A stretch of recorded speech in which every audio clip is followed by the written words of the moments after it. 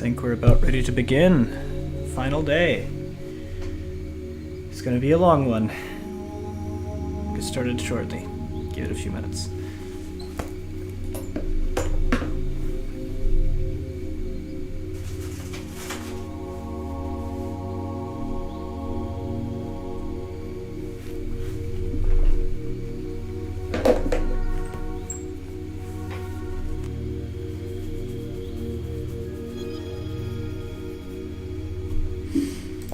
Alright, let's just get into it. Because the plan for today is to be streaming basically all day, and I want to complete the last 10% of this game. And once we've done that, maybe we can do the Kahoot, or we'll do some other stuff, work on the strawpoll, do some other fun Bionicle related stuff, finish out the month. Nice and easy. We'll have all day to beat the rest of the 10% of this game, so we should be able to manage, is what I'm hoping. Actually, you know what, real quick. Probably.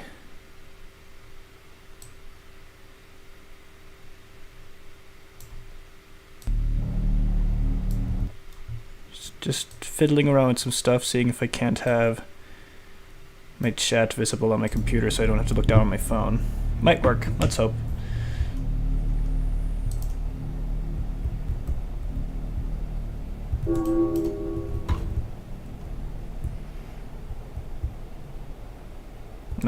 Nope, you have to jump there.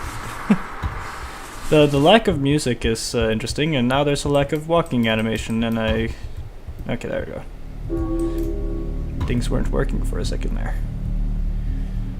Wish I had the Mask of Time right now. That'd be useful.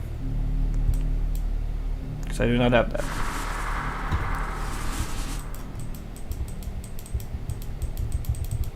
There you go. Okay, the animations can break a little every now and then. That's fun.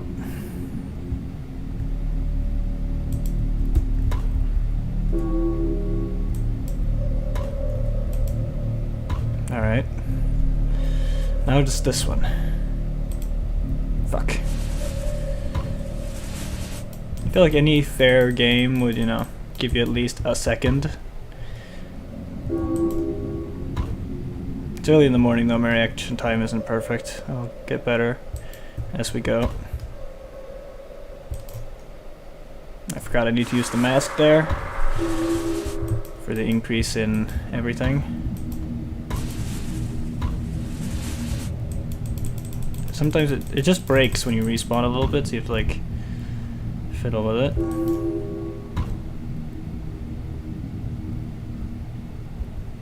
So I'm assuming there's these two levels where you play as the combined versions, and then there's going to be some sort of final level. That's what I'm assuming, because there's only 10% of the game left. It can't be that much long. Okay, so how does this work? You're not moving. I need to line this up somehow. So that do I have to jump over it? I don't understand. I don't understand that one. I really don't. Because the other platform isn't moving, so how do I make those line up?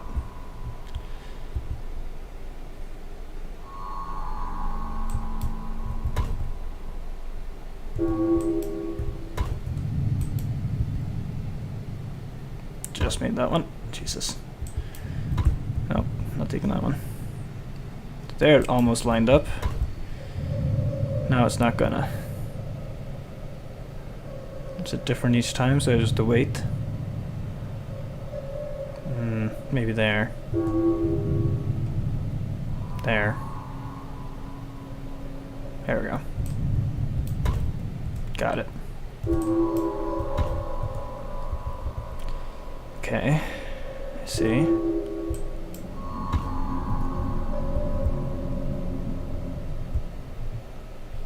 Now what? Down? I don't see any other way. Cowabunga, I guess.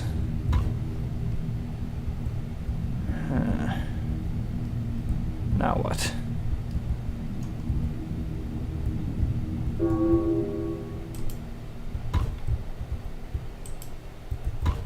Alright. Got it. Alright. Now we at least got it through that room. Oh, now we got music. Fuck yeah.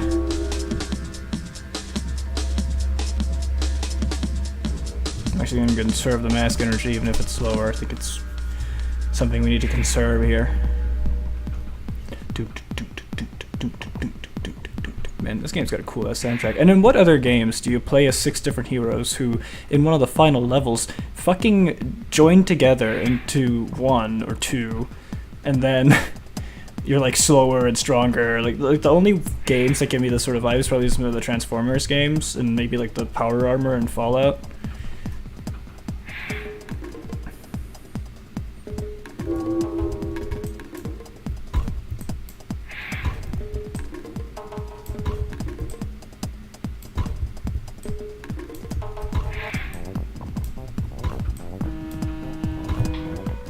Don't worry about that, it was just my phone. Shit. Okay, sometimes the jump just doesn't work, but it's okay, we just had to get down here anyway. I really like the design of this place. It really nails the vibe of the being this super technologically advanced underground underneath the tropical island. Really good way at hinting at the lore that would be expanded upon in the second and third movies. I really like that.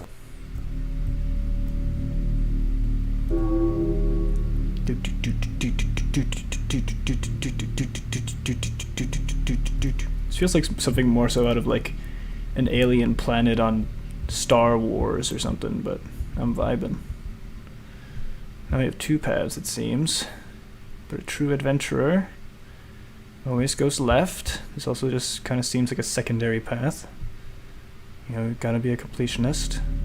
Okay, nothing there. Good, always good to check. It's just design. Can barely even fit on this walkway.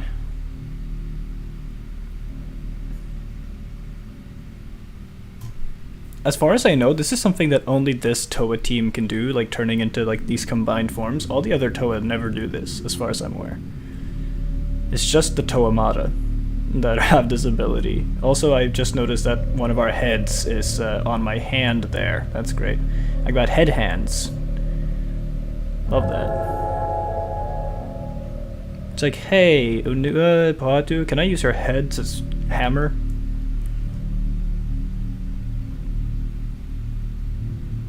Oh, and now we're playing the other one, which is Gali and Liwa and how did I forget the ice one's name? He's my favorite. How did I forget the ice one's name? He's my favorite. Liwa, Gali. What the hell? Hold on, let me go through them. Onua, Pohatu, Tahu, Kopaka. Liwa, Gali, and Kopaka. I think which is like the combined form of like wisdom or something. Like the other one's strength and this one's wisdom or something like that, which is weird to me that Lee was on the wisdom team, but that's fine. What is their masculine do? Water breathing, levitation, and X-ray, seeing the truth.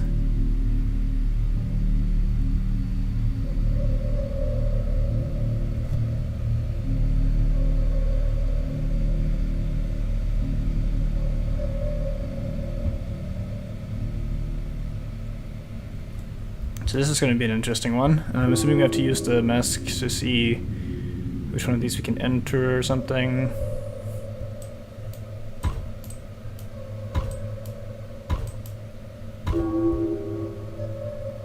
Yeah, I don't know. Let's just see what happens. Okay, we can stand on these at least. Doesn't kill us. These don't kill us.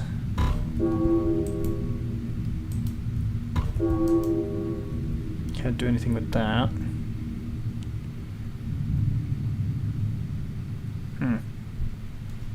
What is this? Do we have to go up to the top of these pillars somehow? Is that it?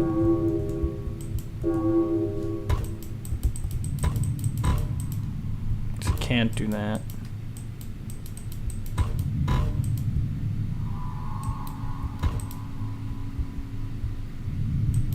Down here. No. Okay then.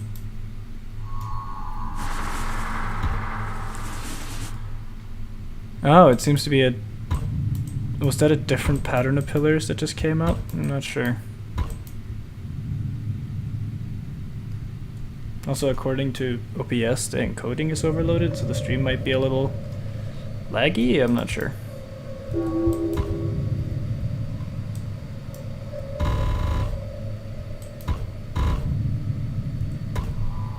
I'm really not seeing what I'm supposed to do here.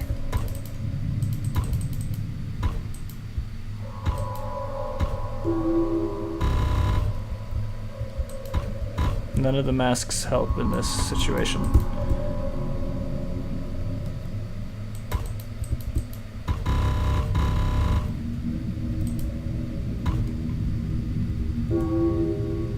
Investigate this pillar. Guess who got the time wrong and it's 1 hour early? Also, it doesn't look laggy. Okay, good. If it doesn't look laggy, then it should be fine. It's just OBS freaking out. Probably because old game or something. I think this pillar... I'm assuming like the first one was a more physical trial. This one has to be a more mental trial. So we have a puzzle here. So it's erect, not erect, not erect, erect, not erect, not erect, not erect, erect. What does that mean? 1, 2, 1, 3, 1. What does it mean? The numbers, what do they mean? Can't use the levitation to get anywhere. Practically, the levitation doesn't do shit in this form, really. But I'm seeing that there's like an outline in this door, so there's might be a way to open it. I'm just not seeing how. Oh, no, I can just walk through it. That's apparently a thing. Okay. So these doors just, they have a little part here that you can just walk through. Okay, so there was no puzzle. That room was just for decoration. Wow. I really hate that. Maybe it was supposed to be a puzzle and I just didn't have time to complete it, to be fair. Also, now we no longer have the Mask of Speed from Pohatu in the combined form, so we're gonna be a bit slower on this part of the level, but hey, that's fine.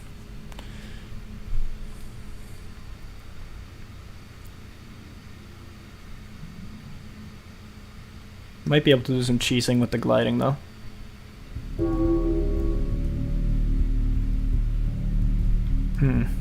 Can't go through there. I'm assuming it's levitation time. Alright, boys, it's levitation time.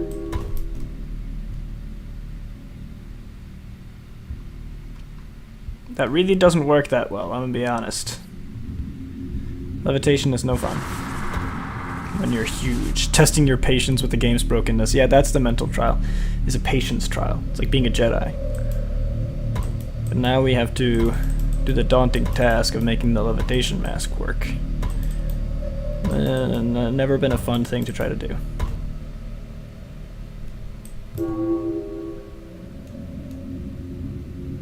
Oh yeah, baby, got it first try. Double check that there's no loading zone here. Alright, we're good. Again, I feel like that was just not a completed room. So they're like, levitate over there, I guess.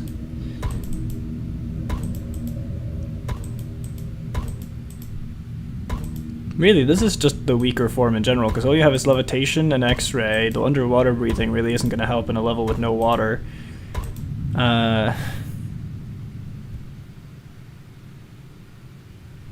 So I'd way rather have shielding, speed, and strength. Ooh.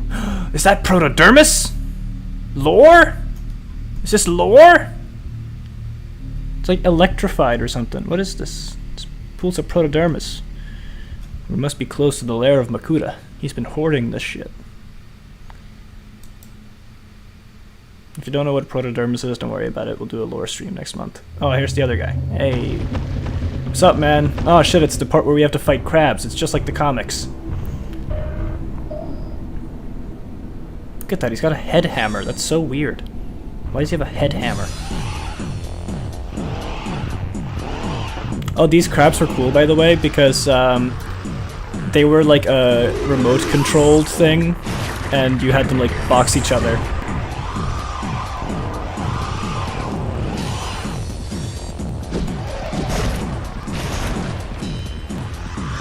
Makuta really said, you know what, I'm gonna send the Crab Legion at them. That's gonna stop the mighty heroes, the Legion of Crabs. Crab rave.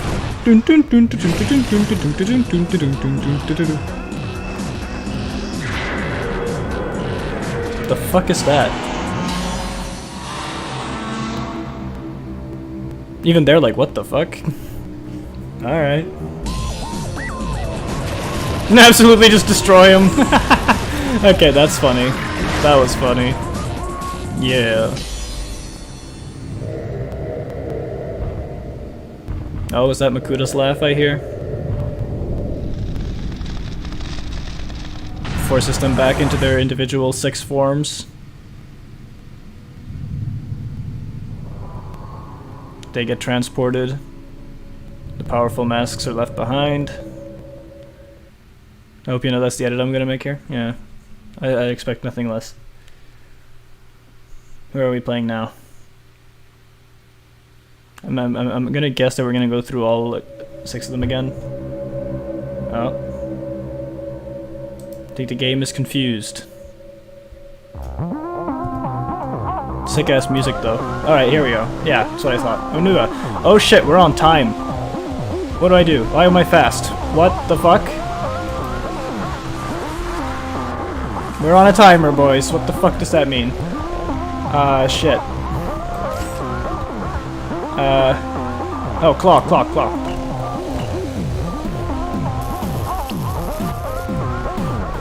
Fuck. Just claw to this one,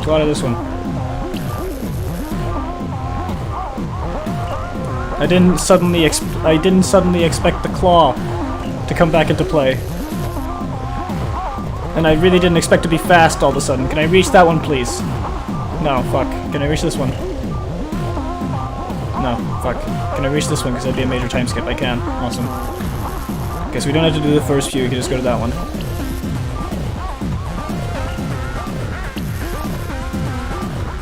Man really said you were on a timer now, bitch.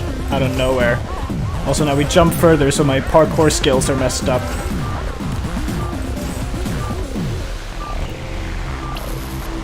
Why am I on a timer, though? They never explained why. You. Please reach. Fuck.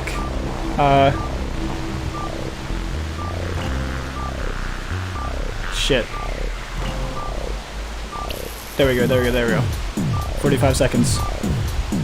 Shit, this is... I hate time trials. I fucking hate time trials. Insert dream speedrunning music. Yeah, please do. Fuck. I really cannot stress how much I hate time trials. You know what? I have the Mask of Levitation, don't I? I don't. I only have my own masks. Fuck. How do I reach that one? There we go. Come on, Tahoe. Oh shit, 10 seconds. Fuck. I'm not gonna make it. I can see it. I can see the end. Fuck. Come on. 3 seconds. Go. Oh my god, I got it with 1 second. I got it with 1 fucking second left. Oh my god. Holy shit, that scared me. Oh my god, that was awesome. Literally said 0 seconds on the clock as I entered. Holy shit. Alright, golly time. What masks do we have? Okay, we only have our individual masks and then a few others. Alright. Oh god. Okay, can we swim? Alright, let's just go.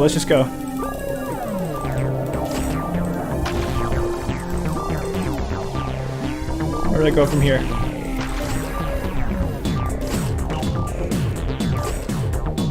Fuck. Okay, I'm gonna have to restart this one.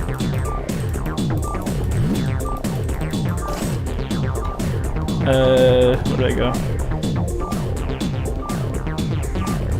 What do we have? Mask of water breathing, mask of night vision, mask of shielding, or invisibility, sorry, mask of translation, mask of strength, okay. I'm not gonna make it this time, I'm just gonna see how far I can get. Okay, that's tricky. I don't know why Onua was such a fucking speedster in that level though. Just like, jeez, Onua, chill. Now, I don't know why they're so fast all of a sudden.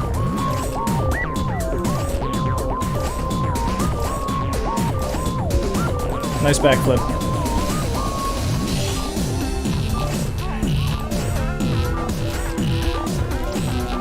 Yo, I did the backflip forwards. Oh, that's awesome.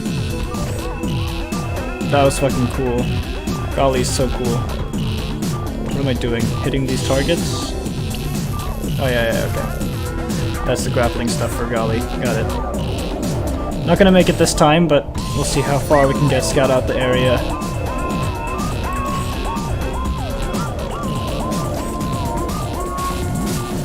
Missed. Great. Come on.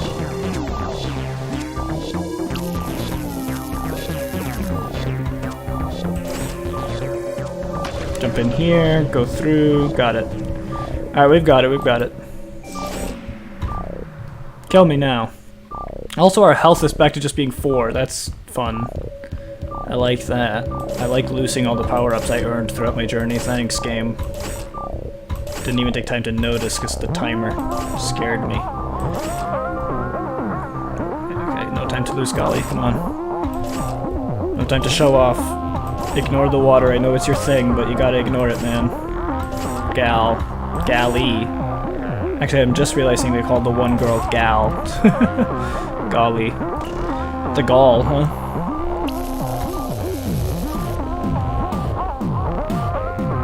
Okay, 1 minute and a half. 1 minute, 20 seconds. Bro scared of numbers. I am. I failed math for a reason. I'm numberphobic.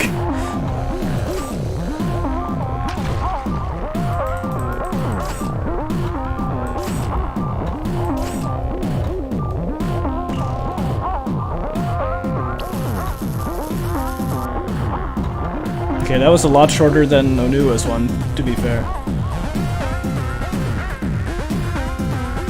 To be fair, numbers are scary, like 1 to 2, just stuff of nightmares. Yeah, it is. Alright, Pohatu time. Let's go speed this bitch. Alright. What we got?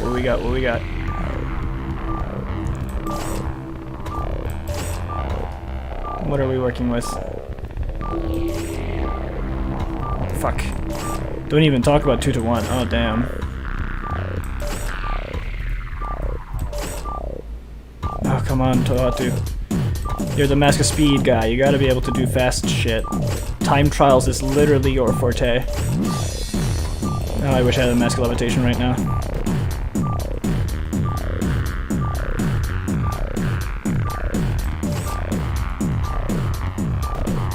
Also, I don't think I can actually use the masks. Never mind. At least I can't right now, so if I broke them, that sucks, but... So it seems it's just another long parkour one. I'm not gonna make it this time. Wasted too much time getting the first jump. Let's just see if I can make it.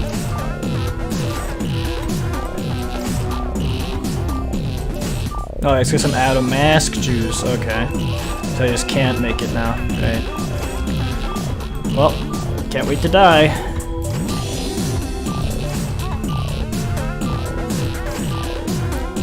You really gotta get a pixel perfect, especially if you don't have the mask power. Even this jump is hard.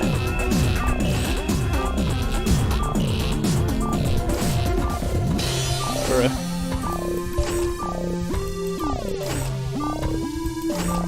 24 seconds, I can do it. Fuck.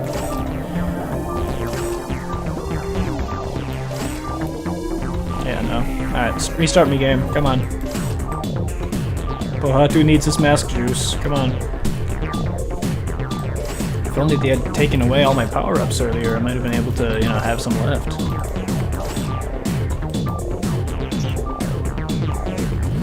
Oh, it doesn't give me back my mask juice. That's great.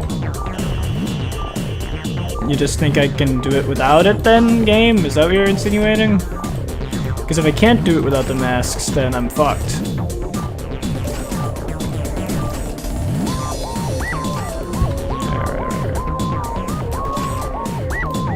Oh, come on, he grabs the ledge, but he can't stick the landing because they're not straight lines. He struggles with non-straight lines.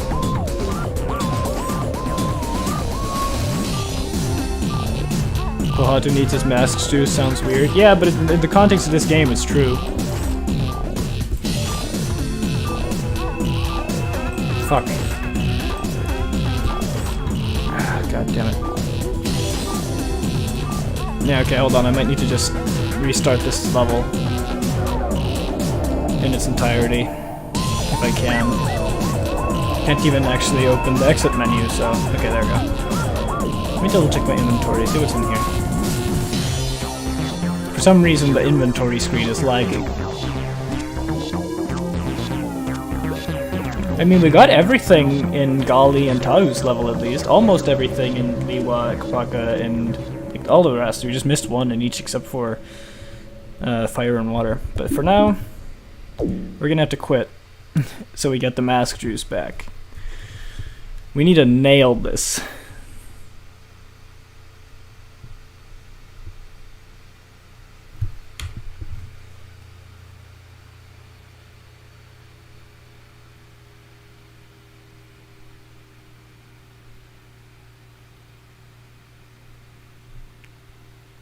Why the entire thing is laggy right now? I have no idea. Yeah, I just have bad internet today, I don't know.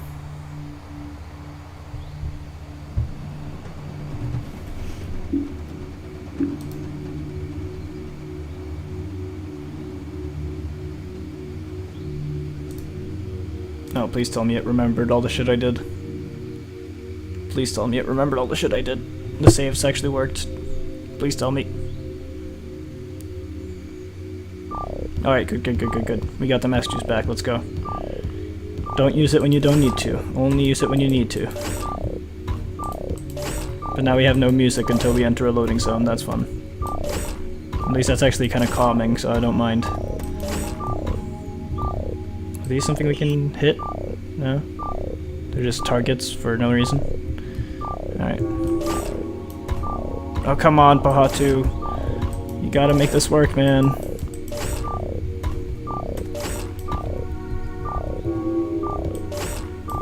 Right. Nice. Oh, fuck off.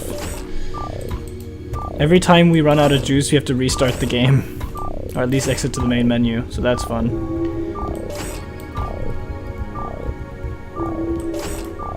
Because they didn't think to refill that when you run out of time, because you're not dying, you're just being reset.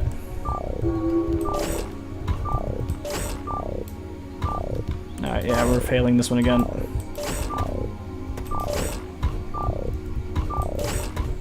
What are you? Why are there just targets here for no reason? Hold on, where am I going? Oh! Oh well, we don't need the mass juice. This just lower. This makes the platforms go up. I see. We need it here though, unless this goes up too. Okay, I'm stupid. We didn't need the mask juice. Let me die. Alright, that's a way to die at least. Alright, problem averted. We just need to hit these, so that the platforms all go up.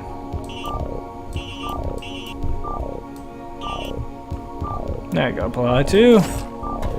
Now you're good. Ah, but only some can be up at a time, I see.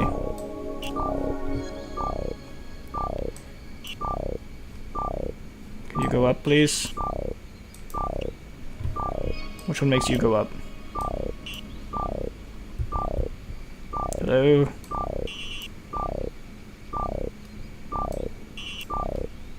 Which one makes you go up? There we go.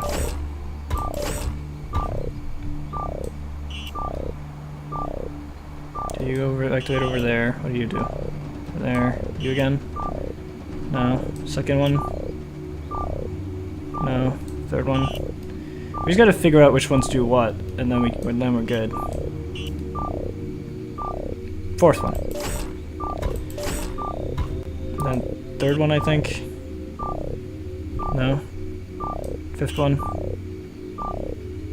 Yes. No, I can't hit them from here.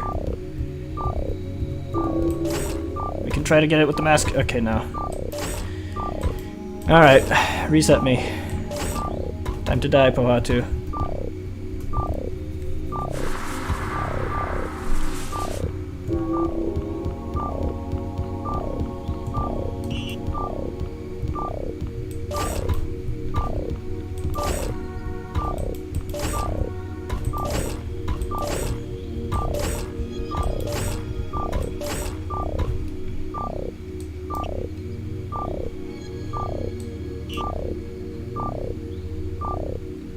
That's good. That's good.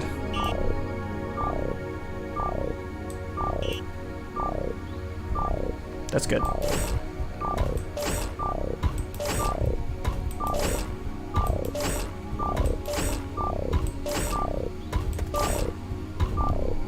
We need these ones.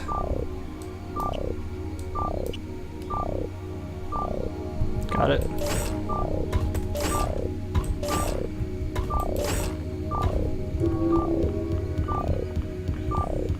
I hear Time to Die and just think of the games. I'm not familiar, unfortunately. But we made it. Pohatu's level is done. Okay, so these aren't so bad, just short little time trials. Not so bad.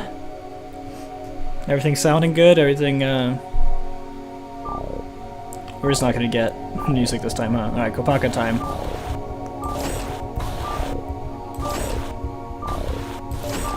Simple platforming. Good.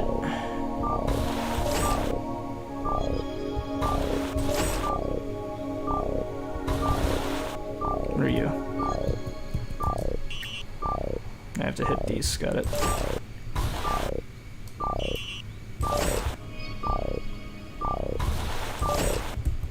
I hope you're considered hit.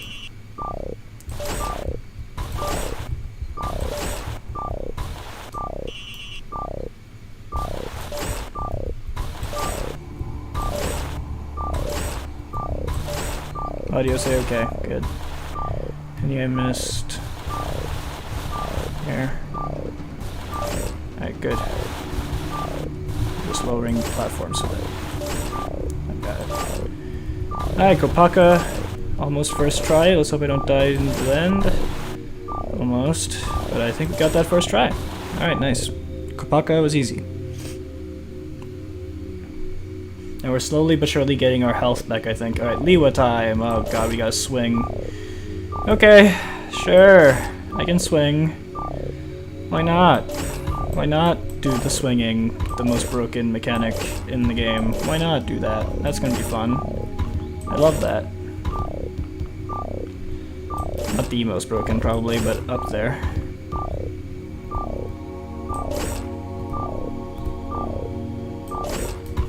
There's no way to get good momentum with this, except for luck. There you go. I think I got it. Alright, right. Oh yeah, we're getting it.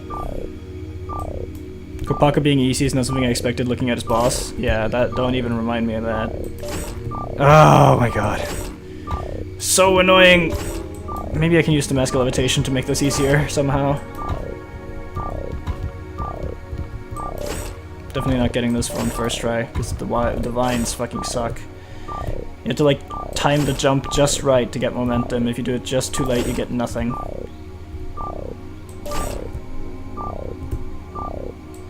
It's understandable, but it sucks. Don't remind me. Come on, Lee, we'll grab the fucking vines. We're running out of time here. I wish the Mask of Levitation worked more like it does canonically, and I could just fly the fuck out of here. Or at least he can fly in his upgraded version. I'm not actually sure if he could fly with this one. Fuck off. Alright, Jesus.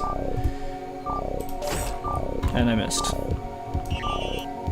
I love this. I love this a lot. Let's just explore, see how far we have to do this. It's just till we get up there. Okay. I see.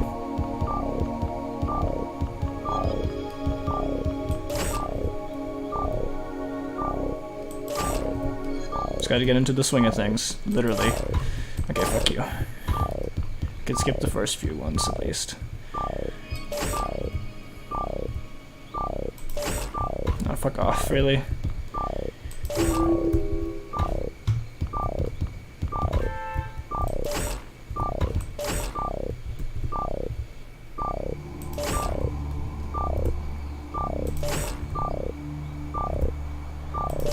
Oh my god. The vines are so busted. You'll get the hang of it. Fuck off. Nice one. Oh. I hate the vines so much. By the divines, I believe in you. Fuck off. I'm the pun master here.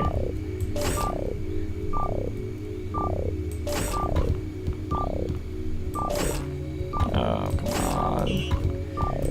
These really needed a nicer, more gentle hitbox. Jesus. Such specific timing. There's a chance I make this if I do everything perfectly. Nope. Now I'm just fucked. Reminds me of my favorite website, Vine. Yeah. For some reason, that was a sentence that was really hard to me to say. I think it's just the mixing of a V and a W sound really messes with my non-English native brain, because I end up saying my favorite website, Wine, right? My favorite website, Wine, or my favorite website, Vine. The V and W's get fucky for me, because I don't see them a lot in the same sentence. Just skip the first two, go straight to number 3. It's such a stupid jump. Here we go. Ah! Come on!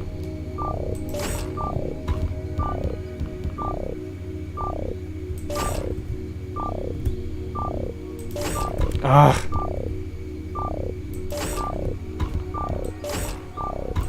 Also, look, the Makuta took away all my fucking tokens. What an asshole.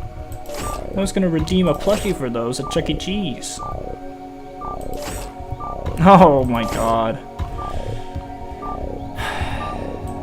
Straight from the easiest, straight to the hardest. That's what I like to see. Fuck. It's not even hard because it's actually hard. Like, this is like some fucking Lego Indiana Jones type shit. It's just really poorly designed.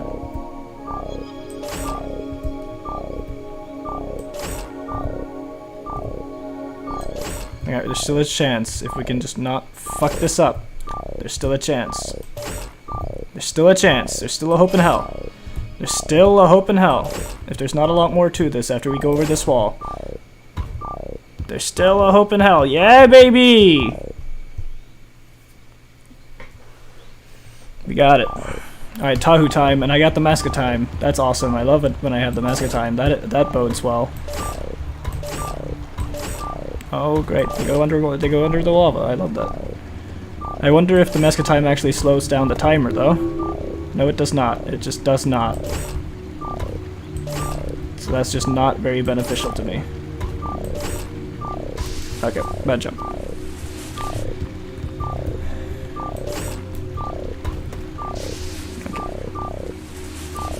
Having a hard time masking your frustration. Alright. Do I have the Mask of Levitation, please?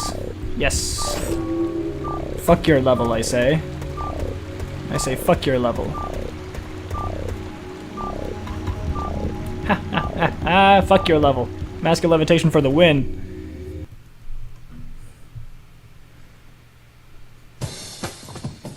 Yeah, they're celebrating my gamer skills. We built a Minecraft beacon, guys. We defeated the Wither. We got a beacon. Yo, those fuckers got a beacon. Let's fucking go. Beacon time. We're gonna get so much diamonds, dude.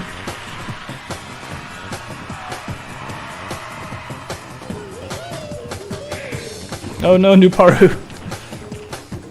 Oh. Is that his name, Nuparu? Poor guy.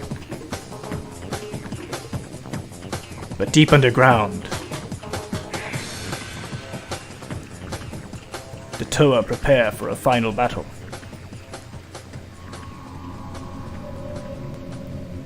I really hope there's a finished Makuta fight in this, at least somewhat finished. I want to fight Makuta. Oh no, it's the Borok! Is there no Makuta fight?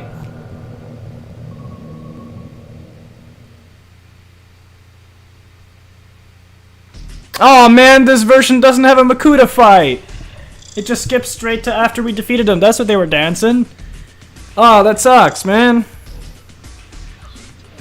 So it just skipped the Makuta fight because the developers never finished it and went straight to teasing the Borok. Could you imagine if this game got a sequel where you fight the Borok? Oh, that would have been fucking sick. Bro, there's no Makuta fight! I can't fucking believe it! Bro, I was preparing to stream this game all day, man! Jesus!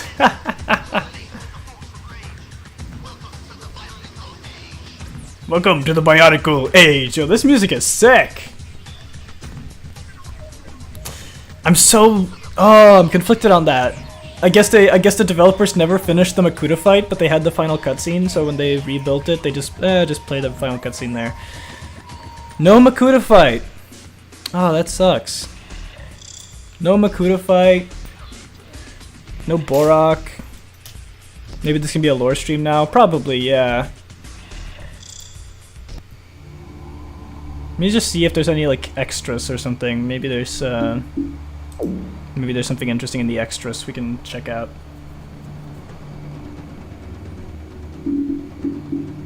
No, just shorts and stuff. Alright. Hold on a second while I figure out what to do with this game. Or what to do with this stream, rather.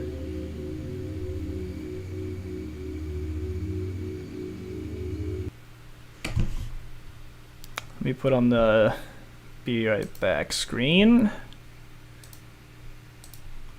And let me change the title of the stream to no longer being time to beat this game, because that took no time at all. Let's change it to lore stream. Alright. Lore stream time, I guess. I did have some other plans. I have here, it says here, play the game, if finished, do the Kahoot, and at the end, check the poll announcement winners. Check the poll and announce the winners. However, we can't do the Kahoot now, because there's just loving the BRB screen.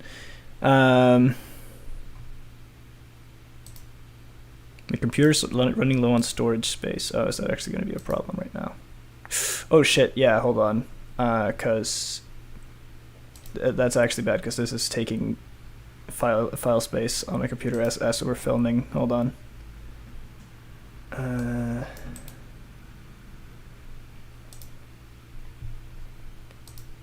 Hold the phone. I need to quickly try to delete some files before my computer kills itself. That has happened on stream before. Oh geez, 5.7 gigabytes left.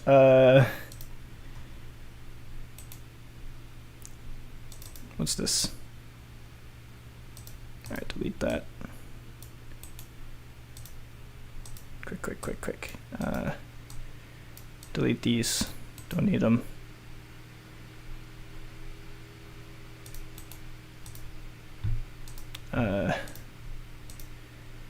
Delete this, don't need it. Frantically deleting stuff as fast as I can. Don't need this. Don't need this. Don't need anything in this folder.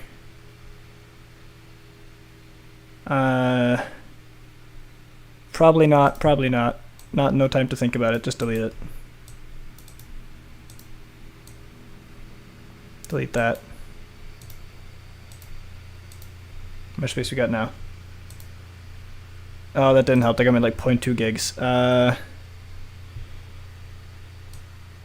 Need to delete something bigger.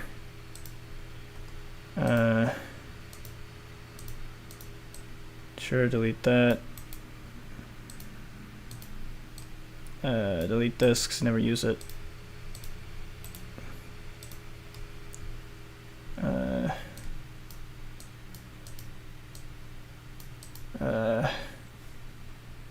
How much did that save me? Oh, very little. Oh shit. Delete this. Delete this.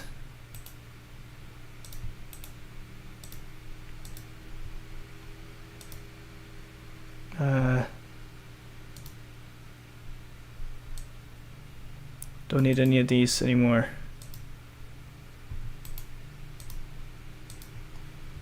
Go to downloads. What do I have here that I don't need?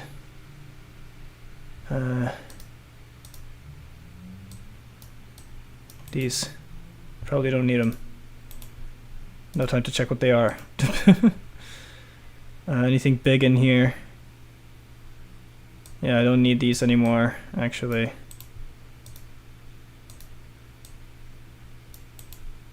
Don't need this anymore. Don't need this anymore. Don't need this anymore. Don't need this anymore. Do I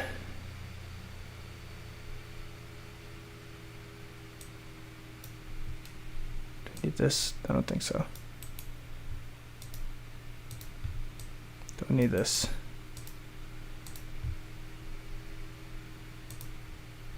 Alright, we're getting some gigs. We're getting some gigs. I'm really frantically destroying almost everything I have here. Don't need this. I beat the game, so I don't need the folder for it.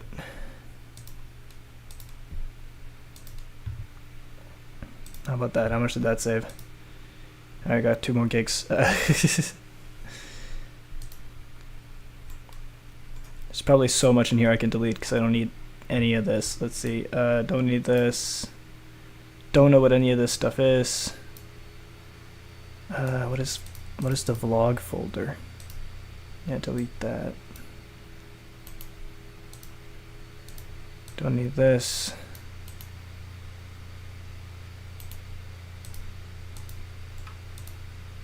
Yeah, we got 12.9 gigs. Come on. What else? What else? What else? Going through so many old downloads that I no longer use. Don't even know what that is. Bunch of JPEGs. Don't know what they're for.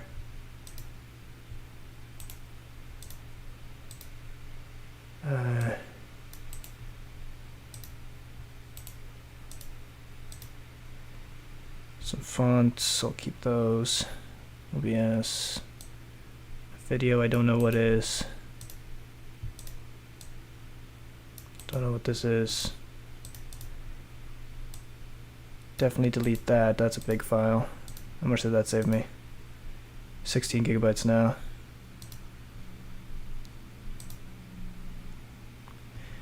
Once delete, you have to delete from the rubbish bin. Yeah, I know. Delete the Bionicle VODs already on the drive. Yeah, done that. What else here is huge? These are huge.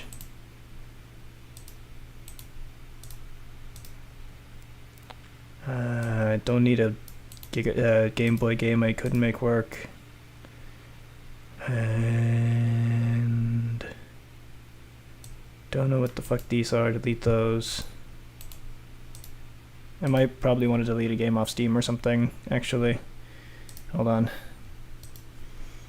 What's a big game on Steam I no longer play? Star Wars: The Old Republic, I don't really care about.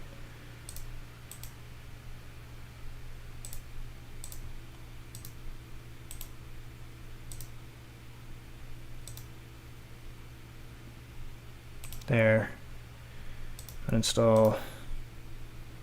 Make sure to delete the files as well.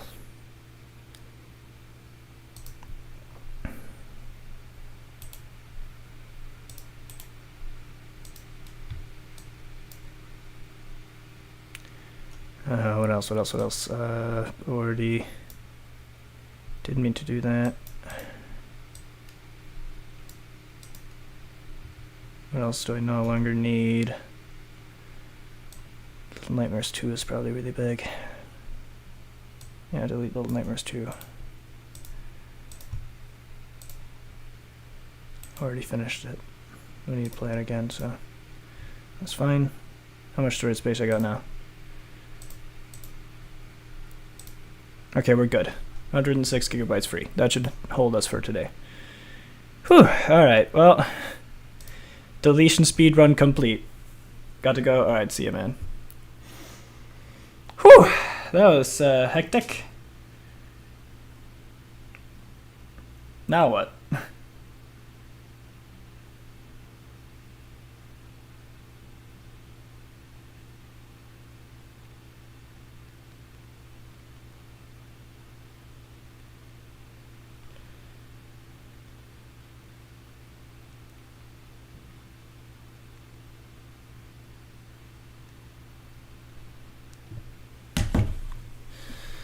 What do we do? What do we do?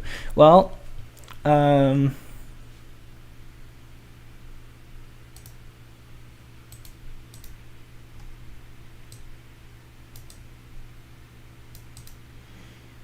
can tell you, I want to show you something actually. Window capture, Steam. I want to show you guys, for those of you that haven't seen it,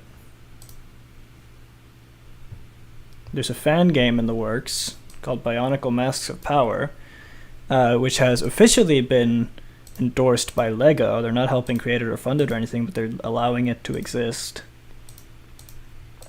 Which is essentially, it's going to be a lot like the game we just played. Let's actually watch the trailer, why don't we?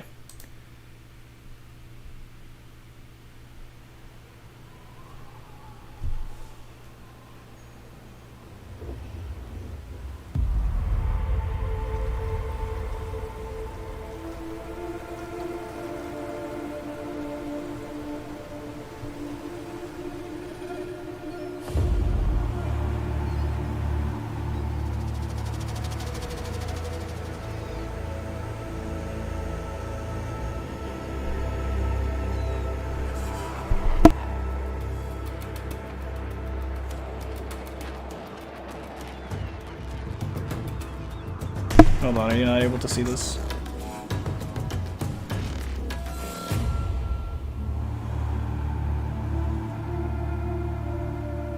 Bro, are you not able to see this? Hold on.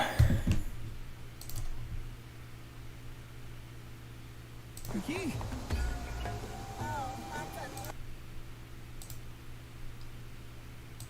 Yeah, it seems you're unable to see it for some reason. That sucks. I guess we can maybe find it on YouTube. Hold on. You guys gotta see this.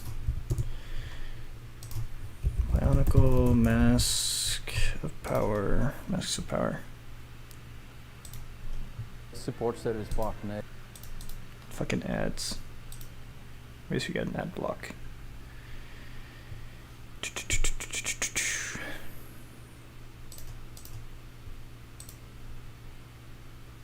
This is so cool, you guys. You guys aren't gonna believe this.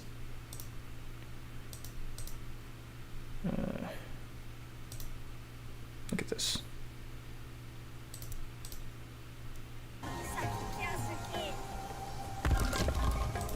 This is so cool. Look at this! It looks so good! Well, if I go full screen, will you guys be able to see it still? Hope so. It looks so good! And it doesn't feel strange at all. Like the Lego models don't clash at all with the realistic environment. It reminds me a lot of the movies. It's so cool. The way the cogs move on their back when they move. Look at this, we're gonna get into combat. It's like the game we just played, but a million times better. No weird shooting out of the hands, just nice straight up combat.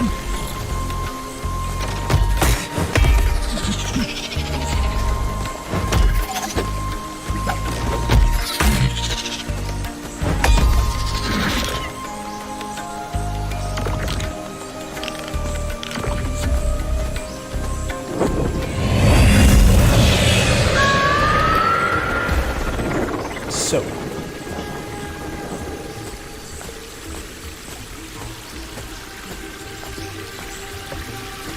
look at this fucking game, it looks so cool. Look, he's gonna get into combat with like a bigger creature here. Some of these like wasp things, hold on. Perfect dodges. Like look at the way Lewo runs, he's like an animal, I love it. I'm definitely playing this on stream when it comes out. If it doesn't come out on March, I'll just play it when it comes out because I don't even care. Then he's fighting the scorpion, we fought that in the game! Oh, it's so fucking cool. I legit cannot wait for this. Look, this is so cool.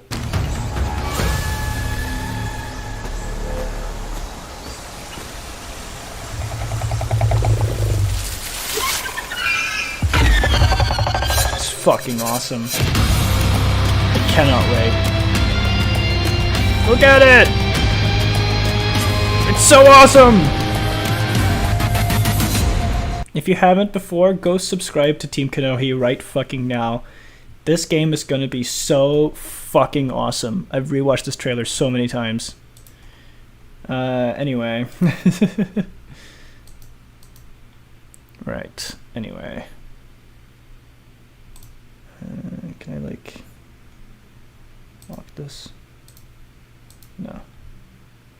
How do I?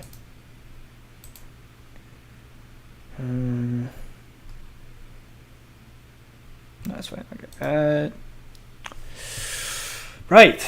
Well, we have all day now to do other Bionicle stuff, I guess. I believe I have some other stuff here bookmarked that I could pull out if need be. Comics, books, tier lists. Did I do the tier lists? I can't remember. Oh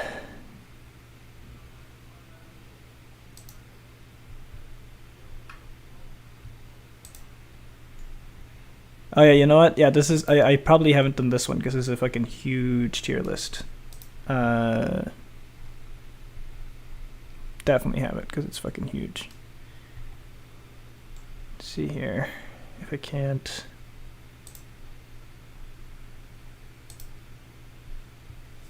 Just hide all the ads. There we go.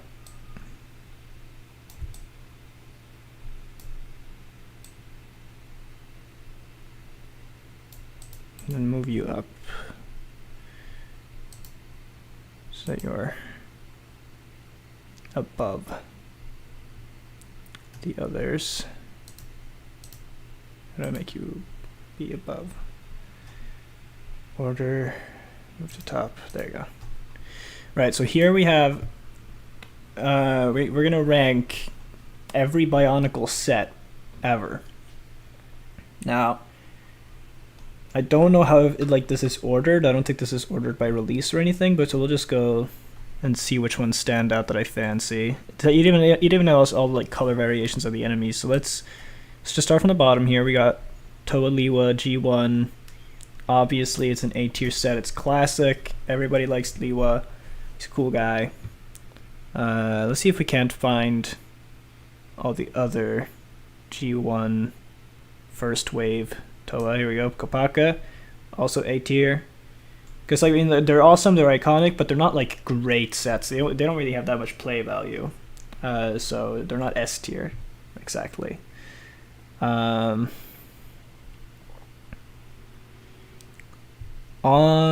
else? What else we got? What else do we want to have a look at? Seeing a lot of interesting characters. I'll go a bit into the lore of some of the characters when I pick them up, but let's see if we can't find the original 6 Toa first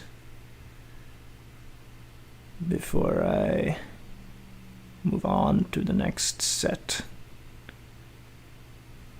Here we go. Here we have some Tahus. First Tahu. Again, all these are in A tier for me. Like the original 6, honestly. I'm just going to find them all and put them in A tier because they're all A tier. They're classic. They're awesome. And I still want to buy them. Vote for which one I will buy in the description. Here we go. Gali. Also A tier. That should mean that we should be able to find the others here as well, of course.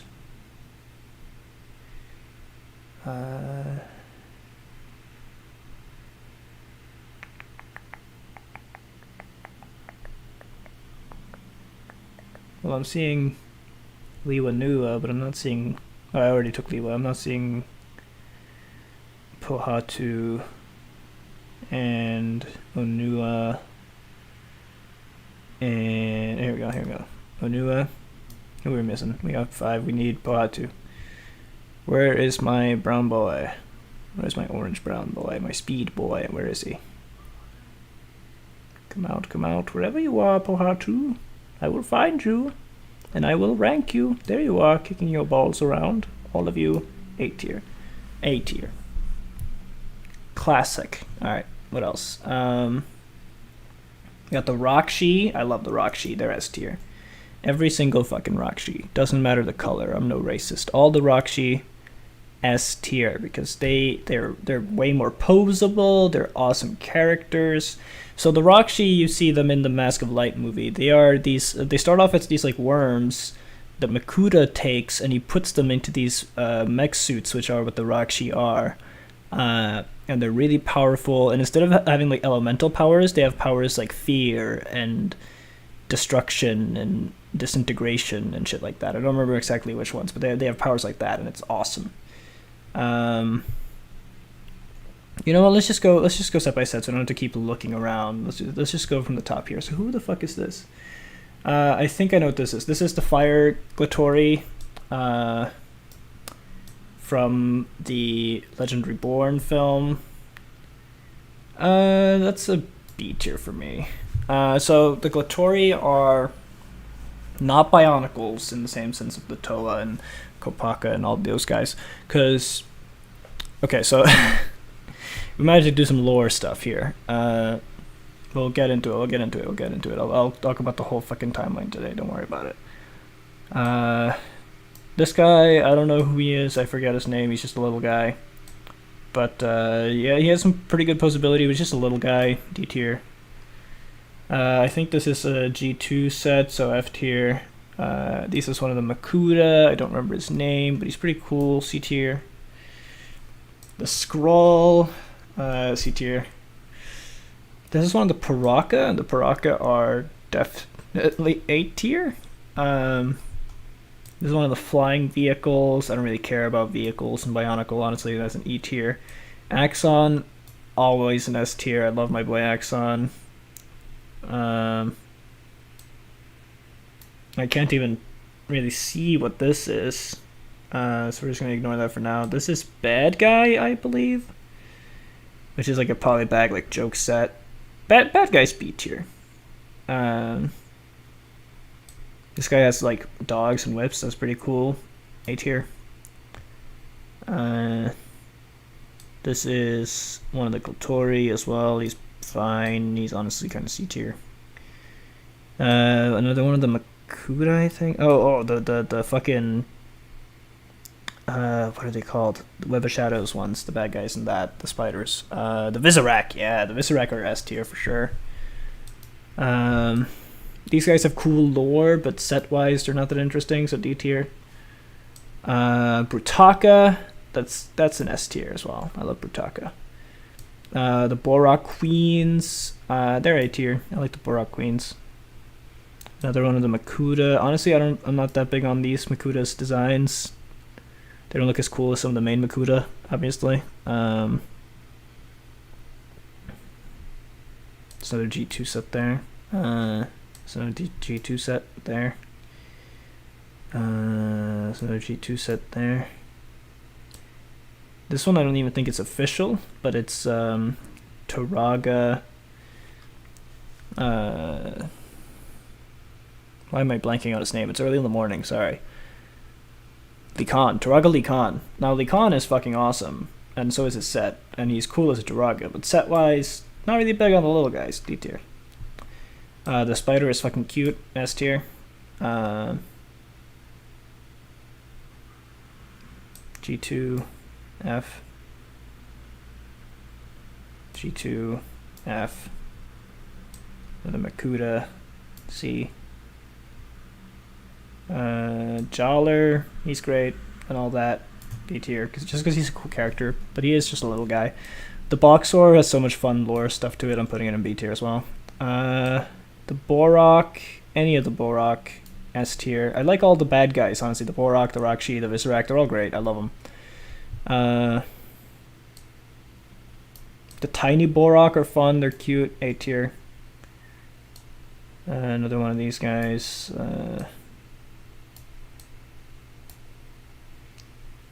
Oh, this scroll is cooler than the other scroll because he has a fucking dinosaur, so that's A tier. Love dinosaurs. Gali Nuwa just improved on Gali, but I'm not as big a fan of the design, so it's still A tier for me, to be honest. Like, it's better play-wise, more posability and whatnot, but it's just Gali again, and like, I don't feel like the design was improved. It's just the playability is improved. Not as big a fan of the mask, you know. This guy, I believe his lore is that he was like a plankton that the Mask of Life made like humongous. He's kind of cool, I guess, B tier. Another Paraka. He'll chill with the other Paraka wherever I put him. Yeah, there we go. A tier. A tier is going to be full because there's a lot of good Bionicles, man. A lot of good Bionicles.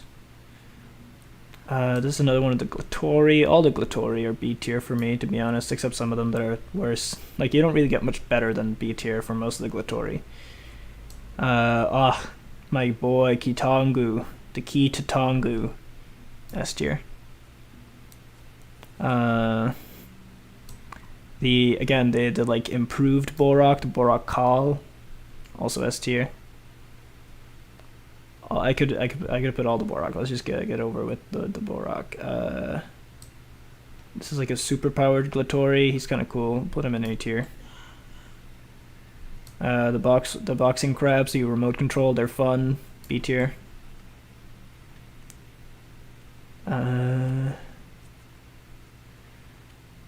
G2 set F. G2 set, but it's Kopaka. E tier. It being Kopaka elevates it a little, but G2, G2, G2, G2. Matanui himself in the form of the Mask of Light, S tier. I had that set, not the big one, but the small one. Fucking awesome. Oh, the Hordika, the Toa Hordika, they're cool. Cool possibility. Not big fan of the design though, so B tier. Like, it looked great in the movie, but toy-wise, not a big fan of them. Nidiki, awesome lore, A tier. Kreka, or Krika, sorry, I confused Krika and Kreka, but Krika, even awesomer lore and a cool design, S tier for sure. Who else do we got in here that's more unique? Another one of the Makuta. I'm not a big fan of his design, really. C tier. A lot of the Makuta just don't look that good, I'm gonna be honest. There's some that look great though, like Krika. I mean, Krika's a fucking S tier, and he's a Makuta, so take that as you will. Pohatu Nua looked great in the movie. Not so much the toy. I'm not a big fan of Pohatu Nua, especially compared to the OG Pohatu.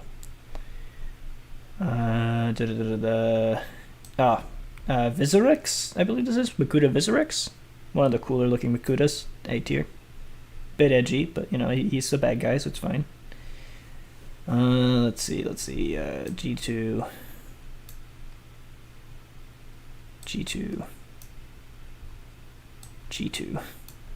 Maybe I should just have a separate tier for just G2 stuff, because get this shit out of here, man. Get this fucking G2 shit out of here. Is this G2? I can't even tell what that is. I think it's G2, so into the G2 bin it goes. Man, fuck G2. It was an insult. Oh, the giant fucking mechanized spider that I think in lore the Great Beings just made for fun and to terrorize the Earth Tribe? Yeah, that's great. I love that. A tier. Matoro. This is my definitive version of Matoro, other than him as a Matoran. Matoro is Matoran. Matoro as a Toa in the underwater saga. Was it not the Mystica? What is it? I don't remember. The Inika. Fucking awesome. Awesome story. Awesome character. Matoro's the best. S tier.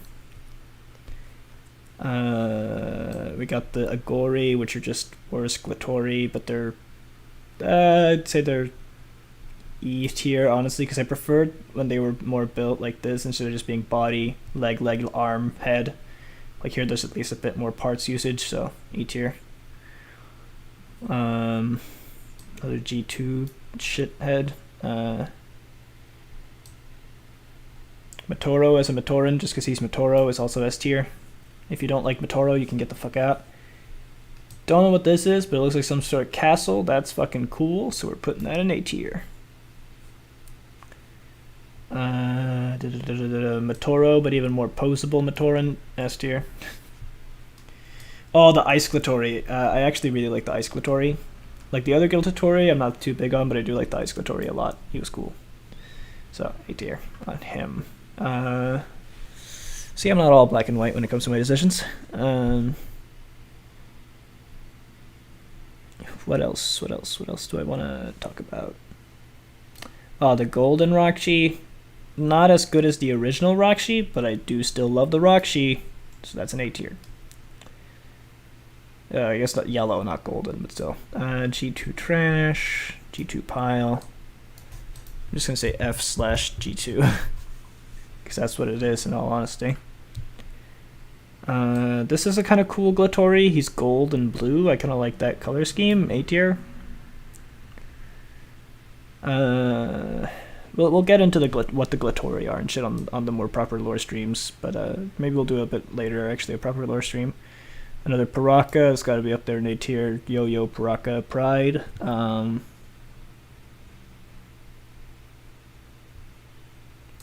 The Stone Glatori, I think this is, or is this the leader of the Scroll? Either way, not a big fan. B tier, he's okay. Another Scroll, but it's like a green one. He's like the I think this is the Stars one, and this is the... One of these is the Stars one, but they're all the fucking same, I don't care. You have... a few more G2 trash tier. Oh, I wonder if anything other than G2 is going to be an F tier, honestly. It's just G2 down there. It's just G2.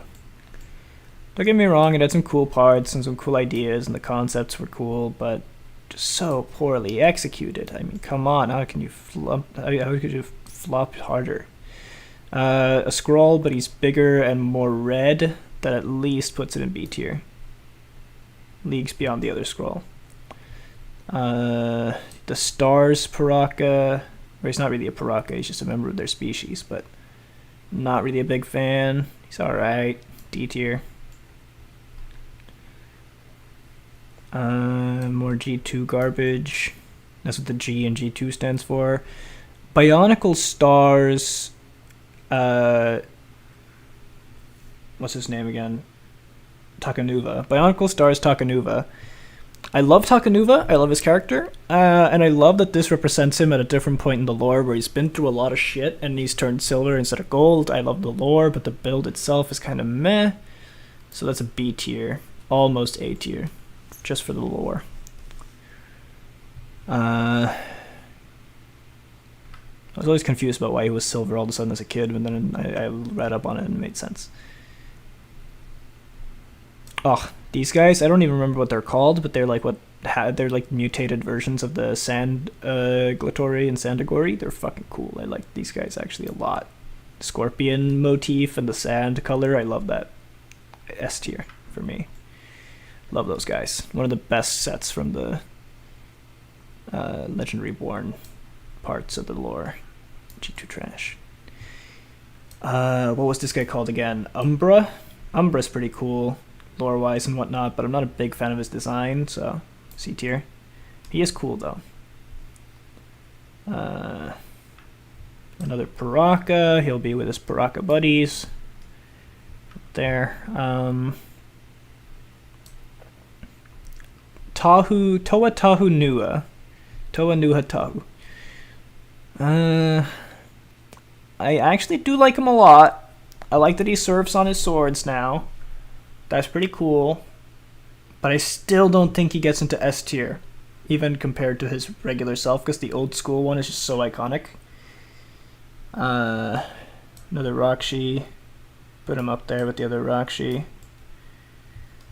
The The Exotoa, awesome idea. I love the blasters. Not much play value if you just have the Exotoa, so B tier.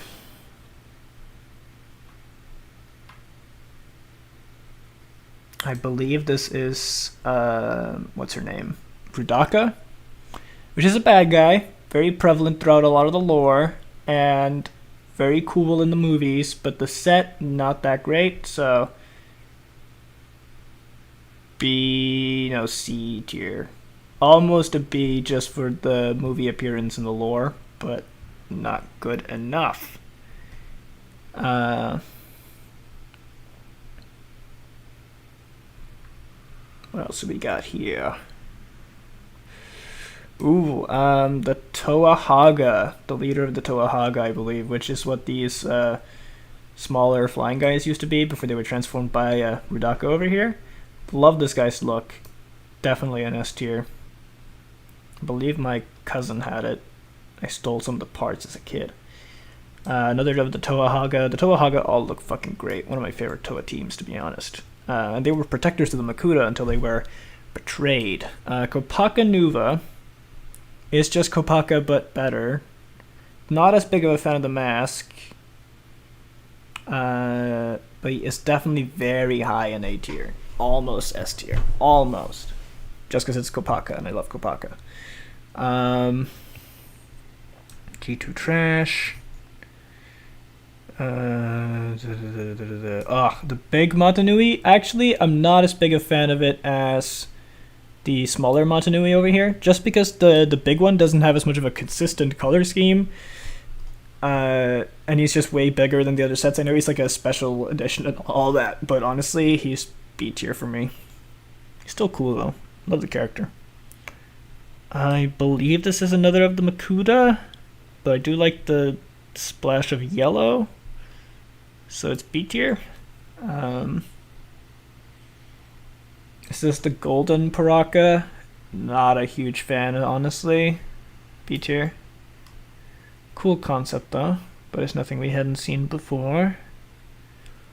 The original Makuta, all of the original Makuta really, but specifically Makuta Pterodax is easily A tier. If he had better posability and whatnot, he'd be an S tier. I've never actually had one myself, unfortunately.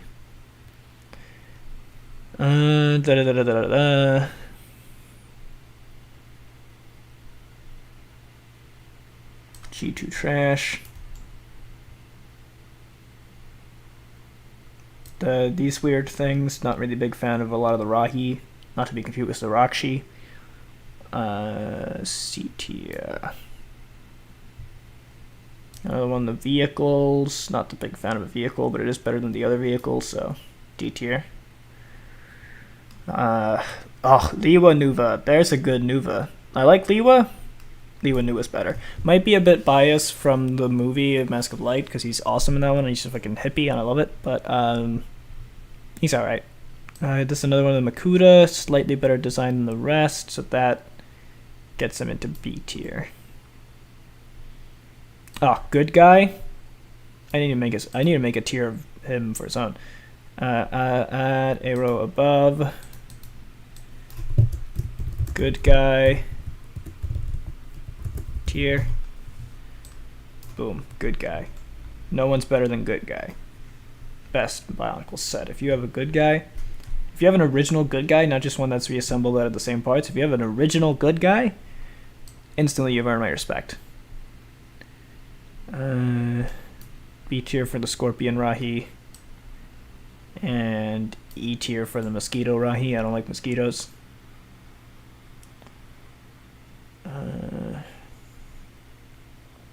Another vehicle, not as cool, E tier. Another of these like castle sets, I don't know what the fuck they are, but they're pretty cool, A tier.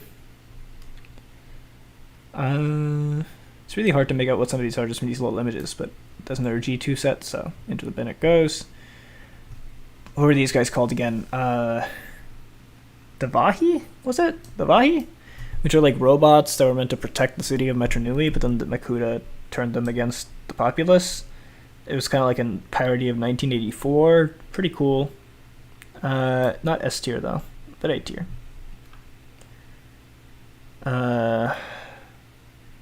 Other vehicle, but it's a land vehicle, so that gives it some points for me. C tier.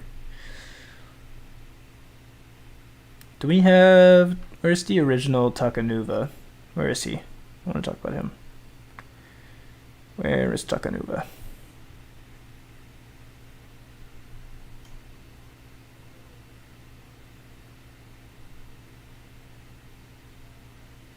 There is a Takanuva set. I guarantee you that. Don't worry about it. He's here somewhere. If this truly has all the Bionicle sets, he's in here somewhere. I do like this Ice Glatori. He's also cool. He's up in A tier. I think I had one of the Ice Glatori. Don't think it was that one though, but I had some of the pieces.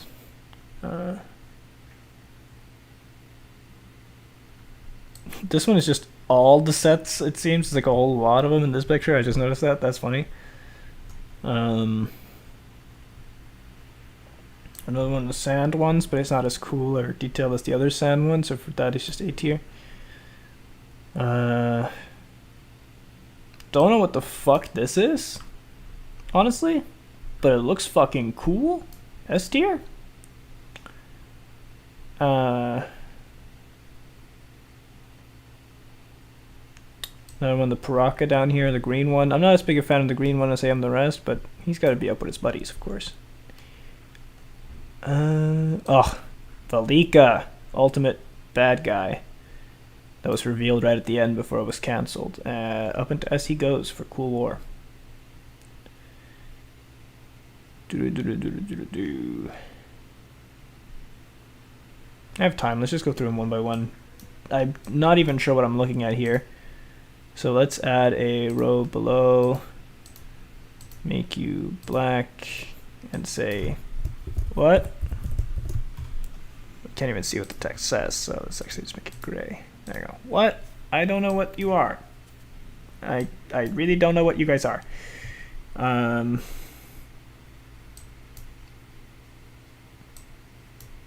Really don't know what these images are depicting. This is another one of the smaller guys. I think they were on the island with the Paraka, and they were technically mutated versions of the Matorans created by Karzani. Cool lore, not that much playability, D tier. This is one of the warlords. What were they called again? The can't believe I'm flanking on this. I'm supposed to know this shit. The warlords, the 6 warlords. What were they called? I'm sure it'll come to me. But anyway, they're warlords. This guy's the big brutish one. He's not my favorite. Still kind of a cool design. B tier. Land vehicle of some kind. Not as cool as the other land vehicle, TBH. D tier. What are you? Oh, is that... Hold on, is that Click? I think that's Click. Is that Click? If it is Click, then at least it's E tier. Or maybe D tier, because I like Click. I like Click. It's another one of the mutated Matoran made by Karzani. Don't really care for it. I think that's another one of those, I think. Or maybe not. I think it's actually one of these guys. I don't know what they are. This is... Oh, it's one of the underwater Matoran. Yeah, it's one of the underwater Matoran, which is actually C tier, actually. I like those. This is another one of the bad guy polybags. Let's actually put all the like good guy type sets up here. Where's the other one? Put one in here somewhere. There it is, bad guy. I think it's like good guy, bad guy, and something else guy. They're all fun. Silly little polybags. I think this is another one of the warlords, but he's like cooler than the yellow one, so I put the yellow one in B, so this guy's A. Another one of these guys, they're kind of cool. Don't even know what this is. I don't know, the Borak is S tier. This is Golly in one of the final ones. This is like final transformation where they all get to like fly and shit. Not a huge fan of them, but they're kind of cool. And the lore part of it is awesome. It's like the end game of Bionicle, like the Marvel end game, but Bionicle. So it's a B tier design for me. This is one of the corrupted Matoran of Light, I believe, which was also a part of the same saga. Kind of cool. C tier. I think this is another one of the mutated Matoran. I think D tier. I don't even know what I'm looking at. I think it's some sort of a Matoran with, is that Axon's face helmet? Mask, I mean? What the fuck? Face helmet? D tier. This is another one of the polybag good guy sets. It's up there. Oh, I had this one. This is Glatori Gresh, I believe. Loved him in Reborn, Legend Reborn movie. A tier. Love him. Love Gresh. And then this is Gresh, but stronger. Honestly, I'm not as big of a fan. He's still A tier, but I prefer the original Gresh, but that might just be nostalgia talking. One of the upgraded Matoran, C tier. One of the original Matoran, but not an important character I really care about. At least until I don't know if he becomes a Toa Hafu. I don't remember if he becomes a Toa. But that's D tier for me. Is this Golly again? Golly Mystica, Golly Inika? Or is this another one of the water Toa? I don't remember, but it's an underwater one. I'm not a huge fan of the underwater one, but I do prefer it to the Inika, actually. Because I feel like it gets back on the good design theme. I feel like Inika kind of messed it up a little. So, it's kind of cool looking, actually. B tier. I talked it up in my own head. This is another one of the upgraded Matoran. I actually like this one more than the stone one. Pohatu. It's also not Pohatu, but it's an upgraded Matoran that uses the same parts as Pohatu. So I'm not a big fan of the underwater Onua. I will say that. I think that's what this is. I'm not a big fan of him. D tier. Throwing this guy down there.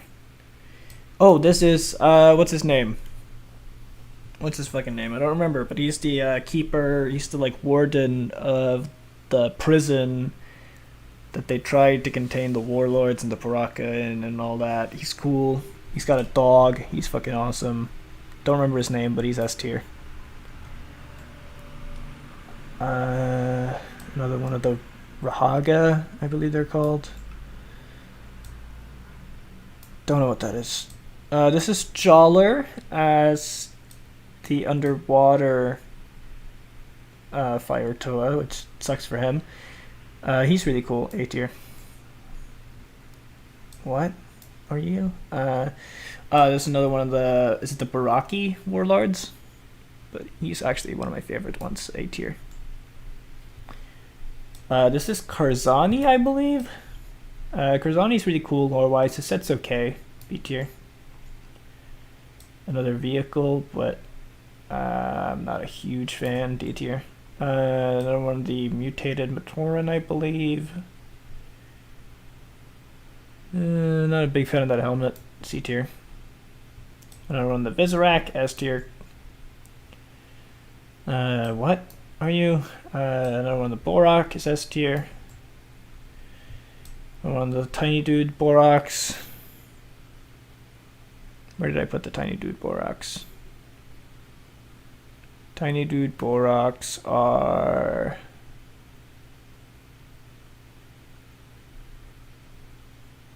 Did I put them in S tier? No. A tier, there we go. Tiny Borak, S tier. Borak. There we go, S tier. Is this Kongu underwater? Not a big fan. B tier. Another one of the Matoran, kind of basic, whatever. Just put him D tier. Kopaka, but he flies now. Looks fucking awesome. S tier.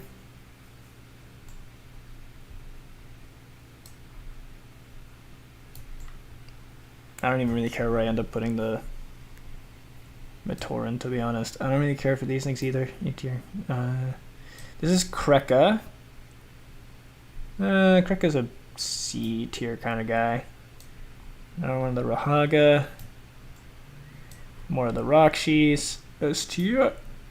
You gotta have the Rakshis in S tier. I really want to have all the Rakshis again. I'd love that. One of these guys is A tier. Another Borak is S tier. It's gonna be kind of repetitive because there's like 6 of every kind of set. G2. Flying Liwa, you already kind of could. Yeah, this is Flying Liwa. Not what he's actually called, but that's how I referred to him. Not as cool as the original Liwa. But better than Liwa Nuwa. Which is weird because Liwa Nuwa is higher ranked than Liwa. So he's somewhere between S and A, so I'll just say A.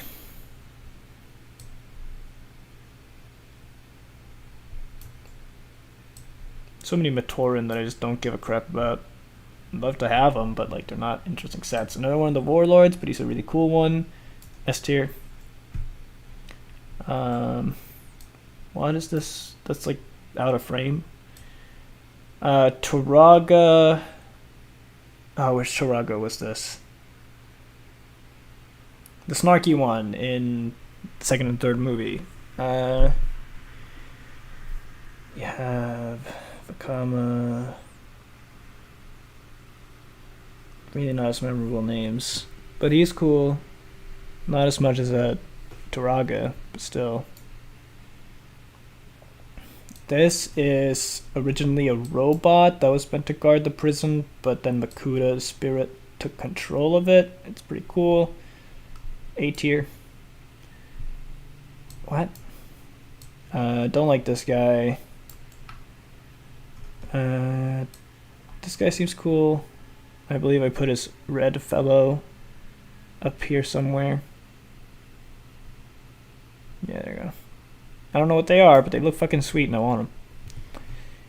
I don't really care for these guys. Another one of the Warlords. Not as big a fan of him as I am some of the other Warlords. He can...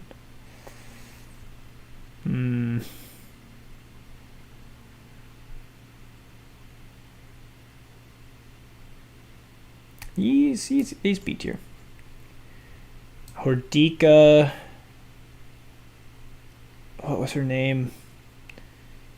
Whatever it was, I don't really remember, but she's the water Toa that turns into one of the Hordika. Where did I put the other Hordika? Because all the Hordika are kind of the same to me. I don't really care about the Hordika outside of the film. Put him in B tier. B for Hordika. Vakama, that's what it was. Turaga Vakama. Also D tier. D for Turaga. And also D for Rahaga. I really don't like your mask. You're E tier just for the mask. One of the Borak Kal S tier. Borak Val, but he's got claws. That really sets him apart for me. Still A tier. Borak S tier. Another of the Toa Hordika. That's just like all the other Hordika.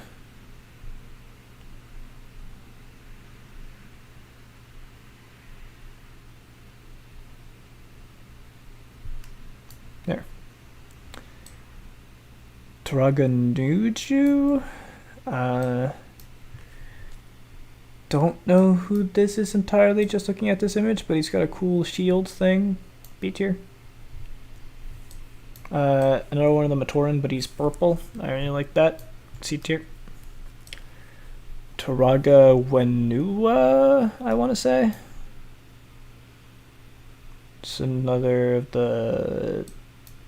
Is this another form of Onua? I'm not sure. Can't really tell looking at this image, so I'll just plop him in B tier, I guess. Onua Nua. Say that fast. Totoa Nua Onua. Toa Nua Onua talks to Wanua. I really like him actually, S tier. There's a lot of nostalgia for the movies, but still. This Visorak, S tier. Don't really know what your whole deal is. Another one of the Borak Call, S tier. A tier. Borak, your S tier. I mean, like, who's gonna be like, oh, I want to put the red Borak in S tier, but blue Borak, F tier. Who's like that? Like, if you like one, you're gonna like them all, right? Like, unless you're just Borak racist, I guess. Don't know what this is. You're alright. This is Pohatu, but he flies now. Not as big a fan of his design, to be honest. He kind of goes down to a B tier for me. Another one, the Rahaga, Join Your Brethren. This is one of the cooler looking Baraki warlords, I'll be honest, S tier. What? And what? And what? And what? And what? No, sorry, what? It's another one of the Makuta, or the Corrupted Light Matoran, I think? B tier. Spider, S tier. And that's G2. And this is Sidorak, which is a fun character. Together with Rudaka, why not? Let the simp be with his queen. What? Is this another of the Light Matoran? C tier. What? Visorak, S tier. Along with the Borak, S tier. And the tiny guy is A tier. And the Borak is S tier. Tahu, the final form of Tahu before stars, where he flies and shit. Not a big fan of his design. Actually, kind of similar to Pohatu, sort of how I feel about that. It's a B tier, why not? Bionicle Stars Tahu. It's just kind of a worse version of the original Tahu, but now he has a weird headpiece and ball joints. So he's not worse than B, at least. I'm not a big fan, though. Ooh, definitely my favorite of the Baraki warlords. He's up there in S tier. Is this another form of Takanuva? Like a big one? He's really cool. A tier. The original Takanuva is S tier. You gotta love Takanuva and Takua, just as a whole. Speaking of Takua, here he is riding his crab. That's A tier, just for the nostalgia. I believe this is another Makuta. The image looks really cool. We'll put him in A tier. Another one of the Light Matoran. Don't worry about why all the Light Matoran are different colors. There's a lore reason for that. You're one of the Agori, I think. You look alright, D tier. Barely even know what you are, but I think you're one of these. Not touching that one because this is just all Bionicles. All Bionicles are S tier. Like the franchise as a whole, yeah, that's S tier. The Toa Inika. Don't like them. The light up features are cool, the weapons are cool, and the bodies are cool, but the masks, man, the masks just don't work. So they cannot climb any higher than B tier, I'm gonna be honest. Jawler had a serious glow up when he gets out of this form, I'm gonna be real. This is Kongu, I believe. Inika Kongu. I believe this is the legend himself, Khan, riding a fucking rhinoceros monster. That's S tier. Khan is best boy. This guy on like a surfboard jet thing, don't know what he is. Looks alright though, C tier. What is his name? Matau! That's his name, Matau. Toa Matau. Definitely an A tier. Actually, all of the Toa Metru are S tier for me, to be honest. Not one of the Toa Inika. don't really care about the Toa Inika. This is another one of the Toa Metru Vakama, I believe. I'm not as big a fan of their mask though. Nuju Toa Nuju. This is this one of the Inika? No. This is one of the... What are you? I don't know, but you look cool though. I'll put you in B. Toa Wenua, I believe. Definitely one of my favorites, because he looks like Wally. What? And Vakama himself. Absolute legend. And I forget this one's name. Leader of the Scroll. It's honestly a C tier for me. What? No, on the Rakshi. S tier. I think you're one of the Makuta. You're kind of cool looking, but you're an A tier. G2. G2. Another one of the Vahi. Where did I place the Vahi?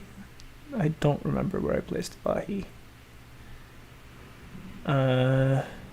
Oh yeah, A tier. A tier for Vahi.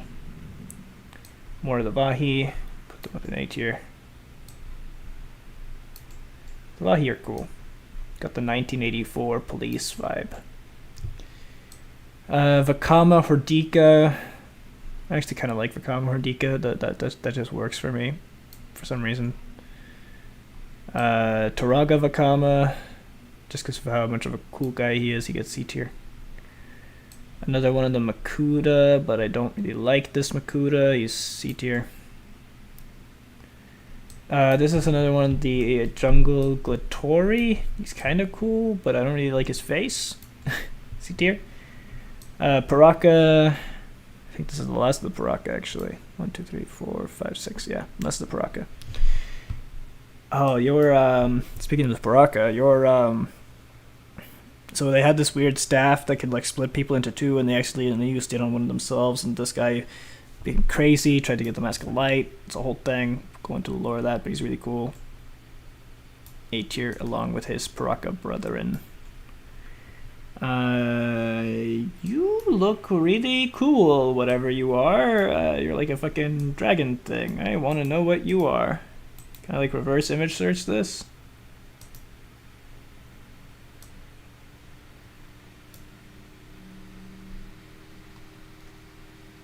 What are you, man?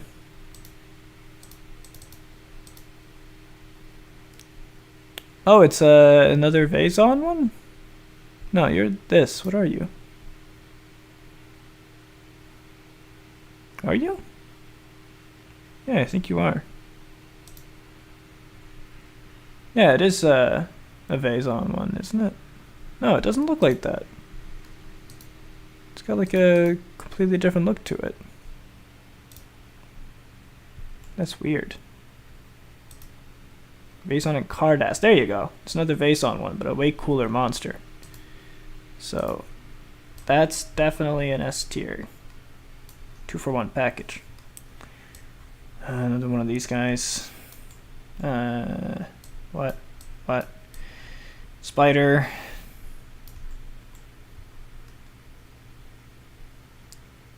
I think you're one of the Dark Hunters. B tier. Rakshi. I think the final one. Oh, sorry, did I actually put the S tier? There you go. Don't know what your deal is. No, the Hordika. Where are the other Hordika? Up here. Toraga. Forgets his name. And lastly, one of the Vahi. There you go. There you go. That's my opinion on all of the Bionicle sets, apparently. That's all of them.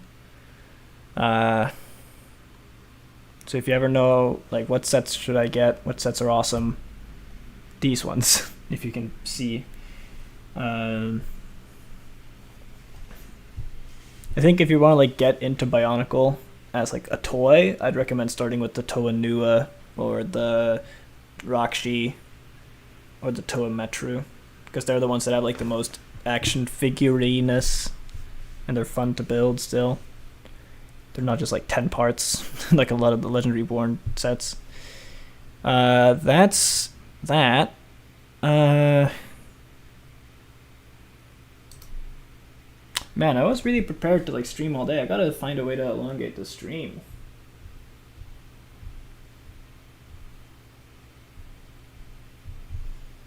How do I manage that?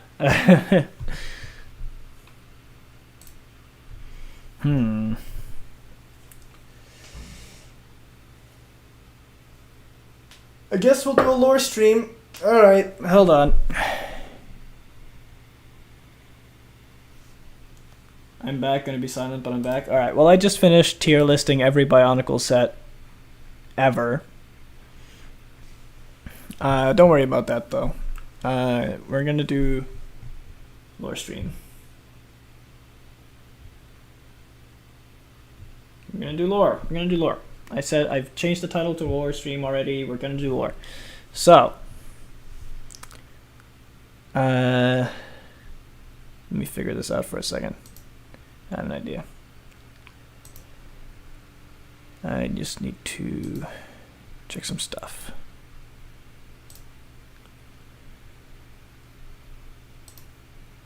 All right.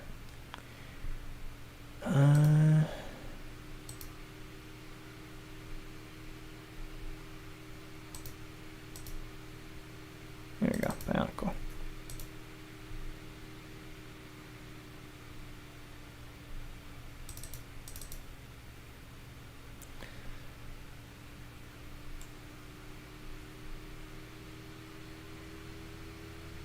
Because, yeah, I made this whole Word document because I wanted to get my friends into Bionicle. So I made this whole Word document in these big paint files. So let me just go through the lore. Obviously, if you want to...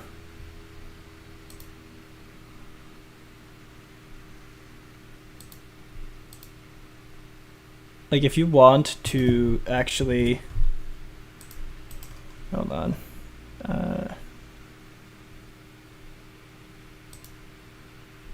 Not mean to reset you.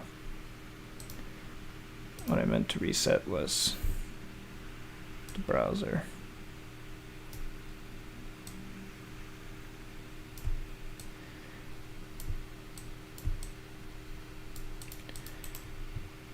Transform. Reset. There is... Hold on, let me put this on top. Real quick. If you just search Bionicle lore, you will see this wonderful video by Duck Bricks. Bionicle retold the entire story in one video, episodes 1 through 10, plus the epilogue and prologue. 9.5 hours almost of just the full Bionicle lore, and this doesn't even cover every detail. It is the broad strokes, and it's 9.5 hours long. Definitely give this a watch if you're truly interested in Bionicle lore, I'm just saying. Split it out over a couple of days and just watch it, alright? But I'm going to give you the low budget version of that, which is my version of it. So let's start with my Google Doc that I made to give my friend somewhat of an understanding of Bionicle lore.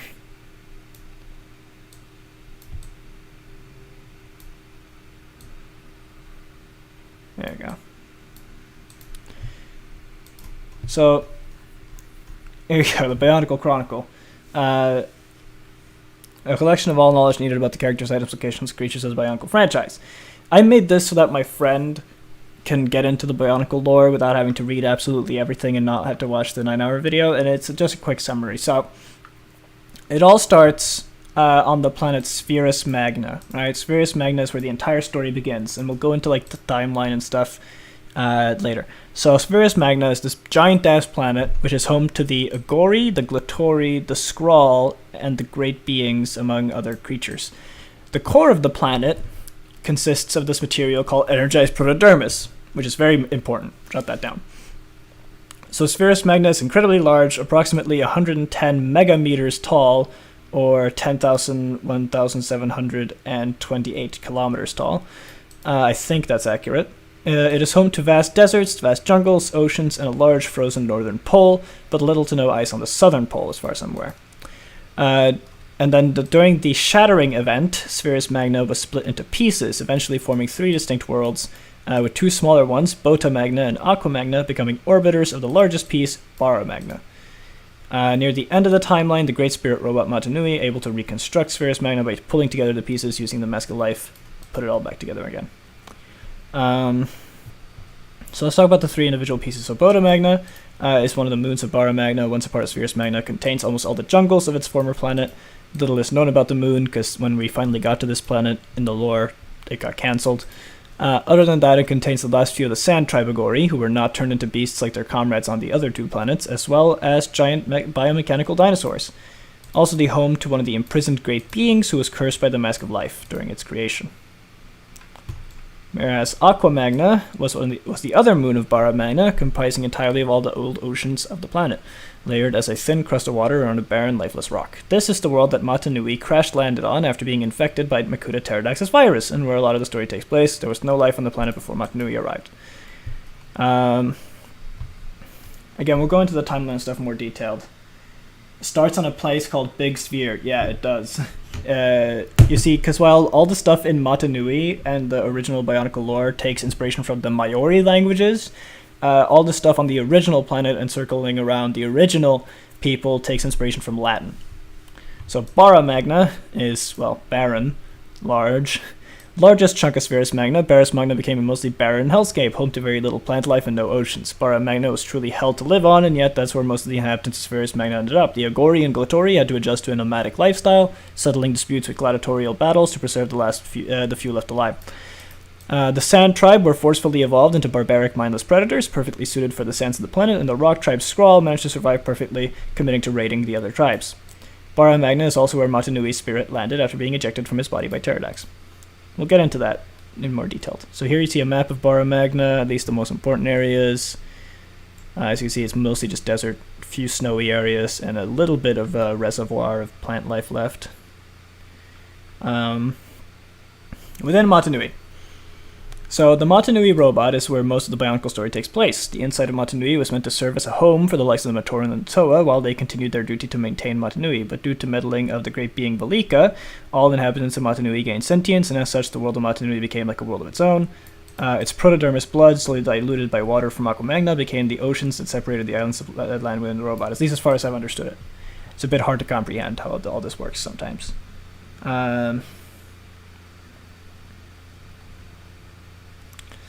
You can imagine each island like a muscle or organ, all serving a part in maintaining the robot. The robot's internal has its own gravity system, temperature system, fake sky and stars, all kinds of things, which all come together to create the illusion that Matanui was a world itself and not a robot, because it's fucking tall. Like, it is the height of Earth, right?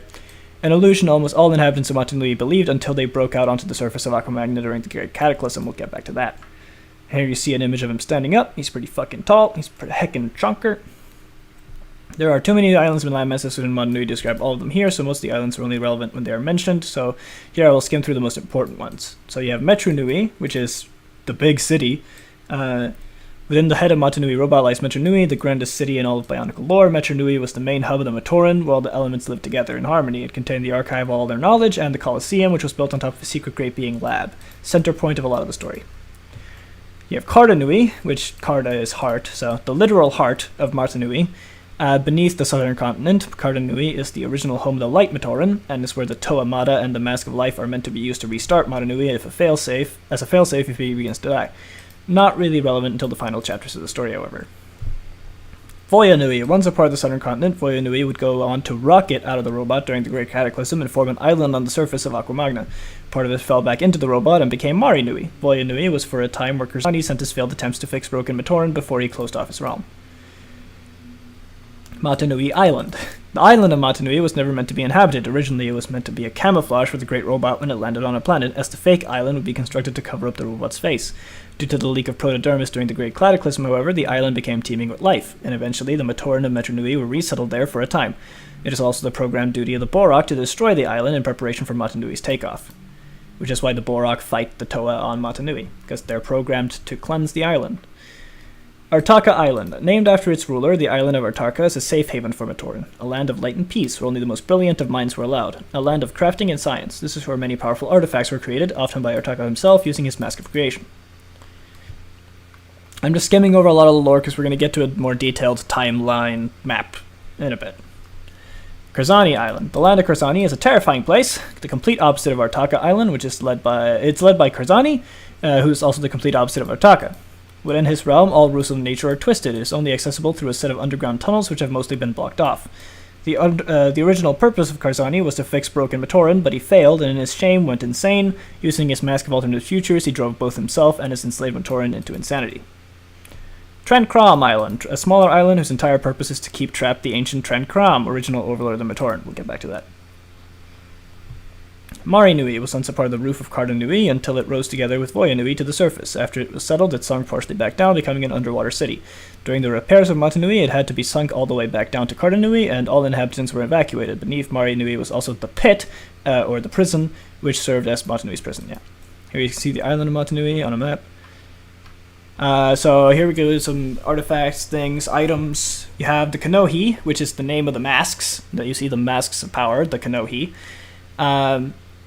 They are made of protodermis and would grant its wearers powers, depending on the rank of the mask and its element. Now, the ranks are powerless. They are worn by Matoran, didn't give any powers. However, if a Matoran didn't wear a powerless mask, they would be rendered comatose. A noble mask were worn by the Turaga and were weaker versions of the masks they wore as Toa, although they did still give some slight powers. And then you have the Great Masks, which are the most usual type worn by the likes of Toa, Makuta, and other powerful beings. The Great Kanohi gave powers, some elemental and some with unique and sometimes very powerful abilities. These masks would also be upgraded under special circumstances, like with the masks of the Toa Nuva. Then you have the Legendary Masks, which there are only a few Legendary Masks in existence, always gold-colored. These masks gave the wearer some of the most powerful abilities ever known. These are the Mask of Creation, worn by Artaka, and allowed the wearer to create anything they could think of. The Mask of Time, made by Toa Vakama, it allows his wearer to slow down or speed up time in a chosen space. And the most powerful of all masks, the Mask of Life. The Mask of Life has had multiple wearers, like Mitoro, but is most associated with the Toa form of Matanui. The Mask of Light is sometimes considered to be a fourth legendary mask, but it usually doesn't count as one. If any of the legendary masks were destroyed, so would their domains. So if you destroy the Mask of Time, you will destroy time itself, and so on. So don't destroy them. Here you can see all of them. Pretty fucking cool masks. Now here you have the protodermis and antidermis. So protodermis was the powerful material that made up much of the core of Spherus Magna and was used as a power source and fuel for Matanui. Protodermis would also be used to create many parts of the Bionicle world, including the Kanohi, many of the creatures of the world, the Rakshi in particular being almost entirely protodermis, other than their organic driver. The Makuta would later experiment with the protodermis, turning some of it into new antidermis, which was gaseous instead of molten liquid, and was used to evolve the Makuta into pure shadow beings. Protodermis was transformative and explosive abilities, while antidermis has corroding, toxic abilities. It was protodermis that transformed the Toa Mata into the more powerful Toa Nuva. Shiny, greenish, silver color. There you go. The Makoki Stones was made by an unknown Toa, presumably Lee Khan, as a way to write down all the knowledge on the powers, weaknesses, and locations of the Makuta. It was later broken into 6 pieces and ended up in the hands of many people who fought over it, including the Toa, Dark Hunters, and the Makuta. A Toa stone is the most important part in the creation of a new Toa, usually. It is created when a Toa puts a part of their power into the stone, and when a Matoran uses the stone during a particular ritual, they are themselves transformed into new Toa. This is shown in the second movie when the Khan gives these stones to the future Toa Metru. Although there are other ways to be transformed into Toa, this is supposedly the main way to do so.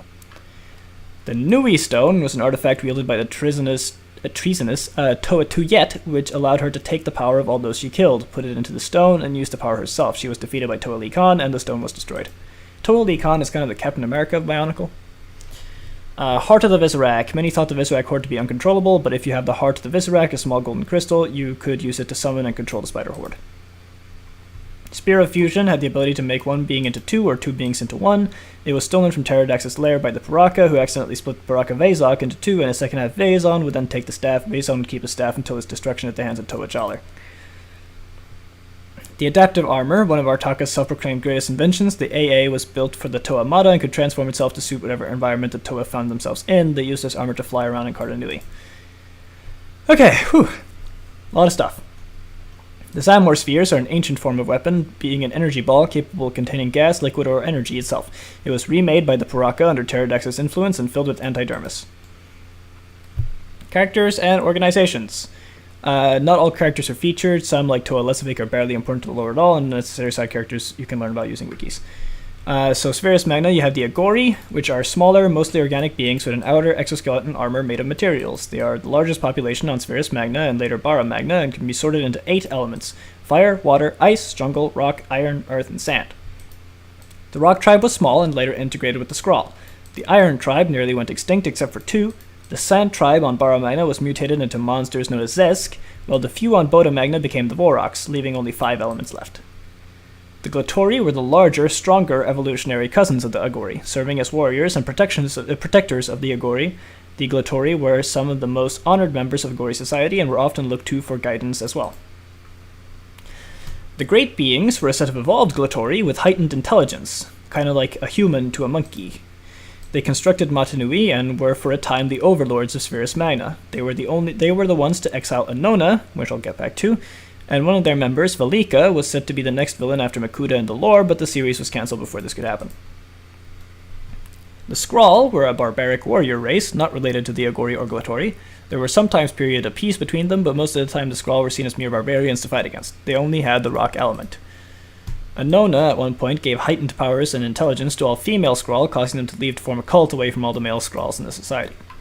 Now, Annona, she is an ancient creature, older than all the inhabitants of Spherus Magna. Annona was an organic monster with powerful psychic abilities. Her diet consisted of the dreams of other sentient life, and when she consumed the dreams of the Agori, they would go insane until they died. Dubbed the Dreaming Plague. She was defeated by the Great Beings and sent underground for thousands of years until she began to feast in secret on the dreams of the Iron Tribe, nearly causing their extinction. No canon image of Annona exists. The Element Lords, created by the Great Beings to govern in their stead. The Element Lords were special Glatori imbued with elemental powers, and one was made for each tribe of Agori. They would later discover Protodermis, and the dispute over it led to the Core War and later on the Shattering. The Element Lords would remain alive in secret until the end of the story and were going to serve as minions of Valika.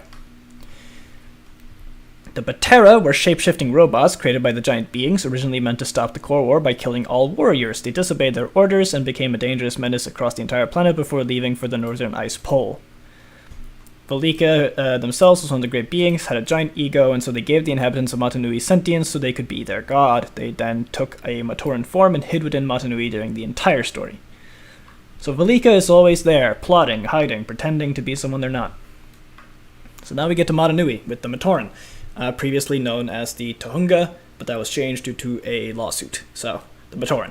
First created inhabitants of Matanui, about the same size as Nagori, but completely mechanical except for a few organic parts. They were given sentience by Valika, along with the other inhabitants of Matanui. The first to be created was the Av Matoran, Matoran of Light, whose job it was to maintain the heart of the robot. Av Matoran would also become Borok at the end of their lifespan. The other types of Matoran are Fire Matoran, the Ta, Ga Matoran were water, Le Matoran was air, Ko Matoran is ice, Po Matoran is stone, Onu Matoran is earth.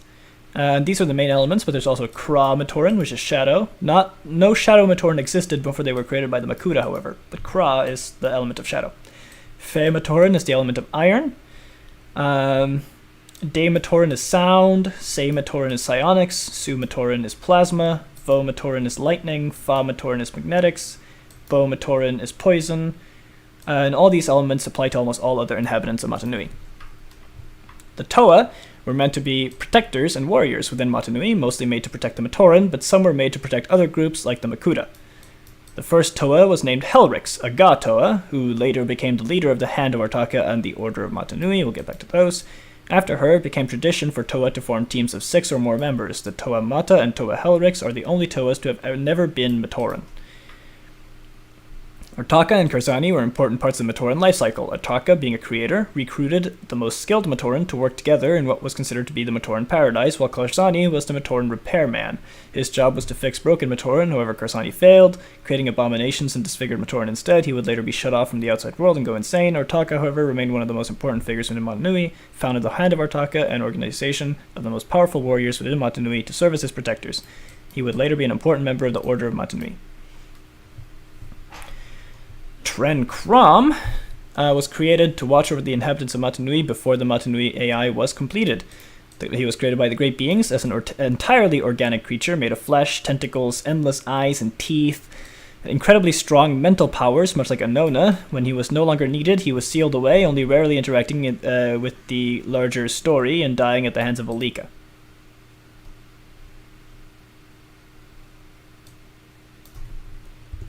Don't know why I said many there. It's a spelling error. The Turaga. When a Toa has fulfilled their duty, they can surrender much of their power to transform into a Turaga. The Turaga served as leaders and elders of the Matoran, most notably including Turaga Duma, Turaga Vakama, and Turaga Likan. All of which were fire Turagas. Look at that. The Baraki. To govern the Matoran more effectively, Motunui created the Baraki warlords, who were meant to serve as kings of the Matoran. These included Prydak, Kalma, Mantax, Karapar, Takadox, and Elek. At one point, they banded together into the League of Six Kingdoms and attempted to overthrow Motunui, but were stopped by the Makuta and sent to the pit by Botar. So the Makuta weren't always evil. We'll get to that right here. The Brotherhood of Makuta. The Brotherhood of Makuta was created by Motunui to serve as his personal guards and enforcers of his will. They were larger than Toa and only used the element of shadow. The Makuta were led by Makuta Mizarix at first, but later down the line, some of the Makuta turned to evil and under the rule of Pterodax overthrew Mizarix. Some notable Makuta are Mizarix, first leader of Makuta and later member of the Order of Motunui. Pterodax, once a commander-general, he later became the leader and plotted against Motunui on many occasions. He is the main bad guy, the main Makuta bad guy, Pterodax. Then you have Icarix, a prominent commander under Pterodax, once tried to seize control of Makuta for himself, but later on died. Krika, one of the last Makuta that can be considered good. He was the one that spared and hid Mizarix from the other Makuta and tried to turn the Makuta back to good from within, but failed to do so and died. Sad. Then you have the Rahi, which is the common name for any creatures within Motunui. Everything from peaceful animals to terrifying monsters, predators, considered Rahi. Some Rahi even achieve a semblance of sentience, so they are usually more simple-minded. Some prominent Rahis include the Vizarak, which are the spider monsters, the Rakshi, which were made by the Makuta, the Borak, which are hive mind robot monsters, the Kitangu, which is a sentient Rahi with the goal of destroying the Vizarak. He has high knowledge of curses, poisons, and their cures. The Fristellus, a being which killed many Toa. Those are some prominent examples of the Rahi. All the monsters and animals we fought in the game earlier, Rahi. The Order of Motunui was an organization made up of ex-members of other organizations like the Hand of Artaka, Makuta, and Toa. They served as a replacement for the Hand of Artaka and Makuta after the Makuta stopped being protectors of Motunui. They were a secret organization until they revealed themselves to fight the Makuta near the end of the story. They serve only the will of Motunui, and after his spirit disappeared, they serve now as the protectors of Spherus Magnus Peace. Some prominent members are Helrix, the first Toa and leader, Axon, protector of the Mask of Life, Brutaka, another protector of the Mask of Life, Hydraxon, trainer of Toas, weapon master and warden of the pit, Mizarix, ally against Pterodax, Artaka, fellow founder and head engineer, Krakua, a Toa of sound, Botar, the judge, responsible for taking people to the pit, Ancient, a spy sent into the rank of the Dark Hunters, Umbra, another protector of the Mask of Life, Maxilos, a robot defender of the pit, once controlled by Pterodax to break Matoro out of jail, because Toa Matoro went to jail, which is bullshit, but there's a lore reason, don't worry. He didn't do anything bad. Matoro's a pure boy. The Dark Hunters are a band of criminals, ex-Toa, old warriors from the Baraki days, and more, all working together as a criminal underbelly in the Matoran society. They work as a black market traders, mercenaries, private armies. Their leader was only known as the Shadowed One, and he was probably one of the most powerful and important warriors in Bionicle history. Some notable members are or were Ancient, a second-in-command and spy, Kreka, Nidiki, a former Toa cursed by Rudaka, the Prodaka, and Rudaka herself. And here you get into the Toa teams and solo Toa. We'll start with the Toa Mata / Nuva, which is the ones we played as in the game. Toa, Kopaka, Gali, Liwa, Onua, Pohatu. You then have the Toa Metru / Hordika, Vakama, Nokama, Matau, Wenua, Onua, and Nuju. Wenua, Onua, and Onua. I really hate those names being so similar. You then have the Toa Inika / Mari with Jollar, Hyuki, Holly, Kongu, Nuparo, and my boy Matoro. You have the Toa Mangai, which only had 3 known members, Likan, Nidiki, and Tuyet, and some unknown Ice Toa. Nidiki and Tuyet would both go on to betray Likan. You have the Toa Haga, which was Norik, Gaki, Pooks, Pomunga, Kaulis, and Iruini. You have the Toa Kardak, which was the first Toa team, which consisted of Lesovic, Nikila, and 6 unknown Toa of Iron, Water, Fire, Sound, Stone, and Gravity, respectively. You have Toa Duma's team, which we don't know much about other than Duma being the leader, and Toa Jova's team, which we don't know about other than Jova being the leader. There were 3 more Toa teams that were confirmed to have existed, but there are no names and a few known ex-members. Some known solo Toa include Takanuba, the Toa of Light, Krakua of Sound, Ignika of Life, Hailrix of Water, and Matanui of Life. There are certainly many more Toa, but few that are properly documented beyond random names. Let's get into some events. We have the Core War, a battle between the Elemental Lords for control of the Protodermis, which ended up destroying the planet. The Shattering is how the planet got destroyed, turning one planet into 3. The launch of Matanui, set to return in 100,000 years, which is where most of the lore takes place over, 100,000 years. The Six Kingdoms Alliance, arrested by Botar. The Matoran Civil War, stopped by the Makuta. The Time Slip is when the Order of Matanui dispersed the population of all Light Matoran and erased the memories of their existence. That was for a good reason, don't worry about it, I'll get into it. The Dark Hunters Toa War, which was stopped by Toa Likan. The Rise of Pterodax, which is when he impersonates Turagaduma and erases the memories of the Metronui Matoran. The Toa Metru stop him, however, and they turn to Matanui, which is the plot of the second movie. The Great Cataclysm, Makuta's virus planted in Matanui makes the god robot clash into Aqua Magna, causing widespread damage and natural disasters. Quote-unquote natural. Dark Hunter Makuta War, the Great War, Boya Nui forms and sinks, becoming Mari Nui. The Toa Mata arrive on Matanui Island and fight the Borok Swarm and Pterodax. Takua becomes Takanuva, return to Metronui, quest for the Ignika Mask of Life, revival of Matanui, Pterodax wins, Matanui versus Pterodax round 2, Robot Boogaloo, rebuilding of Spherus Magna, and then line got cancelled. Here we have some gallery stuff. You have Toa Likan, absolute badass. Here we have some fan art of Anona, which is awesome. Here you have Makuta taking over Matanui's body. Again, some really awesome quotes from the comics are here as well. Will you fight the air you breathe, Toa? The ground you walk on.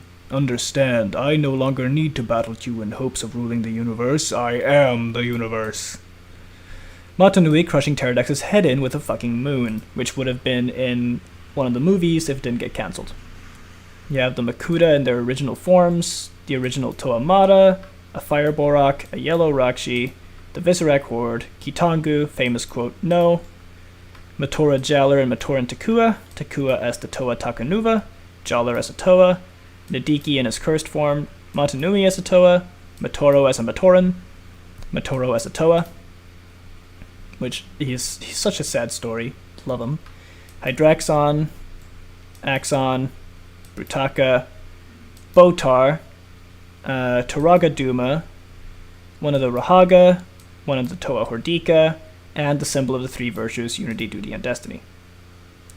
So, now that we've looked at that, let's look at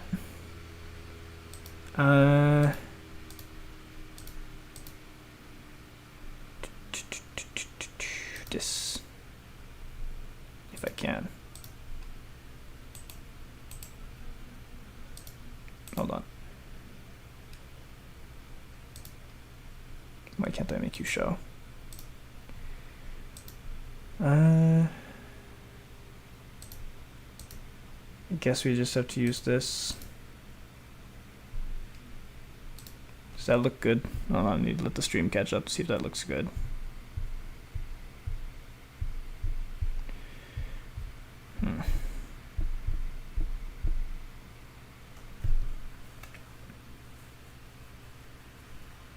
Let me just let the stream catch up. It can take about half a minute. Alright, here we go. Yeah, it looks alright. So we're going to start here. Pre-Matanui. Prehistory. which is when the Glotori, Agori, and Skrull evolve on Spherus Magna. About 265,000 years before the Great Cataclysm. Yeah, before the Great Cataclysm. Annona feasts on the dreams of the Agori, Skrutoli, and Skrull. However, around that same time, the Great Beings evolve and banish Annona underground, and the Great Beings then become rulers of Spherus Magna.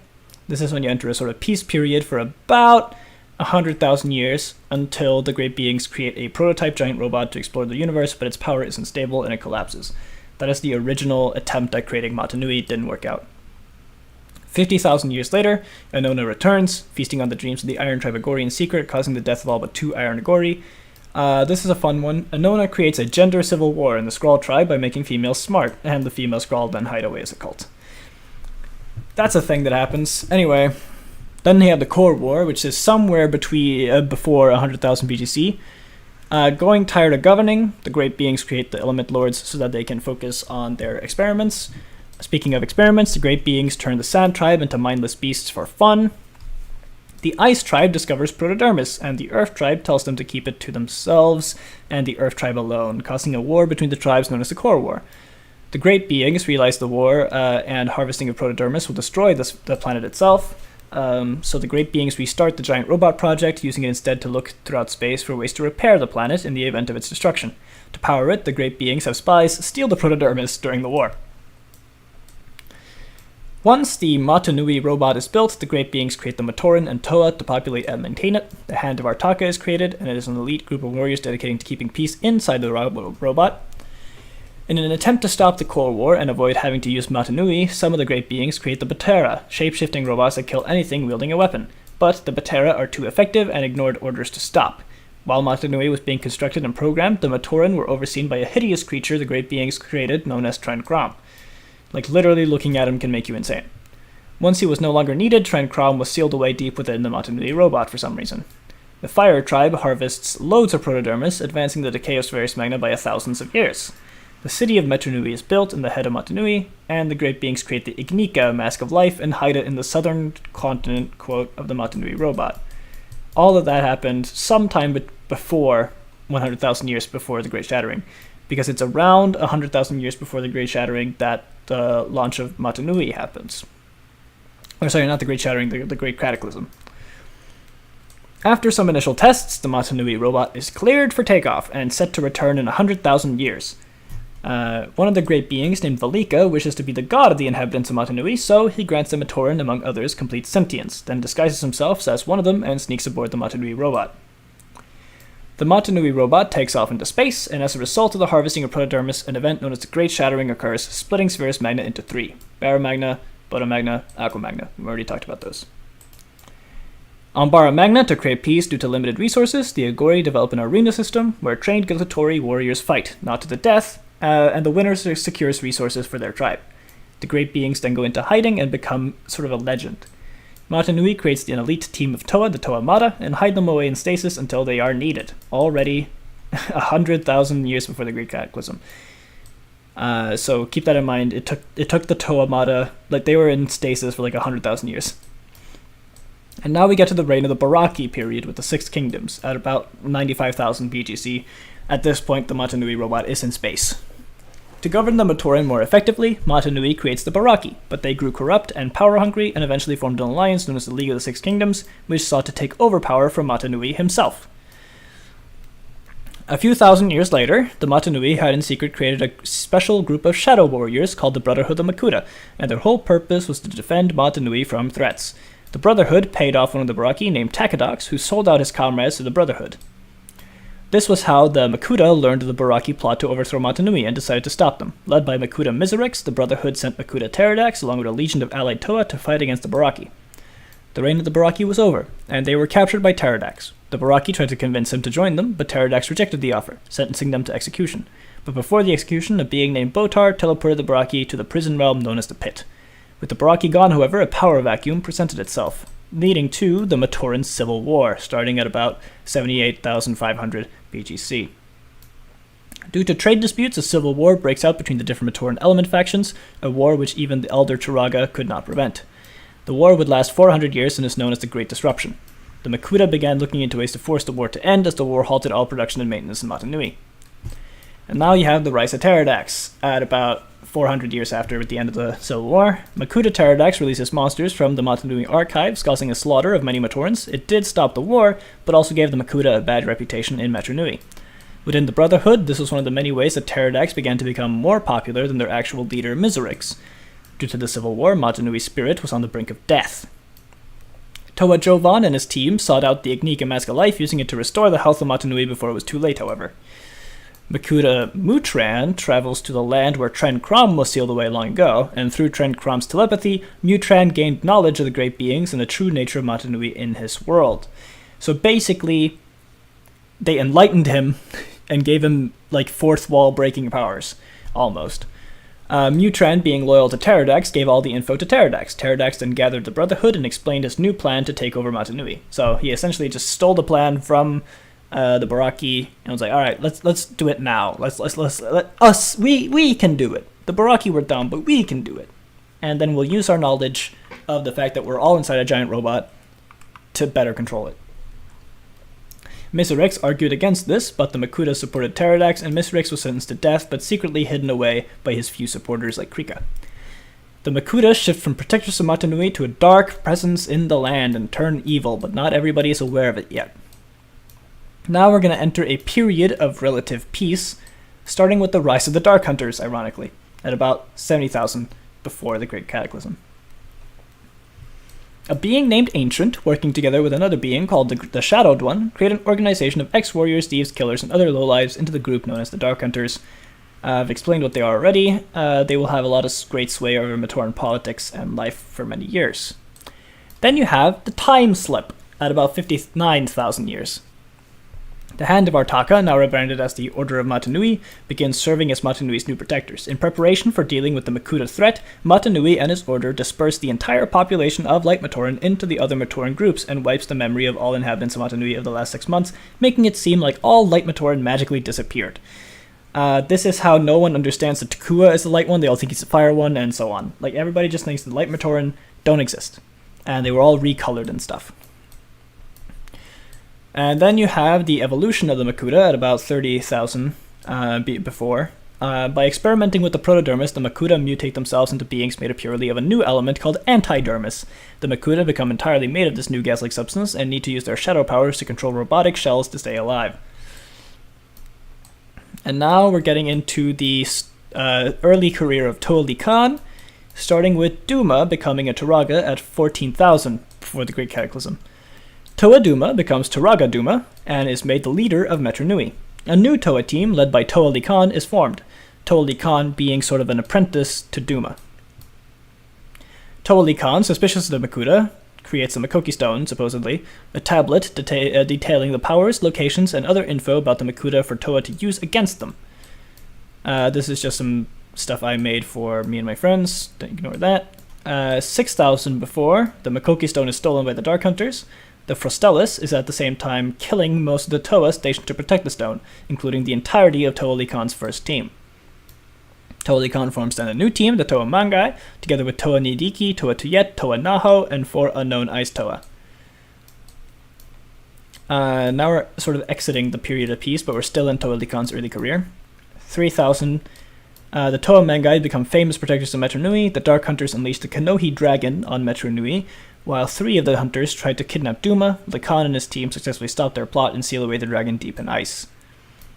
Then you have Tuyet's betrayal, at about 2,500 before the Great Cataclysm. After a series of killings, it is discovered that Toa Tuyet has been using a powerful artifact named the Nui Stone to commit serial murder and gain more power. Tuyet is then defeated by Li Khan and Nidiki. The being known as Botar then teleported Tuyet and the remains of the broken Nui Stone to the pit. Then you have the Hunter Toa War right at the end of Toa Li Khan's early career, at about 2,000 before. The Dark Hunters invade Metru Nui and at first succeed. Nidiki betrays the Toa for the Hunters and Li Khan defeats them in battle, banishing Nidiki with them. Nidiki attempts to abandon the Hunters but is betrayed by a stranger named Rudaka, who sells Nidiki out to the Hunters. The Hunters transform Nidiki from a Toa into a mutated 4-legged creature with no choice but to serve the Hunters. And that is page 1 out of 3. Page 2.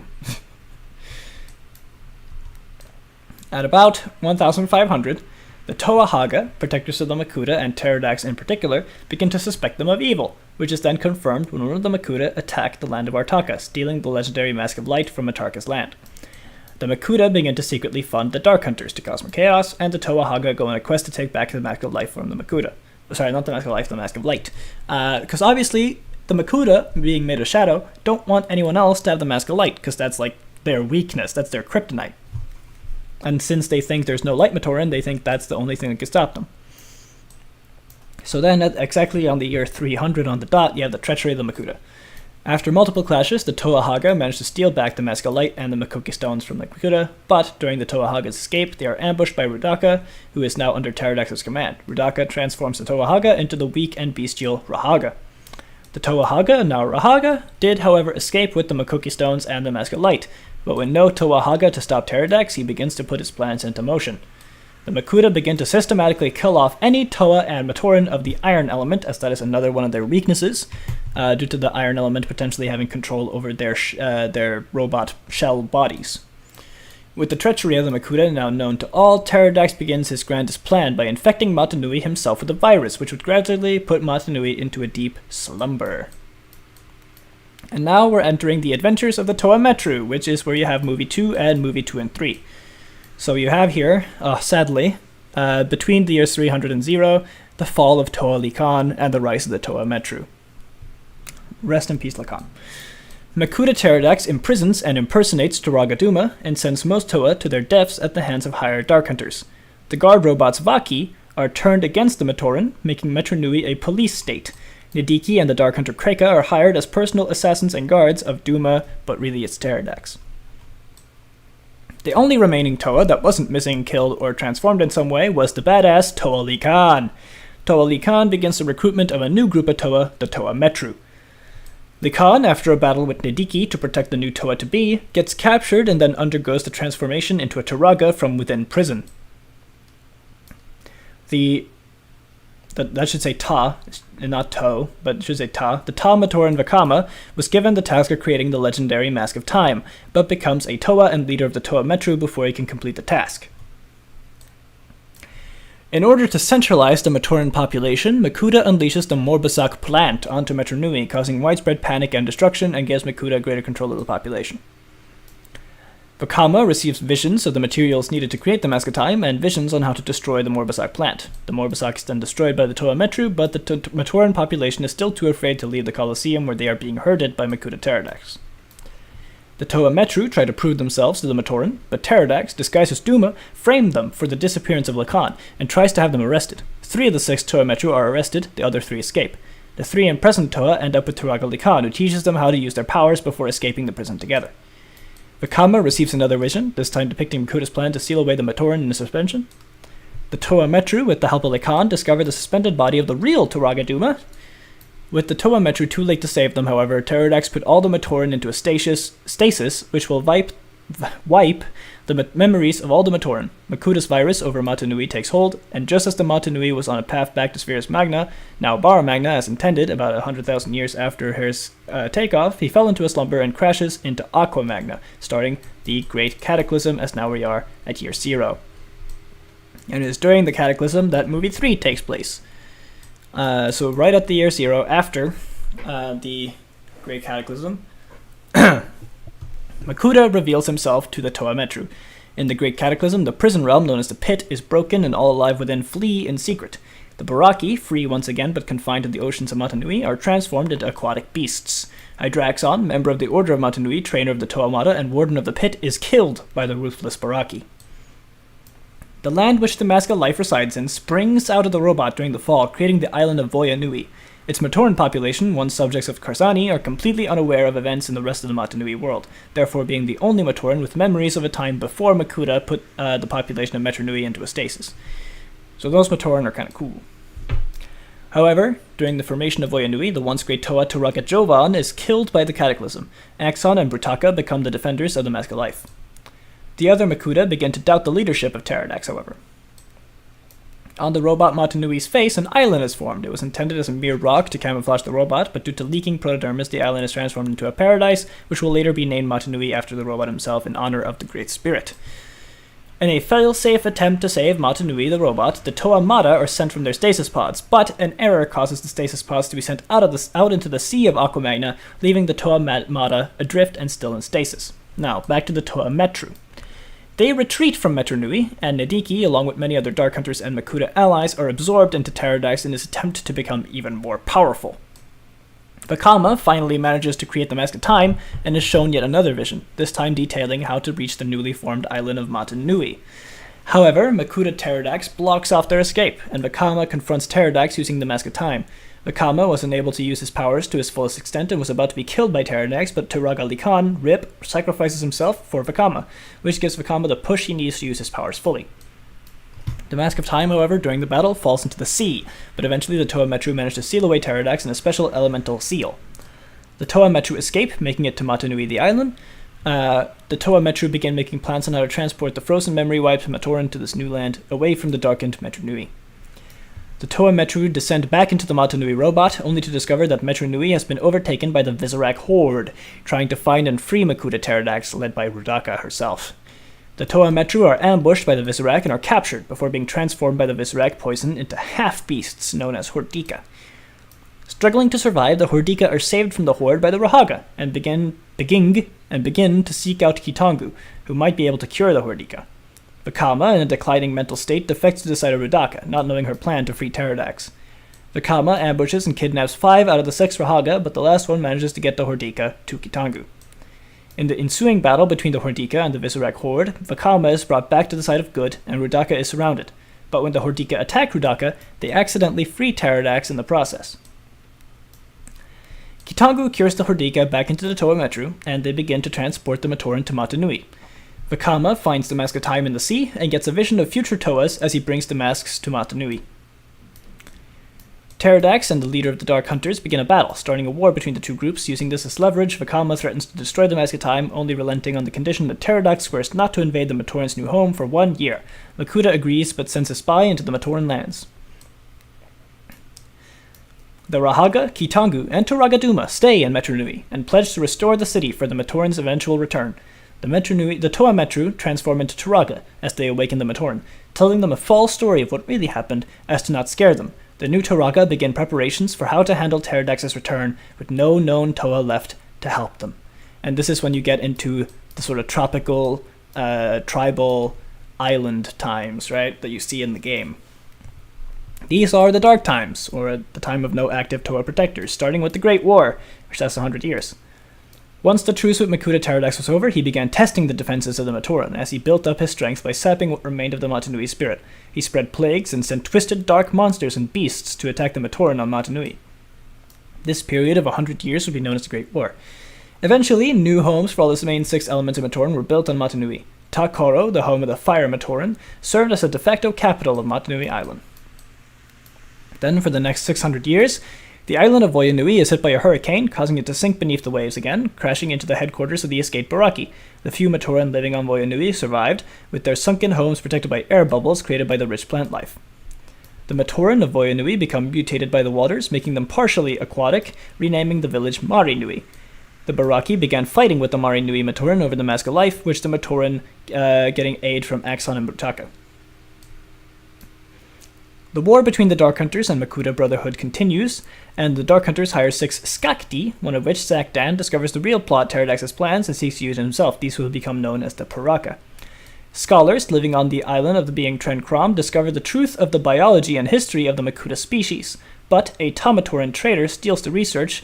The traitor is then killed by one of the scholars, but is revived and recruited by the Makuta. The scholar is inducted into the Order of Mata Nui and saves a Daimatoran named Krakua, which would later down the line become a Toa of Sonics.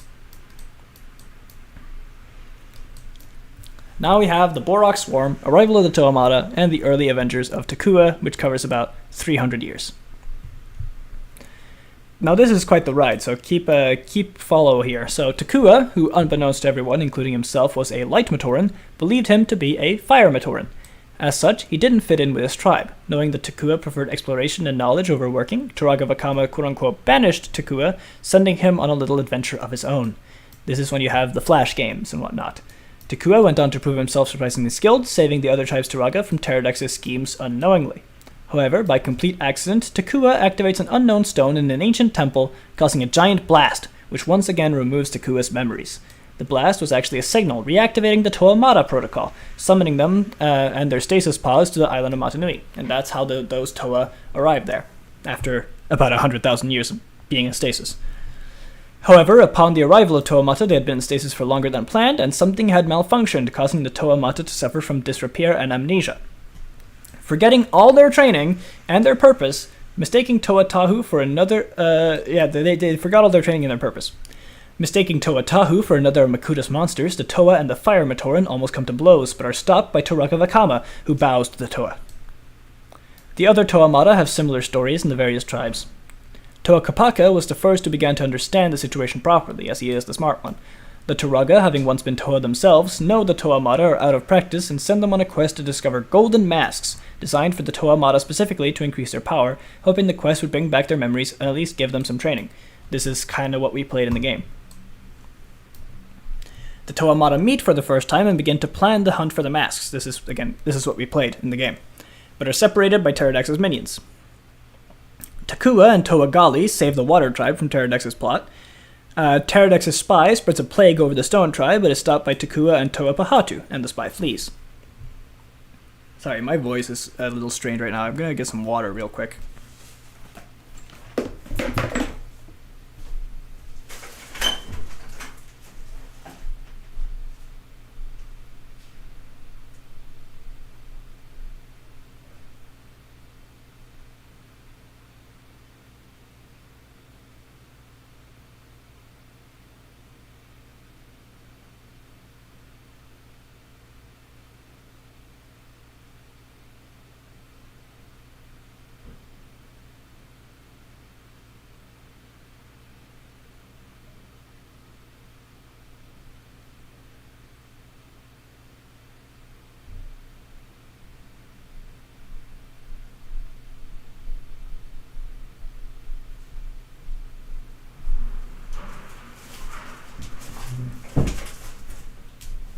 Alright, kids.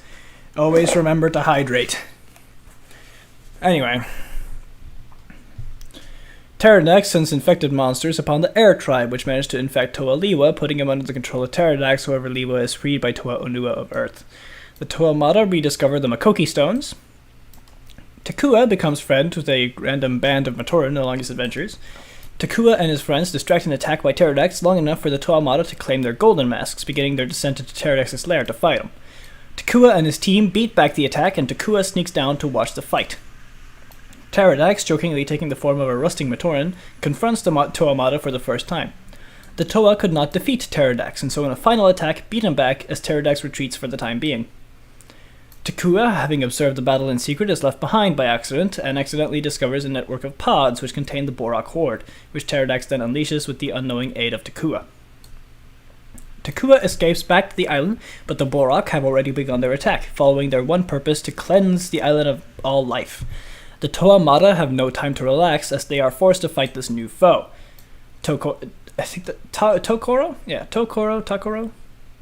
Tokoro is overrun by Borak, and the Toamata arrive to save the village. Turago Vakama gives the Toa all the info they need to stop the Borak. Takua, I don't know why Vakama just fucking knows everything. He just did a lot of research in his time as a Turaga, I guess. Takua follows the Toa on their new quest. Liwa falls under mind control of the Borak once again, but is able to free himself this time. Fucking Liwa keeps getting controlled by everyone else. The Toa descend into the Borak nest as Takua continues the fighting on the surface. The Toamata discover powerful exosuits designed as a failsafe to fight against the Borak. They enter a fight with the Borak queens, eventually sealing them away, causing all the Borak to deactivate. The Toa, however, fall into tubes of protodermis, which transform the Toamata into the even more powerful Toa Nuva, potentially one of the most powerful Toa teams to ever exist. So that was all of the game we played and a little more. You didn't actually get to see Takua in the game, which is kind of sad. He's the little guy who is red and blue, and he becomes the Toa of Light, which you'll see here, because this is when movie 1 happens, 1,000 years after the Great Cataclysm. The Turaga meet in secret before the Grand Koli tournament, which is like a football tournament for Matoran, to celebrate the Toa, deciding that afterwards they were going to explain... They were going to explain to the Toa their true origins and plans to resettle Metru Nui after 1,000 years. Just before the tournament, Takua and his friend Jaller discovered the Mask of Light, hidden away under the Takoro volcano. The volcano then had a small eruption, almost killing Takua before he was saved by Toa Tahu. After the tournament, Takua and Jaller revealed that they were in the possession of the Mask of Light to the Turaga. The Turaga, even them not knowing of Takua's true origin, sent Takua and Jaller on a quest to find or summon the Toa of Light, which they believed must be out there somewhere. Pterodax in his underground lair hears of this and grows anxious at the prospect of a Toa of Light, so he seeks to stop Takua and Jaller in any way he can. Again, this is the plot of the first movie, at least the first movie that released. Pterodax unleashes the powerful Rakshi, monsters born of his own flesh and spirit. The Rakshi begin their hunt for Takua and the Mask of Light, first heading towards Takoro. On their way, they have a short skirmish with Toa Gali, who is the first to learn of the Rakshi. Toa Gali warns Takoro, while Tahu and Gali defend the village. Unfortunately, Tahu is afflicted by Rakshi poison and is forced to retreat as the Rakshi destroy Takoro. Tahu swears vengeance on Makuta, his anger fueling the poison now in his system. Makuta was equally angry, as Takua had left the town just hours before. Takua's journey took them all over Motunui Island, meeting with the Toa of Air and the Toa of Ice. Once they were in a dark cave, Takua was separated from Jaller and cornered by a shadow of Pterodax himself, placing seeds of doubt in Takua's mind, causing him to abandon the quest for a short while, leaving only Jaller to search for the Toa of Light. Tahu, Gali, Leva, and Kopaka continued to fight the Rakshi, but the news had not yet reached Onua and Pohatu, who were still celebrating in Onukoro. In the rampage to find the Mask of Light, Rakshi attacked Onukoro, as Takua had made his way there, not knowing that he had left the mask with Jaller. The other Toa arrived to defend Onukoro, but the Rakshi poison began to take hold in Tahu, causing him to enter a frenzy against his own comrades. Thanks to the aid of Toa Liwa, Takua barely managed to escape Onukoro alive, with Onua sacrificing the entirety of Onukoro when he causes a cave-in to stop the Rakshi attack. Toa Kopaka seals Tahu in ice, as Kopaka, Gali, and Liwa try to find the cure for their comrade. Oh, I'm sorry, it cuts off a little bit. My apologies, that's not intentional.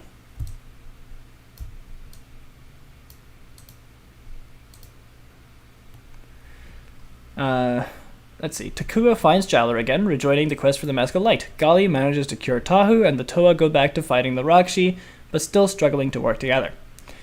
Toa Liwa is almost killed by Rakshi, but manages to escape. Again, Liwa always getting the short end of the stick, when the Toa learn to work together again for the first time since the battle with the Boroks. Growing desperate and annoyed after all their travels have led to seemingly nothing but an old temple, Takua tries to break the Mask of Light, as it then shines a light into the temple, carving it into the shape of Takua's face. Whoa. The Rakshi caught up to Takua, but they are saved as the Toa arrive just in time to defend the two Matoran. But one of the Rakshi manages to corner Takua, but just before the monster strikes, Jaller jumps in front of Takua, sacrificing himself to save his friend. Before he dies, Jaller realizes the truth, convincing Takua to put on the Mask of Light on himself. Takua dons the Mask of Light, becoming the Toa of Light, Takanuva. Takanuva and Turaga Vakama speak together about Takanuva's destiny, strengthening Takanuva's resolve. He then descends into Pterodax's lair to defeat him once and for all, telling the other Toa to stay back and protect the Matoran. Pterodax emerged from the darkness in his armored form, revealing himself to an inhabitant of the island for the first time. In a slightly arrogant move, Takanuva summons the Toa and Matoran to come down and watch him defeat Pterodax. Pterodax challenges the Toa of Light to a Koli match in an attempt to mock his Matoran origin. The battle commenced, but they were equally matched, as they both tumbled into a batch of protodermis together. From the pool emerged Taku Tanuva, a merge of the two enemies, with their two spirits defaulting to their programmed purpose of protecting the Motunui spirit. In the new merged form, Takutanuva opened the gates to Metru Nui as he uses his power to revive Jaller. With his energy spent, Takutanuva collapses under the weight of the gates, Makuta's spirit separating from the being and secretly escaping once again. In return, however, Takanuva is also revived, shining his light over the rebuilt Metru Nui as the Turaga begin to explain the real story to all the Matoran. The Toa set out on their quest to reawaken the spirit of Motunui as Pterodax started rebuilding himself in secret. Turaga Duma and the Rahaga come out of Metru Nui to greet and welcome the Matoran and Toa home, as Metru Nui is restored, entering an era of hope. Turaga Duma explains to the Toa Nuva that to restore Mata Nui, they must travel to Voya Nui and find the Ignika, Mask of Life. And that is all the movie and what happens directly after it that you don't see at the very end of the movie. And now we enter the quest for Ignika, which will also introduce us to Baraka and Karzani, which all of this, like a lot of the stuff we covered so far, it's like a little bit of text and it takes like 300 years. And then there's all this text right here that is just a year. So this is definitely a part of the story that was focused on a lot. While the Toa of Light stayed behind to be a protector of Metru Nui, the 6 Toa Nuva head out to reach Voya Nui. On the now mostly abandoned islet of Mata Nui, the 6 Skakti, once Dark Hunters, now known as the Paraka crew led by Saktan, arrive, trying to claim Tarius' treasures, believing him to be dead. Messing with Makuta's artifact collection, one of the Skakti accidentally split the Skakti Vezok into 2, creating a clone of him dubbed Vezon. Makuta, now aware of their presence, planted an idea in each member's minds, making them seek out the Ignika Mask of Life for themselves. They all began plotting against each other, but still worked together for now, except for Vezon, who left the group. Big year, yeah. Vezok inherited the brutish parts of his original self, while Vezon was the intelligent part. Must have really affected the rock economy. But also went insane. On their way to reach Voya Nui, the Paraka crew discovered the pods of the Toa Mata once used to land on Mata Nui. Using this, Saktan formed a plot to fool the locals of Voya Nui by claiming to be Toa themselves. As the Paraka arrive on Voya Nui, the Matoran believe them, even if skeptical. The Matoran there are put to work to build the Paraka headquarters in a drained lava pool, where Saktan finds and pulls together a large amount of the Makuta antidermis, though he doesn't know why.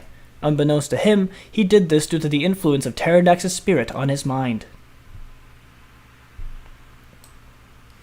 The Paraka began to make weapons, designed by Makuta, to fight Matorans in Toa, but one of the designs is stolen by a skeptical Matoran, who then has their suspicions confirmed when they realize the use of the weapons. To erase any suspicion, the Paraka summon a beast to attack the Matoran, which they then defeat and drive away, to prove to the Matoran that they were in fact the Toa they claimed to be, which worked on most of the Matoran, except for a few which formed a secret resistance against the Paraka, which included the Matoran Velika, who was actually one of the great beings still hiding their true identity among the Matoran. Saktan, under Pterodax's influence, creates a mind-controlling weapon to be used against the Matoran. Using this, they hypnotize the leader of the local Matorans and make him summon all the Matoran to a meeting, where the Paraka would put all the Matoran under their influence by proxy putting them under Pterodax. The Paraka succeed in controlling all but 6 of the local Matorans, leaving the last 6 as the only members of the resistance, Velika included. At this point, the Toa Nuva finally arrive on Voya Nui, unaware of the Paraka or their control of the locals. Moving inland, the 6 Toa were ambushed by 2 of the Paraka, entering a long stalemate battle. When the other Paraka left their stronghold to enter the battle, a member of the resistance group managed to steal some Paraka weapons for studying. It really does say something when the powerful Toa Nuva, defeaters of Pterodax and the Borak Horde, were stopped by only 2 of the Paraka. They truly are strong warriors. The Toa began to lose the battle and were defeated. Stripping the Toa of their masks and weapons, Saktan ordered the other 5 Paraka to dump the bodies of the captured Toa into the lava on the island mountain. On Metru Nui, Jalar began to grow worried about how long the Toa Nuva had been gone, and questioned the Turaga, who refused to answer him. Jalar organized a strike until the Turaga told everyone the truth, but the Turaga still kept the state of Mata Nui's spirit and the Toa Nuva's quest a secret. One of the Turaga, feeling bad for Jalar, told him, however, including details about how long the Toa Nuva had not reported back. Knowing this, Jalar gathered his most trusted Matoran friends and set out to aid the Toa Nuva along with the Toa of Light. Finding an old tunnel which would hopefully take them where they need to go, Taka Nuva went in first, vanishing from sight. Jalar divided the group of 6 into 2 groups of 3, tying themselves together as to not lose each other. One of these Matoran, Matoro, was aided through the tunnel by an unknown stranger, which was actually the spirit of the Mask of Life, testing Matoro to see if he was worthy to wield it. When they emerged on the other side of the tunnel, they met up with Takanuva, who thankfully made it as well. Back on Metru Nui, Turaga Duma discovered that Jalar and his team, along with one of the Toa, left to defend Metru Nui. With the one Toa left to defend Metru Nui, had left. Enraged, he confronted the other Turaga, demanding to know which one of them told Joller the truth.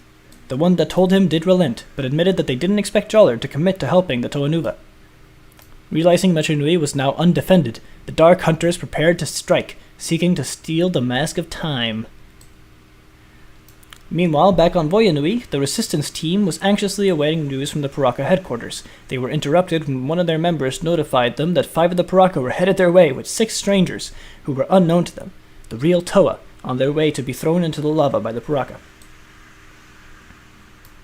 Just then, the volcano erupted, causing the now panicking Paraka to flee as the Toanuva regained consciousness. Tahu called out to Pohatu, who raised stone walls to stop the lava flow. With little time, Liwa carried Gali to safety, and Pohatu helped Onua to his feet. During the escape, Kopaka burned his leg badly. The maskless Toanuva were the entire time followed by the resistance team, believing the Toa to be allies of the Paraka.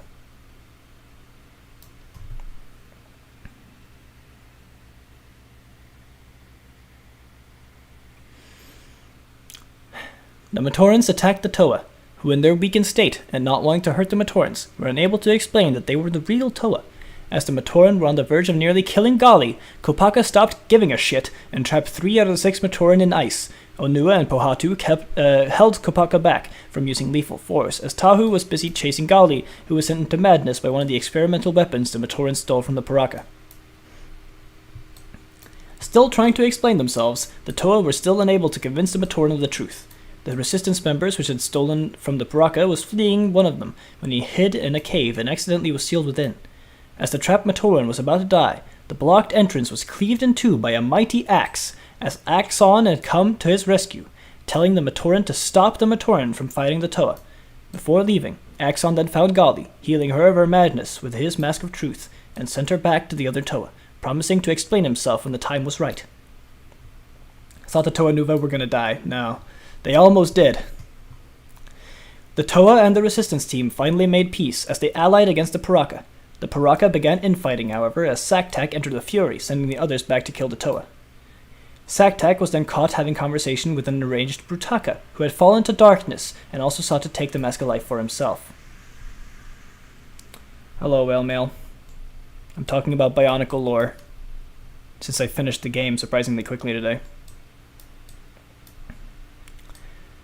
During all of this, Takanuva and Joller's team continued their travels as they discovered an abandoned mask of telepathy. They stopped to rest as Takanuva scouts ahead, and Matoro discusses his experiences with Joller. As Takanuva returned, he claimed to have seen another Matoran up ahead, so they moved on ahead. But as they did, Takanuva was blocked from going any further by an invisible energy field, and the Matoran were blocked from going back. Takanuva, now split from the group, began his return to Metru Nui.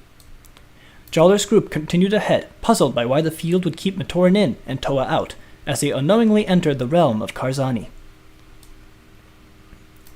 Meeting with the Matoran Takanuva saw, Joller and his team was led further into the mysterious land, where they saw yet more anguished, horribly mutilated Matoran slaving away. The lore gets kinda dark here.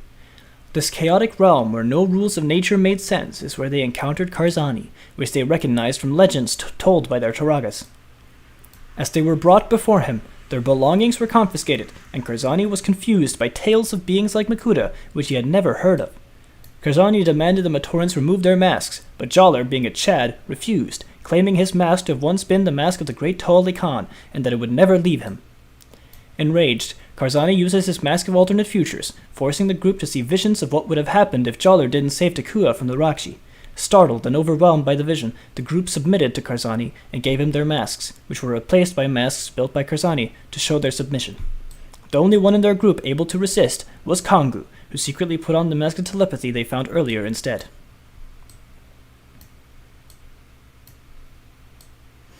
Karzani sent all but one of the Matorans to work, all except Holly, which was forced to retell the stories of the world's ongoings to Karzani. As she explained their quest to revive Matanui, Karzani scoffed, as in his madness he believed that there were no greater beings than himself, no believing in Matanui's existence.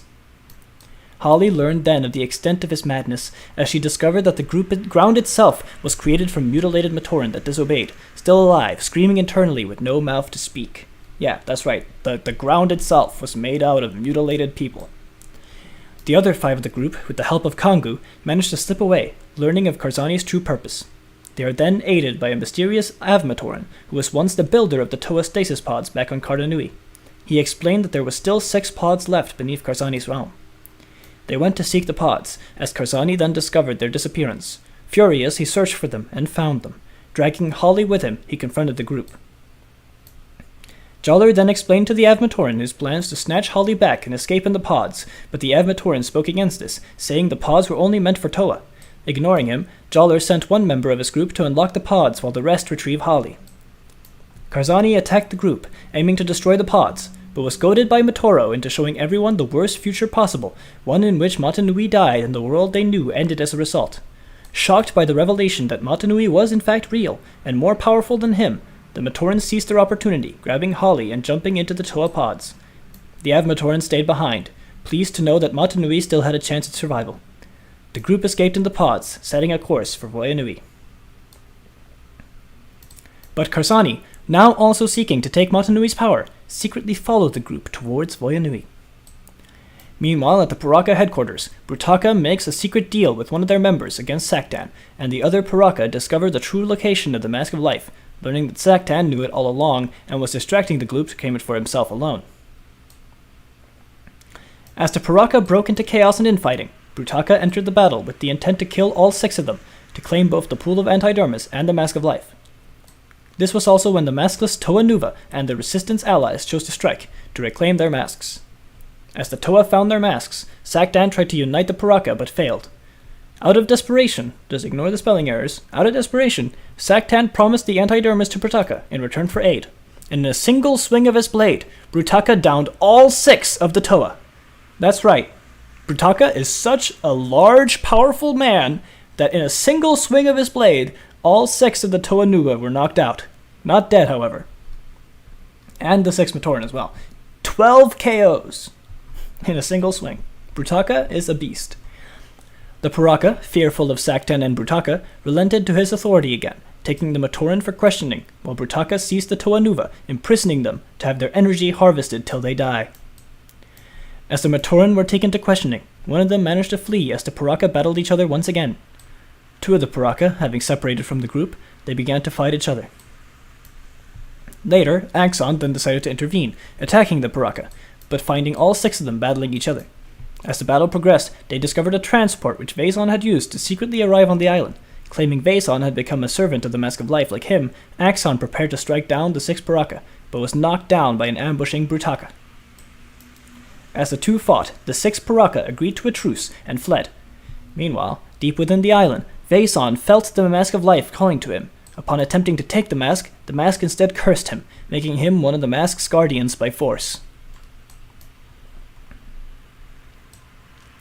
Just then, the Toa pods containing Jowler's squad landed on Voyanui. Just before they could leave the pods, however, lightning struck the pods, causing the Matorans within to transform into Toa. Lightning coursing through their systems, and with Joller as their leader, they became the Toa Inika. The rest of the Resistance team escaped, as Velika shows the group the Pool of Protodermis and claimed they can use it to free the other Matoran under control of the Paraka. The Toa Inika awake, taking shelter and begin planning as they realize that their masks were sentient. The mask of Toa Matoro uses his power of spirits, turning Matoro into a ghost which quickly surveys the land and spot the Resistance team. Reporting this to his team, the Toa Inika decide to find the Resistance group, which they just assumed were regular Matoran, and ask them what was going on the island. As they met, the Resistance group gave the Toa new Protodermis-powered weapons designed by Velika to free the Matoran on the island. As they free the Matoran, they catch up to and meet Axon, who was badly injured from his fight with Brutaka. Axon made the Inika Toa promise to stop Brutaka at all costs. As the Toa Inika then attacked the Paraka headquarters and the Matoran snuck in to find and free the Toa Nuva, a battle ensued between the Paraka and Inika. As the Matoran snuck in to find the Toa Nuva, they discovered old documents detailing a long-lost village lost to the sea, which would later be known as Mari Nui. Just then, one of the Paraka uses their new experimental weapon on Brutaka, hoping it would drain the brute's power and siphon it to the 2 of the Paraka. And as it happened, they forced the weakened Brutaka to reveal the location of the Mask of Life. With their new strength, the 2 Paraka, Thok and Hakan, then defeated the Toa Inika and the other Paraka, leaving them in prison as they went to find the Mask of Life. Toa Nuparu, having split off from the main battle and fought one-on-one with Saktan, returned to the group, and with the help of a wounded Axon, convinced the group to work together with the remaining Paraka, as only they knew how to return Brutaka's power to him, which would be the only way to stop Thakana Khan. So the Paraka, Inika, Brutaka, and Axon began to work together, and as the Paraka and Inika headed out into a race with the mask, Brutaka and Axon stayed at the Paraka headquarters to rest.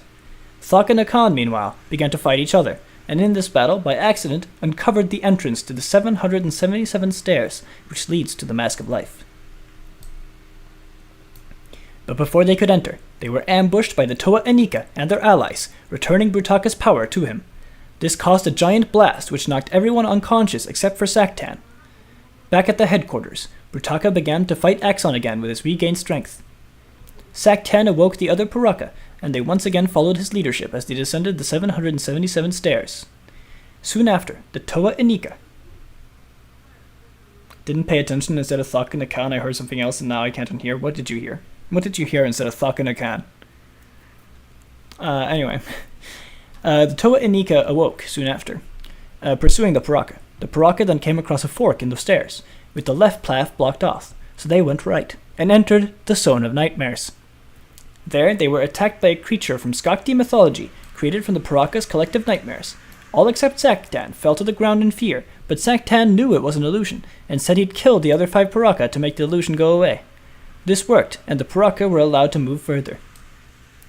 Then, the Toa Inika came to a fork in the path, but decided to go down the left path.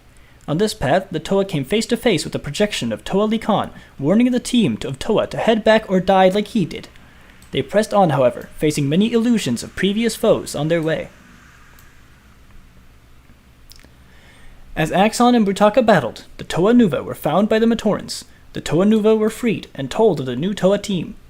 Each team facing their own trials, the Paraka and Inika had almost come upon each other, when during one of the Inika's trials they were told by the voice of one of the Great Ones that one of the Inika would have to sacrifice themselves. Jowler would have volunteered, but had trauma still from his previous death. That was when Matoro stepped forth, claiming that as he had never been a true warrior, he was of the least use to the team, and should be the one to be sacrificed. Matoro was then beamed away, and everyone thought he was dead, and the Toa Inika were told that they passed the trial as they headed forth. But the Paraka ambushed them, and the Inika accidentally trapped themselves as the Paraka moved on ahead. The last being standing in the way of the Paraka was Vaison, wielding the Staff of Fusion stolen from Makuta, and with the Mask of Life fused to the back of his head, Vaison had become an insane protector of the mask. Vaison then fused 2 of the Paraka together into a beast, which knocked the other Paraka out. The fight between Axon and Brutaka is still ongoing, with Axon warning that if Brutaka continued to fight against Matanui, he would incur the wrath of Botar, who would transport Brutaka to the pit. Ignoring the warning, Brutaka went to the antidermis vat which now contained Makuta's spirit, and sought to use it as a power increase. But before he could, Axon broke the vat, stopping Brutaka, but releasing Makuta's spirit once again. Botar then appeared, taking Brutaka into custody. Axon swore he would one day free Brutaka and return him to the side of good.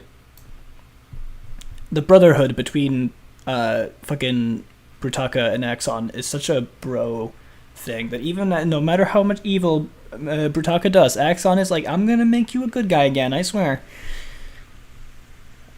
The Toa Inika then confronted Vaison, and Kongu, using his telepathy, learned that the spirit of the Mask of Life wished for Matoro as its wearer. As they froze Vaison, they claimed the mask. This was when Matoro reappeared, confirming that he had earned the right to wear the mask, and that even after his noble sacrifice he was never killed. This was when the Paraka awakened, leaping in to fight the Inika. As the battle ensued, the Mask of Life began to fly up the 777 stairs, and both the Paraka and the Toa began their pursuit. However, the Mask of Life, upon reaching the surface, plunged itself into the sea.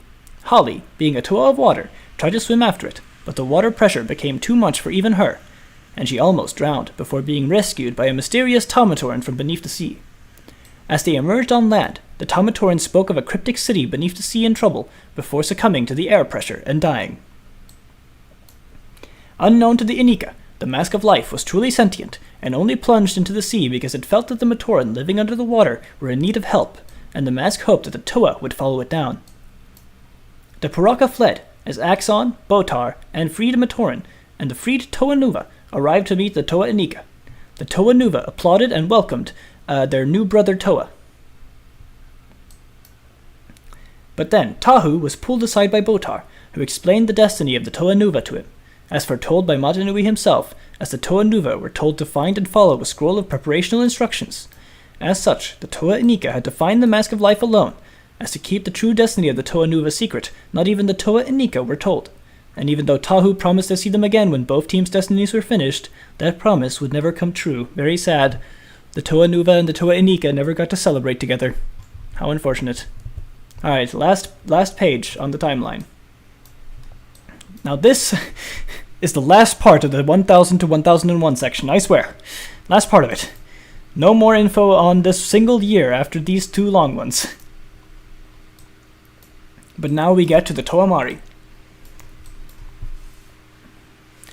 The Matoran living underwater in Marunui, within air bubbles in their grand village, had evolved to suit the deep water pressure, and had also become good swimmers and stronger than regular Matoran.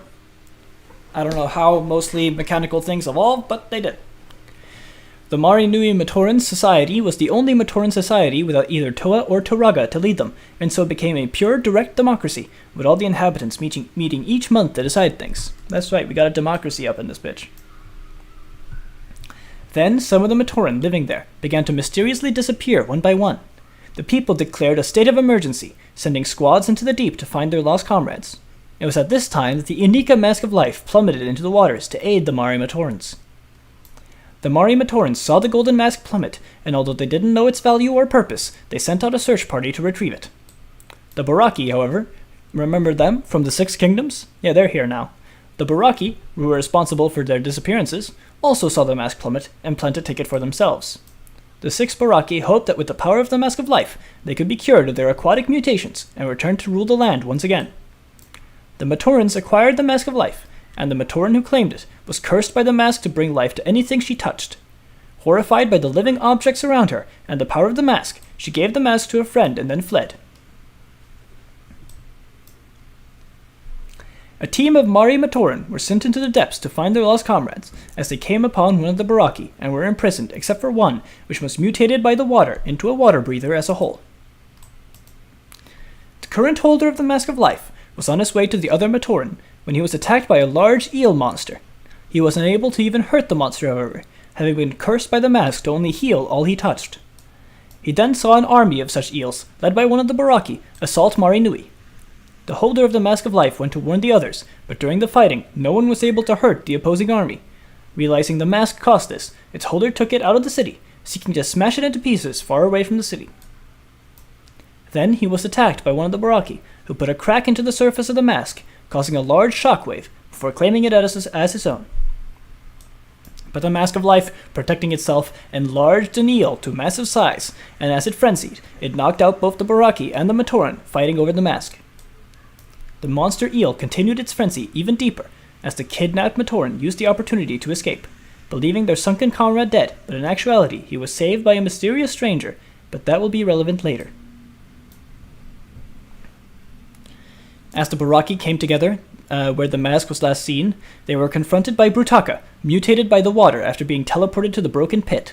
Brutaka demanded that the Baraki take him to the Mask of Life. The eel monster swam towards Marinui, seeking to destroy it too. The Matoran which held the Mask of Life awoke, and when he touched it, it radiated out a cry of help, feeling fear for the first time.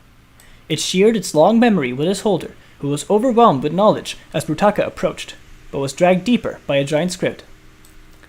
As the leader of the Baraki grabbed the Mask of Life, it reacted violently, sending out a blinding light, transforming creatures in every direction, including one stream of light which hit the Toa Inika, who were just beginning their descent into the deep ocean. The Toa were transformed by the mask's power, transforming them into Toas more suited for the oceans, even with new powers. They were now the Toa Mari. Whew, remember to hydrate, people. The Matoran, which once held the mask, was in a strange hold by the leader of the Baraki, with the mask in his other hand. But the mask then transformed the Matoran into the long-dead Hydraxon. Flooded with Hydraxon's memories, Hydraxon, warden of the pit, once killed by the Baraki, was revived to complete his mission. However, not knowing everything that was going on, Hydraxon's goal was to arrest all within the ocean, not knowing who was an old prisoner or who was friend. The Toamari, meanwhile, was fighting the monster eel with their new powers, including Matoro, who due to his disgust discovered that his mask power was the power to give fake life to the dead around him. He swore to only use his power if absolutely needed. Yeah, again, it got dark. They gave the really nice good guy the power to puppeteer dead bodies. Yeah, it's kind of fucked. The Toamari went on to prove themselves to the local Matorans. It was also then that Matoro discovered that the Toamari could no longer breathe air. Attacked by the Baraki, Toamari lied to the monsters by claiming to be fellow pit prisoners. This worked, but also caused the Matorans to throw them out, at which point Matoro was captured by Hydraxon and brought to what remained of the pit. The Baraki, not knowing what to do with the Mask of Life, just decided to safekeep it for now. But the beast the Baraki told to keep it safe, Nocturne, was cursed by the mask with the curse of death, causing all that Nocturne touches to die. Overjoyed with this power, Nocturne left with the mask, which due to its cracks was leaking life energy. The 5 remaining Toamari were able to recover the trust of the Matoran after Holly threatened them like a girl boss. Not even joking, she just threatened them into accepting her. What a fucking girl boss.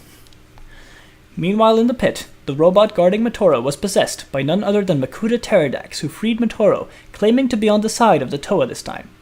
Matoro promised to keep Makuta's identity secret in return for his aid. Meanwhile, Joller manages to make an agreement with 2 of the Baraki, promising to cure them of their mutation if they help the Toa find the mask. The Baraki added one condition, that their leader be killed by the Toa.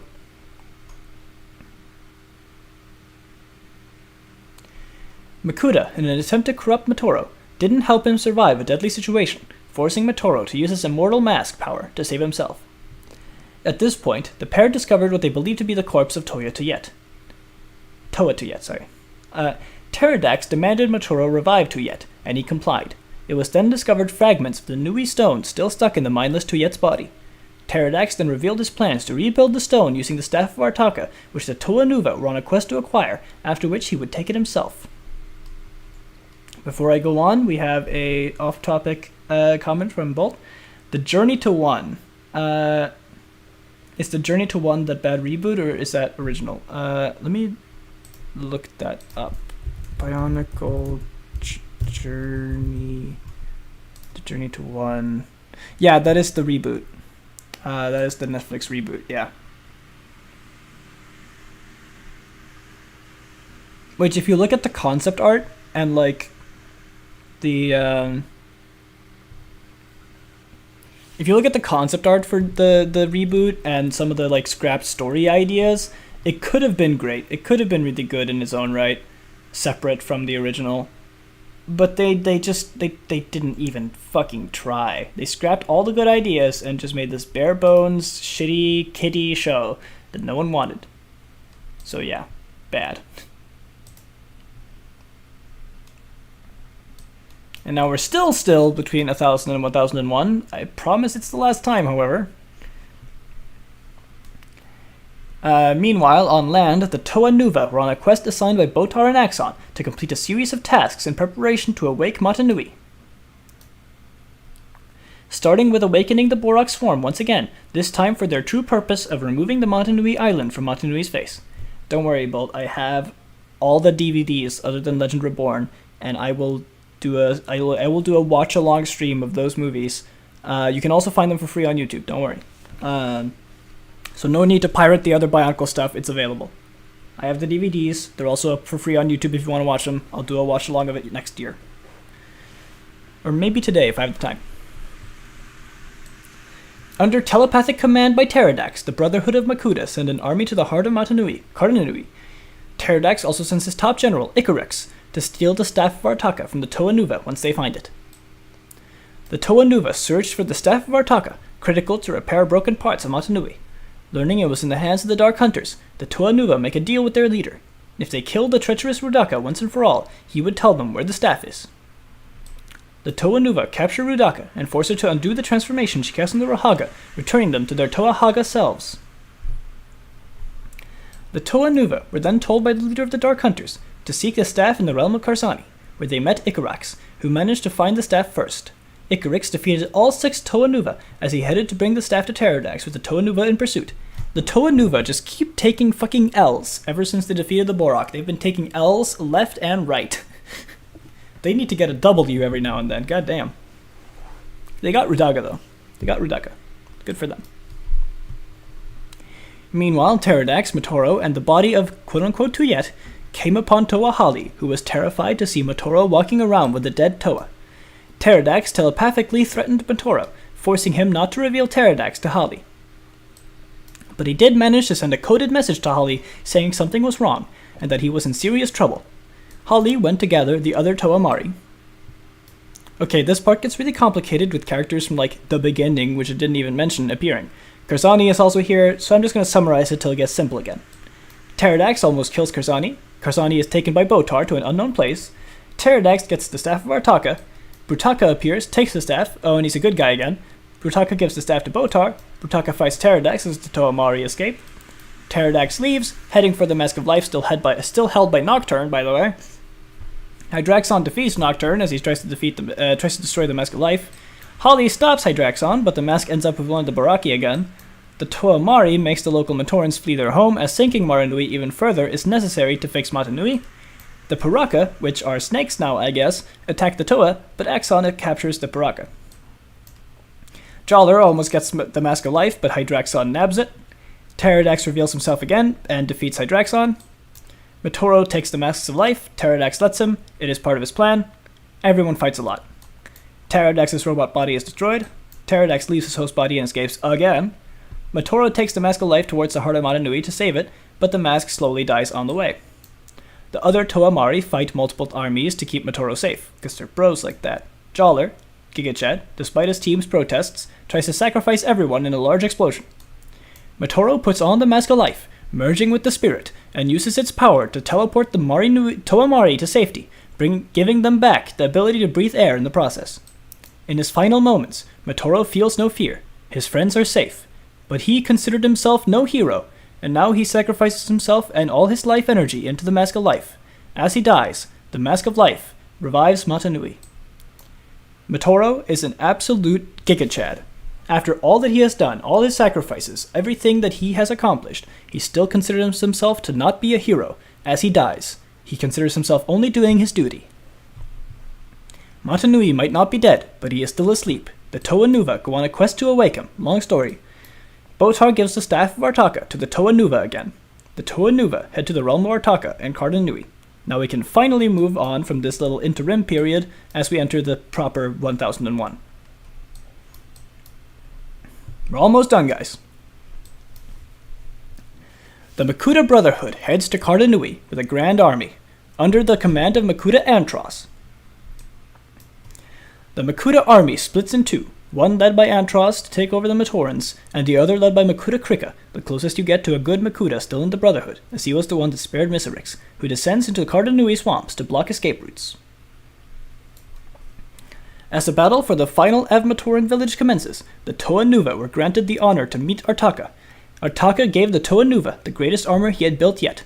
The Toa Nuva are teleported to Cardanui, where they join the fight against the Makuta army, driving them back for once getting a W. They learned that the Mask of Life ended up in the swamps and split up, one half to find the mask and the other to fight the Makutas. The Toa Mari defend Metronui from a fucking dragon. The Toa Haga are sent on a quest to find and kill Pterodax. Brutaka, the first Toa Helrix, and the Toa of Sonic's Krikua recovered the sundial of Matanui. Botar goes on a secret mission and fights Makuta Icarax. However, Icarax kills Botar. Rest in peace. Makuta Icarax finds and steals Makuta Pterodax's old Mask of Shadows and crowns himself leader of the Brotherhood.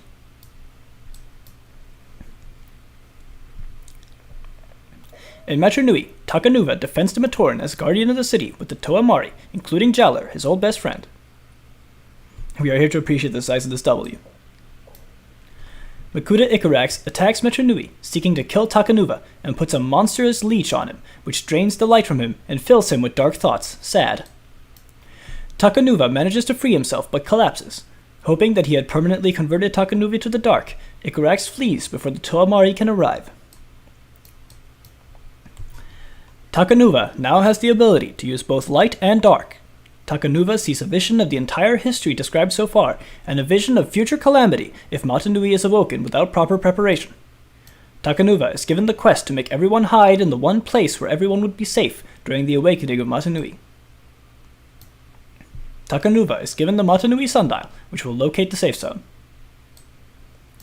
This part starts to get into alternate universe type stuff, real confusing. Basically, Brutaka tries to send Takanuva to the safe zone, but his mask breaks and Takanuva tumbles through uncountable alternate universes and timelines and dimensions and such. Because basically, Brutaka's mask allows him to teleport and stuff, and that also includes alternate dimensions, and it breaks as he teleports Takanuva, so Takanuva starts tumbling for years and years and years through alternate universes, and it's a really dark story, and he travels through like a lot of dark timelines and becomes like really, really, really fucked in the head and has like PTSD and shit. But don't worry, he's still a good guy, just now he's a lot darker. The Toa Nuva continues to search for the Mask of Life and also begins searching for the keystones, which are also needed to revive Matanui. Man's got a lot of requirements. Tahu is almost captured by Krika and sends an emergency signal to his team. The Makuta Brotherhood call upon Icarix for more aid. I need more water. I'll get it in a bit. The Toa Nuva continue to fight Makutas and find keystones. The Mask of Life, inspired by Matoro's sacrifice, wishes to be a hero like the Toa, so the spirit of the mask uses its life energy to build itself a body, hoping to find and aid the Toa Nuva. And thus the Mask of Life became possibly the most powerful Toa of all, Toa Ignika, Toa of Life. The Order of Matanui builds a team to find and free Miserix, the original good guy leader of the Makuta, led by Brutaka. The team was Rudaka, two of the Baraki, Makuta Spiria, Vazon. The team was chosen because they were expendable. Basically, they were the Bionicle Suicide Squad, because the writer of Bionicle liked to read comics. And yeah, by the way, we're still in the year 1001 for a long time, so now we're at 1001 again. But before we get to 1001 again, I will go get some more water. Remember to hydrate, kids. It's really important.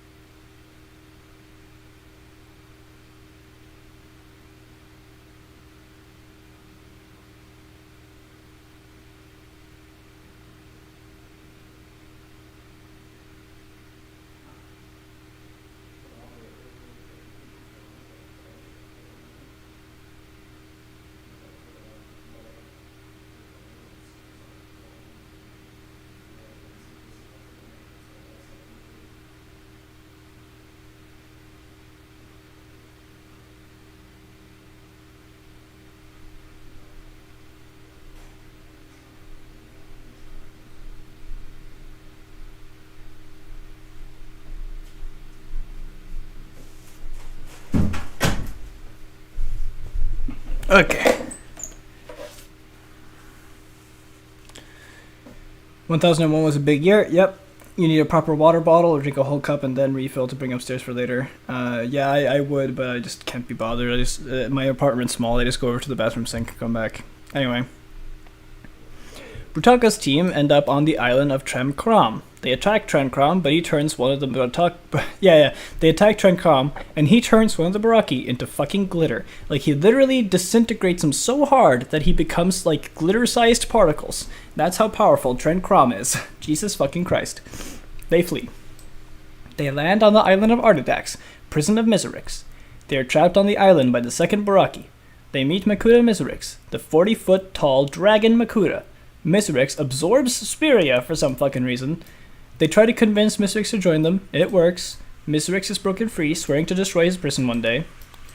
You can tell I got tired of writing this shit at this point, because I just started summarizing.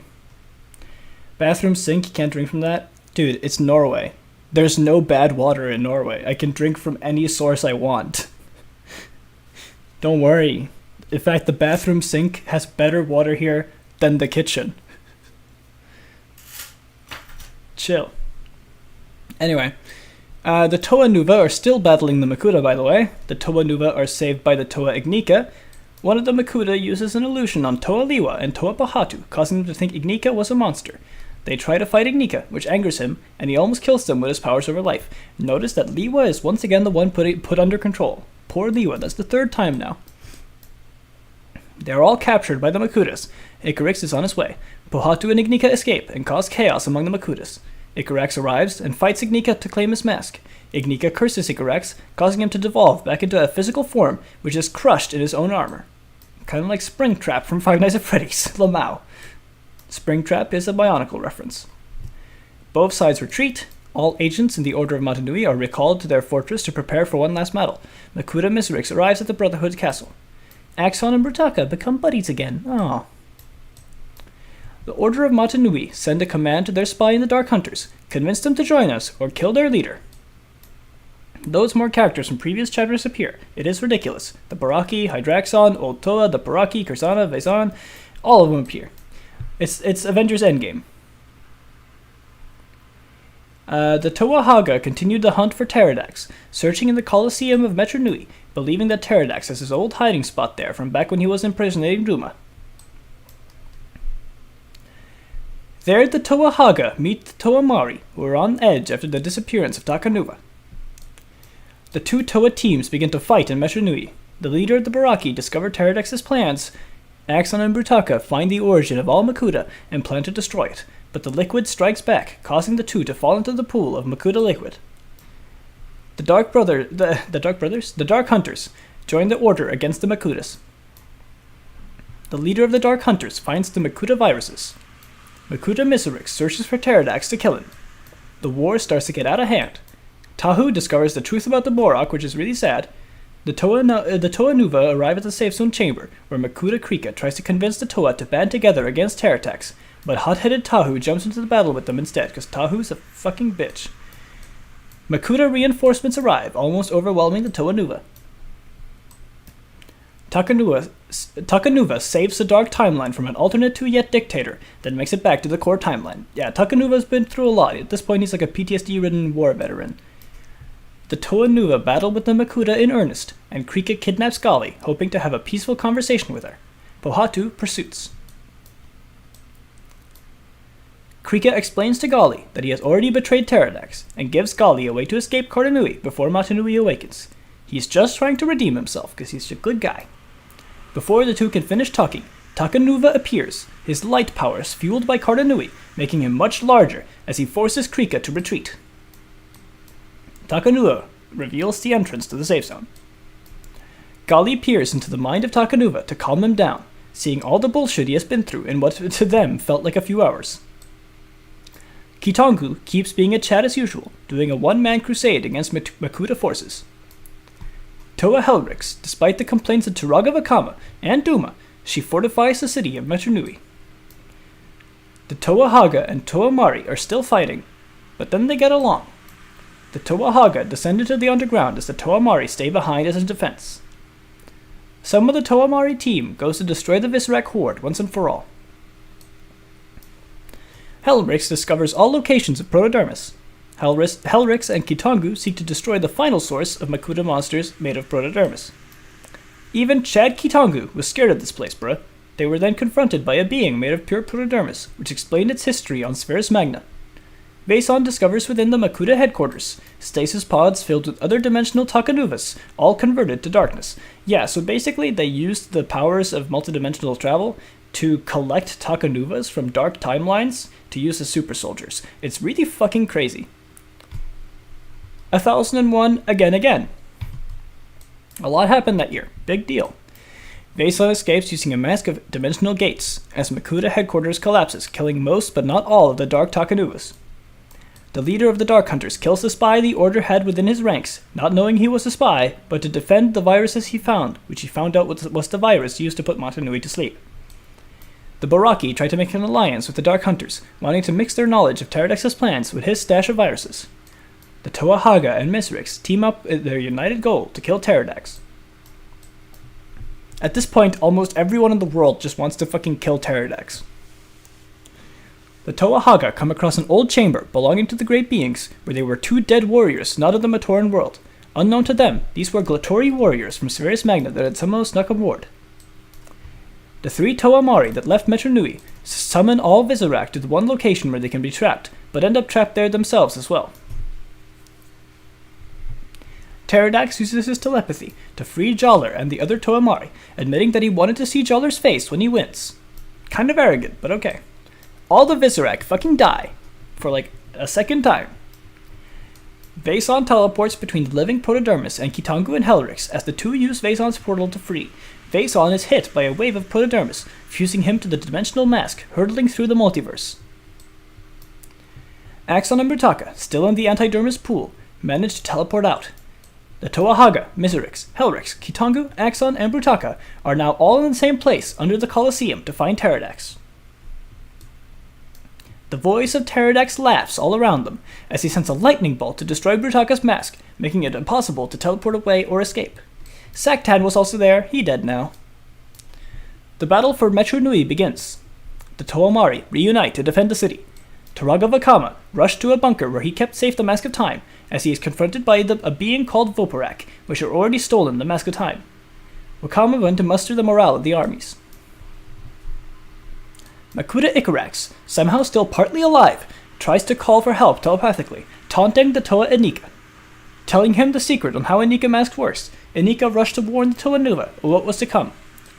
The Toa Nuva unlocked the safe zone in Cardanui, but realized it isn't a safe zone at all, thanks to Ignika's warnings. Tahu comes up with a daring plan to get... What?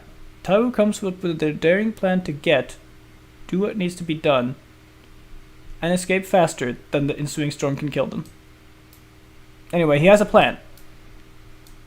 Big battle, Toa versus Makuta. The Toa Nuva finds Bionicle motorbikes, essentially.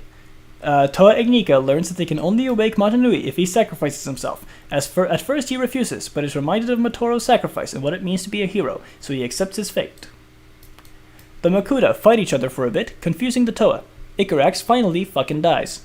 Takanuva learns that Pterodax wants the Toa to awaken Matanui and rushes to the Toa Nuva. Ooh, why's that? Scary. Takanuva goes rampaging against the Makuta on his way, but despite his warnings, the Toa Nuva prepare to awaken Matanui as Ignika sacrifices himself. Krika tries to be good and save his fellow Makuta from the soon-to-be storms, despite them being evil and stuff, but one of the Makuta kills him. Sad. Rip Krika. Pterodax laughs as the team assembled to fight him, turning Miserix into a fucking painting. He also sends the Toa Haga into an illusion, where they won, causing them to stop fighting. He teleports Axon, Brutaka, and Kitangu out of the universe. Rip my boys. All left to stop him is Helrix, who had her mind melded into Pterodax's, forcing her to endure his evil mind till his death. Ignika sacrifices himself. All the Makuta die, leaving Pterodax as the last one. The Toa escape Cardanui as Matanui was awakening. Krakua uses his sonic powers to awaken the Borak to fight against the rest of the evil monsters. The Toa Nuva arrive on Metru Nui. Metru Nui is saved. Turaga Duma and Turaga Vakama announced that the next day would be nothing but celebration of their victories and the awakening of Matanui's spirit. So it seems to them that they had won. However, during the celebrations, only Toa Holly is concerned. She is happy, but still feels it was all a bit too easy. The sound of dark laughter was heard softly on the wind. The robot of Matanui began to shake, waking up from its long, deep slumber, slowly but surely.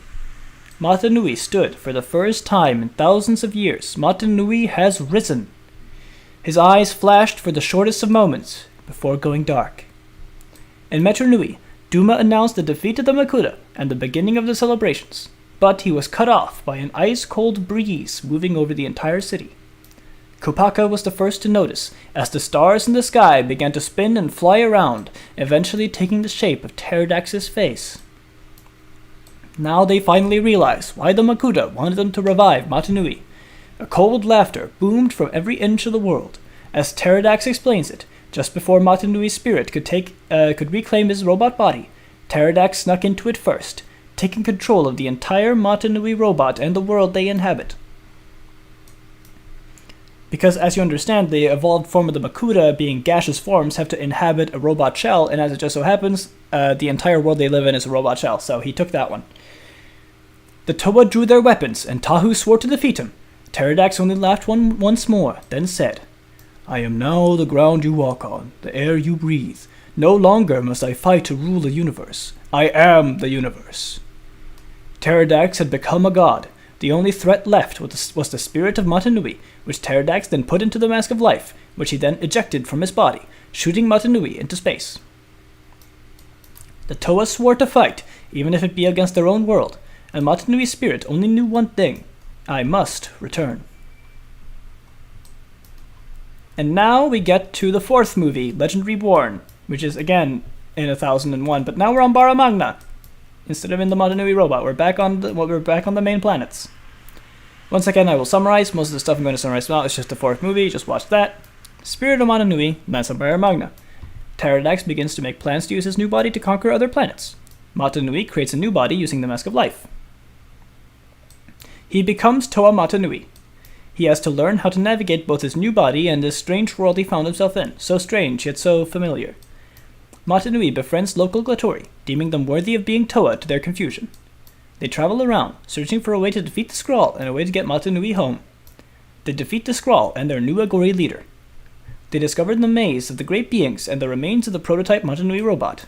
And now we're no longer in movie 4. That was really quickly summarized. Legend Reborn, not a lot happens in that one. However, what I'm about to tell you is what was going to happen in movie 5 and 6, which were cancelled, unfortunately. Pterodax does a bunch of bullshit, like reviving the Visorak that Kitagu fought so hard to defeat. Lots of chaos inside Pterodax's body now that he is the planet. Axon returns, yay. Helmrix gets depression from losing. Vaison is still traveling through dimensions until he finds the good guy, light version of Pterodax, bringing him to our timeline to fight the evil Pterodax. So now you have Pterodax inside Matanui's robot and a good guy version of the regular Pterodax inside him. It gets weird. Pterodax begins his travel to Bara Magna. There's some other timeline bullshit, not relevant. Oh, and Liwa, among some others, get transported to Bara Magna to a cage of one of the great beings. Once again, Liwa cannot catch a break. It's always Liwa that the bullshit happens to. I feel so bad. He has horrible luck. Toa Matanui goes through the great being's maze and makes it through, finding a computer. Using it, he learns of his true purpose and regains all of his memories. They find an incredible power source, which they can use to power another giant robot. They use it to rebuild the prototype robot so Matanui can fight Pterodax in a giant robot fight. Again, this would have been fucking awesome to see in the movies, but it got cancelled. This would have been movie 5 so far. Matanui enters his spirit into the prototype robot using the Mask of Life to keep the power source stable. He begins to pull Aqua Magna and Bota Magna back into Bara Magna, which is how he is programmed to restore Spheres Magna, the purpose he was built for so many thousands of years ago. Pterodax in Matanui's old body shows up, and the two giant robots begin to fight. The last of the protodermis is destroyed within Pterodax. All the inhabitants of Pterodax escape his body onto Bara Magna, meeting with the Glatori and Agori. Tahu is reverted to his original form by Matanui, Epic Troll, so he can use specialized golden armor, which he uses to destroy Pterodax's armies. For a moment, Pterodax pauses, as Matanui uses the other planets he is pulling in to crush Pterodax, which is fucking awesome. Like, literally the only way to kill Pterodax is to crush his head with a planet. Spheres Magna is restored, Pterodax is finally fucking dead, and Matanui has fulfilled his destiny. He uses the last of the energy of the Mask of Life, giving life to the planet and curing all monsters of their afflictions. Matanui falls. His friends mourn him, Toa and Glatori, together. Matanui's spirit appears from within the Mask of Life and gives the Toa the one last quest of finding the great beings before his spirit is no more. I think it is not the time for me to walk among you. You all have a new life to build, and you must do so without my shadow hanging over you all. Perhaps the day will come when I will return, but the future belongs to you. Never forget that. Matanui. And now we have what was going to be movie 6. But this is, when it got canceled a bit into movie 4, but yeah. The Glatori and Agori and the Toa and Matoran have some racism issues. The great being Velika is still alive, by the way, and begins his plans to be the next big bad guy. The last two of the Agori Iron tribe discovered that Anona has returned all the way from, like, 101,000 years ago. Her dream plague along with her. Karzani is still somehow here. One of the ancient Toa goes to hunt him down, but Velika brutally kills Karzani and frames the Toa. Velika keeps spreading racism between the Matorans and Agori. Pohatu and Kopaka find Trent Crom, who is also somehow still alive. Trent Crom shows the Toa a vision of the Red Star, which is essentially a Bionicle hell. Right afterwards, they saw the pieces of Trent Crom chopped up and killed by Velika. A mysterious being explains the Red Star to the two Toa, and that something has gone wrong there. The three teleport to the Red Star. The shit they saw there scared even Kopaka, dude. They set up a bunch of shit like Velika, the Toa-Agori relation, the imprisoned great being, a Red Star, a bunch of other stuff I'm not even mentioning, and then it was cancelled. And then it was cancelled. Can you believe it? My friends, we are standing at the precipice of epic storytelling, and they snuff it. They steal it from our hands. They take it straight out of our mouths, and they spit on it, and they say, fuck you. And then they come back 5 years later with a mediocre reboot that nobody wants, and they say, fuck you. And then they never make another Bionicle set, and they say, fuck you. This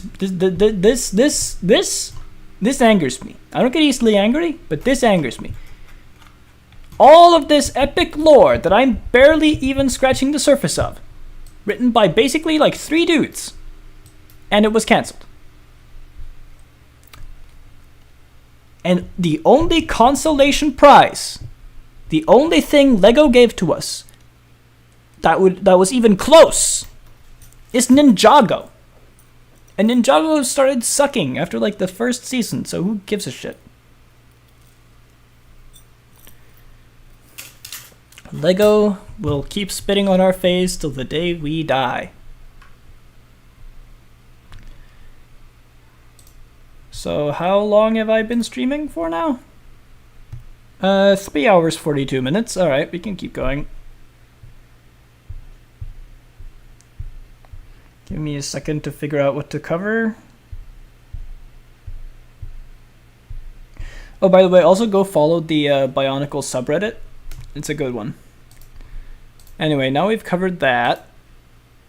And we have covered this.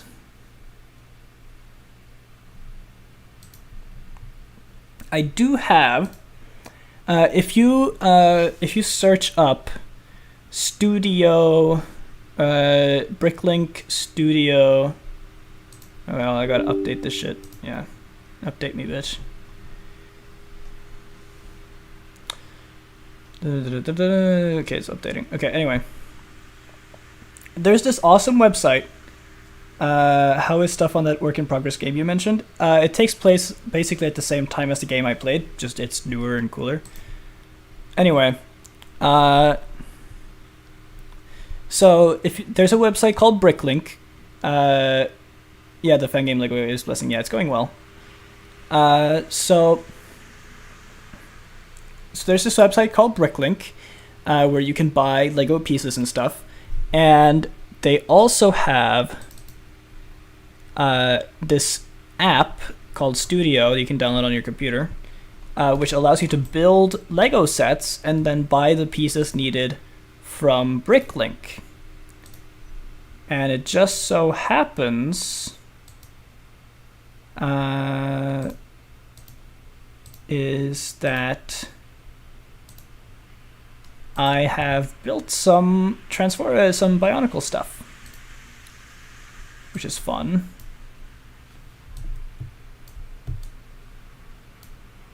I've built 3 so far. Haven't really touched it in a while.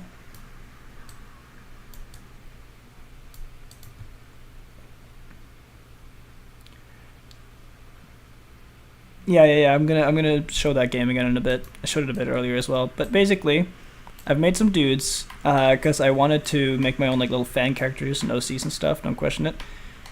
So I'm gonna go over the first one I made first, which is this guy. I can actually show him his own project if I open it. Open, I believe it was this one, yeah. Haven't gotten a name for him yet, but he was my first Toa I designed. He was going to be a Toa of ice, but I didn't have all the parts in white, so some of it is black, which I thought was a cool contrast. He's got this cool shield made out of 2 blades and some panels, and this sword. Pretty basic, pretty simple Toa, sort of in the later style. And then I made this one, which has a scorpion tail inspired by the Sand Tribe, a dual-sided blade, and is a Toa of Shadow, which, other than a few exceptions, there were no Toa of Shadow, so I thought it'd be kind of cool to have one. All of these are supposed to serve as kind of like a OC, like Toa team that were supposed to be like special ops, sort of like hiding and doing operations that nobody knows about. And then we made my favorite, which is this one. I love this guy because he is another attempt at making another Toa of Ice. This is my favorite fan character because he's really cool. He's got Technic-built lower legs. He's really poseable, and he has a poseable lower body and a poseable upper body, the design of which I found on the Reddit. I can't remember who made it, but it's really cool. And then he has this blades attached to his back, which can serve as wings, or, as shown on this one, can be held as swords. This guy's really, really poseable and still maintains a sort of very typical Bionicle height, which is good. I'm not perfectly content with the design, but I do love him a lot. So those are my designs, and I encourage you guys to download Studio and design some of your own.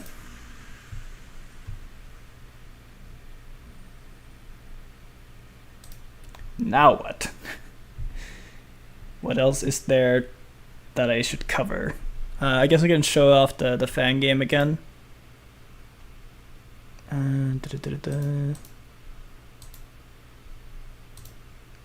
Bionicle Masks of Power. There you go.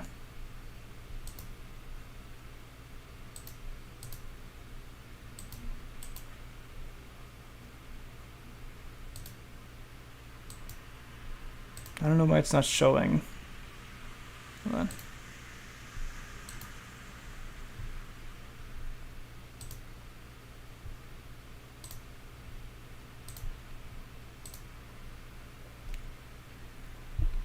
Gonna just wait a bit so I can make sure that this works on stream. You can see it. Because for some reason, if I just stream Steam, then it doesn't show the actual content of Steam. So I have to like just do the browser, or not the browser, the screen as a whole, and then just close everything else. Alright, it looks good. This is the Master Power project. It looks awesome, made in Unreal. I believe that's Matoro down there, actually, or at least a guy that looks like Matoro. Wouldn't be able to make it a bottle another day for you to birthday. Yeah, that's the cool thing as well. With Studio, you can actually create instruction manuals as well. It's awesome. The entire thing's fucking awesome. But it's this really good looking, really fucking epic game. Like here you see I have a gameplay trailer where you play as Liwa. I mean, look at it! It does take place at the same time as the game I have just played for the last few streams, but I'm definitely playing it. The sound design and the animations, it's all fucking perfect. It's exactly how I imagined the Bionicle world as a kid. It's gonna be fucking awesome.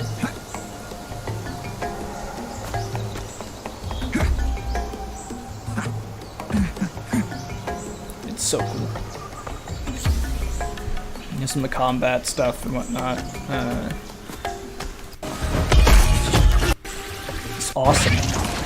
And the way like he like jumps around, it's like Dark Souls of Bionicle, dude. It's gonna be the Dark Souls of Bionicle. Look at this shit, man. The flips and the dodges and the way he like Liwa like runs like an animal when he runs, which is fucking awesome.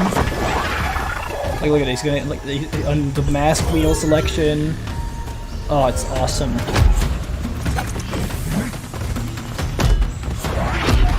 sort of a spiritual successor to the game we just played, in a sense. Master Power, Gilbert is still on scene, it's awesome.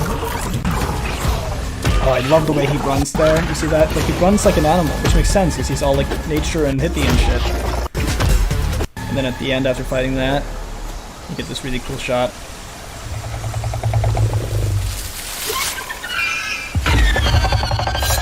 Awesome. Awesome. It's gonna be so cool. From Team...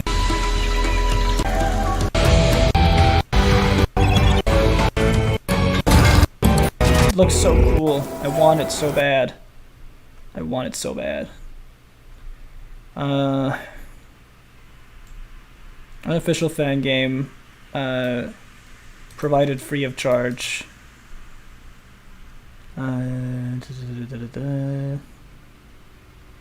Yeah, it tells the story of the launch of the first Bionicles in 2001. Do a video on it or a stream? Definitely.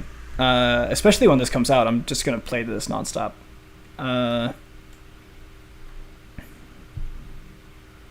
It's awesome. I love this. Team Kanohi is awesome. Go subscribe to their YouTube. They also made this, which is like a simulation of the Coley sports tournament. It's in early access, but that's fun that they have that. It's like a fun little football type game, but it's Coley. Go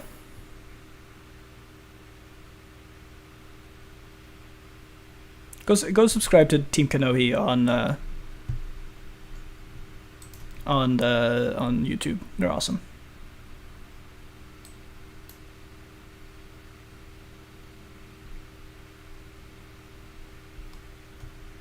You gonna stream it and make highlight videos? I'm probably gonna make videos. I don't know. Depends. If it comes out in March, I'm doing streams. But if it's outside of March, I'll do videos and then release them on March, maybe.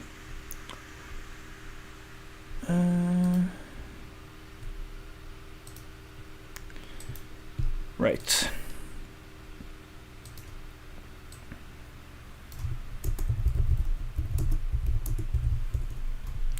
Now there is an upload on YouTube, which has all three of the main Bionicle trilogy in perfect order,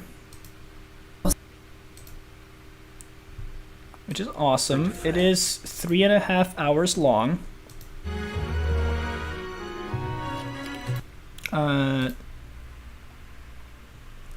So what I might do is just do a watch along of the movies.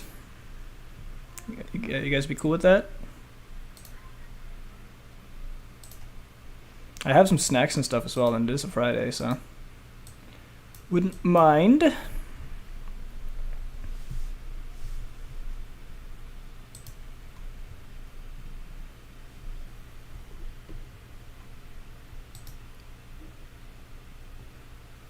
Let's see here.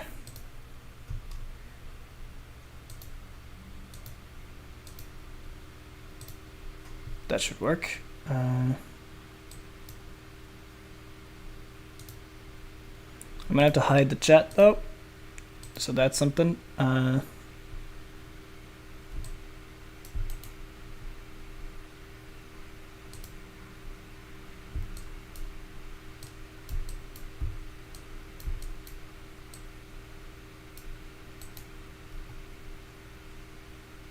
See, fit the screen. Yeah, I'll just play the movies and I'll do a watch along. But before I start it, I will grab some snacks and something to drink. So I'll be right back.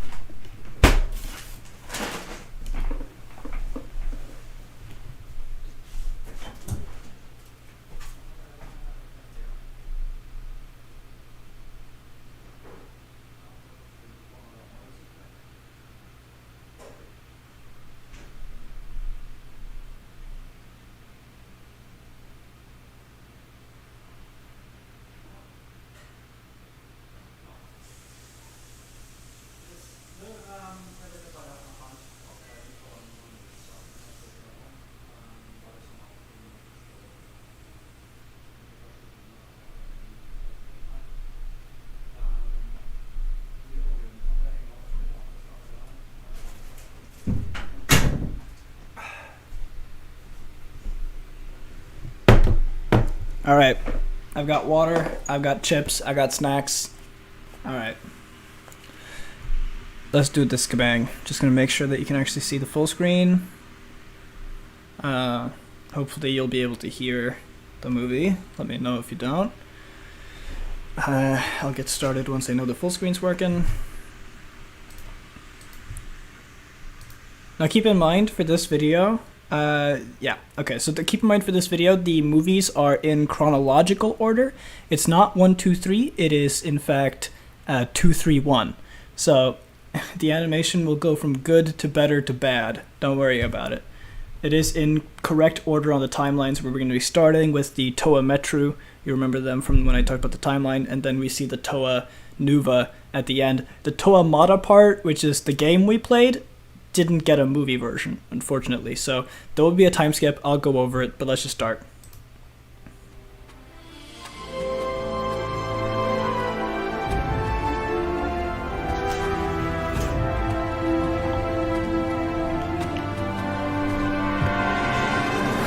Gathered friends, listen again to our legend of the Bionicle.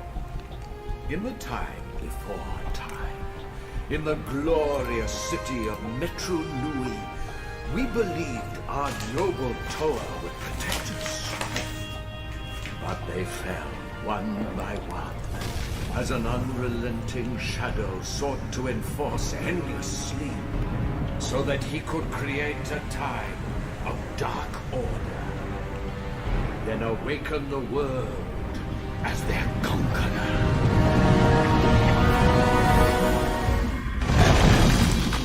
There he is, Toa Likan, Captain America Bionicle, best boy. We all love Likan in this house.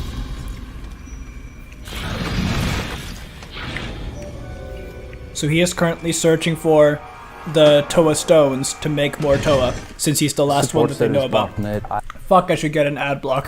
Selskapet som jeg og Gassi starta som 17-åringer. Så God damn it. Okay, there might be some ads here and there. That's fine. We have time. I'm gonna be streaming all day. I hate that YouTube has made it a thing that you get 2 ads now. That sucks.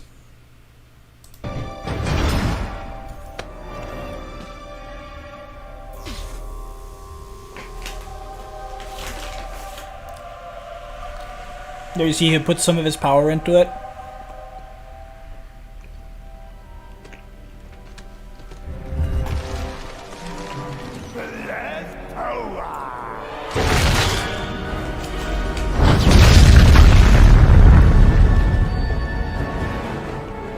I mean, you have to consider when these movies was made, it was like what, 2002, 2000, like early 2000s. Like these movies actually look pretty good for when they were made, not gonna lie.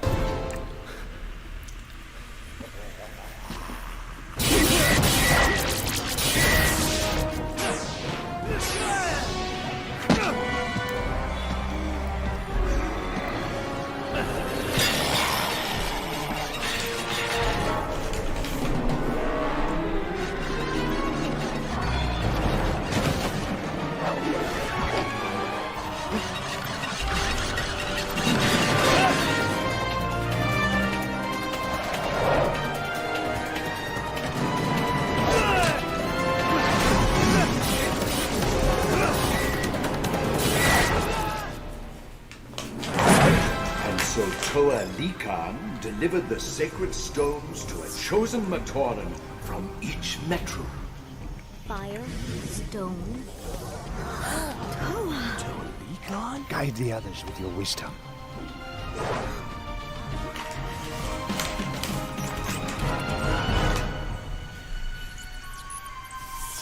In every city's life, there is a period of great building when artisan builders such as Onawa create wonders that confirm our faith in the great spirit of civilization.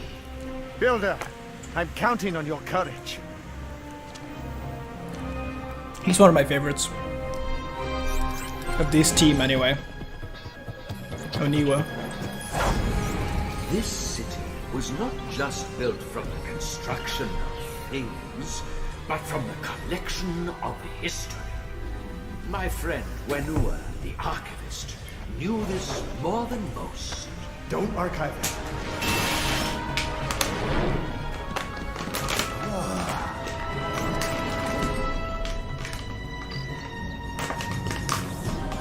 It was an age. By the way, this like intro sequence where you see the like Matoran letters and then they slowly turn into the regular Latin letters, that's the inspiration from the intro and outro you see in a lot of my videos, where it shows those random letters I created and then it turns into the Latin letters to say folklore. That came from this. When brave Matoran like Matar would selflessly test the latest innovations with foolhardy courage. So these little guys you see here, they became the elders you saw in the game.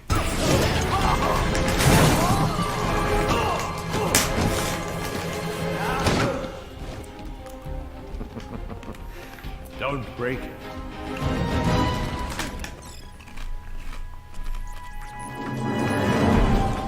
But it also was a time of reason, study, observance, and looking into the future.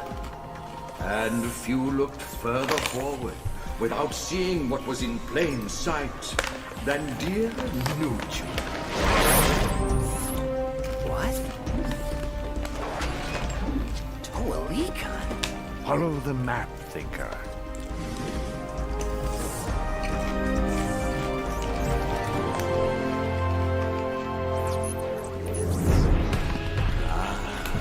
It was a time of sharing, remembering, building, adventuring, dreaming.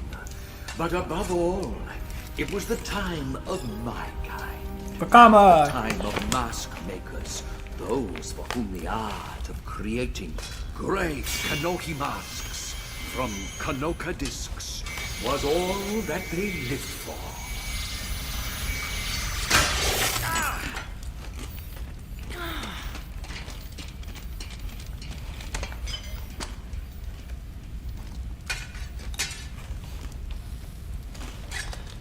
Making great masks for Kama? Toalikan? Not yet, but with the right disc. But first, the city needs your help. My help? Matoran are banishing. Deceit lurks in the shadows of Metronui.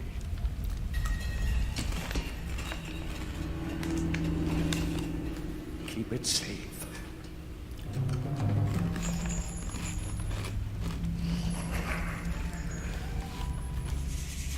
Yeah, he's trying to make the Mask of Time. Nice you noticed that. This time, your farewell will be forever, brother. You lost the right to call me brother long ago. Such an epic line from Nikon.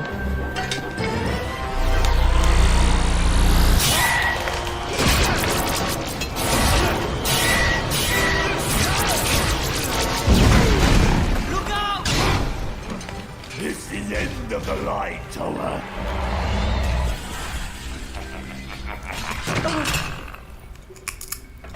Where do you think you're going?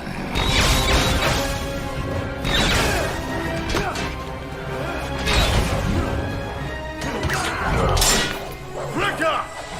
Heads up!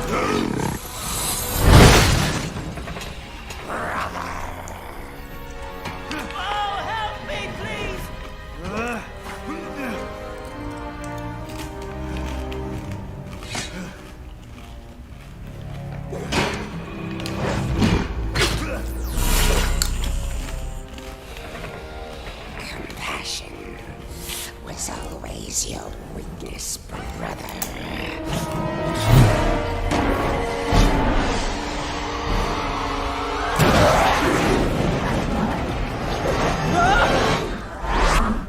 Here he is having his visions as usual. He has way too many fucking visions.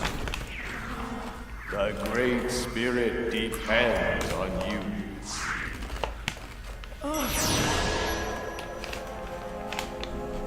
Time is short. Hurry, Bakama.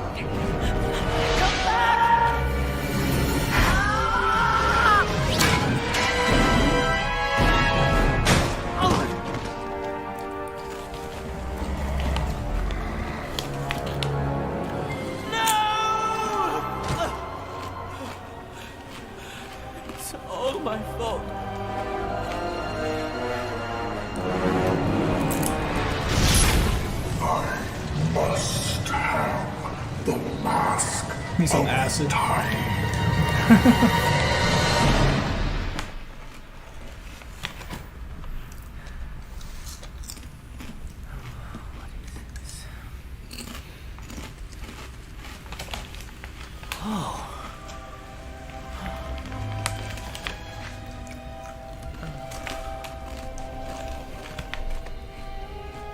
Without you, we have no Toa.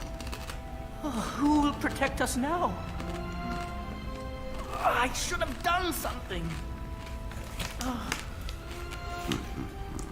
You should not blame yourself, Akama. Turagaduma. You are a mask maker. Remember, that's not the real Turagaduma, that's an impersonator. That's actually Makuta Pterodax. Not at all. I have come for the Mask of Time. Yes, well, I am sorry, Turaga. It's not yet ready. Great masks take time to craft. Perhaps you are using inferior discs. I use the finest quality available, Turaga. Only great discs are more pure, but they can only be retrieved by a Toa. Of course. Pity Toa Likan is not here to help. Bring the completed mask to the Colosseum. There's an imposter among us, and he's red, he's sus. The destiny of Metro Nui rests in your hands. I have come for the Mask of Time. That's what Toa Likan said. Goddamn ads, man. At least make them fucking skippable, YouTube. Fuck off. Why would I want to buy this?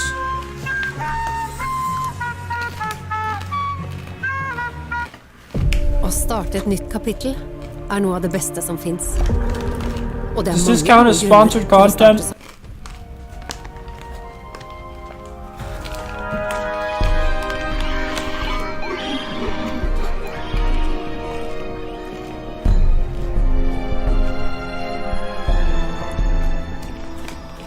Toa Silva.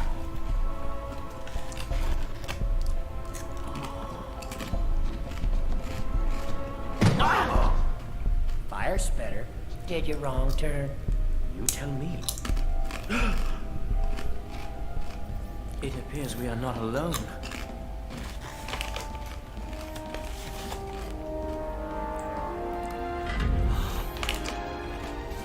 Well, I know, I was Khan joking. summoned me. Me too. It appears we have all received these curious stones. All similar, yet each unique. Like us, all Matoran. Some just more handsome looking than the rest. Who's ever heard of a Matoran getting summoned to the great temple like this? What will be asked of us? We are all just strangers. Some stranger than others. Your negativity pollutes this sanctuary, Builder. Save the lessons for your class, teacher. Look, we're here for a reason.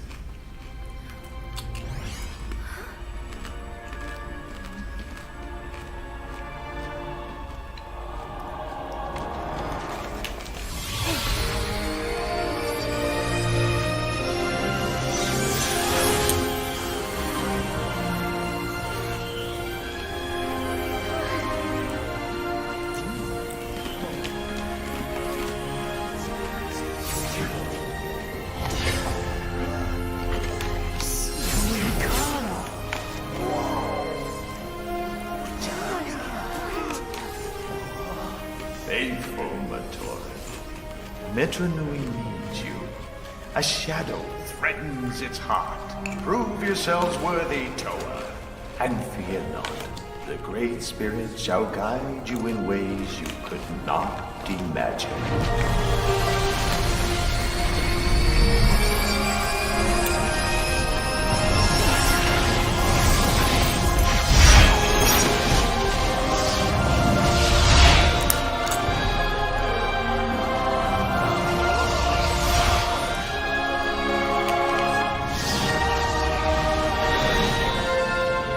Glow up.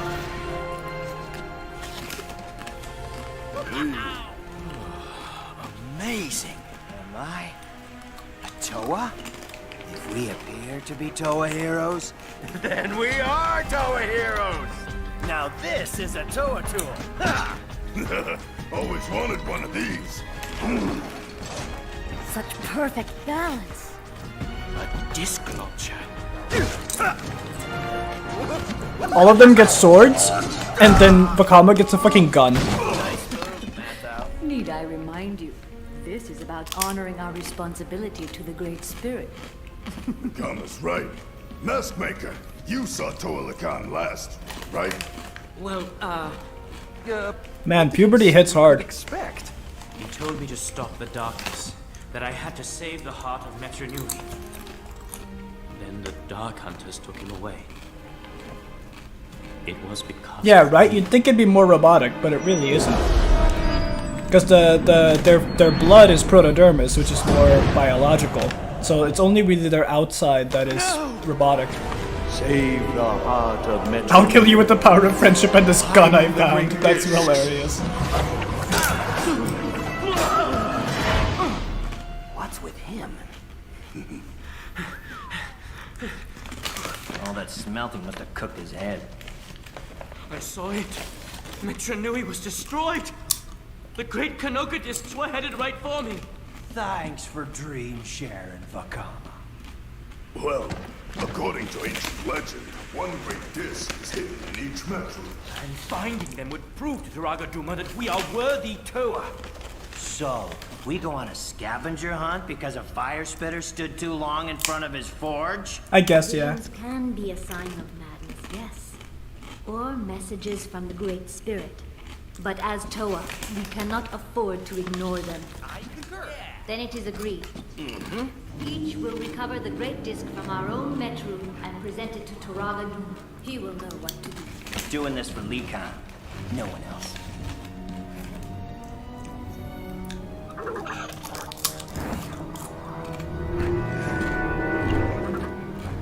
It says here, the Great Discs will be found by seeking the unfamiliar within the familiar. Now, this part is a montage where they get all the discs, and you see like one shot where they fight the plant. This is taking place over like a few years, right? But they're montaging it so that we can get back to the action. Now, you mentioned here the two different ones call them Fire Spitter. What's with the bias? Their racism. You are correct. That is from the Matoran Civil War, I believe, that just happened before this. So there is some racism and some bias between the different elements, in fact, yeah. So whether it was madness or messages from the Great Spirit that guided us, we undertook the greatest scavenger hunt in the history of Metru Nui. We were justly proud of our new Toa statue. And one by one in our homelands, we sought out, found and recovered these great discs. We never even feared the consequences. We had bold hearts and courage enough for the whole city.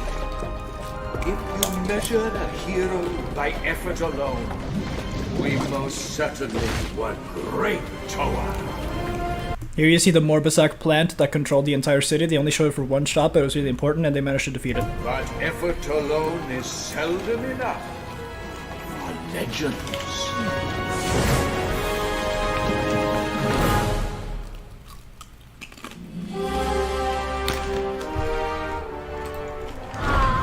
It is with deep sorrow that I must inform you of the disappearance of our beloved Toa Likan. But with the help of Davaki, order shall be maintained. Trust in me, and soon all your concerns will be laid to rest.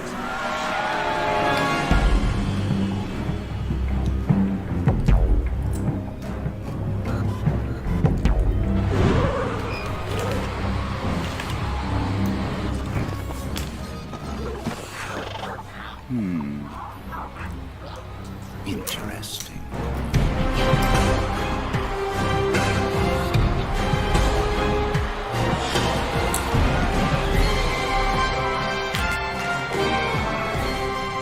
Really fucking epic music in these movies. I really like the Bionicle soundtracks. Metru Nui! always wanted to loud shout that.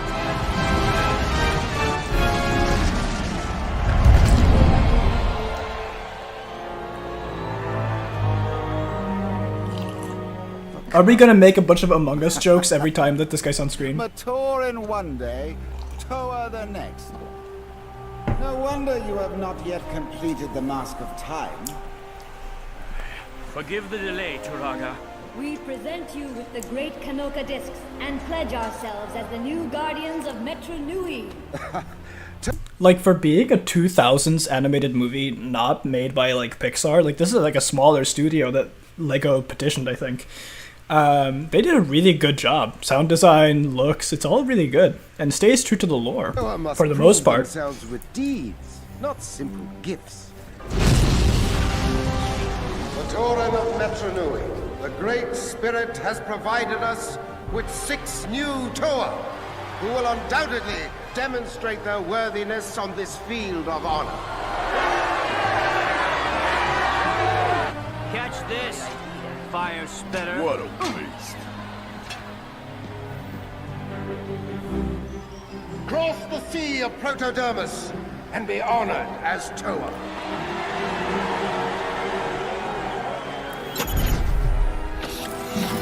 This is a really fucking cool scene.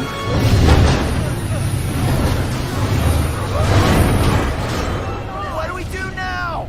We'll use the mask powers the Great Spirit gave us.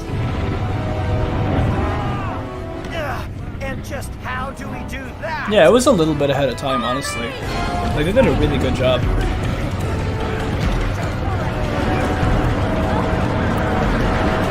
I think they learned a lot from the first movie. You'll see that later.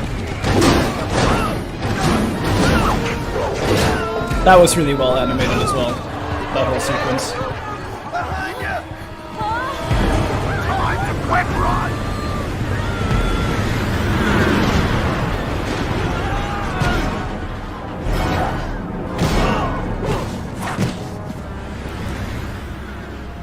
Like, at this point, Makuta is just trying to, like... Jesus. Yeah, the shaky cam isn't great, but I think it was just used to cover up the animation.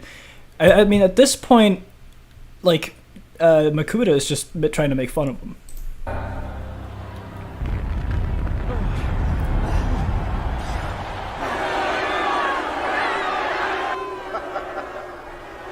Let us praise these jesters.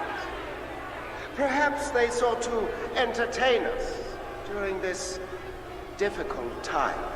Or are they imposters? No!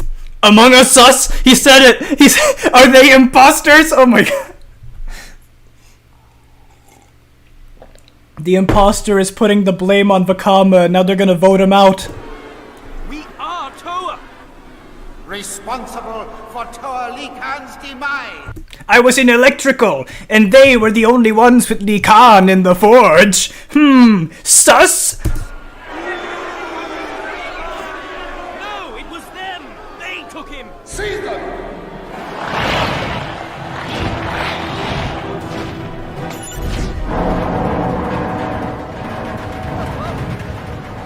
Now what? I can't believe it.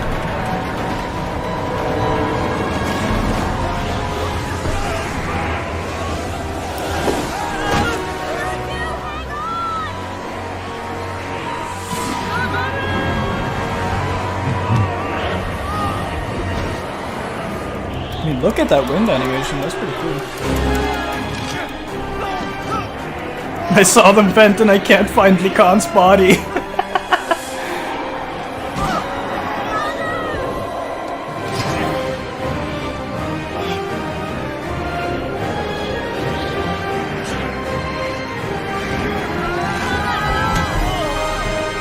I just want to point out that on both of the main Toa teams you see in the movies, the water chick is always the most competent one.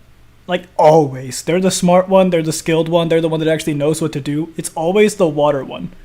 In the second team, you can say the ice one is also really competent. But, like, the fire guy that's supposed to be the leader, he's always such a fucking clown.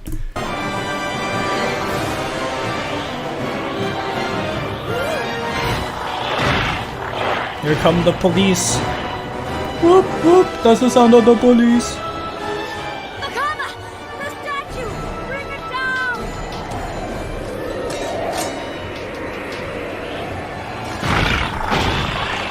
I hate the fact that they're also in the same colors as a lot of the Among Us, so you can literally say blue and red and it makes sense.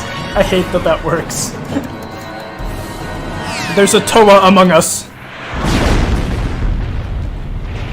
There's a Makuta among us. That works.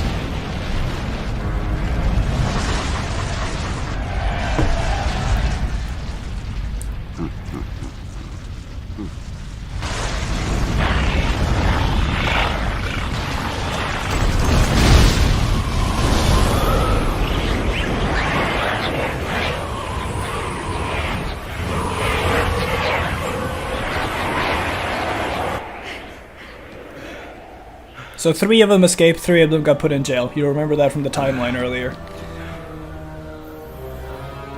No, we have to make a parody of that. I will. I'll make a Bionicle Among Us parody. Honestly, you could with a you could do that with a lot of franchises from this time, to be fair. I mean, Bakugan, Pokemon, Beyblade, a lot of them had like Power Rangers, a lot of them have this sort of thing, but I guess you could. As is our duty, we shall not fail. We've been betrayed. We've got to save the others. To do that, we need to find our mask powers. I agree. But we have to get out of here. Yeah, you can, Bolt. Come on. Again, the water chick being the most like brave one.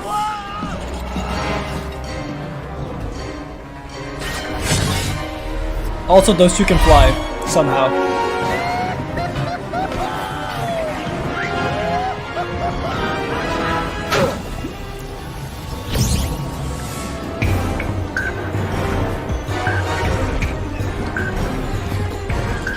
I really like this method of transportation that they have. It's really cool. Using these like water tunnel things and high pressure to transport stuff, and they can tolerate that since they're robotic. It's really cool.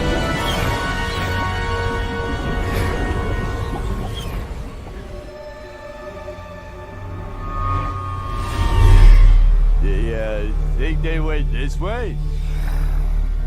Why do I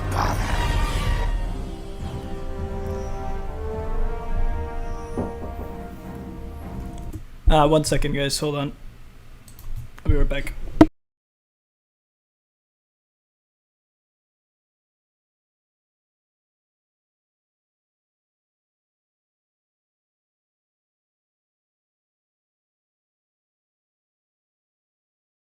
Mom just came by to drop off some food, so I have a little bit more. Cool transport, horrible logistics. Yeah. Looks cool for the movie, though. The mask of time is not yet completed. I love this, that you can see, because up until this point in the movies, people that didn't know the lore just assumed that there was only one Makuta, but now in this scene you think it's Makuta confronting Duma, but in reality it's another one of the Makuta confronting Pterodax. It's so cool. I love it. No. But when the great shadow falls, the Vaki will ensure every Matoran's fate.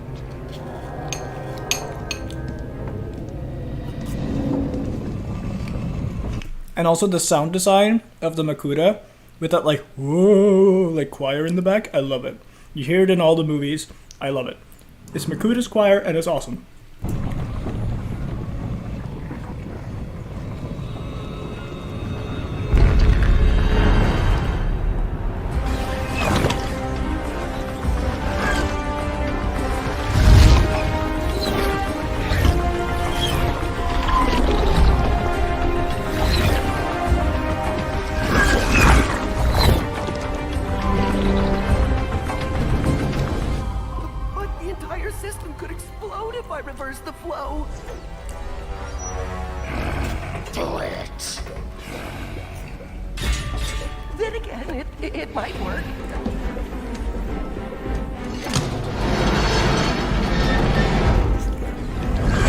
Makuta was a theater kid. That'd be funny.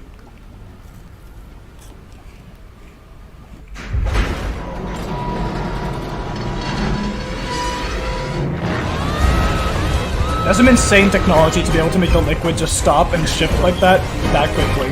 That's insane.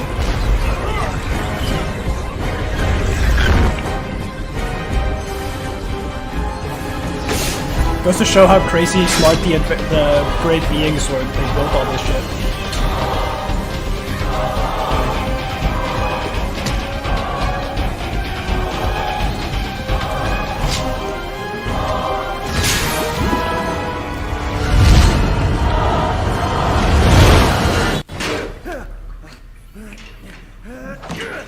We gotta get out of here. Oh, this is just great. When I woke up, all I worried about was cataloging. Now I go down in history as Metro Nui's most wanted. You? I'm the one suffering here, stuck with a Comatoran big brain There's a vent above their head. That's kind of sus. and an Onomatoran stock boy. Hey, whoa. We will never escape. Our freedom is gone. Our future is hopeless. Giving up hope. I hate these fucking ads. Jesus. Anyway, there you saw Turaga Lee Khan. Everyone all right? They don't know that's him though. They think he's dead. Sure, fine. Just enjoying the view.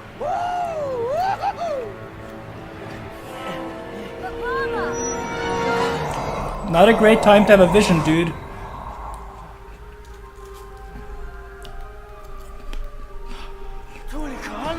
I love the symbolism of this. I'm not gonna get into it, but I love the symbolism of this. This movie is so well directed for being a kid's show.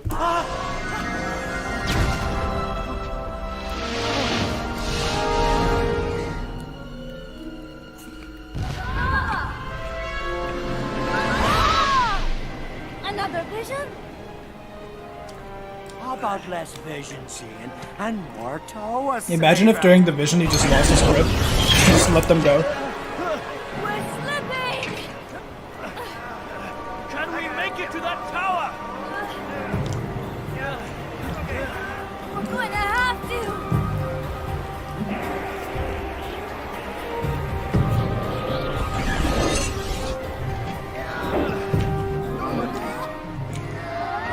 I'll look into it after stream.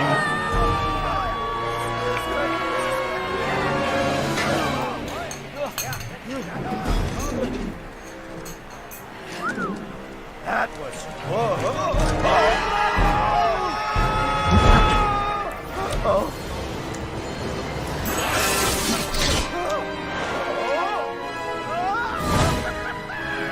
Has he found his mask power?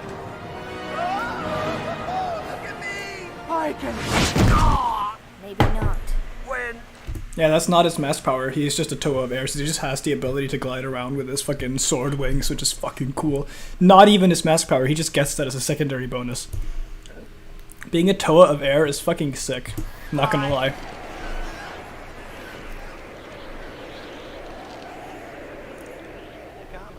move back there. Very nice. And check out these wings.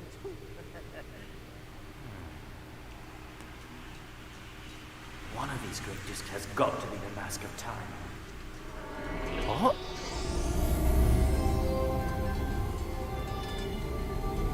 The powers aren't explained well so far. Yeah, so you'll see when they use a mask power, their masks glow.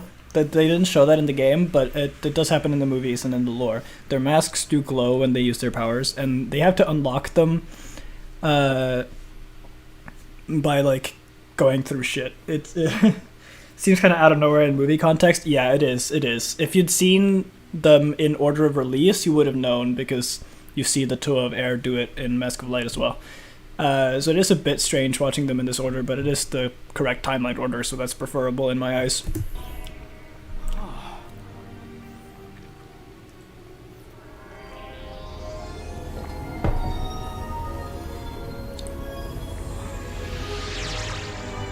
And just to clarify, it's these discs that they make the masks with, and they need to combine all the great discs in order to have a strong enough disc to make the Mask of Time.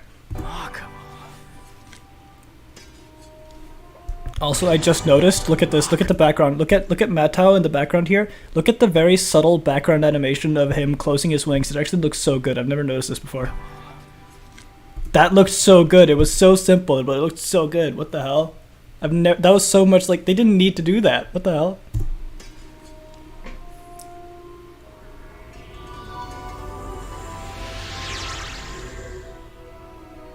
Vakama? Come on. What? Just a moment. Vakama, we've got to go. The discs. But the discs. Look! Toalakan's spirit star. Each Toa has one. As long as it burns in the night sky, Toalakan remains alive. That's such a nice plot convenient detail in the lore, is that every Toa has a star in the sky and that won't disappear till they die. And it's getting a star that means you're like recognized by Motunui as a Toa, so they don't have a star yet because they haven't been officially recognized yet. But yeah, attention to detail. Woo! It is headed toward Pometru. What about our captured Toa brothers? We need Toalakan to stop Turaga Duma and free the other Toa. And how do you propose we quick catch a spirit star? Perhaps a way has been revealed, Ryder. Bruh. I don't need this. I don't even know what that was for. And I don't go skiing. Fuck off.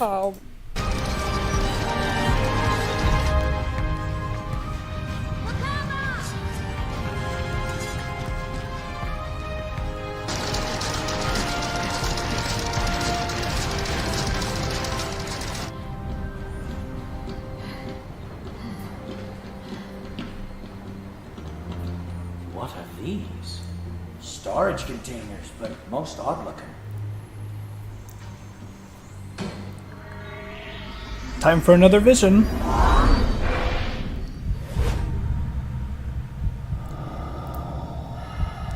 This gets kind of creepy for being a kid's film. Like, I know Bionicle is dark, but this freaked me out as a kid.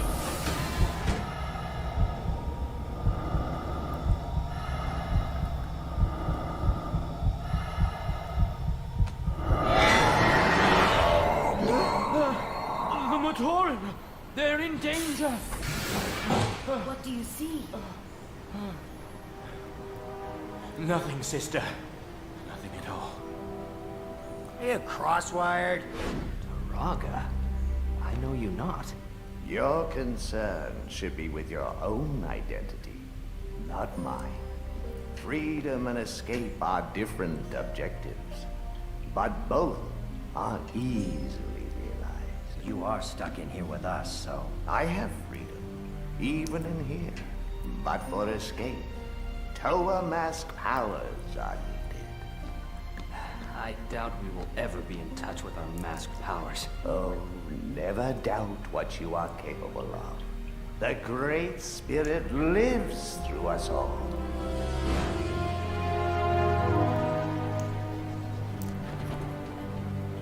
Vakama, your destiny no longer lies in sculpting masks. You are a Toa. I'll never be a real Toa. I can't even make a decent mask.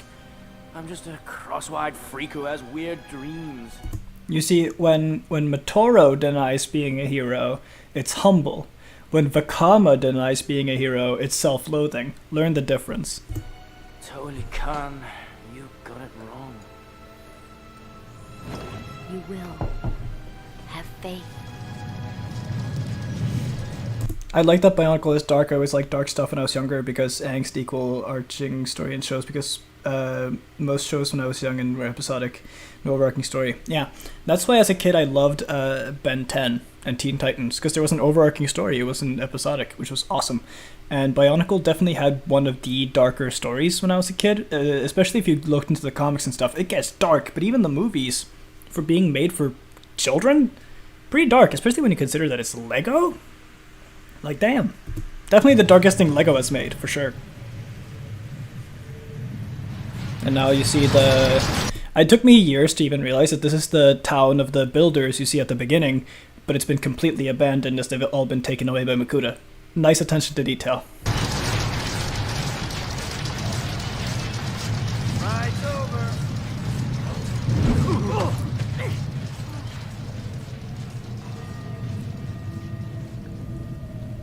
Stick close. Bad things happen in the desert.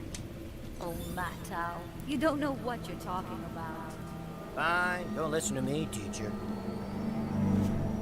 And look, they were building another statue of Likan. You can see the head and the arms scattered around. They were building another Likan statue. That's how much everyone loved him. They're building him multiple giant statues. He's such a Chad. Listen to me, teacher.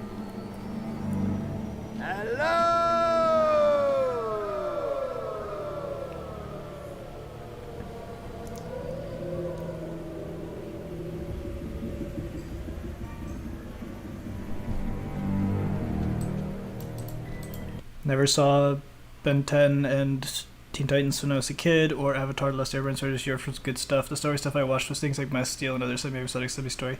Yeah. We should try to find those shows though and watch them because they're still good.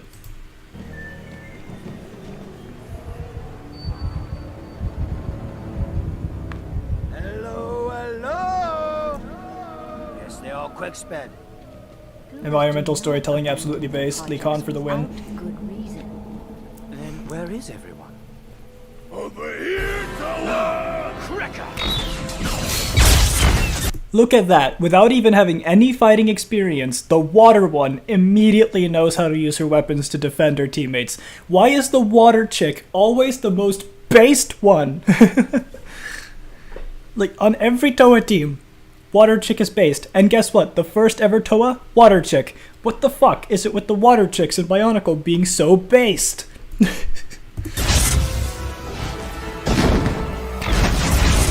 I mean, talk about being ahead of your time. This was the most female empowerment in any franchise ever. Even the bad guys were women sometimes. A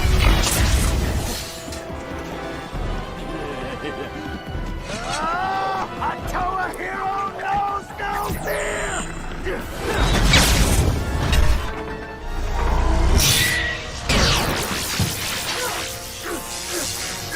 And of course, Matau immediately gets bodied because he's not based like Holly.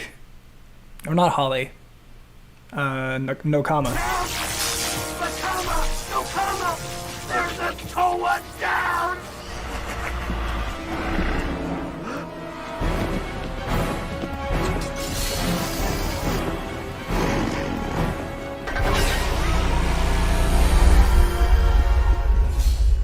What's going on? Are you doing that? Now what?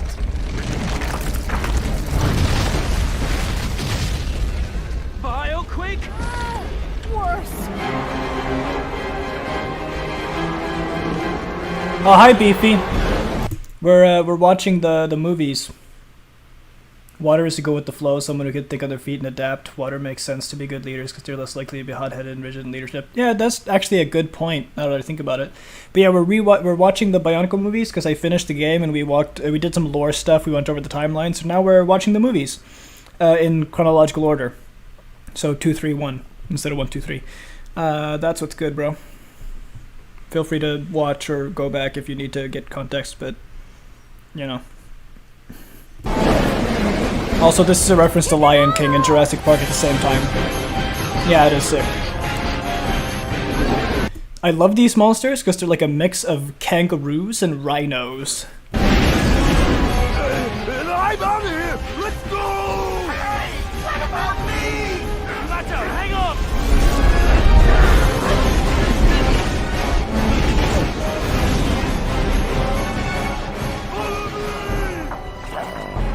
No, get down.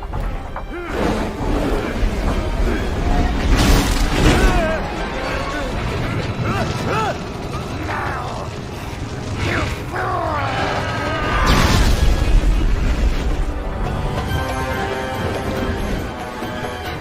I was wrong. You were right, my brother. It's amazing what you can learn when you're not always speaking. And here, again, the water one being based and the best one on the team. She's the first one to unlock her mask power. You'll see it right here.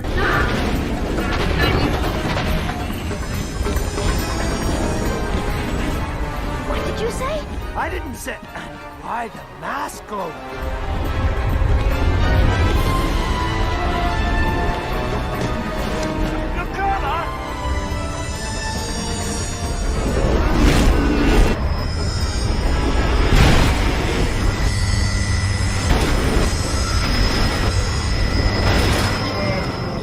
she can communicate with the creatures.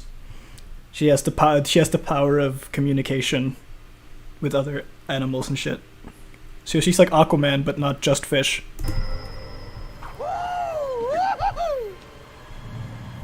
My mask power.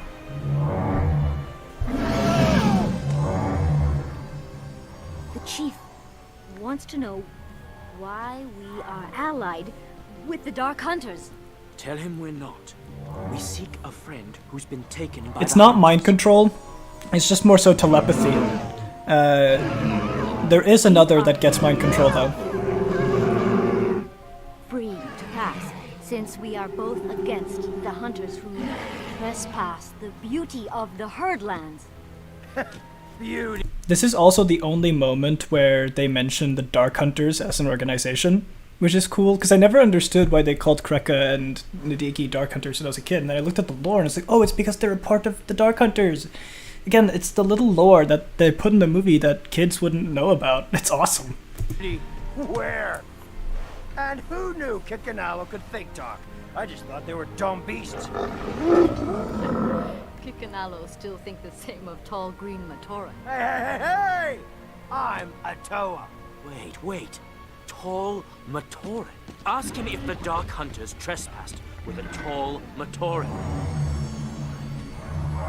Yes, they take many things to the place of unending whispers.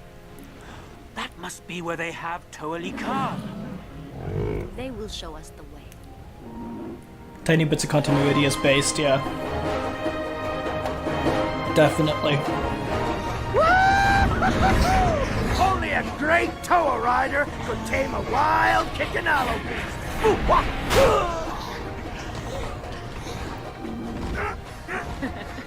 It seems a great Toa rider just got tamed. Based. Another commercial for tools I will never use in my life.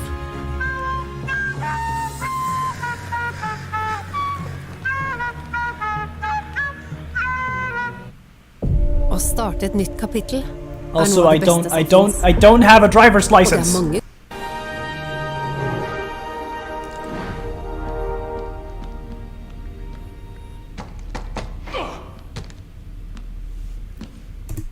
Hey folk, do you know who Toa Legend is, the YouTuber? Yeah, I know of him. I don't know him, personally, but I know of him. Do not rely on your memory. Look beyond your Also, I'm pretty sure this scene is a reference to, like, Yoda training Luke. history and see what is. Hey, I'm not a rahib bat, okay? I can't see in the dark.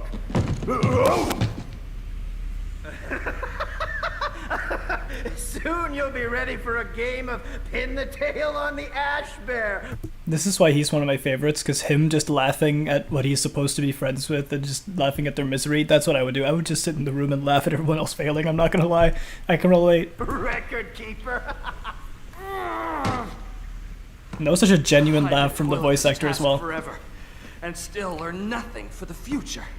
Today you can learn that building the tallest tower begins with the placement of a single stone.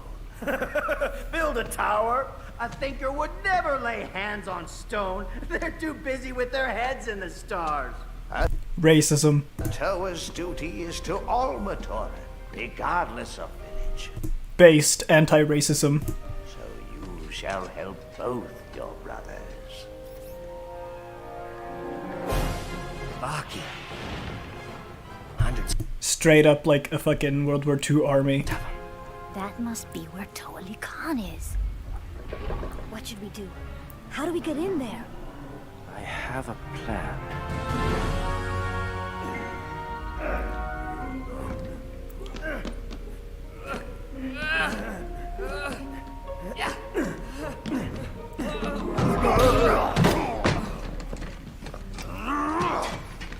That was a complete waste of time! Without self-discovery, you will never find your destiny. This is every Toa's duty to the Great Spirit. This whole thing was a load of duty, if you ask me. Sit down, Wenawa. Taking orders from a Turaga was one thing, but from an overgrown hammer swinger... Sit down. Sit down. Sit down now. Mind control. Base small man stops powerful man from being racist. Anyway, yeah, the earth or stone, the light brown one has like mind control, but it's not straight up mind control. He just forces your body to do his will. Your mind is still your own, but he makes your body do it. So it's body control, really. That's it. You're history builder. Even if I don't know how you did that. Stop!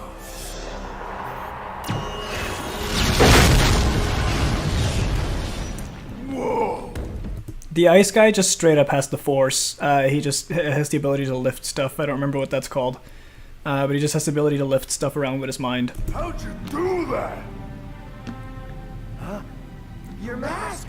Your mask is glowing! It's amazing! I believe it is time to depart. The racist one gets body manipulation, not good. Follow me, Baki.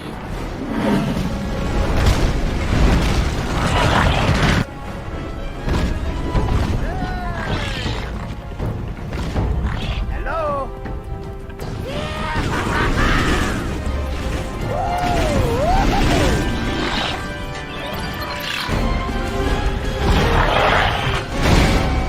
Telekinesis, yeah, that's what it's called. Thank you.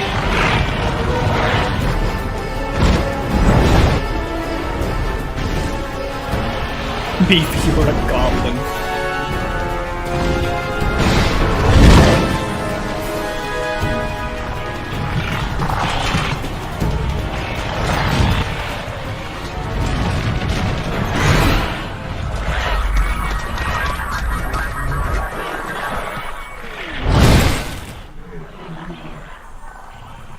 I love the sound. I love the sound design so much.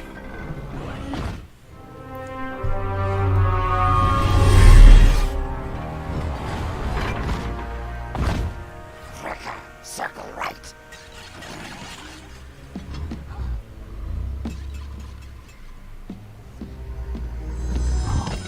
And then this guy unlocks his mass power,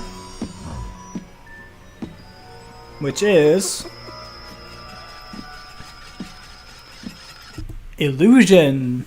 Uses it to disguise himself as other people, which is pretty based. Hideki, where'd the Toa go? You must have let him slip past. Circle the other way back.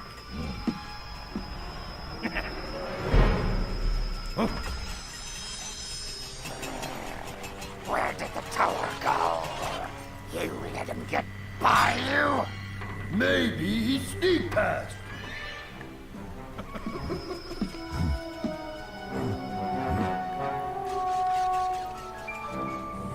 Yeah.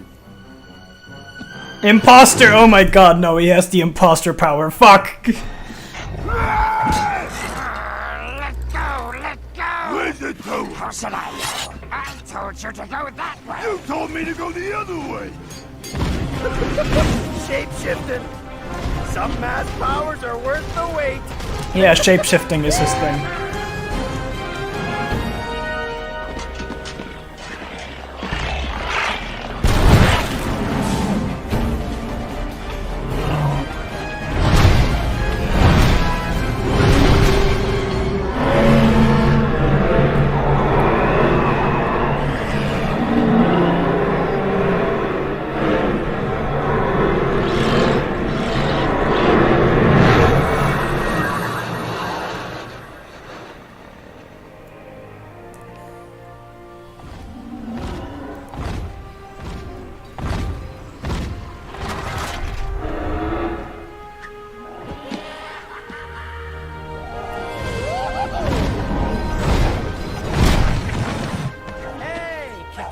Who's your master? I mean, who's your partner?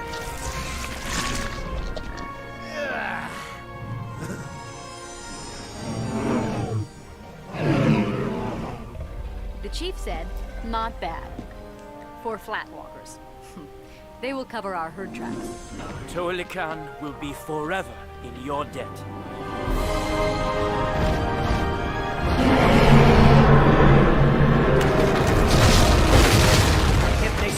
in. How will we get out? Don't worry, we'll find a way. Goddamn ads.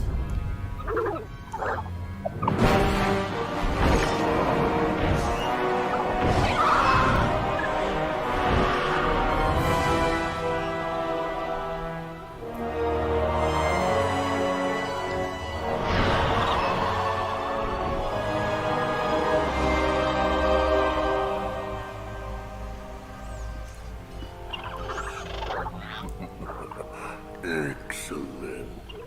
I love Makuta's voice so Tuma's much. mask has been useful. He has such a nice voice. Now for its final task. The future will be mine, even without the mask of time. I'm the one suffering here. Also imposter sus. Ahead is shadow. Hey, it has to be better than what's behind us. And here you see this guy's mask power, Mask power. which is a fucking flashlight. One guy gets body manipulation, another guy gets shapeshifting, one gets telekinesis, one gets to speak to animals. This guy gets a fucking flashlight. To be fair, he does also kind of have the ability to see through stuff, but still a really shitty ability compared to the rest of them, I'm just gonna say. Follow me, guys. Our future just got a whole lot brighter. Hey, Wanua, can that mask glow any brighter? It's already brighter than you, brother. I think we're going the wrong way. Relax. I know these tunnels like the back of my hand. Hold up. I heard something.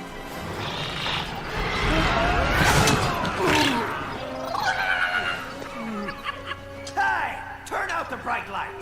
Matao. Toa Matao. To you, Wanua. Shape-shifting? Yep. And you should hear Nokama translating Kikanalo. So, we've all discovered our mask powers. Everyone except for me, because I'm edgy and I won't accept who I am and I'm sad and so I won't get my power because I'm not a good hero. God, I hate Makama's self-loathing so much. Like, as an elder, he's cool, but as a Toa, I fucking hate him sometimes. How did you know we would be here? We didn't. We came for Toa Likan. He's not here. Well, not exactly. Toa Likan? No, Vakama. You are Toa. I am Taraga Likan. Why didn't you tell us who you were? Your task was to discover who you are. Only with such knowledge would your powers reveal themselves. Quick stop.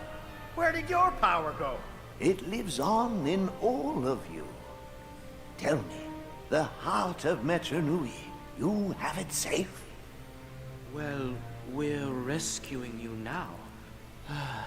You are so misguided. I am not Metro Nui's heart, the Matorna. Then I failed you.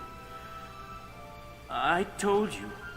I'm a cross-wired freak, chasing my dreams, wasting everyone's time. I'll never be a real Toa. Vakama. Wait, we cannot help Vakama. He must learn to believe in himself. Only then will he find his destiny. That's what I love about movie 2 and 3, is that in movie 2, he needs to learn to believe in himself, but then in movie 3, like there's a lot of movies that'll be like, oh, believe in yourself, and then he learns that and everything's good, but it's not. And then this shows it really well, because in movie 3, he believes in himself too much, and he needs to learn humility to balance it out. And I love that the moral is actually nuanced, and not just believing in yourself is always good. It's actually believe in yourself, but don't take it too far. Also, I'll never be a real boy from Pinocchio, yeah. I'll never be a real Toa.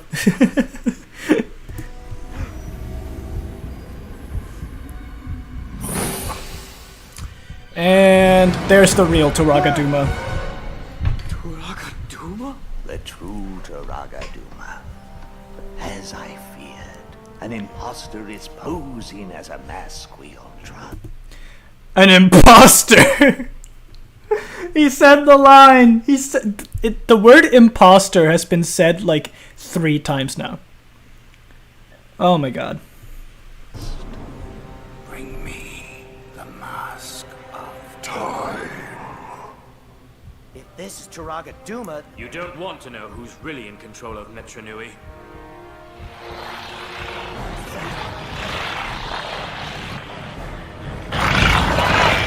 Maki! Run now, talk later! In here!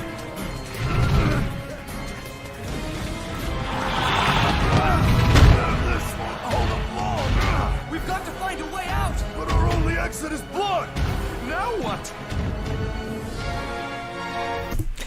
My friend, when I watched this with my friend, they pointed out how fucking funny it is. That they're like, oh, there's no way to get out. What do we do now? Zooms comically out to show their potential exit vehicle. It's so cartoony and so funny to me that they're staring at it going, what do we do now? And then they only realize that it's there as soon as it zooms out. It's so funny. Guys, I found Taraga's body. I saw the imposter kill him in electrical.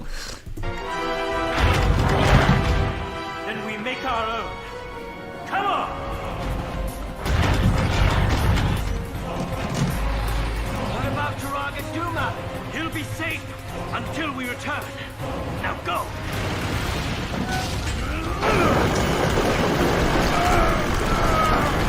Very 2009, yeah.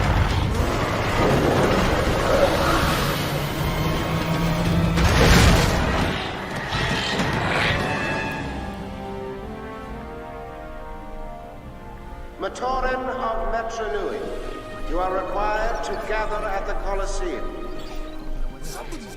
Rejoice! For today will be a momentous climax to your history.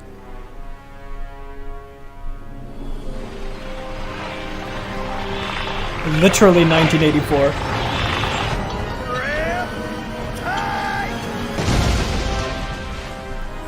Support service partner er... I just want to point out that this was filmed at my school. I'm just realizing this commercial for my bank filmed at my school. Well, I'm actually not using this bank, but that first shot there was filmed at my school. That's weird. What the fuck? Why was it filmed there?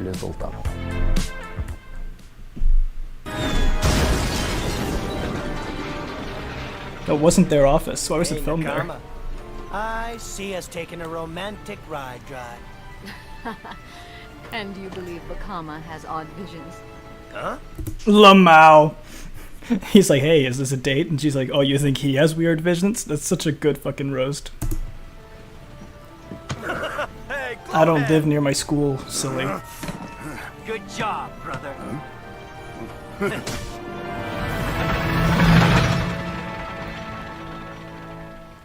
It is important that you cooperate with the Vaki enforcers.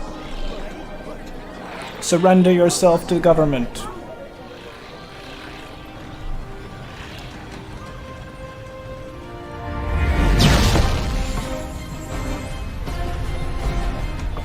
Where is everyone?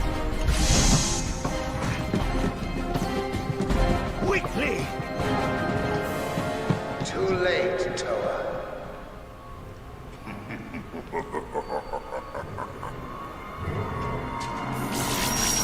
The shadow has arrived. I really wish he had said the shadow has come. Because he just like the shadow has arrived. It's so funny. Makuta, you were sworn to protect the Matoran. And again, that little bit of lore that he shows that the Makuta, he says how the Makuta were originally protectors and how they betrayed their original goal. I love the continuity with the wider lore. It's great. I shall. And when they awake, I will be their great leader. Deceit and self-interest will never be virtues the Matoran honor. How very bold. Now, even the great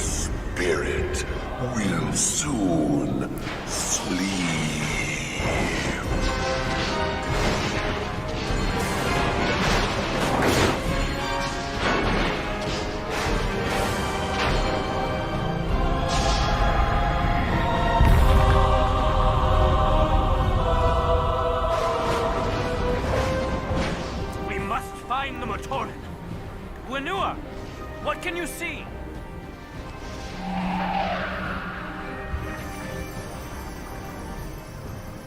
Matoran capsules. Thousands of them. They're down below.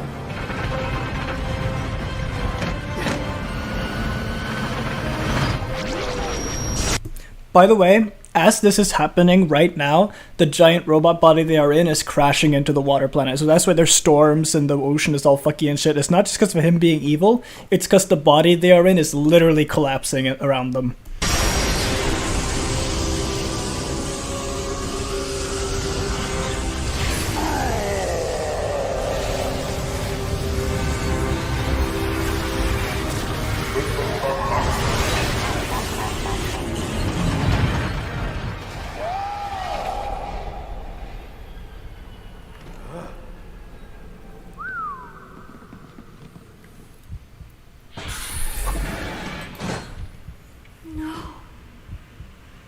Can we save them all? We can't take them all now. We'll return for the others later. Yes, we must get them to safety.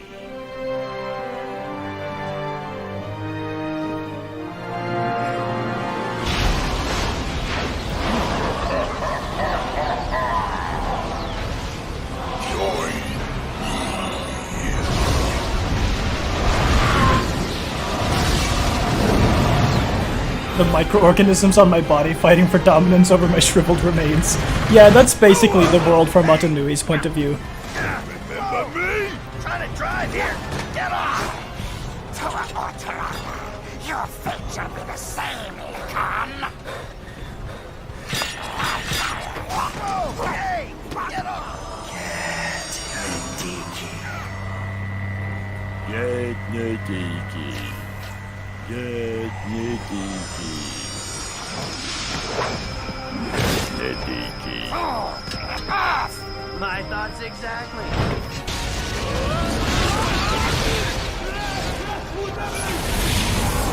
This right here of Makuta absorbing Nadiki and Kreka is what causes the war between the Dark Hunters and the Makuta.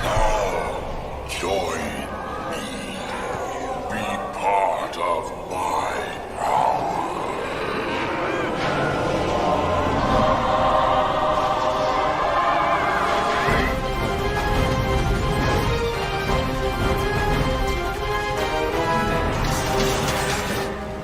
Where to now?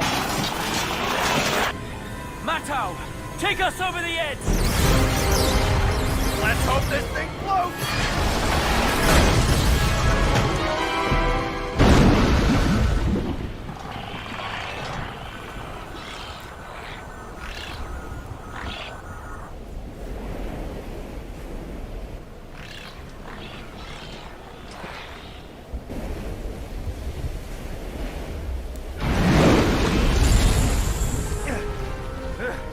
Hey, it does float.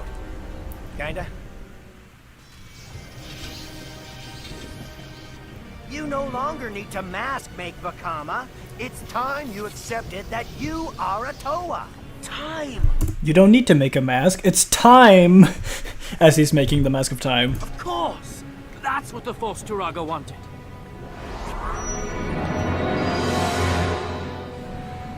Don't fuck up the vision. Stupid ads.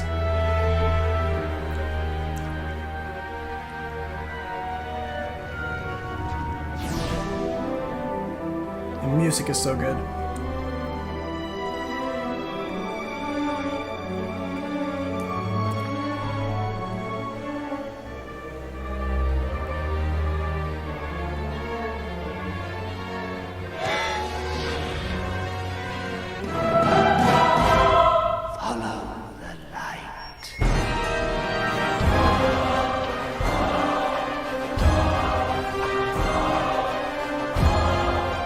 This is the part where Vakama becomes enlightened.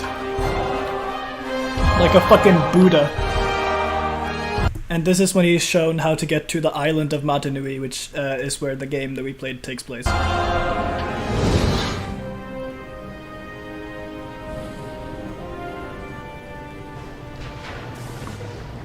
Follow the light.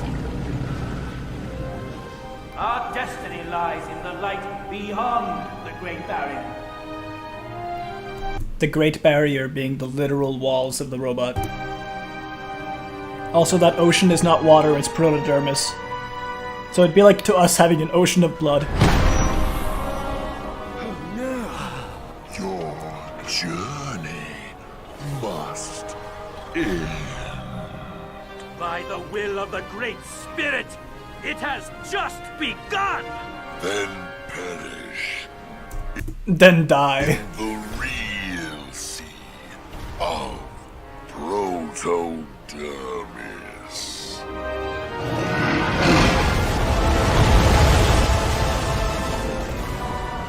Matter, stay true to the light.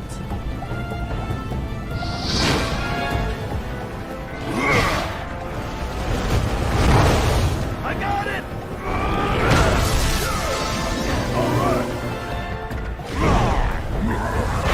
Nakama! Quick turn!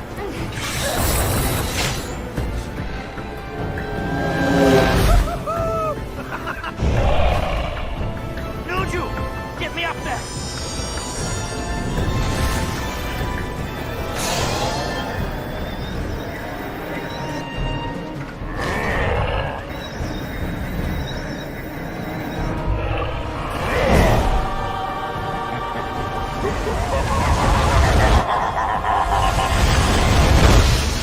Hi, welcome back, Beefy.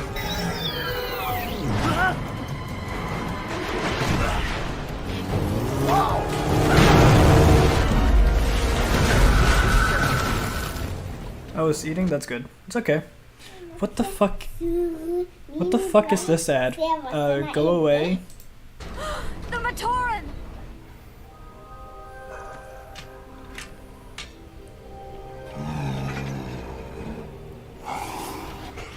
Mask of time.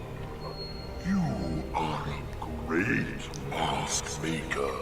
You could have many destinies. Come, join my brothers and me. I desire just one noble destiny, more than any power you can offer me. Then accept your doom.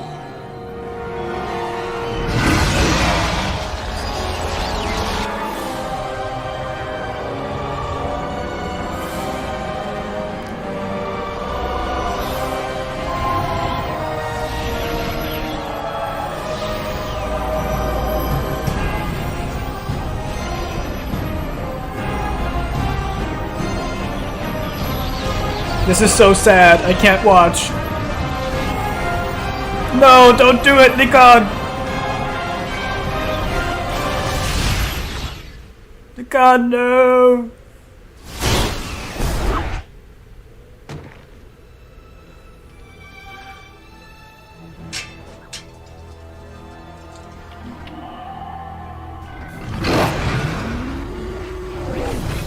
Oh, man.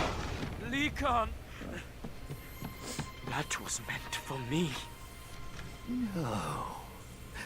Saddest death scene in anything ever. Time's journey. Yours lies beyond. Trust your visions. I am proud to have called you brother. That's so sad! But oh my god. He gives him his masks, he dies. It's so sad, I'm crying. He does the fucking fist bump, because the fist bump is the like it's like the Toa hand thing. It's like the Toas always fist bump to like call each other brothers. Ah, it's so sad.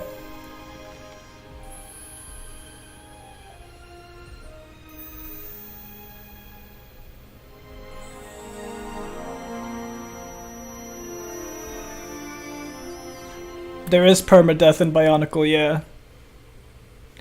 They can't die of old age because they're basically robots, but they can be killed. Technically you can be revived, but that's difficult.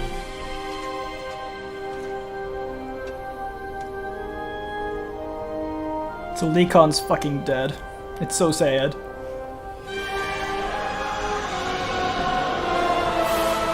And with that, he finally stops being angsty and learns to use his power of invisibility. With that, I'm going to quickly run to the bathroom. Piss break!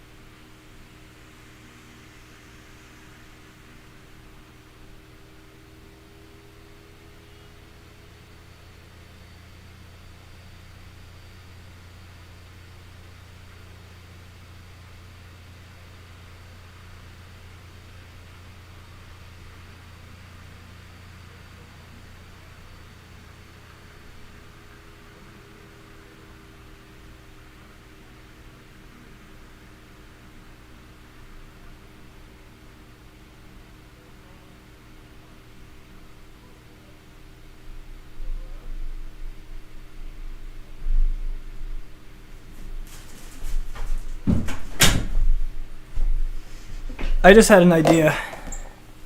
I should make like one of those like super long video essays, but make it about the morals of the Bionicle movies. I want to do that.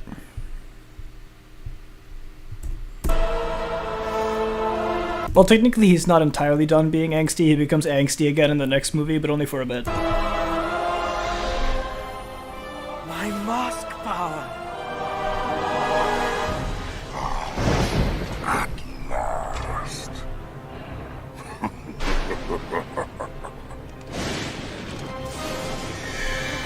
Take this, Makuta. You might have the Mask of Time in your hands, but I have a gun. Not this time.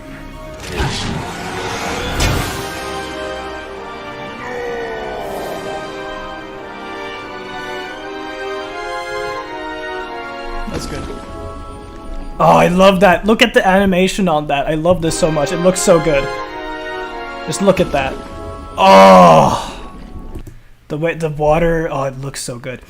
Also, that's kind of like a foreshadowing for how the Mask of Life will kind of fall in the water the same way. Without the Mask of Time, it will take a lifetime's journey to find both our destinies. Only yours will be brief.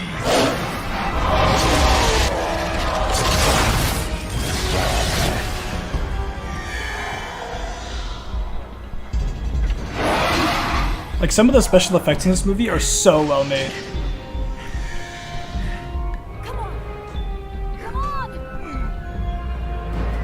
Yeah, I know.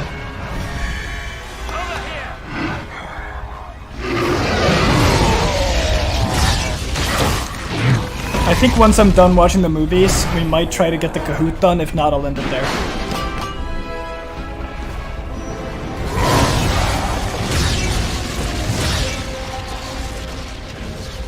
The movies are only about an hour each, so...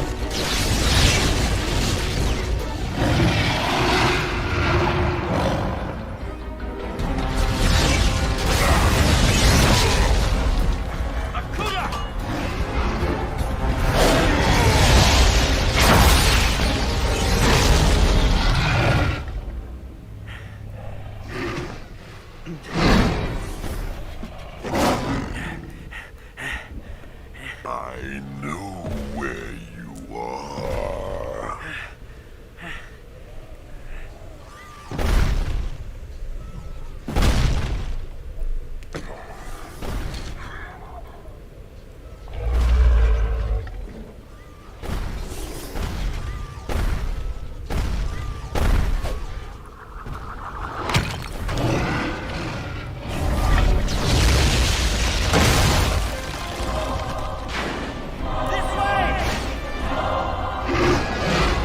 The way that the lightning makes him visible for a split second is such a cool... Like, I'm gushing over all the details, man.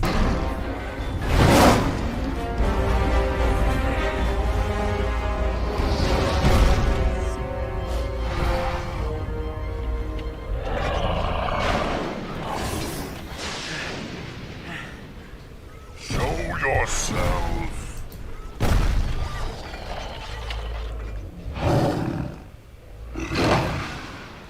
Akuta!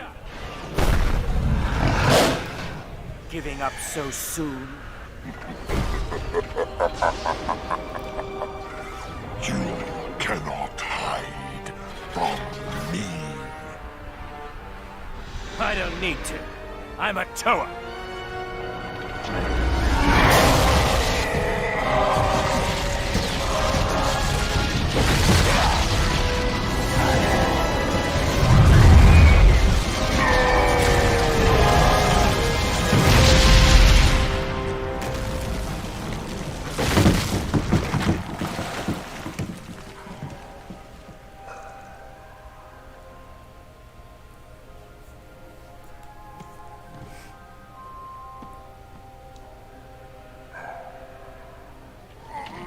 Bro sees one special effect of nuts. Yeah, basically. I mean, this is an old-ass movie. It's like the early, mid-2000s, and they look this good. Like, for being a small studio that made these, like, this wasn't Disney or Pixar. I'm just impressed by the lengths they were willing to go to make these movies good, seeing as they're kids' movies. But I love that they did such a good service to Bionicle fans. They've done way more in just these few special effects than Lego has done for the franchise in the last decade.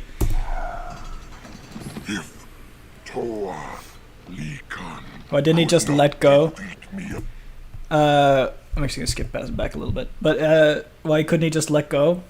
Basically, because I don't know. I think it's just kind of dumb writing in that case. But it is kind of video gamey in that sense. I think it's just that, like, because the power that he uses there is to absorb stuff into himself. So once it has grabbed something to absorb, it won't drop it. It'll pull it in no matter what. And it was too much for him to absorb, so he got crushed by it.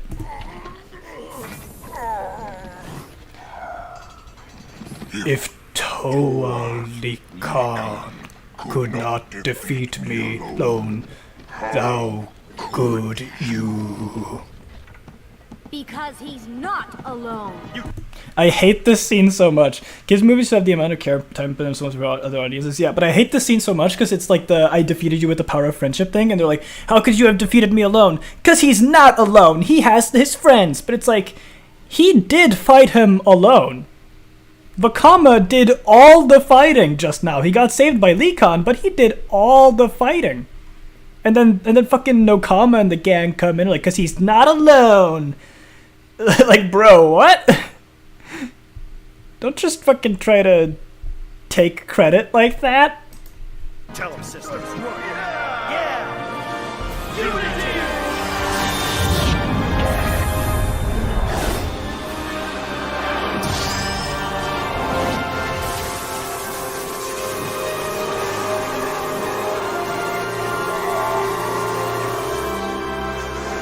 It really was power of friendship and the gun he found.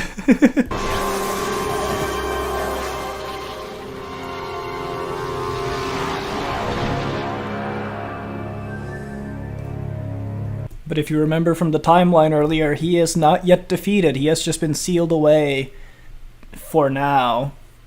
It's a kids movie, they need that scene. Yeah, I know. It was just so awkward that it wasn't actually the power of friendship, really. They should have just killed him then and there. But I guess that's not the... Look! I guess that isn't the, like... I don't know, man. Yeah, they yelled unity like they weren't heavily racist earlier. Yeah, but like that's the thing. They learn to like each other. It's the journey. Because the three key tenets of the Bionicle world is unity, duty, and destiny. Through unity, you achieve your duty. Through duty, you achieve your destiny. That's the whole thing. And with that, Look. they are recognized as Toa. The Great Spirit proclaims it. We are Toa!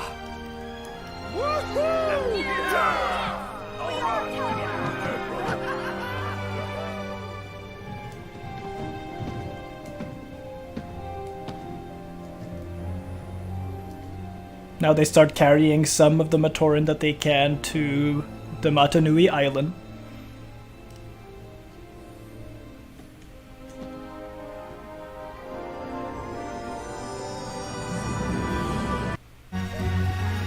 and then you get an ad.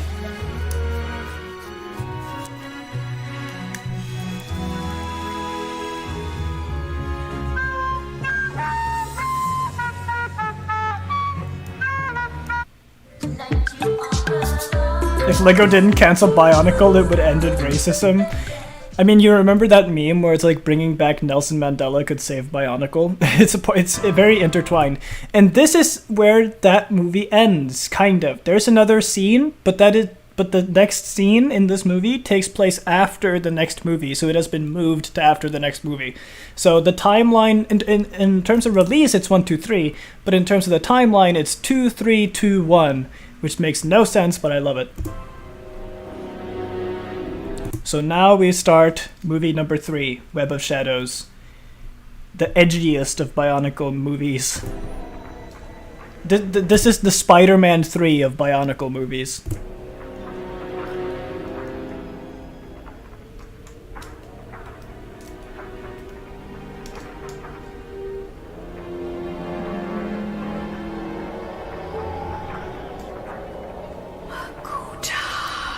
The meme is like a PowerPoint presentation.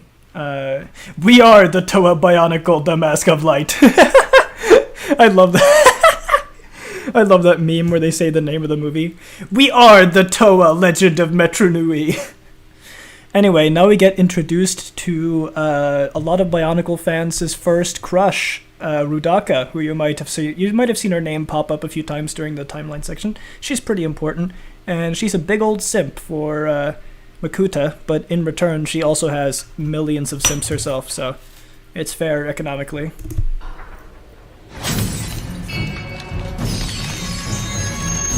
She is every Bionicle fan's Dami Mommy dream.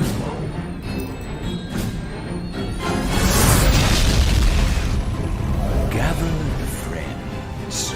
Listen again to our legend of the Bionicle.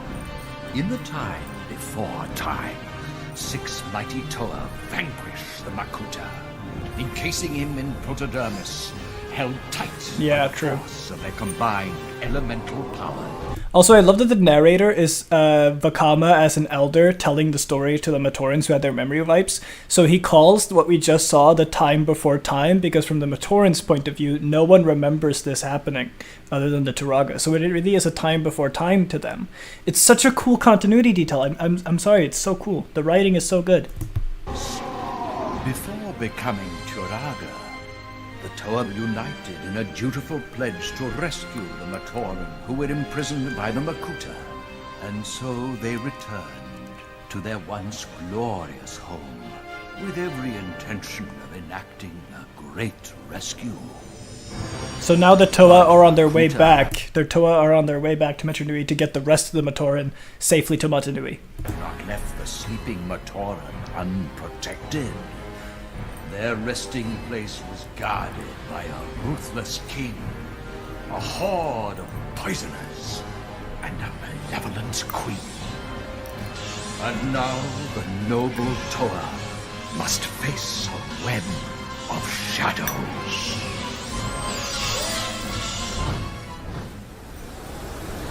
And they said the name of the movie, Web of Shadows. It's Bionicle 3, Web of Shadows. Literal spiders. I love the sound design for them, though. They're actually really well designed. I thought that was just a campy writing thing. Forgot about the dementia. That's actually a nice detail. Yeah, right? Like when you watch the movies in isolation, it seems campy and dumb. But then when you know the wider lore, the details are so cool.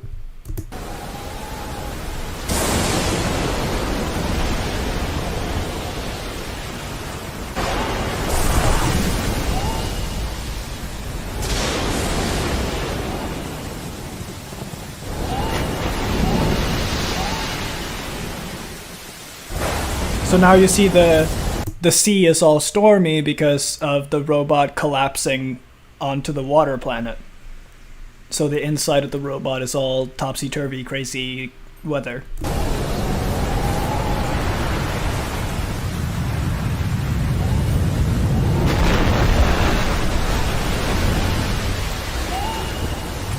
It's like living underground when there's an earthquake. I mean, they're based on spiders, but technically they don't count as spiders since they only have 4 legs instead of 6. Or sorry, 8. Damn it, I got my Arachnia info wrong. They have 4 instead of 8. Also, nice frame to pause on.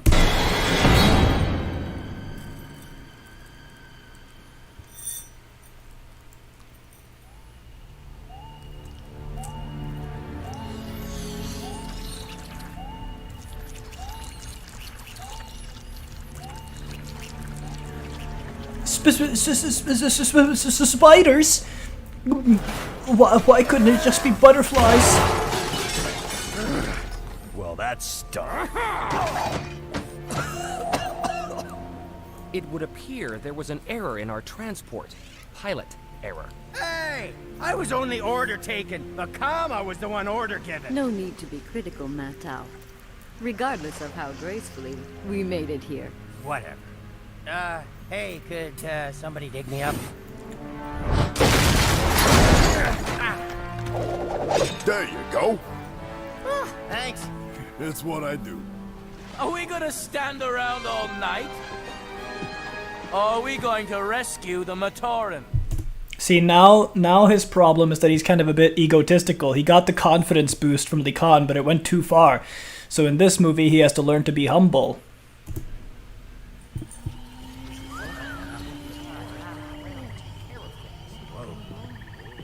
What's with all the webs? Not exactly encouraging my Toa heroes. Yeah, so this is the nice, lovely city you saw in the previous film, but Spirit. kind of shitty now. What is that all about?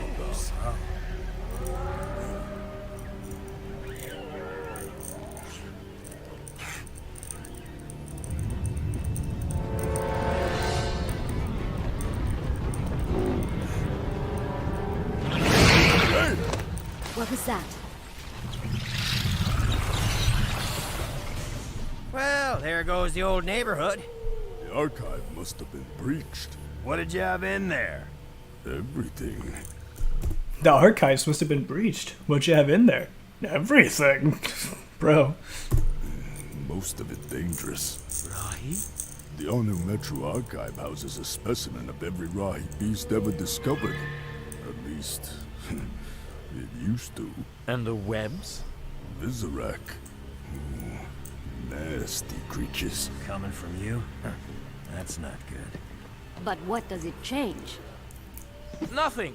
We go to the Colosseum, we rescue the Matoran, we leave. Or get pulverized. It is a possibility. We faced the Makuta and won. I really doubt a few crusty relics are gonna give us much trouble. Agreed? You think we should? Follow me! What? Instant karma.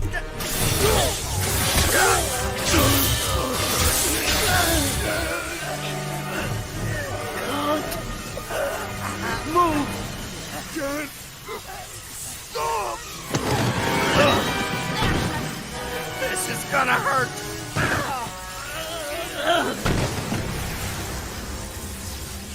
Is everyone okay?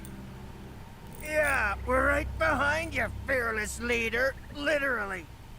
Bickering won't get us out of this, Matau. No, but think talking before charging straight into a trap might have. If you have something to say, Matau, say it! Forget it!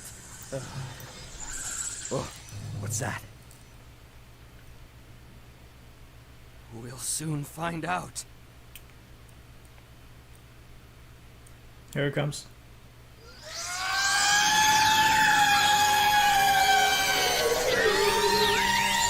Oh, I love those sound effects. Let me guess. Visorak? Yeah. Or in their tongue, the stealers of life. The Visorak are so fucking cool, and I love their sound design. Do they even have tongue? All I see are teeth. Their mouths are giant pincers around smaller pincers around fucking saw blades. Okama, what do we do? Look at that shit! That's awesome! Å starte et nytt kapittel noe av det beste som finnes. I don't know how to drive.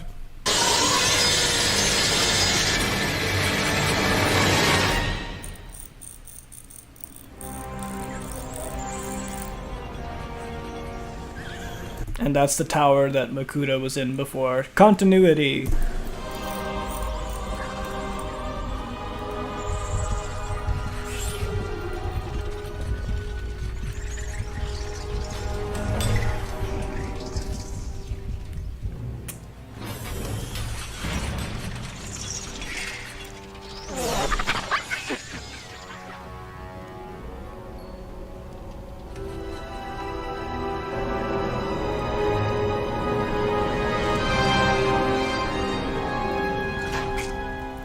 Cholera. It's nothing important, I hope. Seeing as you're late, this had better be good. This guy is the Robbie Rotten of Bionicle, not gonna lie. He is a very silly villain. The real villain is Rudaka. You'll see her in a bit. Toa?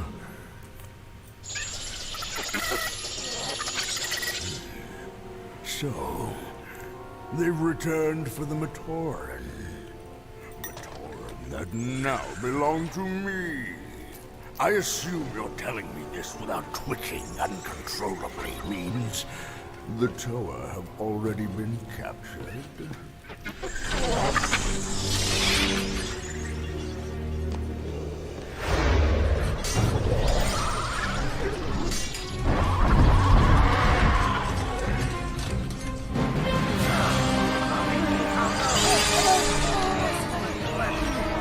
Folks, someday want to duel in Pokemon Showdown? Yeah, sure.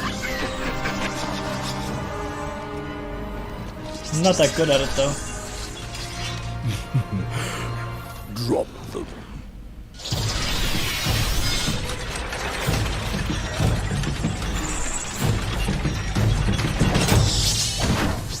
Is it to be so simple, Sidoran? There she is. Every Bionicle fan every Bionicle kid fans, Dami Mommy, there she is. Rudaka, my queen. No, not your queen. Not yet. Oh, of course, formalities. You have something to say? He's such a fucking simp. Only that leaders are judged in time by the quality of their enemies. History teaches us this. The Toa?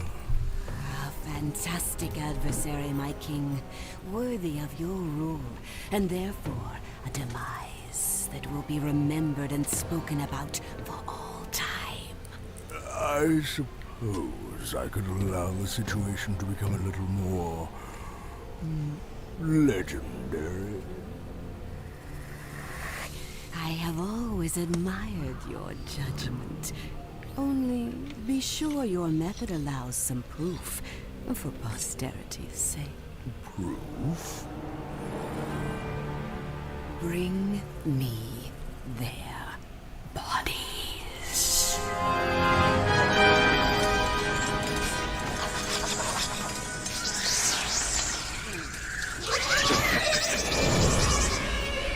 Also, the fact that the Visorak fight the same way that beetles do. Love that detail.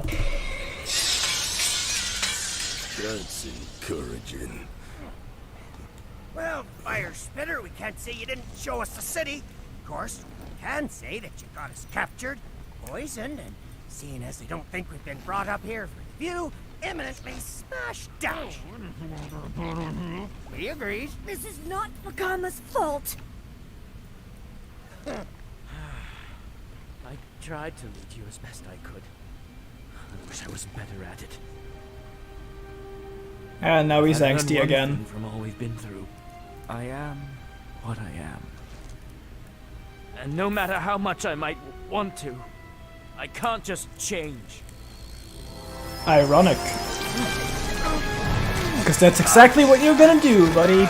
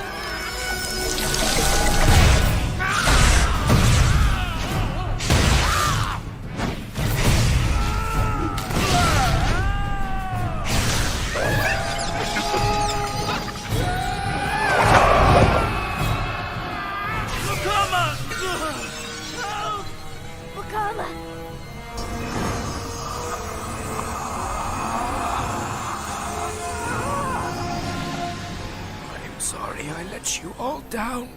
Now they've been transformed into the Toa Hordika. You might remember that from the timeline.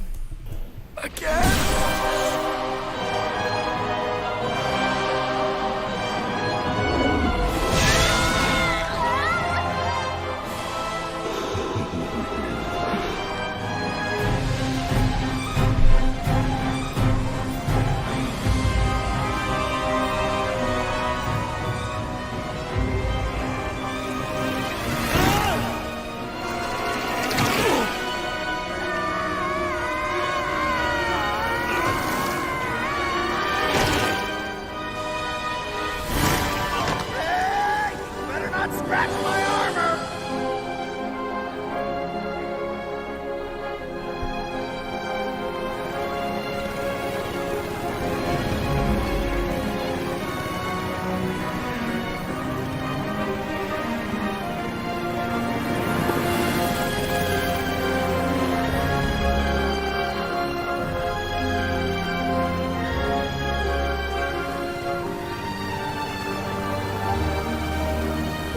And now they are saved by the Rahaga, who, if you remember from the timeline, were once the Toa Haga, but were transformed also by Rudaka. These guys were once the protectors of Makuta. I love the lore continuity. It is a bit of a Deus Ex Machina, yes, but it's a cool one. Because both of these guys are Toa teams who were both transformed by Rudaka in different ways. Hey folk, do you know what country I live in?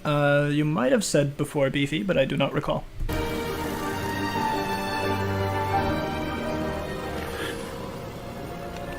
What's happened to me? Answer me. I am a Toa.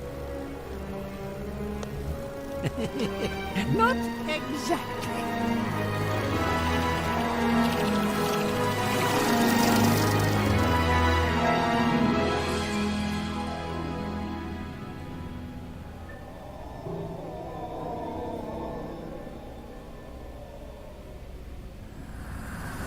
Rest, my Makuta. Sleep, and know that as you do, I draw close to waking you.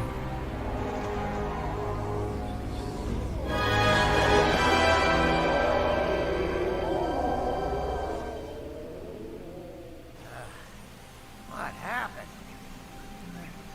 Where is everybody? I believe this is part of Gametru. Darn Pakama. Why'd you ever listen to him? Can't believe it. Yeah!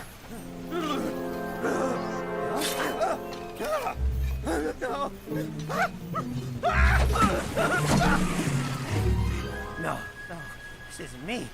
I can't be ugly. I can't be ugly. Love that that's his only concern.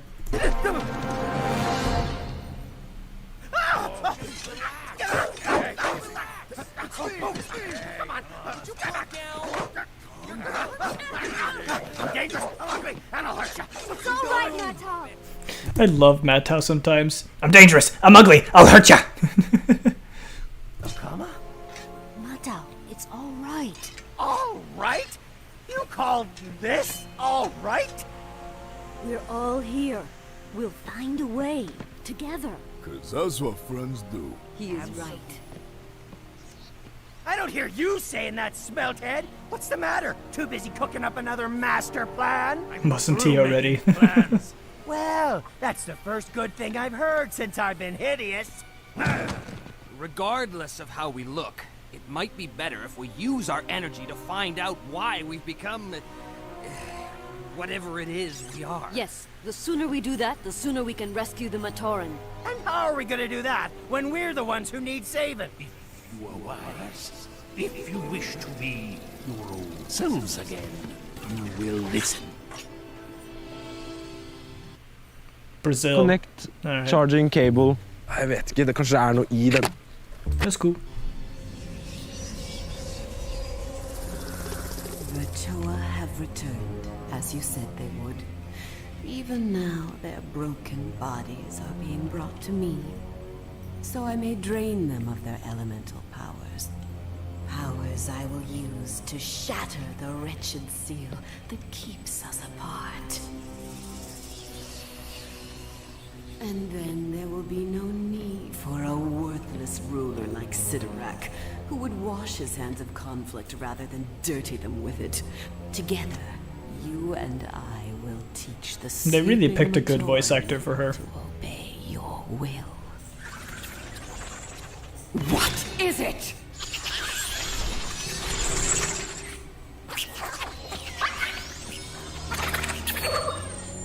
The Toa? Why do you speak of them as if they're still alive?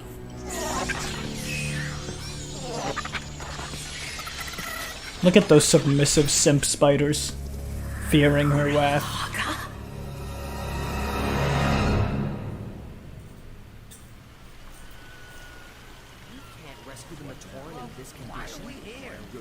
Brothers, we must be patient. 9 out of 10 VA. Yeah.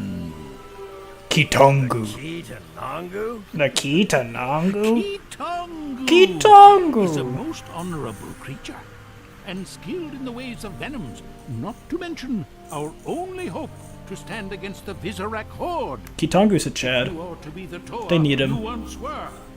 It is Kitongu you must seek. But what are we now? Hordika venom courses within you.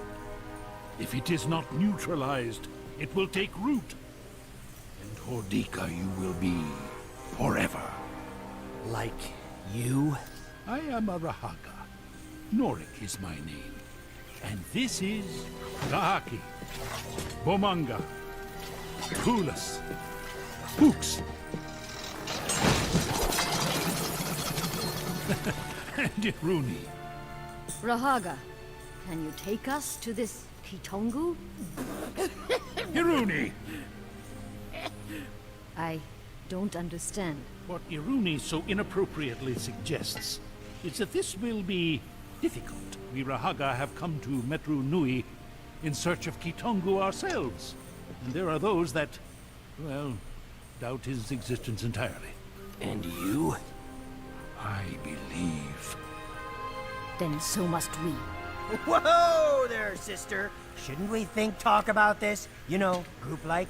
What do you say, Mask Melter? I say we return to Metru Nui to rescue them. Yeah, so these, they're the Toa Hordika, they were transformed from the Toa Metru. The small guys that fly were the Toa Haga, who were the protectors of Makuta. Both teams were transformed by Rudaka, the Dami Mami. Matorin, not go on safari. And you have a way to do this? Perhaps using your new Hordika powers. Powers you have not yet learned to use. Akama?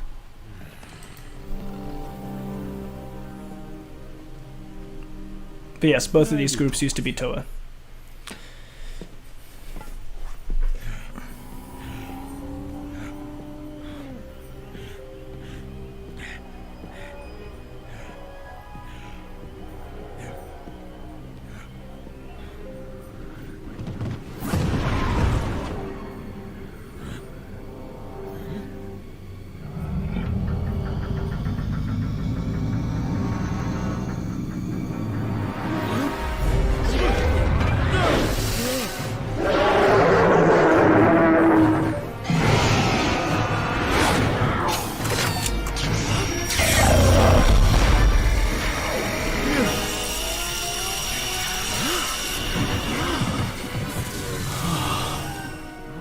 That? It meant you no harm.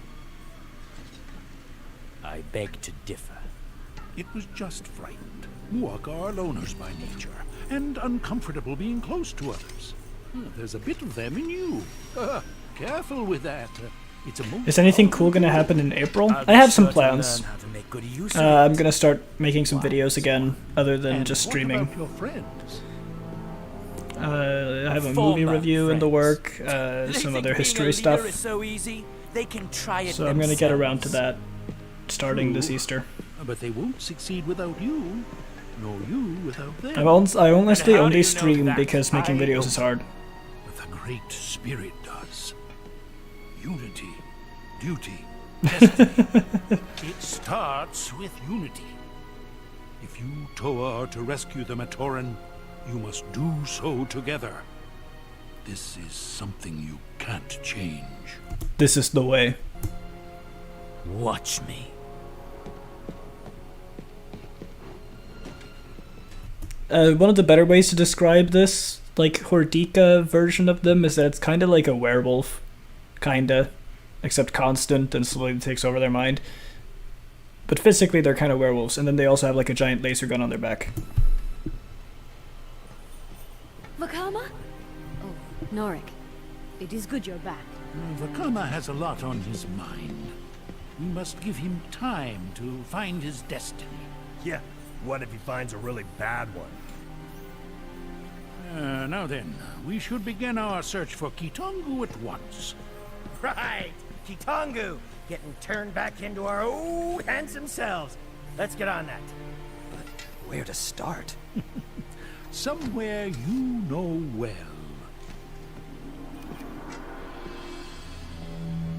I can do it alone. I'll show them all.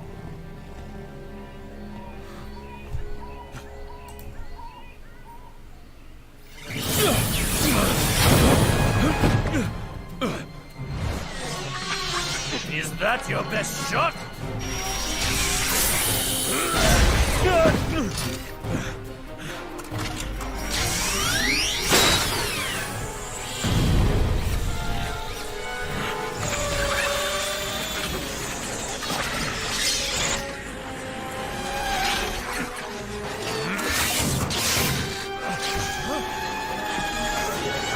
He's having projectile dysfunction.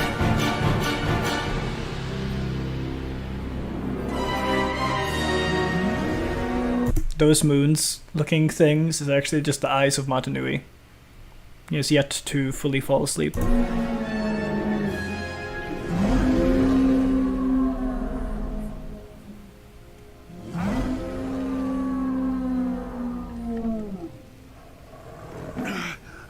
What's happening to me? You are becoming. Yeah, but what? She's so fucking tall. A friend. Or a foe. That's for you to decide. And why I've invited you here. Some invitation. Then perhaps this one will be more to your liking. I've a proposal for you.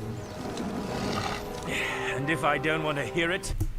Yeah, because Metro Nui is in the head, and Mata Nui is on top of the head. So technically, it's like everything that you've seen so far has been taking place in the brain. So when they look up at the sky, it's like you're looking out of the eyes of the head.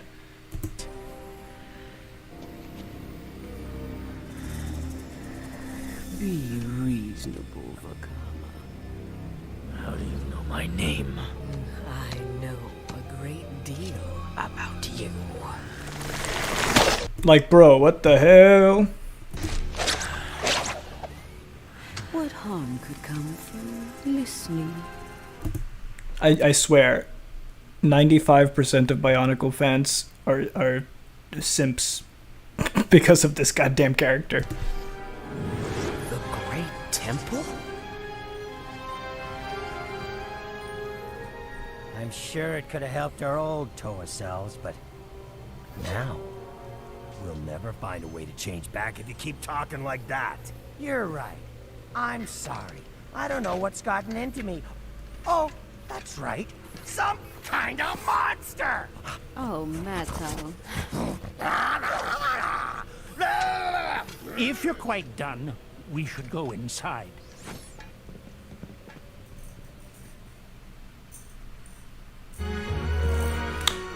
This commercial again. I'm really giving a lot of free promotion to fucking Eula.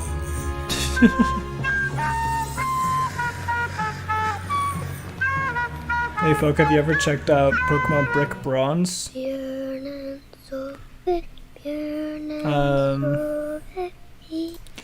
Isn't Brick Bronze like the Roblox Pokemon game? Never played it. Secrecy is such a burden, but Sidorak mustn't know we speak. Look how tall she is. She's like twice his height. Of the Visorak. And he doesn't know you've captured me? Not yet. Bro, why'd they animate her walk like that, bro? Some leader. Precisely. You're not worried they're going to tell him you said that? They are loyal to me. Right. Like you are to Sidorak? Yes. They obey me because I am strong. Literally because she is Dami. They fear me, and therefore do not dare to question my authority. That is leadership, Vakama. That is how the other Toa should treat you. Maybe then they would give you the respect you deserve. The Visorak horde is countless, Vakama. They feel the weakness of their king's voice. I trust my fellow Toa To do what? Hold you back? They're not worthy of a leader like you, which is why I've brought you here.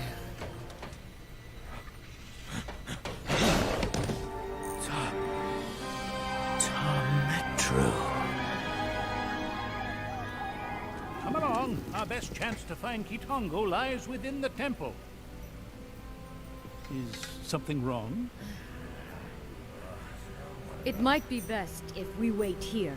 The great temple is sacred. Oh, don't worry, Bolt. Just wait till you see Kitongu. Just wait till you see Kitongu. I understand. Our work here will not go unnoticed. You must guard the gates. We need until tomorrow morning. I like how both of these groups, the Hordika don't know it, but both these groups are Toa that have been transformed, and then the Hordika are like, sorry, we don't want to go into this temple while we're transformed. That feels like heresy. And then the Raga are just like, yeah, Lamau, we're gonna go in anyway. Consider it done. Hey, wait. You know, I think we should talk about this. No!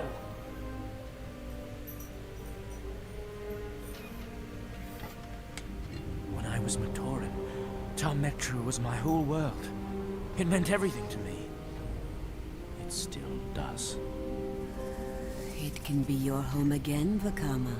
To rule as you see fit. All you need to do is lead those who will obey you properly. Lead the Visorak horde.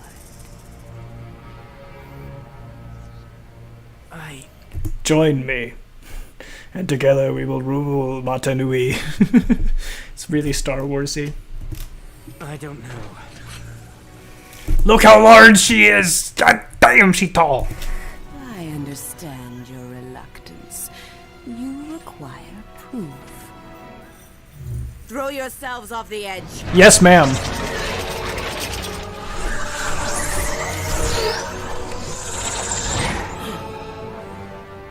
Obedience. This is but the first of many lessons I can teach you.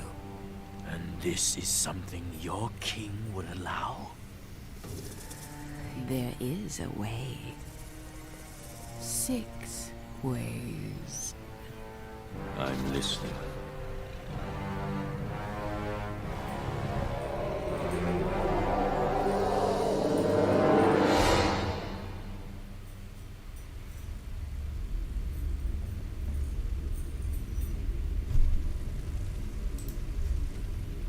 Tears. Follow the tears. Also, this scene is straight out of something out of like Alien Isolation. Watch this shit. This shit's scary. This is spooky. Are you alright, Gaaki? Norik, I heard. Imagine being a fucking kid watching this. Probably just my approach. Age makes us loud as well as wise. No, this was a creature. Visorak? I'm sure it's nothing. This is a very elaborate translation.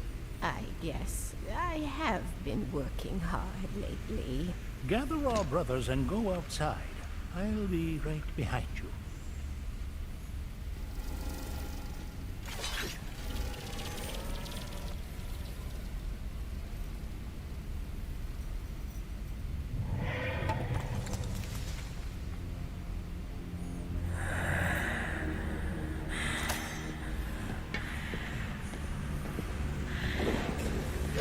Who's there?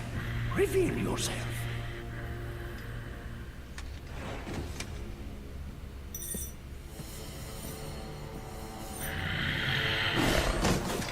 Show yourself. I doubt you'd recognize me. Ooh. I've got some bad news. Garaki's not going to find her brothers upstairs. What have you done with them? Nothing. Yet. Then it's not too late, Vakama. You don't have to do this. Give me one reason I shouldn't. The other Toa, they need you to lead them. Always what's best for the others. She was right about them, Norik. About me. Who have you been talking to, Vakama? Who's put these thoughts in your head? You'll find out soon enough. I'm counting on it. I don't understand. You don't have to understand the message, Norik. Just carry it. This message, what is it?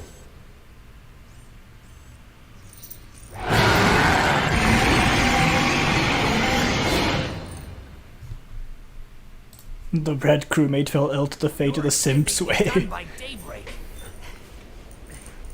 Did anyone see anything last night? Nothing. Lots of nothing. Yeah, boring. I don't know. I found the sounds of the night fascinating. Right. I wonder what's taking the Rahaga so long. I mean, how hard is it to get directions? Well, when they're to a creature that has not been seen since the time before time, hard. Really? Oh, have patience, Matau. Yeah, take it easy, Matau. Take it easy. I have absolutely no patience for looking like this. We've already wasted a whole night. The way I see it, the faster we get to the...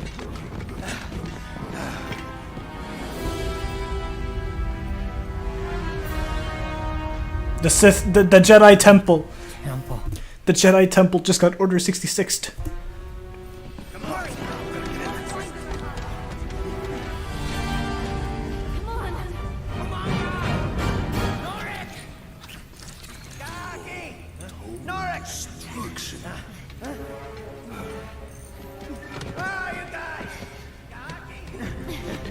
The amount of destruction actually implies that Norik managed to fight back for a while, which is fucking awesome.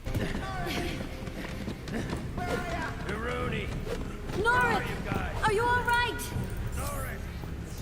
Nuju, can you see anything? What do you see?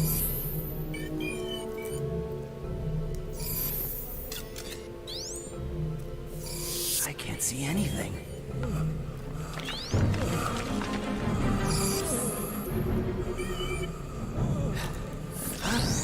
There he is! He's over there!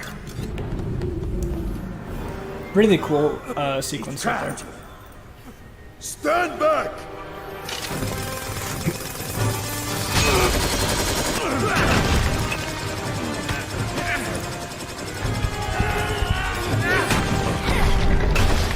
Also, for anyone wondering, they cannot use their mask power while they are Hordika. Norik, what happened? What should we do? I wish Kam was here. He was.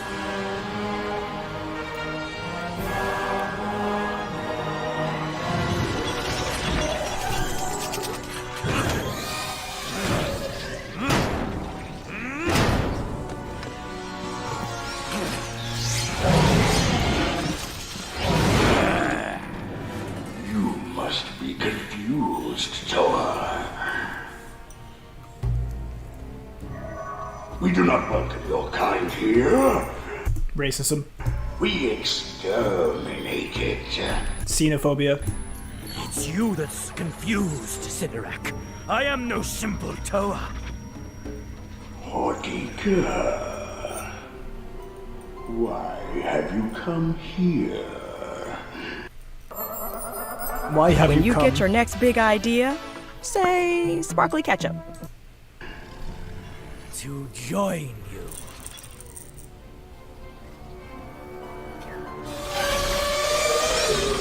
And to present you with proof of my worth. No.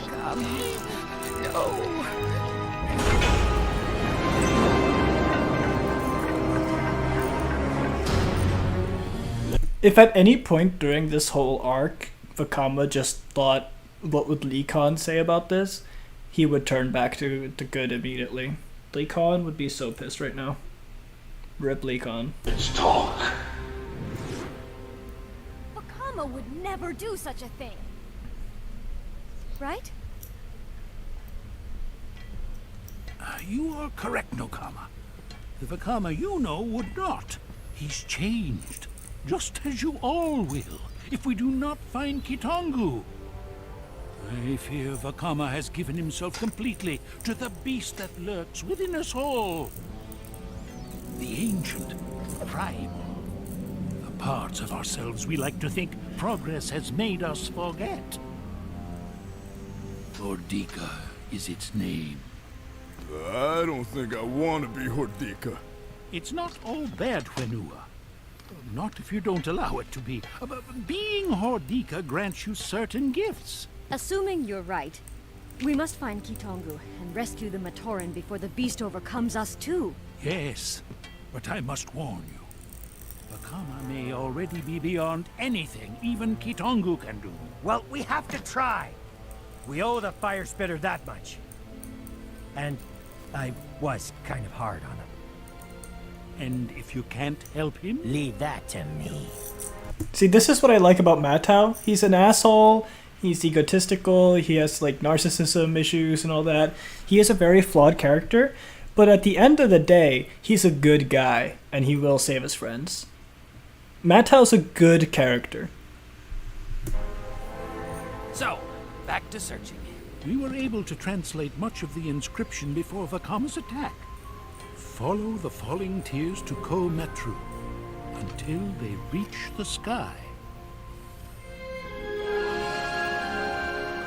It is there we will find Kitongu. Tears that reach the sky? It's not much of a plan, but it is one.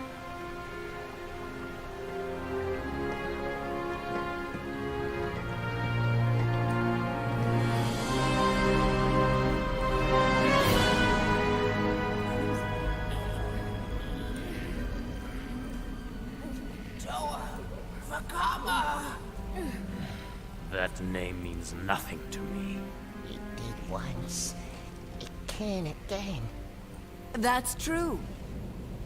It can, if you want to be weak again. Never. You are everything I had hoped you'd be. God damn! It's time you had a glimpse of your future.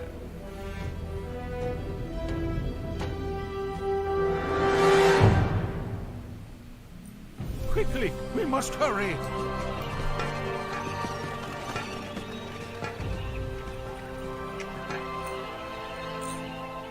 As the Toa Hordika followed the trail of falling tears, Norik was sure that it would lead them to the legendary Kitongu.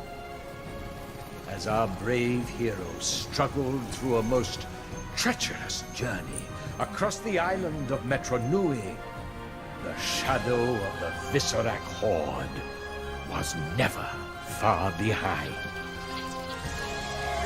Do not perish the waste of the horny. Don't worry, I Stream won't. of tears to Cometro. Still a robot, but goddamn that voice. The great mountains of frozen Relinquish your Protodalis. simping ways. Its silvery surface led the brave travelers to a strange and wondrous place. The tears. They do reach the sky.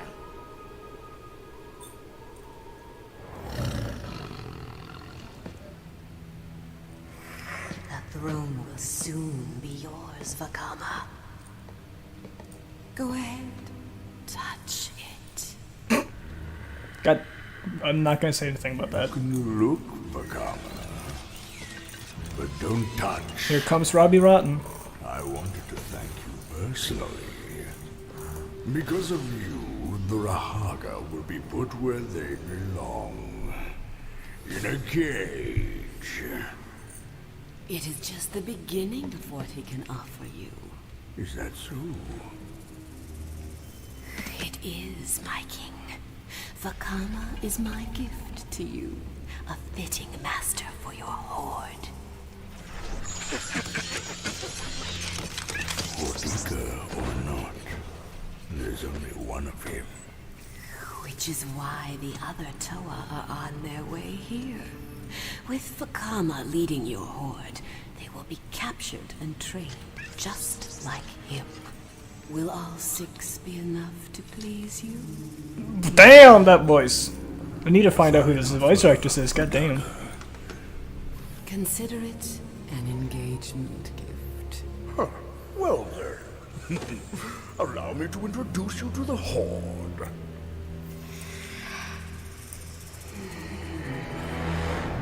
You know, Vakama, we're really very much alike, you and I. That was a compliment. Welcome back, Beefy. Oh, thank you, my king. Think nothing of it.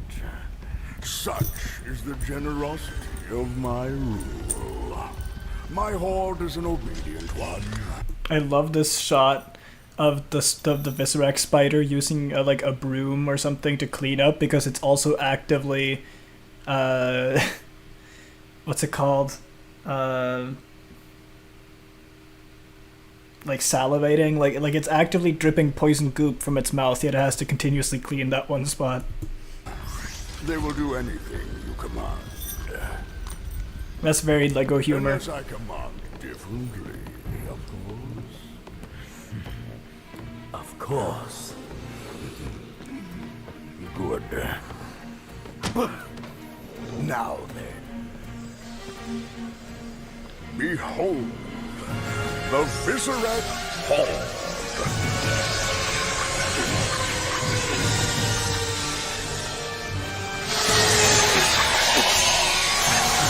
Perhaps you'd like to say a few words?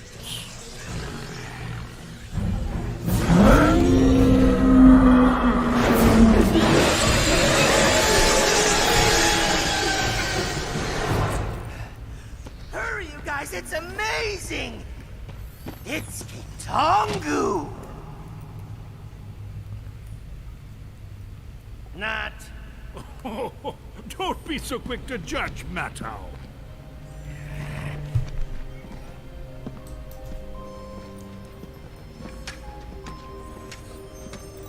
You're about to see Kitongu, absolute Giga Chad. We are sorry to disturb your rest, noble one. But the duty of these Toa require they ask for your help.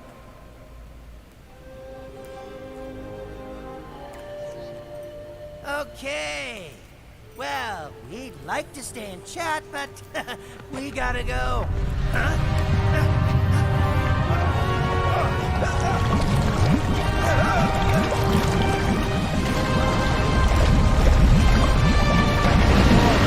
Whoa. Is everyone seeing this?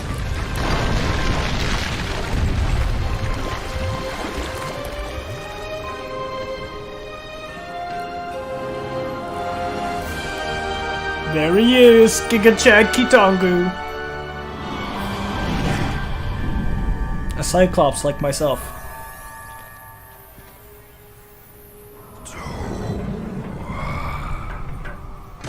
Kitongu.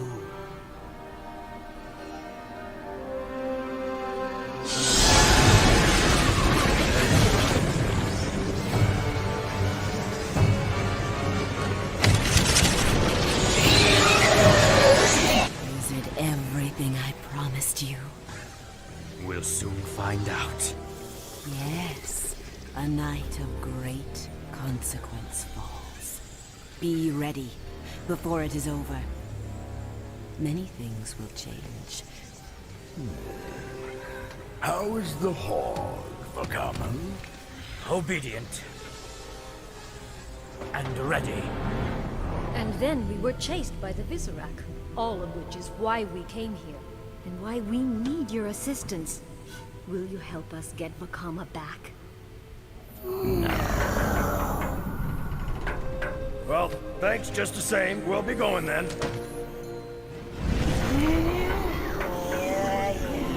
Kitongu cannot start a battle on your behalf. But he can aid those loyal to the three virtues. In fact, doing so is his sworn duty. So, he'll change us back into our good-looking Toa hero selves? Oh, come on! Nytt kapittel noe av det beste som finns. That timing, oh my Og det god. mange gode. I'm gonna go back a bit. This is a great scene. He'll change us back into our good-looking Toa hero selves? I love that. So he'll change us back? No. Kitongu sees with one eye what we have missed with all of ours. If you are to save Vakama, you must use your new forms and abilities, not be rid of them. So, we've come all this way just to find out we didn't have to come all this way!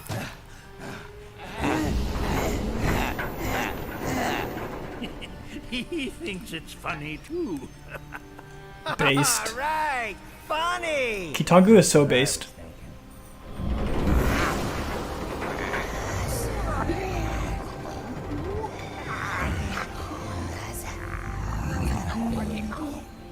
But your story and devotion to your friend has touched Kitongu. He finds your quest worthwhile. He sees with one eye. Alright, he's visually impaired. Don't rub it in, bro. He would like to offer us his help. Unity! You too, big guy.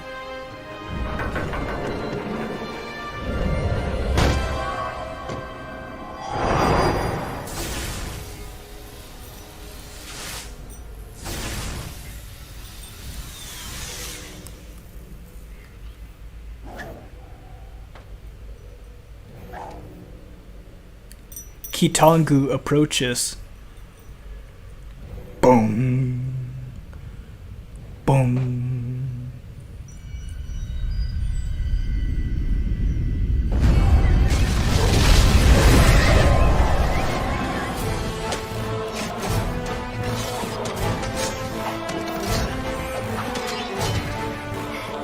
Why did they cock their blades? That makes no sense. I have a funny edit I'm gonna do with the YouTube big guy part. Alright. Nakama. Remember Vakama. This VOD is gonna take years to export because it's already being like 8 hours long. Or 6, I don't know. You've made a grave mistake coming here! We came here to save you! The only ones you can save now are yourself. I just noticed a modeling error. Look at his crotch. The crotch piece is disconnected from his body piece. That's a modeling error right there. It needs to be a bit more in. Bam. Take that, Bionicle animators. You're not perfect. We came here to save you! The only ones you can save now are yourselves. Bow down and pledge your allegiance to me! And to Sidorak! And when we don't, I will make you!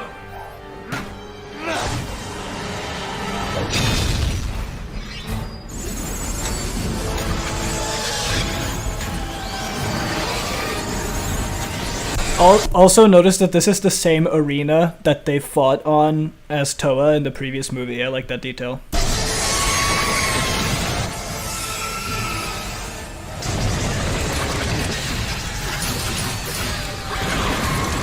ready?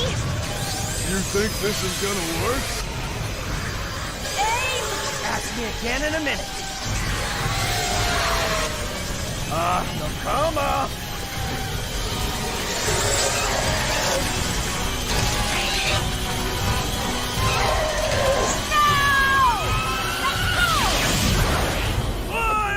That is so clever. Shooting out the laser out of your back and then grabbing onto it and using it as like a jetpack. That is so cool. How did they come up with this shit?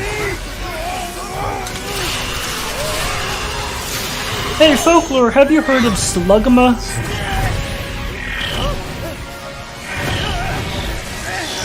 Yeah, it's my favorite Pokemon from Gen 3. Not really, but it's up there. I know what you're trying to do though.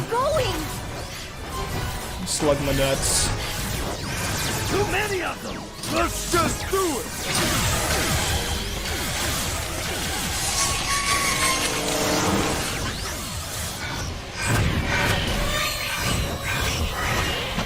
Quick, go!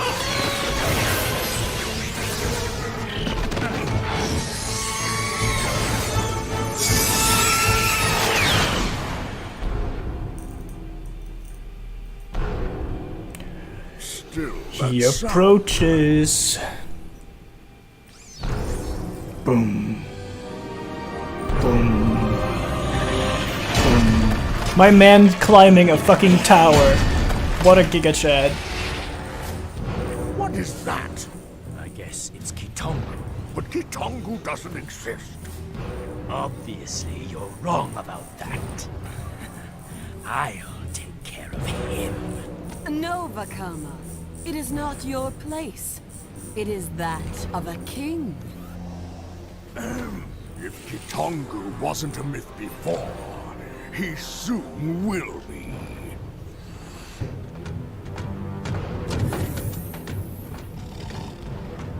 Stay here. And be ready. Look out!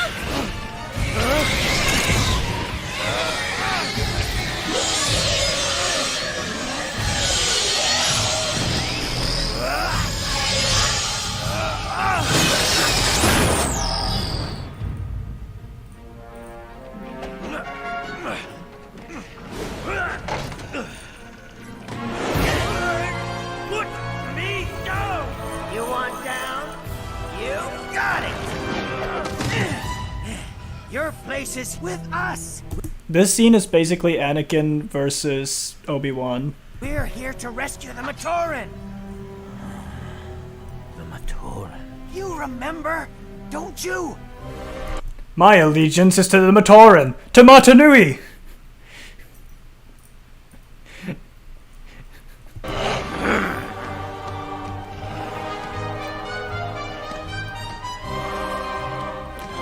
You turned the Toa against me! You've done that yourself! Bakamakin and Obi-Wan Matau.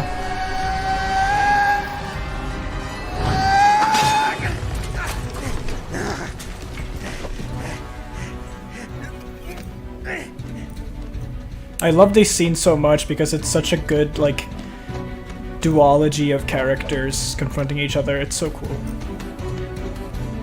I love the writing of these movies, even though they're kind of silly.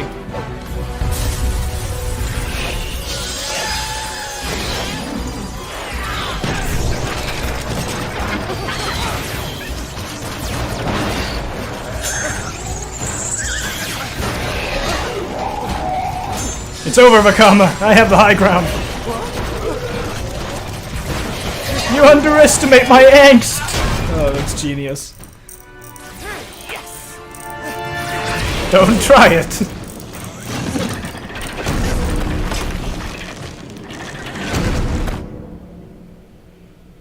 Boom. Boom. Why is everything in Bionicle a laser gun? Like, that's a blade. Why does she shoot lasers? Everything's a fucking laser gun in Bionicle.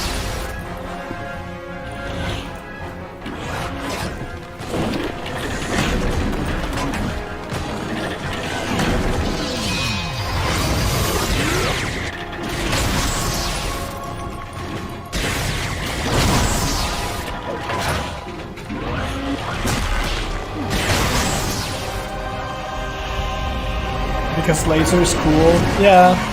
Honestly, if I had to guess why they all fight with lasers and stuff, it's because I'm sure Lego didn't allow them to actually like physically fight too much, so it would have increased the age rating. That's my actual guess.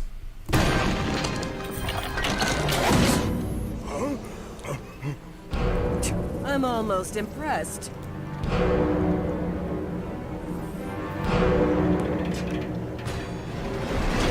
Can you edit the faces of Vakama and Matau over the Anakin and Kenobi fight?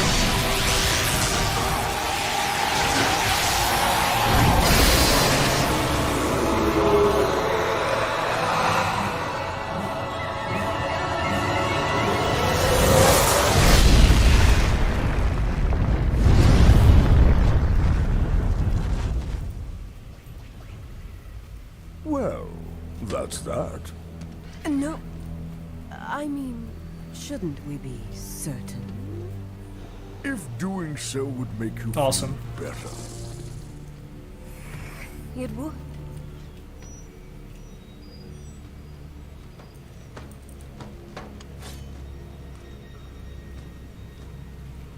I bet you the fact that they're fighting in the arena was inspired by Star Wars Geonosis as well. What has happened to you? You know, outside the obvious.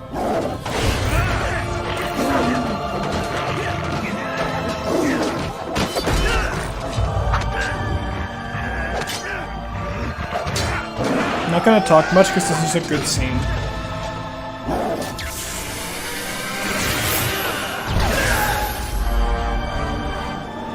God damn that editing. It's so good.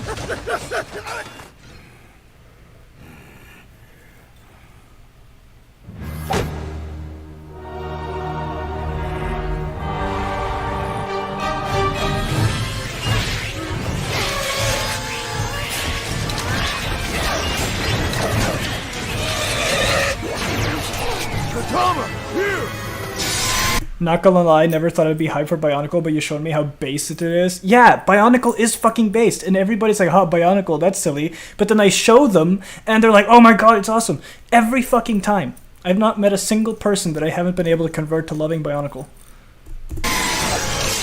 It's the effect of good storytelling, man. No matter how silly.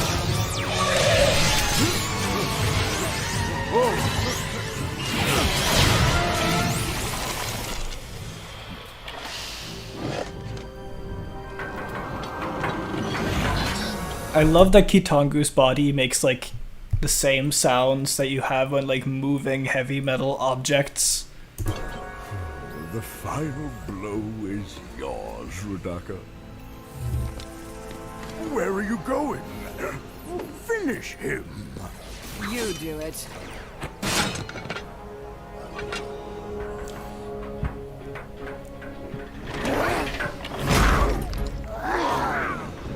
But I can't defeat him myself.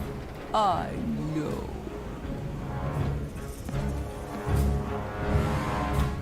Yeah, the character design is really cool too. Really brings the toys to life. Hulk smash. The King of the Sims is dead. Soon.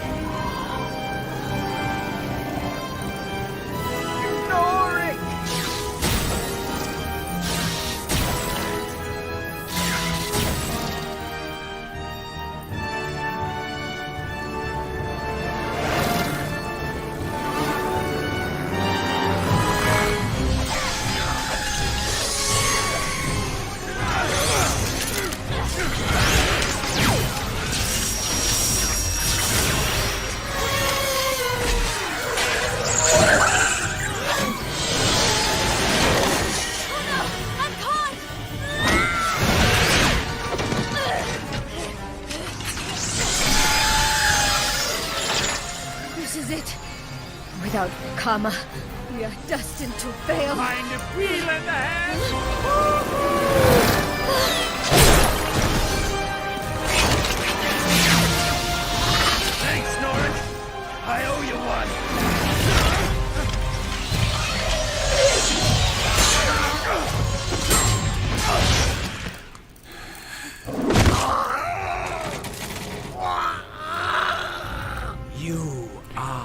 That was such a fucking blood-curdling, like, yelp there. Like, goddamn, the voice actors did such a good job. I feel like they actually crushed his hand to get that sound. Brother. You're right, Vakama. I am weak. So, at the end, you see the truth. We all make mistakes, Vakama. That's what happens when you're brave enough to make decisions. Why is she such a downer this movie? Last time she said how the negativity was a poison. Yeah, I don't like Nokama as much in this movie, because in the second movie she's this girl boss that knows exactly what to do and is like the sort of heart of the team, and then in this one she's like, whoa, without him we're gonna fail. I think what happened is that she just straight up fell in love with Nokama and is now just like unable to be happy without him. Like, it's just a complete 180 for her. I don't know what happened. I understand that now. But at least we got a really well-written Matau. I don't believe that coming from you. Oh, the animation there, look at that. Look at that sequence. That is so good. Mistakes, Vakama. That's what happens when you're brave enough to make decisions. Look at when Vakama comes on screen now. I don't believe that coming from you. The fire and like the little eye twitch, it's so good. Wait! Not for long. I'm sorry for doubting you. Our strength comes from our unity, Vakama. Which means you can't be strong without us. I'm better and stronger alone. I don't believe that. And I don't think you do either. You're our leader, Vakama. Honestly, I think the reason that the Water Girl got rewritten so much is that they just didn't know what to do with her this film. Like, if you notice in the second film, every character has their moment, but in this one they focused so much on Vakama and Matau that all the others get little to nothing.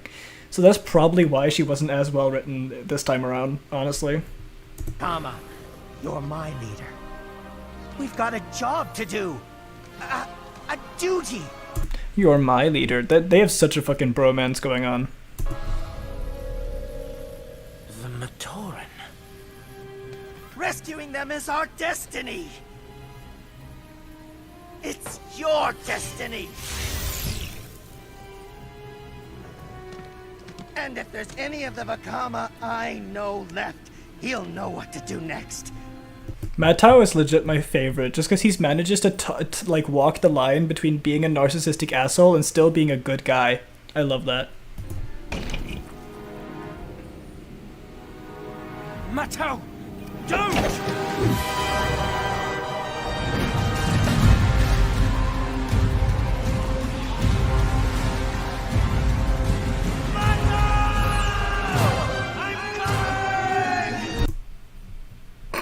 Not gonna say anything to that.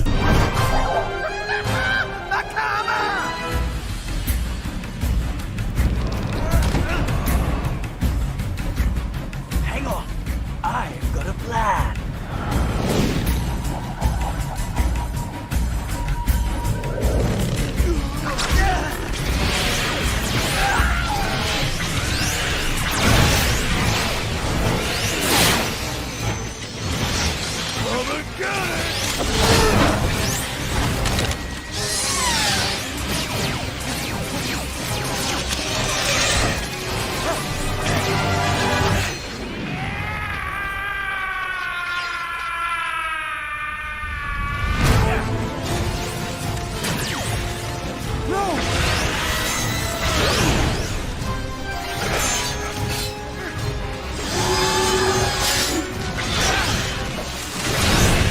It's the ultimate showdown of ultimate destinies. We are surrounded. There's too many of them. What do we do now?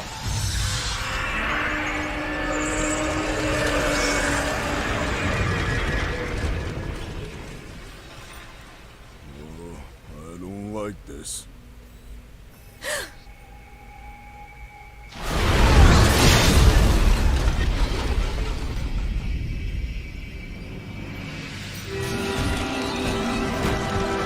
Here she comes, riding on the biggest spider of them all.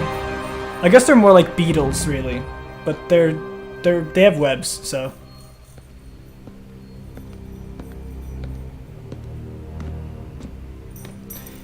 Her feet even have high heels. I mean, come on. The animators knew what they were doing. You have something I want. Your elemental powers. Earth, stone, ice, water. Fire already belongs to me. Wait. One's missing. That would be air. And he's all yours, my queen.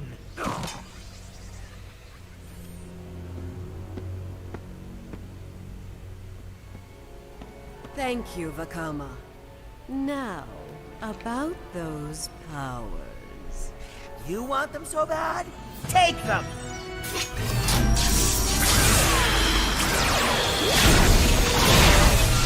No, Matau, you fucking fool. That's what she wants.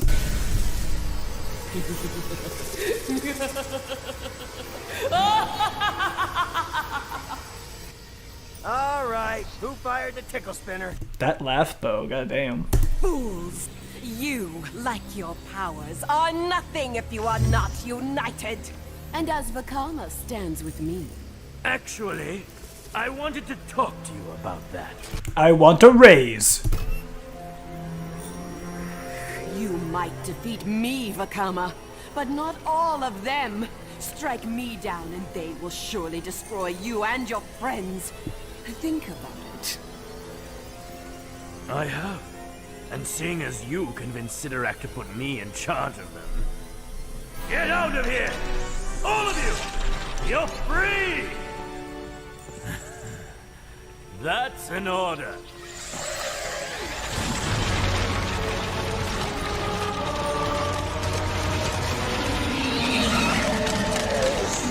Traitors! You can't betray someone you're enslaved to. And to think I thought you could be king. I lead only those that choose to follow. That's the difference between being a leader and a tyrant like you. A certain Toa taught me that. Bro, the bromance is real.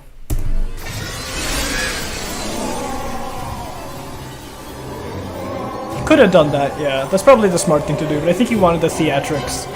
No, Vakama, don't! Norik immediately recognizes it because continuity. He used to serve Makuta. He knows one when he sees one. Clever detail.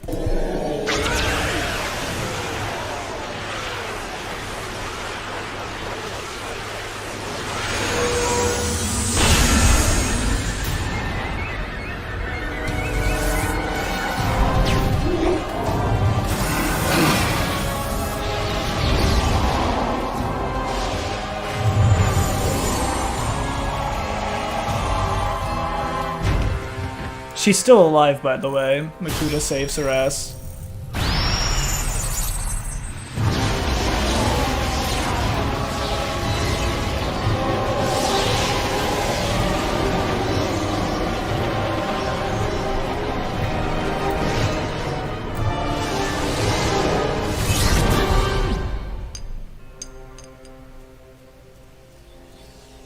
And Makuta is free once again.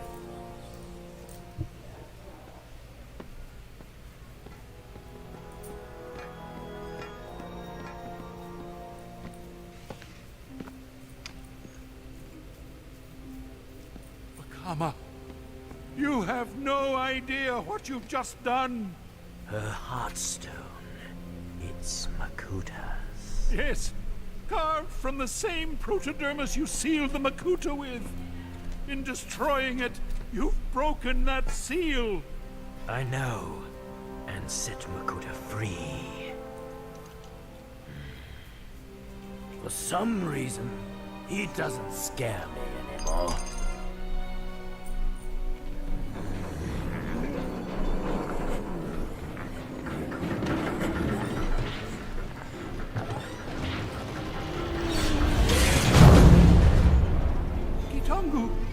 Help him up! In light of all you've given, you owe us nothing. But my duty requires I ask, Will you change us back?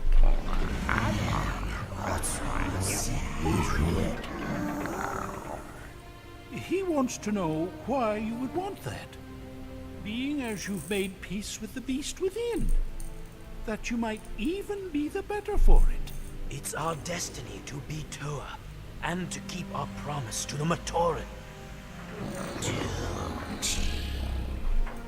Then so will you be.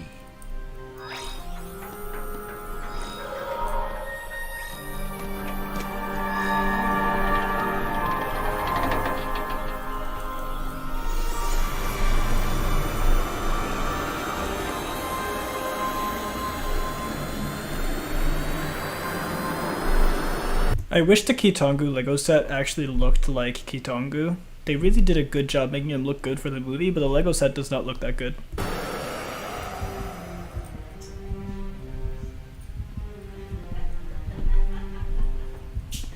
Now then, let's get all of you to safety.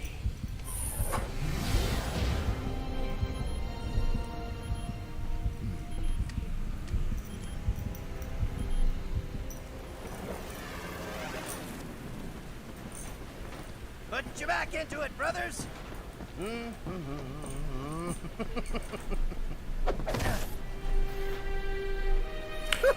Almost. It's just its face is really weird. I don't like it. Let's not crash it this time. Hey! Well, my friend, I guess this is it. Thank you. You are most welcome, Vakama.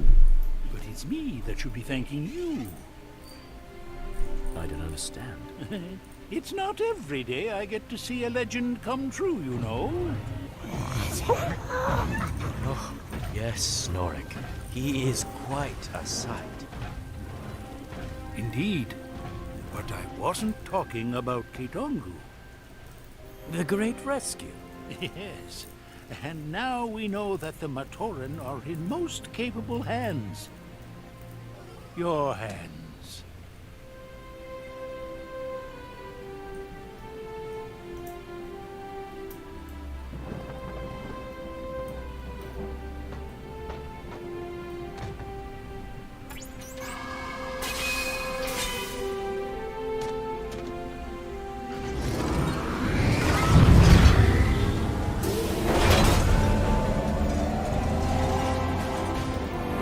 Next stop, Matanui!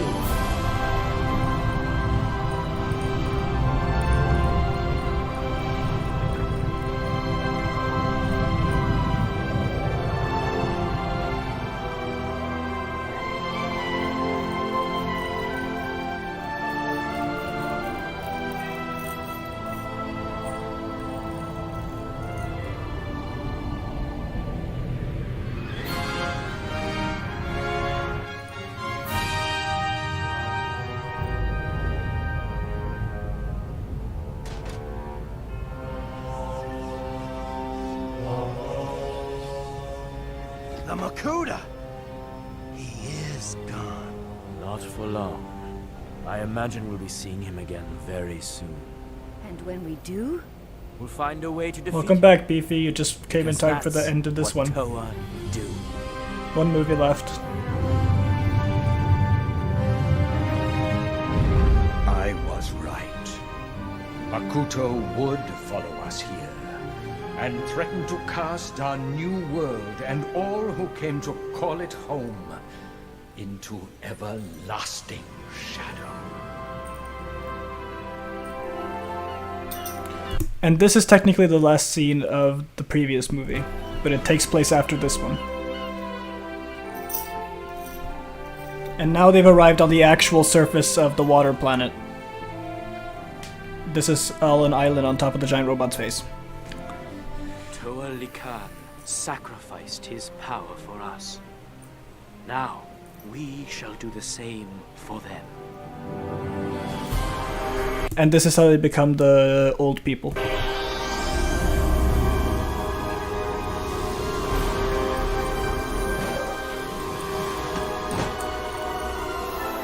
And look, it's the one from the visions.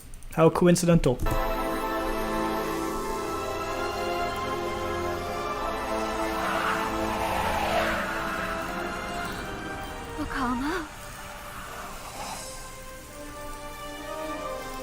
Turaga Vakama. Also, I like how the green one, Matau, he was so obsessed with looking good and being a Toa, and then as soon as he's returned to one, he's like, I'll become an old, ugly man, sure.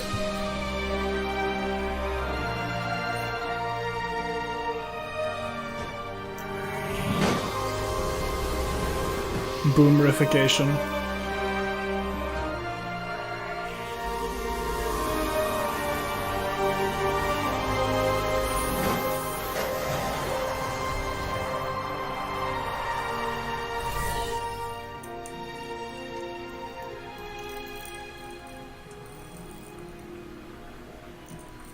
The water one actually gets the most nerfed because they go from having a mask of communication to having a mask of translation.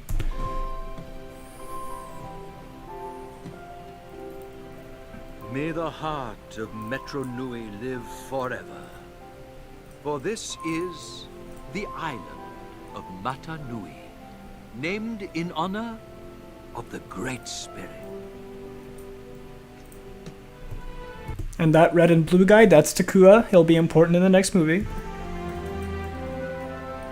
Oh, and look, one of them has a broken helmet. How awful. They're gonna die without one.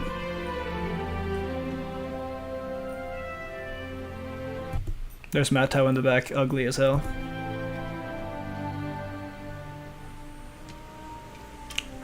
But he still has Lee Khan's mask. And so it was, as it is. It's so touching. Matoran into Toa. Toa into Turaga. Turaga into legend. Remembering deeds past. And there's Jollar. And bringing hope. Might have remembered him from the game. He was the guard captain in the Fire Village.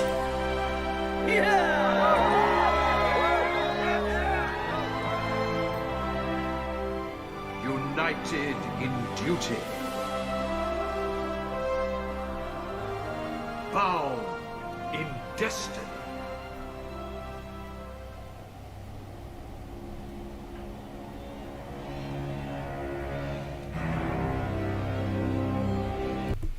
And then we get to, yeah, Jollar. Then we get to movie number 1, which is the third one on the timeline, Mask of Light. But actually, before Mask of Light takes place, the comics and the games that we've done on the stream so far. So after Web of Shadows is the comics and the games, which take place at the same time.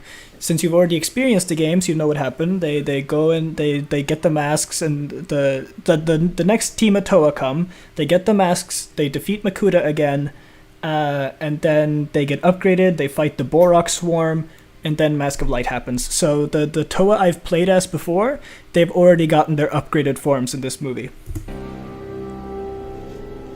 Just a heads up. Gathered friends, Listen again to the legend of the Bionicle, which is actually short for Biological Chronicle. Before time, the Great Spirit descended from the heavens, carrying we, the ones called the Matoran, to this paradise.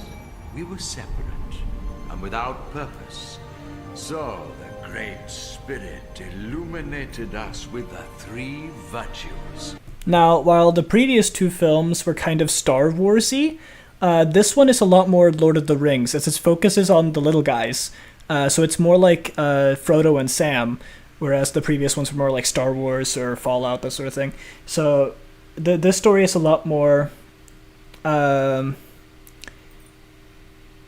is in fact Biological Chronicle. But yeah, this is way more Lord of the Rings-y. You do get to see the Toa, but they're more so supporting characters to Takua and Jollar, which are sort of our Frodo and Sam. Unity, duty, and destiny. Also, the symbol of the 3 dots being unity, duty, and destiny is actually just a star map of the 3 parts of Spherus Magna. Nice little bit of background lore. That's just how they interpreted an actual guide symbol. We embrace these gifts, and in gratitude, we named our island home Mata Nui, after the Great Spirit himself. But our happiness was not to last. For Mata Nui's brother, the Makuta, was jealous of these honors and betrayed him. casting a spell over Matanui, who fell into a deep slumber. So that is how the Turaga explain what we've seen so far to the memory-wiped Matoran. That's the tale they're told, which isn't the entire truth, but it is true from a certain point of view. The Makuta was free to unleash his shadows. And unleash them, he did.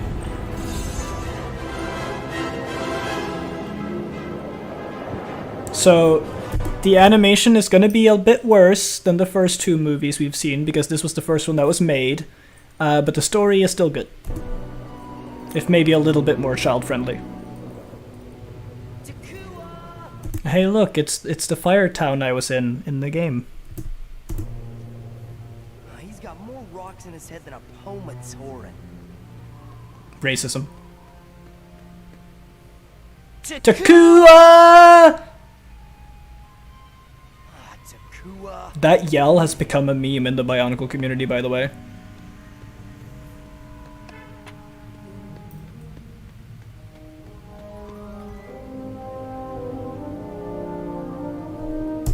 We have a Shakespeare as a producer. We have a Shakespeare as a producer. the descendants of William Shakespeare. Made Bionicle.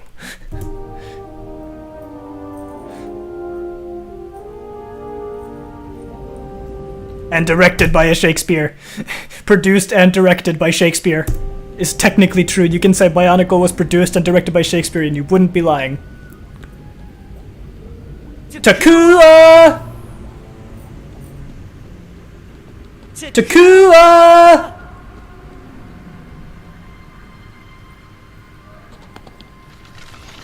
There he is. Look, Buku. That's why they call me the Chronicler. Oh, I bet no one's ever recorded this before. Takua! Takua! What are you doing down here alone? We're supposed to be at the Coley match? Oh yeah, sorry, Jala. Hang on a sec. I just gotta check out that totem. You're hopping across lava to look at a stupid warning totem? Do you know what Turaga Vakama would say? Irresponsible? Now come on! Ironic coming from Vakama of all people. There! Very impressive. Now let's go! Actually, funnily enough, Jawler, the guy with the golden mask, and Vakama, back when they were both Matoran on Ta-Metru, they were actually best friends apparently. Which Vakama remembers, but Jawler doesn't, which is kind of sad.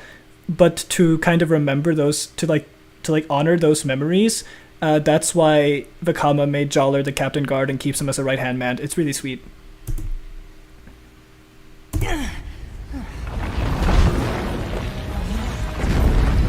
Indiana Jones moment. Takua, get out of there!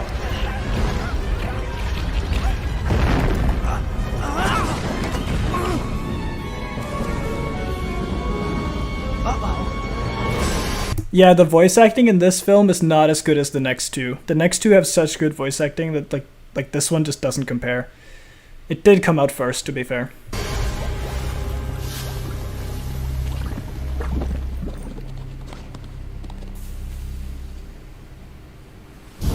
And there it is, everyone. The Mask of Light.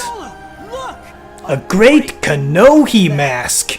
I've seen this movie so many times, I know every line and every intonation by heart.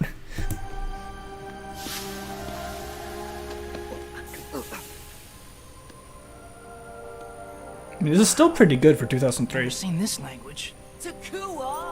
Never seen this language. It's literally the language. It's their language. They just don't remember it. It's so cool.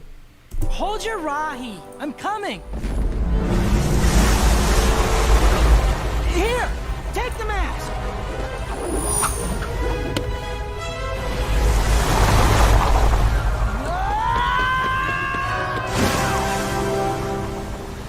I won't. I'll do some of the lines because it was funny, but I won't do all of it.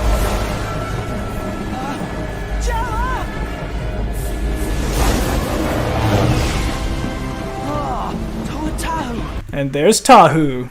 Chronicler! Sightseeing, were ya? This gives me flashbacks now to the lava surfing segment in the game. Well, let's take a closer look at those falls! Let's take a closer look at those falls! I remember that line. That's a good one.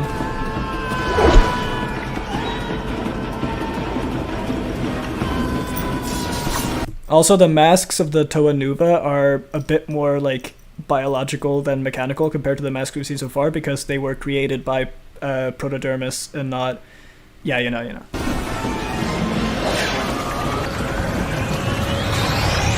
So this is the upgraded Tahu. Replayed as the original Tahu. So, Takua, is this view close enough?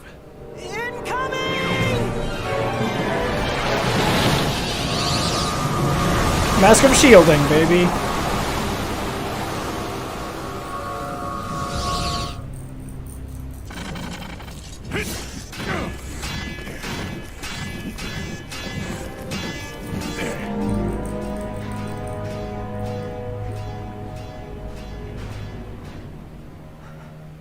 Oh, Takua.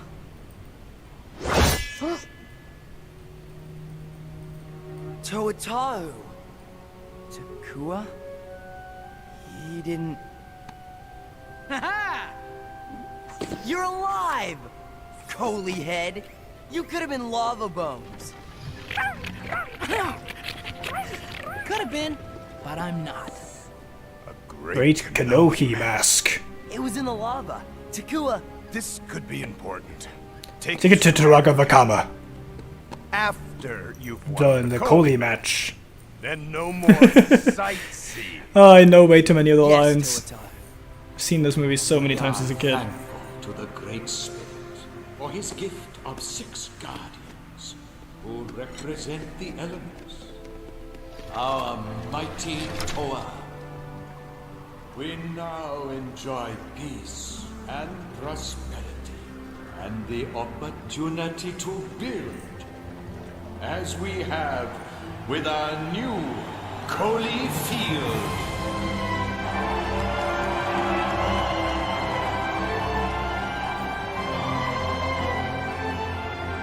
Let us welcome our protectors, the Spirit of Fire, Toa Tahu. From the Village of Water, Toa Gali! They knew what they were doing. And from the Village of Stone, Toa Pohatu. The ultimate dude bro. Pleasure to see you again. I like how most of them retained their colors when they got upgraded, but Pohatu went from sand and brown to orange and white. Like, what happened to him? Why did he change so much? And Gali? Thank you, Tahu. Brother, I am thrilled to be here. Well, couldn't have our first match without the patron of Koli. And so I am here. Always a pleasure, Gali. Huh. Pohatu is such a dude bro. You two, still so ill at ease? Put your petty differences aside. Can you tell this was directed and produced by a Shakespeare yet? That's a very, like, poetic way of saying that. Rejoice! Oh. I think my brother is afraid of having his fire extinguished. Sister, it's it'd be nothing but Haim. Hot air, as they say. I hate that line so much. Toa squabble like Goko birds over a berry. Their recent victories are a blessing, but they've forgotten how they need each other.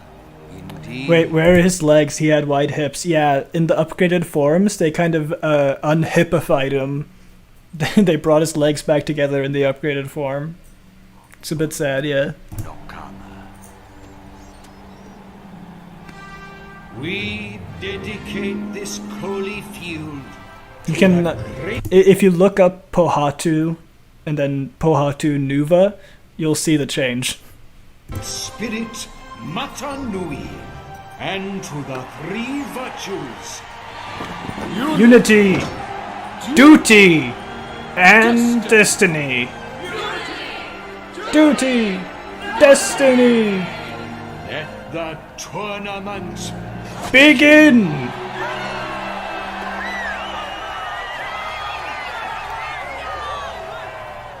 Takoro welcomes 3 teams. I was about to say the most deranged shit in response to what you said.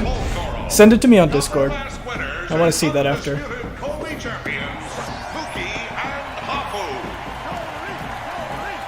From the shining seas of Gakoro, the challengers, Holly and Maku. And from Takoro, your own captain of the guard, and the chronicler himself, Jala and Takua.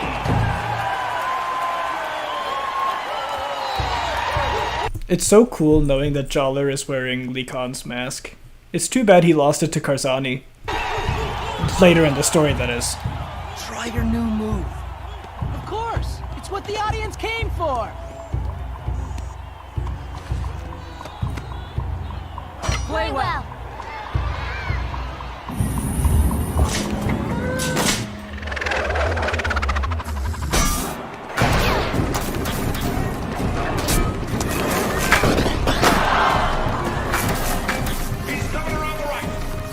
It's like hockey, but a 3-way. It can also be up to 4 teams, but it seems in the illegal tournaments they play in teams of 3.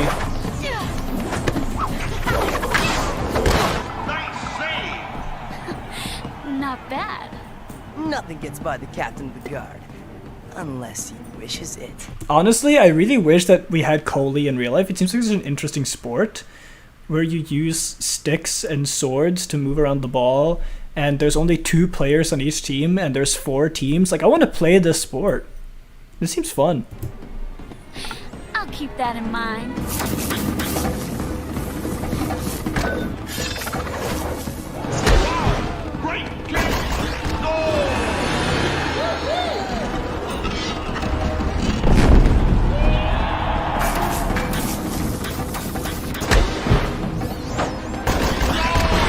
Man, the Waterkeeper fucking sucks. At least they have a good offensive player.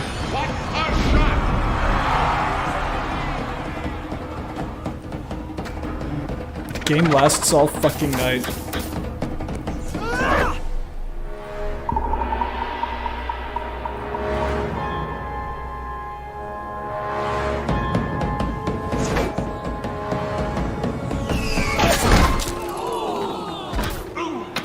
Ah, poor Vakama.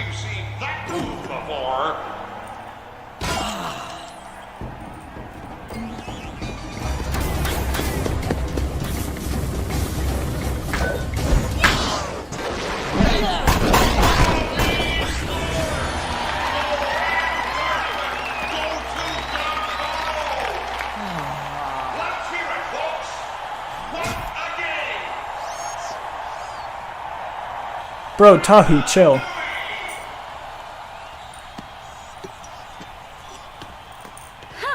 Nice defense, Maku. Good shooting, Hookie. Good shooting yourself, Holly. Not bad. For a Gamma Torin. Racist. Good effort, Takua. Nice move back there. A little more practice, and you'll have something amazing. Thanks. Congratulations to Gakoro! And well played by all!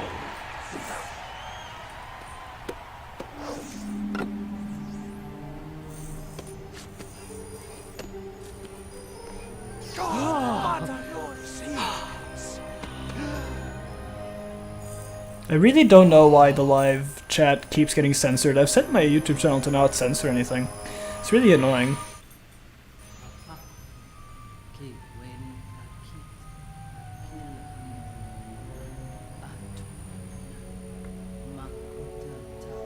What's she doing? She's translating. This is the great Kanohi mask of light. A mask to be worn only by a 7th Toa. The prophecy is being fulfilled. A Toa of light.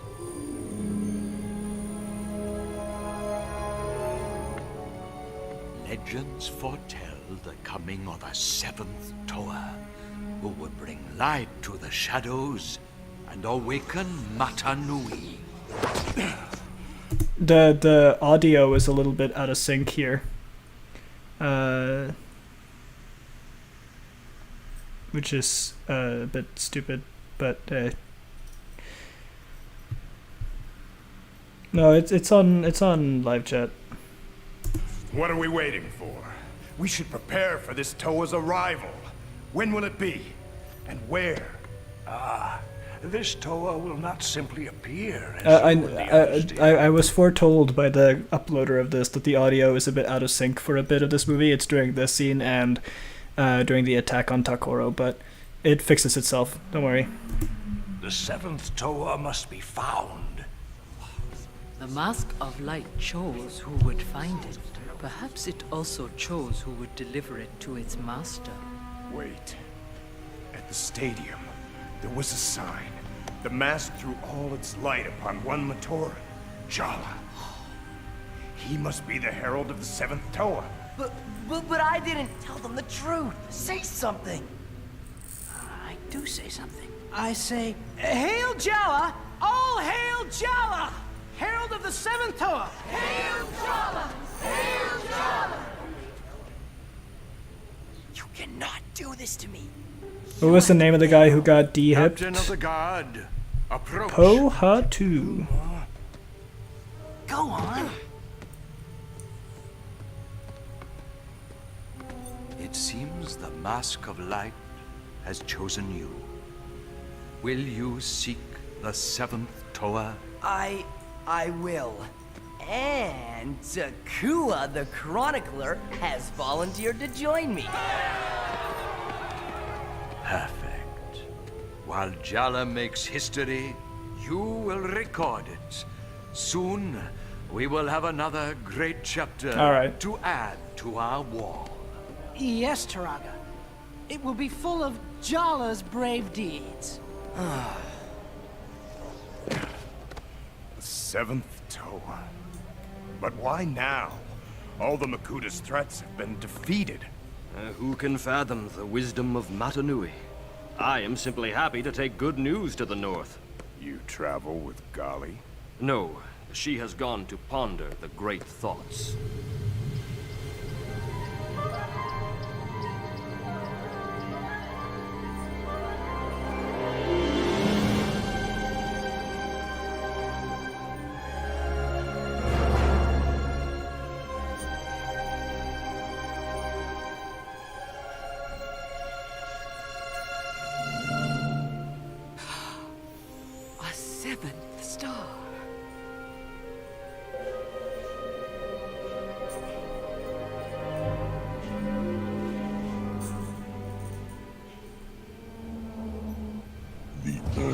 Shudders, my brother. The seventh Toa has begun its approach. Again, the prophecies of the Matoran oppose my will. Must I release those who should never see the light of day? And here he goes, creating the Rakshi. I must preserve your slumber. Their unity can be poisoned. Their duty will be broken. Their destiny I must shatter. Go, my sons. Use the shadows and keep my brother asleep. The audio will be back in sync in a few scenes, don't worry about it. Toa Pohatu has left for the north. He spreads word of your search. Oh, thanks. I'll take any help I can, give to Jala for his quest. The one that's his, that is. Look, don't get mushy, Jala. I have no time for a long goodbye. I was just gonna say, well, You owe me a rematch on the Coley field. Well then, you'd better hurry back, because I'll be practicing.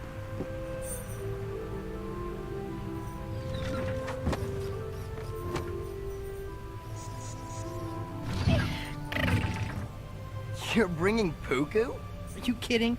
I couldn't leave her behind if I wanted to.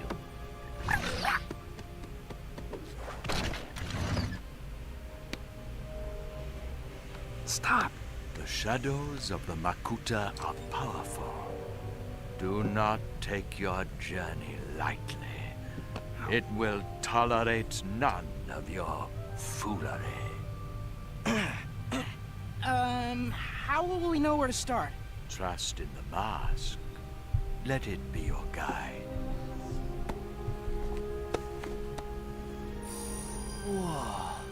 Hard to argue with that. Remember your duty and walk in the light. Yeah! Move over! Safely in the light.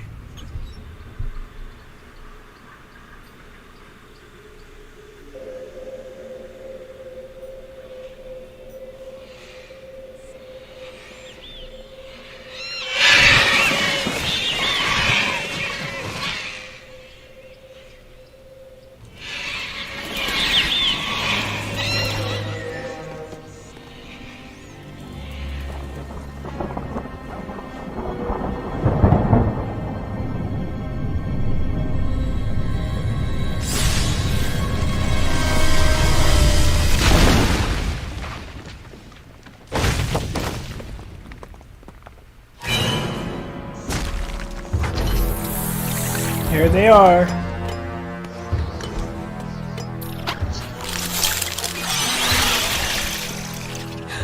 Mata Nui.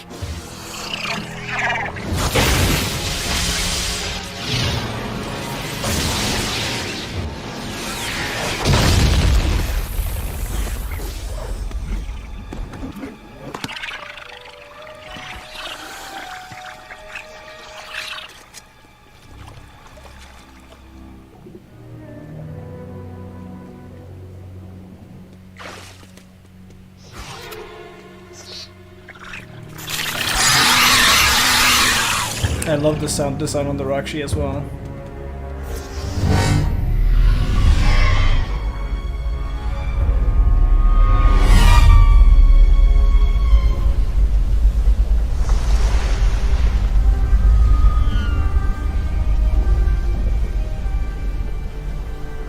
They're headed for Takoro.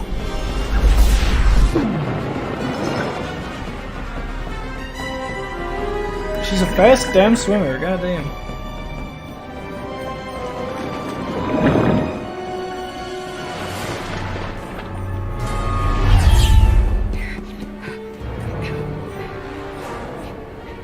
The Tower of Water approaches!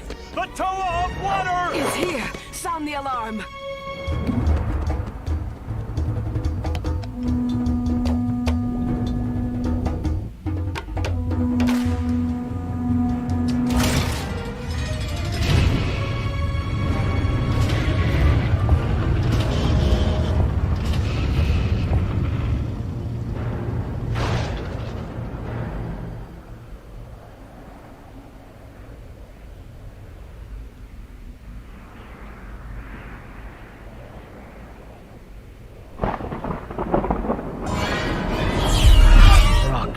Shadows that cower in the depths, exactly as foretold.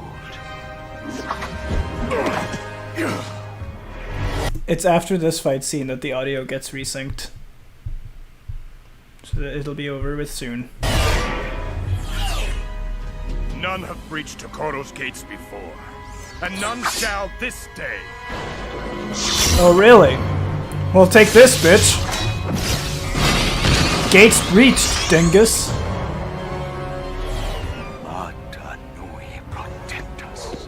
I'm coming, Tahu! Don't say that, Gully.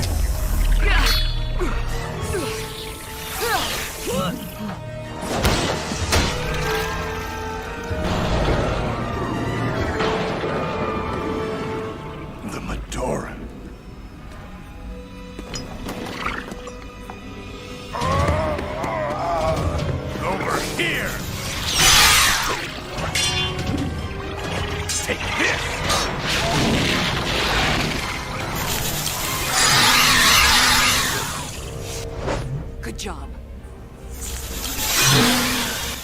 get the Matoran to safety now. Surrender? It's lost, Tahu. We need to regroup. So be it.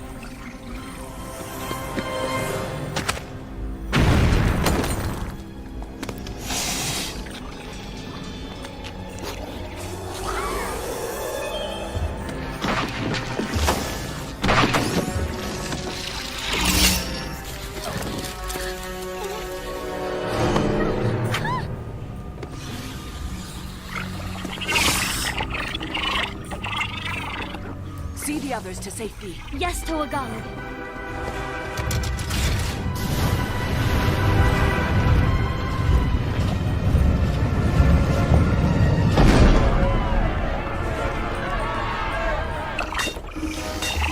Back, you foul creature! Vakama is such a fucking Chad that even in his old man form he stands up to these things. One more step and I'll take it from here, wise one.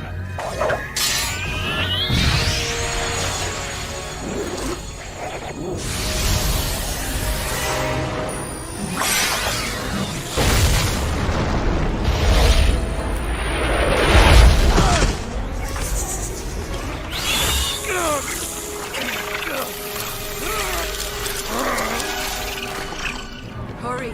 Go quickly! Brother, be careful!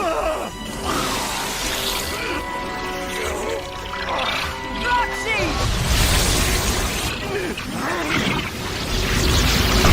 Tahu, your mask. I'm sorry. It's nothing. And there he goes, getting infected with the Rakshi poison. If only he had Kitangu. Poison! This way!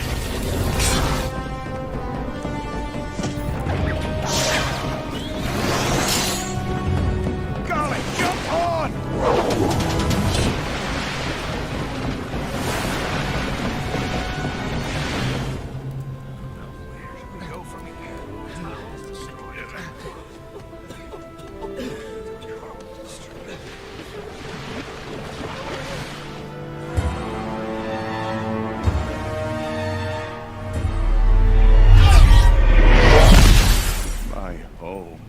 They could have destroyed us. Why didn't they? They are seekers. Whatever they came for, they did not find.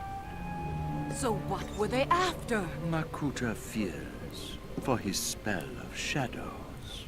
The Mask of Light? Then they seek the seventh Toa. Jala and Takua. We'll summon the Toa to find them. Don't trouble the others, sister. I'll see to their safety myself. No, Tahu, no! We must remain united. No, Tahu! Bad Tahu!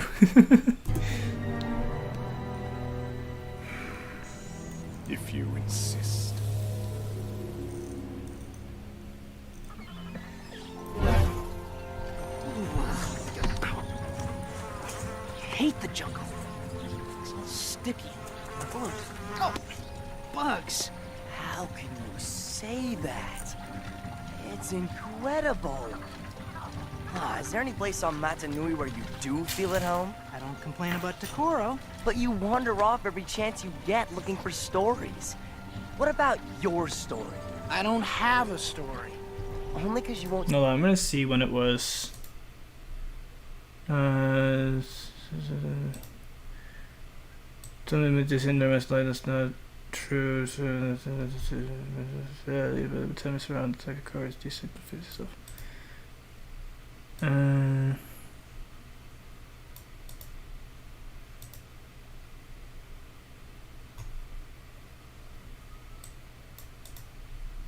Yeah, it's fine. Stand still long enough to make one. We all have a destiny, you know. You know me, always different.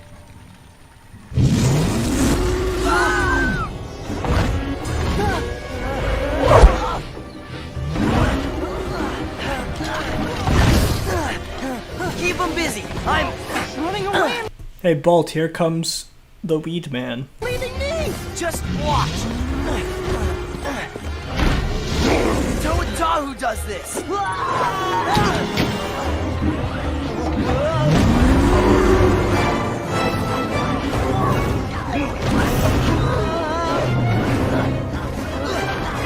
Also, this is the same beast that Makama used to fight when he was Horbika. Toaliwa, Spirit of Air.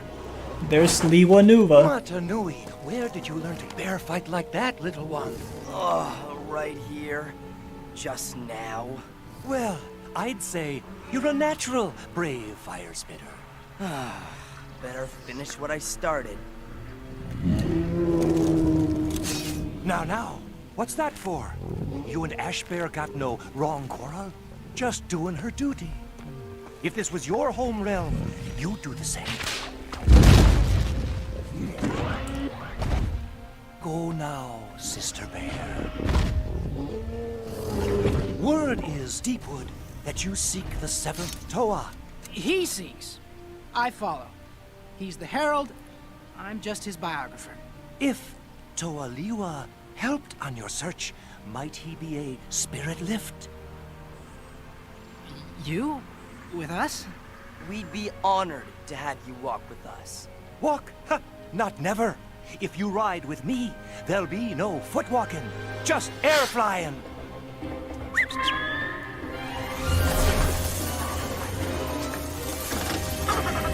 Ever wind fly a cuckoo bird? I've been a second, but I've never flown one myself. Then today's for quick learning. Stay sharp and follow well. Sorry, Cuckoo. No room. Go on home.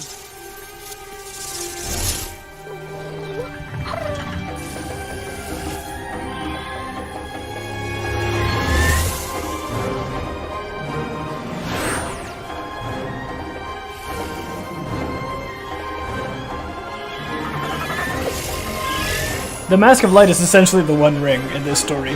Makuta is Sauron. And here we go to the Land of Ice, the land of my favorite.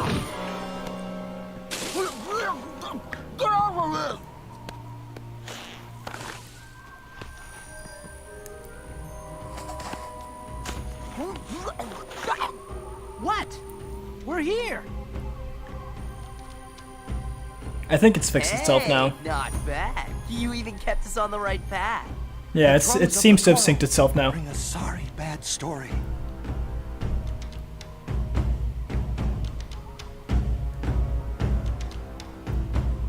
Your village has fallen to Rakshi, the Makuta sons. My village? In trouble? I should have been there. I must return. Sorry, Fire Spitter. Past late to help now. The mask most needs you.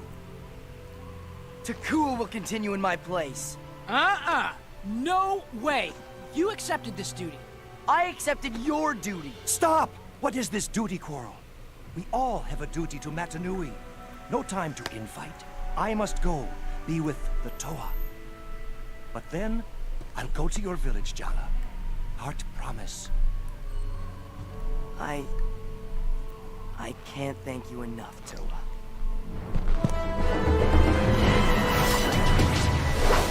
Isn't Joller the Toa Light? The fact that he holds in front of his face like it's technically foreshadowing? Technically not. It's the blue and red one that's the Toa of Light, Takua. Joller becomes a Toa of Fire later in the story, though. But it is Takua that becomes the Toa of Light. That's why he's like, no, this is your duty. And then he's like, no, it's my duty. It's like, because it's really Takua's duty, but he shifted it over to Joller because he's kind of a coward sometimes.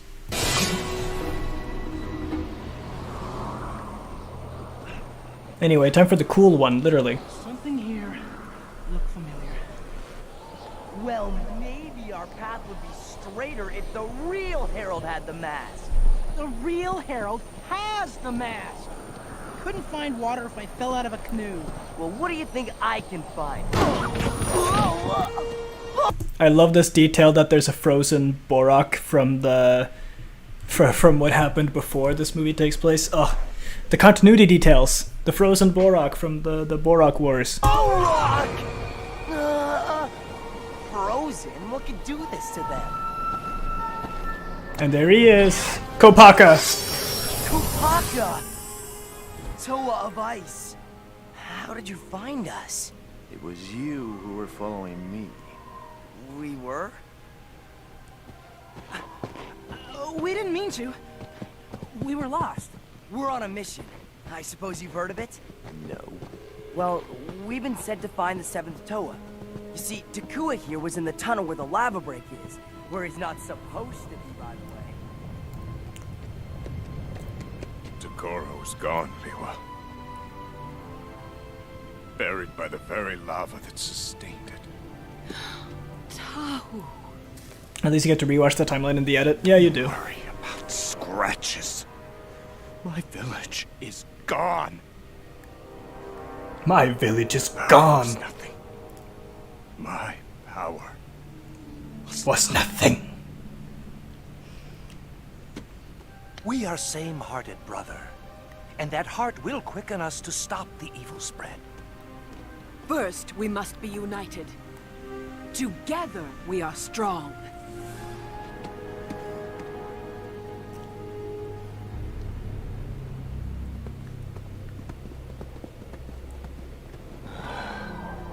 Kokoro. No.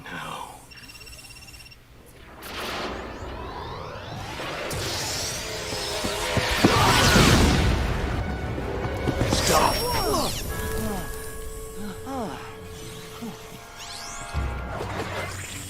Go! The captain of the guard never runs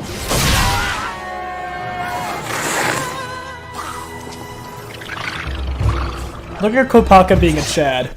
Tahu and Gali together couldn't defeat one of them, and yet fucking Kopaka holds off 3. He is such a Chad.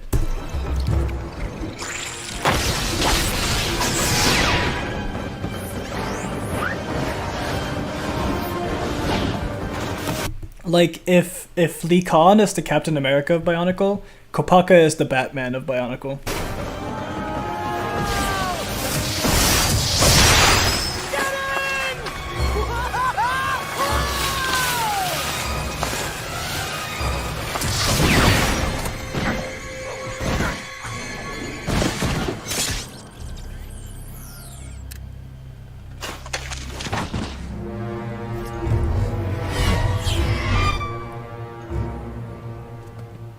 Jala!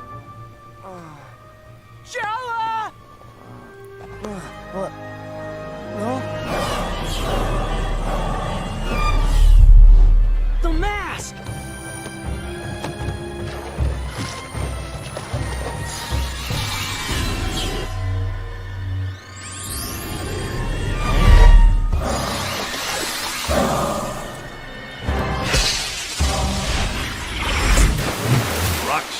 Washed and chilled.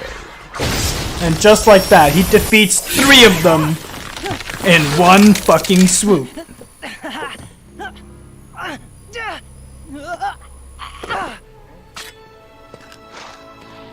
What an absolute Giga Chad Kopaka is. How can you not like him after seeing him kick ass like that after Tahu got his ass beat? Good moves. Even I get lucky sometimes. Not luck. It's what you do that makes you a hero.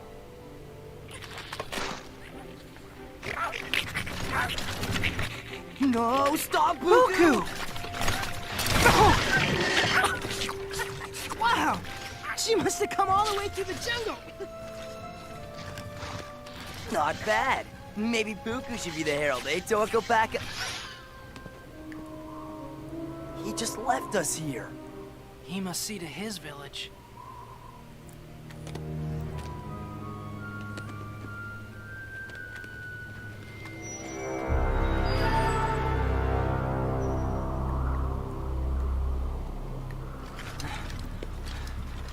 Onokoro Highway. Doesn't look like it's been used in a while. We don't have a light stone. Ha! Who needs light stones?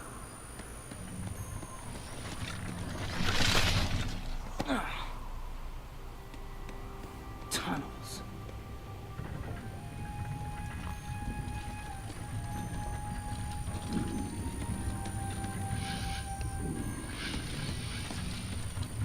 You can actually learn to read the runes you see in Bionicle, by the way. They are readable. You can learn them.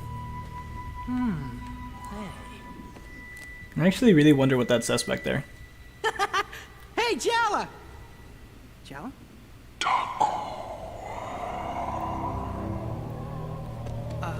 Guys? Where'd you go? Jala? Jala! Shadows are everywhere, and where they are, so am I. I know who you are. I'm not afraid. Even my shadows cannot hide your fear. Can you read them? No. Or the truth. I'm gonna learn it. I'm gonna learn it. You will not find. I think that'd be fun. And deep down, you know it. So I won't. Maybe Jala will. And if he doesn't, he will die because of you. Bring me the mask, Takua. Bring it to me, and you won't lose your friend. No. I won't let everyone down. You fail them more if you refuse. For the mask, your villages and Jala will be spared. Don't be a fool. No, I can't. Takua! The mask is pointing this way.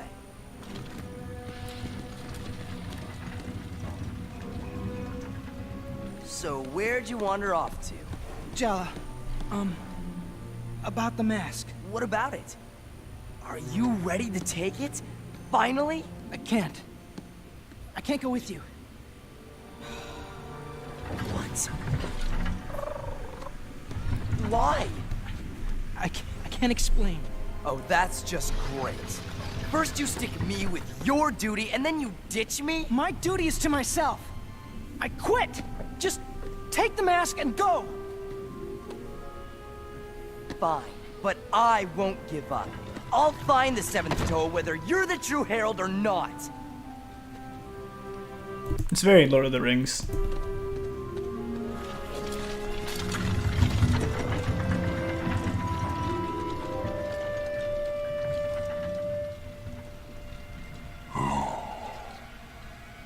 My goodwill refused.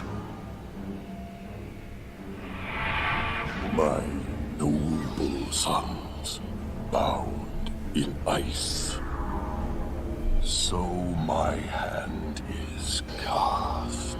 Now I must pierce that which the Toa hold dear. Anger amongst them will threaten their precious unity. Hunger Lord of the Masks. will consume their duty.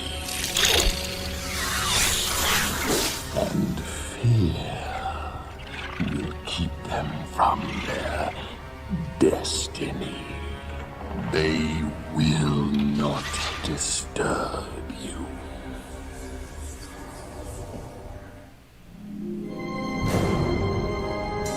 Underground City, which looks a lot grander than the game. Onua, my friend. It seems bashing granite is treating you well. Porto! Look around you. Mining has never been better. Oh, you should join me at it sometime. Try doing a real job. Say, how goes the carving? Bro, did he just say get a job? Their work is magnificent, but nowhere near as good as the other tidings I bring. Matoran of Onokoro! The Mask of Light has been found! Jala, the captain of the guard of Takora, and Takua the Chronicler, even now seek the seventh Toa!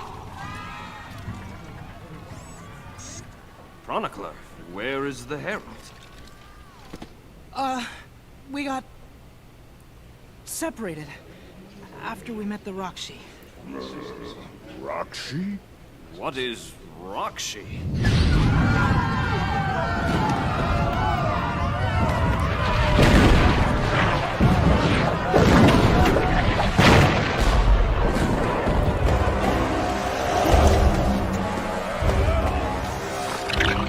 Those.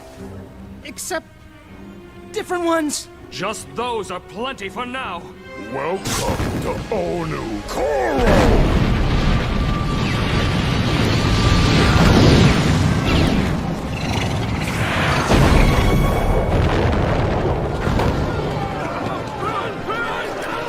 Come on, Cuckoo! Let's get out of here!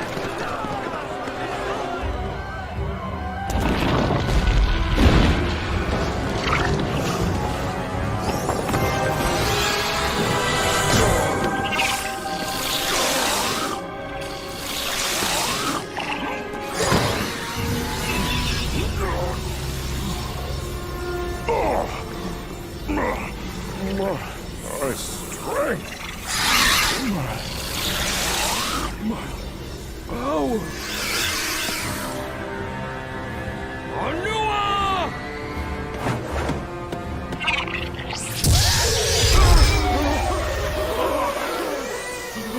Yeah, the writing in this movie isn't the best, and I do wish they used their powers more. Like Pohatu, canonically, he would have ran circles around that Roxy. So this is definitely the more childish of the movies, but it's still okay. And it's it's the shortest one. What have I done?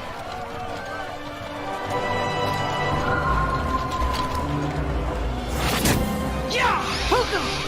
Yeah! Yeah, Cuckoo! Yeah!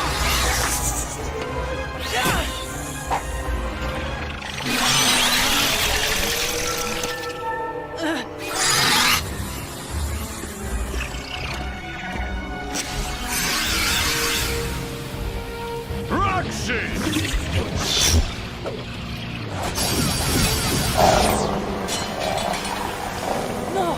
Tahu! Bro, Tahu keeps taking L's in this movie. It's insane.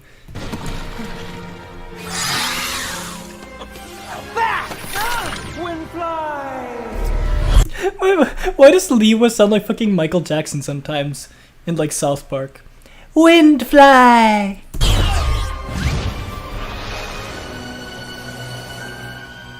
Brother! Fire has no brothers.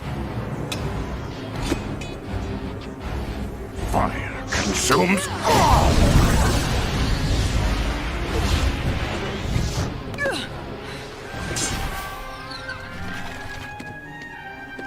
Quick speed to Jala. Warn him. I will. Cuckoo! Where are you going? Come on, girl. Atta girl. Alright, up. Okay. Keep going. Keep going. Come on.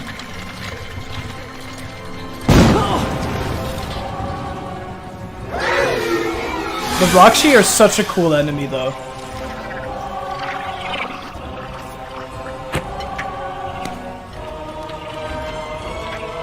And the music is still awesome.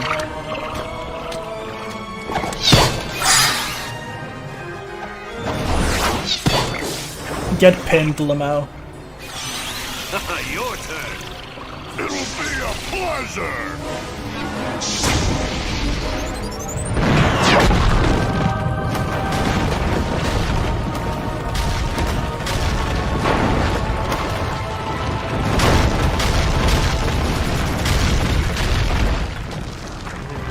Well done! But how did you keep the ceiling from collapsing on us, too?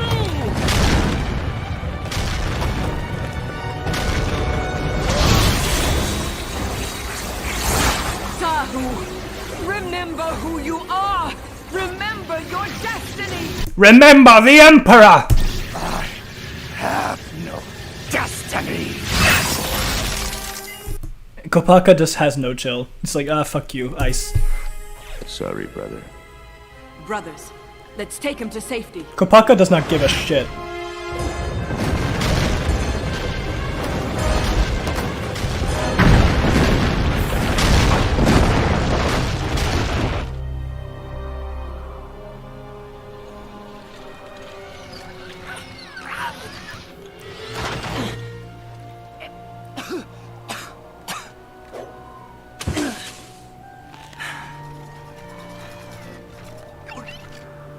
Jala.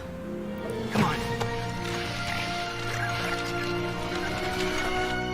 Come on. Let's get out of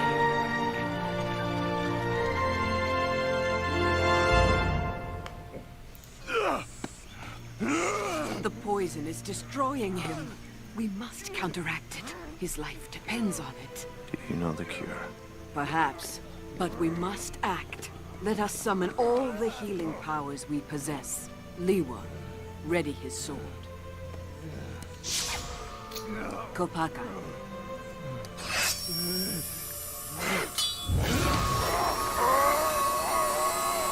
Straight up torturing him to get the poison out. That's enough. Brother.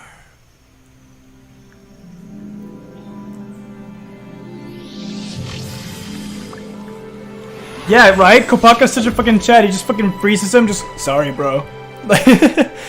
He just doesn't give a shit. In every encounter ever, he's the first to just stop giving a shit and just be like, yeah, fuck you. Freeze.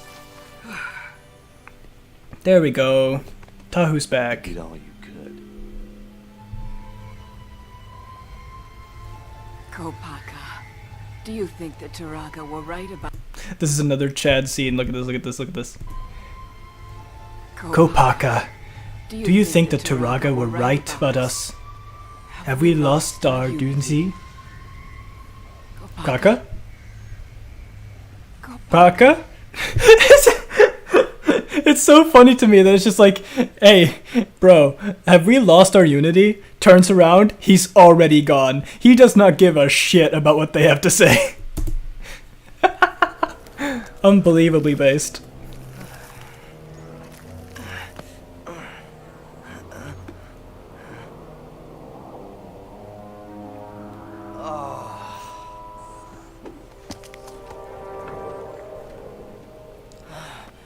Matanui, where does my destiny lie?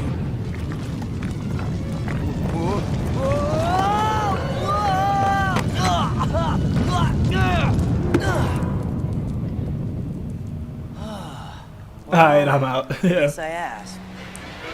Oh, what now?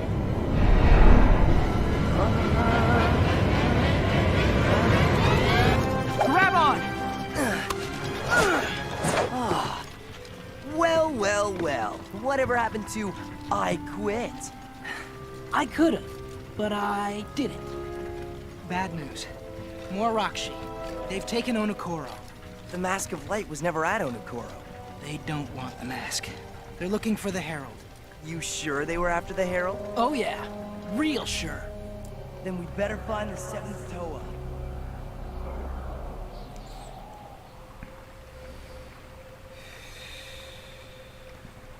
Sister, he is open-eyed. Brother, are you well? No. No, I'm not well. But I am alive, and in your debt, my sister. Oh, now they're friends again. Look how much bigger his hand is. Jesus Christ. Golly's a skinny girl. Like, at least Nokama was equally sized to her brothers in the previous Toa team. Goddamn, she's small. Inui, the great temple. No way. We've been all over the island just to wind up here? Why not? It's a special place. Are you sure this thing is working right?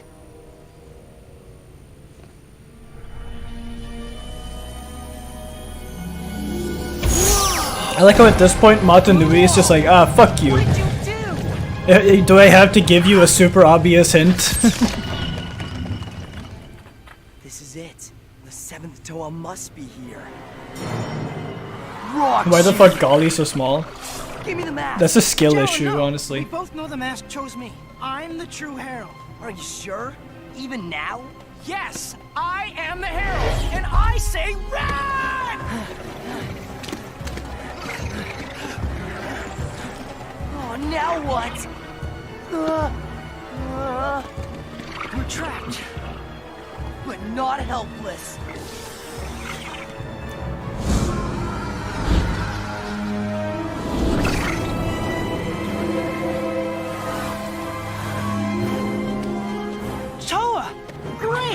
You can get us out of here! We are done running. Whoa! What's that?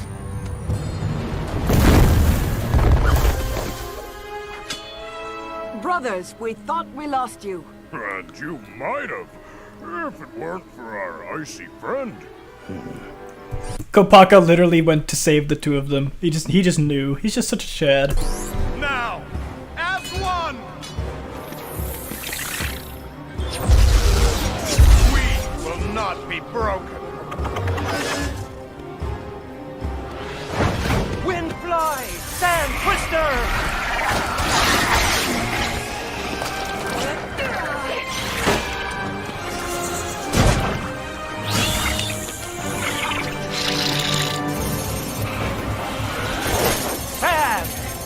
And fire!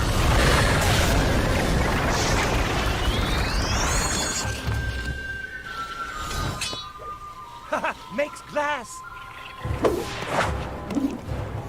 Back off! Surprise. Again, he just appears behind two of the strongest enemies they've ever faced. Just goes, surprise. He's such a fucking Chad. I love him. Roxy! Leave the heavy lifting to me! Lava!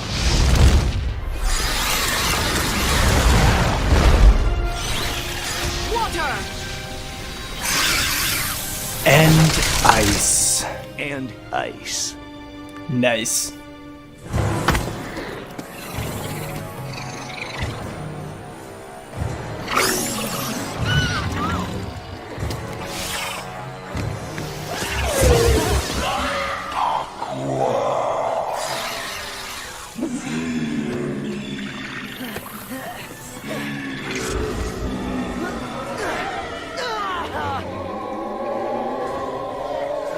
Best mask of I'm better than you. The best part is that all the others have kind of like so many of the others have kind of combat-ish mask powers, like Pohatu has speed, Onua has strength, Tahu has shielding. Kopaka just has X-ray vision. And yet he's one of the best fighters they have. He doesn't need mask enhancement. I'm supposed to make the sacrifice. No. The duty was mine. You know who you are. You were always different.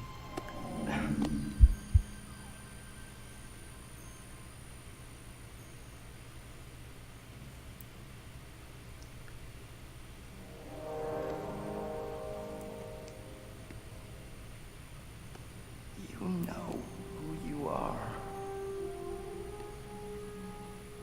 Here it comes. Time for Bionicle Jesus.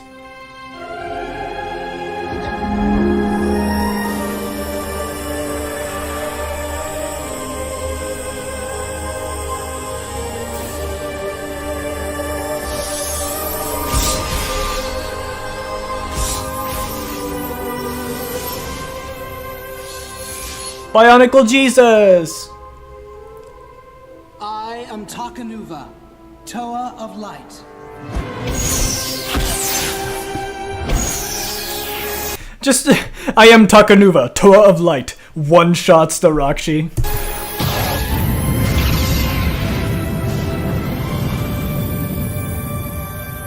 And then proceeds to carve his own face into the mountain. Okay, chill. Isn't that having two different masks on? Technically what happens, if you look at how it's handled in the game, it seems to me that if you have a mask on and you put another mask on, they just kind of meld together. At least as far as I understand it.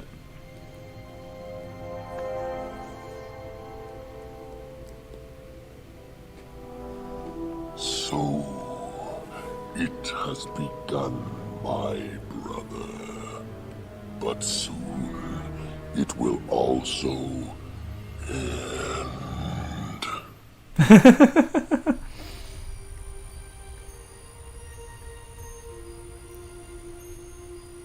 All this just to discover who I am? You have finally found your own story, and still you seek answers. Mata Nui is wiser than all.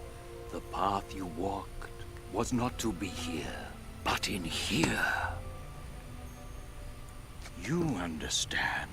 Your destiny is clear. My duty is clear. Jala's sacrifice will not be in vain.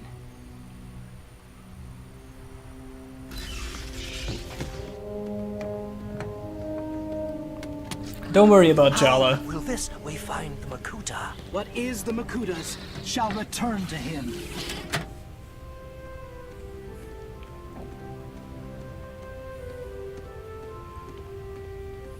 Jala was your herald. Let him continue to lead you to victory. Well said, Holly. Not much room in this transport. Where will we all sit, brother? You won't. You shall not join me. But united, our power defeated the Rakshi. Certainly will take nothing less to defeat the Makuta. I have but one destiny. Yours lie with the Matoran and the Turaga. Gather them and wait for my return.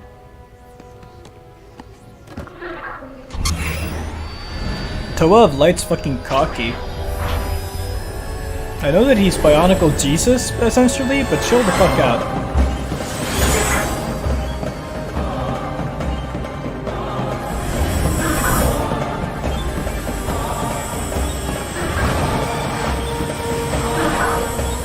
By the way they built that bike is using the remains of the Rakshi.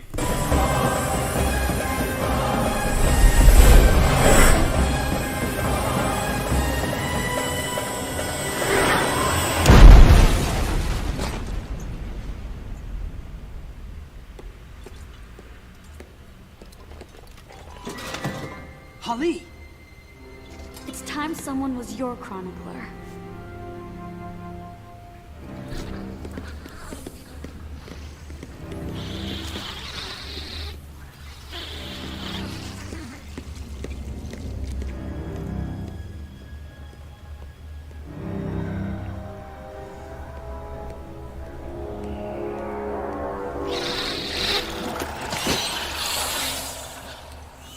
That really is dark, damn. Necrobike. Yeah, see, even in the most child-friendly of Bionicle movies, there is some dark details.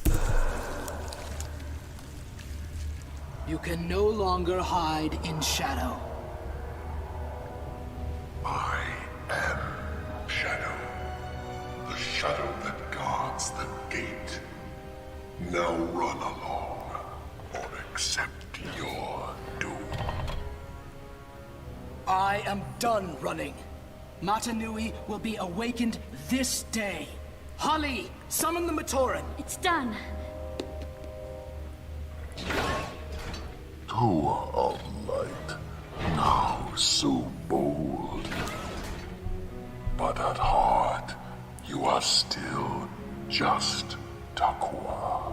You failed to save your friend. You didn't even warn him. Perhaps for your next great failure, a simple game of Koli. Win, and you may try to open the gate. I love this about Makuta, is that he's so, like, he feels like he's so above any and all other beings that he will just fight on their terms just to taunt them. He's all like, hey dude, since you're just a fucking Matoran really, why don't we just play a little game of your silly little sport? Fuck you. When you lose, I'll have that mask. I will not lose. Come on!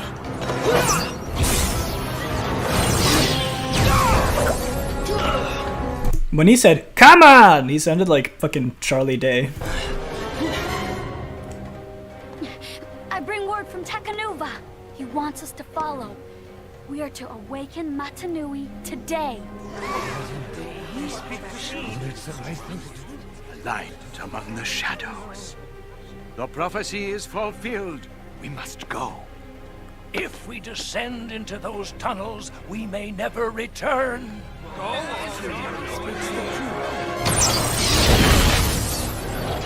still running, Towa?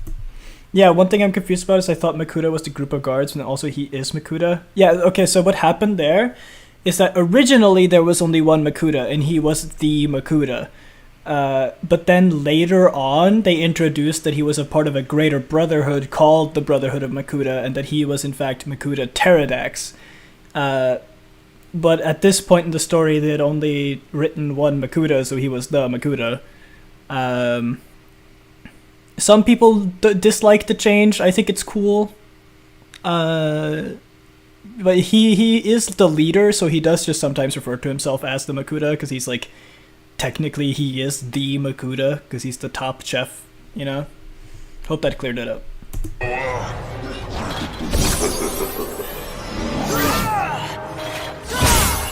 Friends! Silence! This island is a great and wondrous place. Never have any been as blessed as we are to live in such a paradise. True. I love my home. Jala loved it too. But above all, Jala respected his duty. Let us repay him by doing our duty. Let us remember him by fulfilling our destiny. Let us go forward together. Let us awaken the Great Spirit. Look at Towa Lee Khan's mask still being used to inspire people. That's so fucking cool. Lee Khan is such a fucking icon.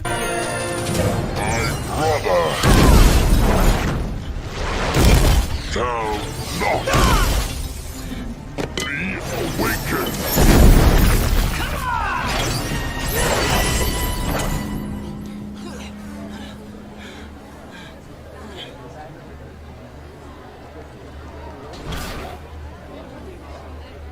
An audience gathers for your final failure, Tower of Light.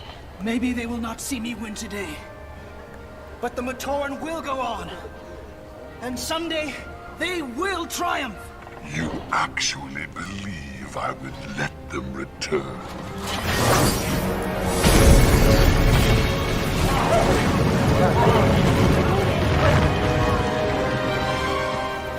They will not leave.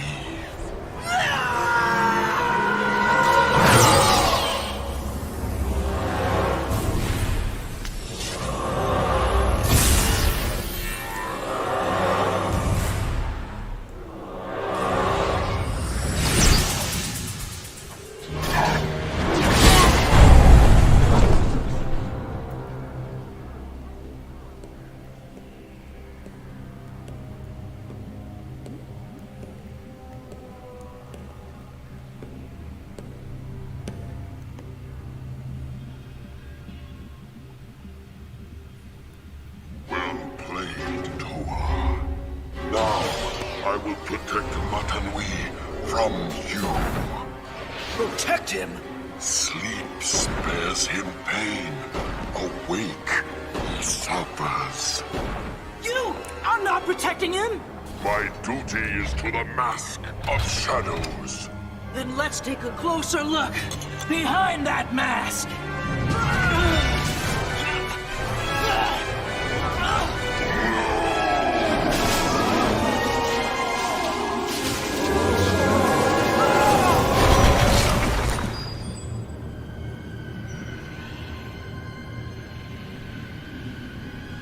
This is such a cool part of the movie.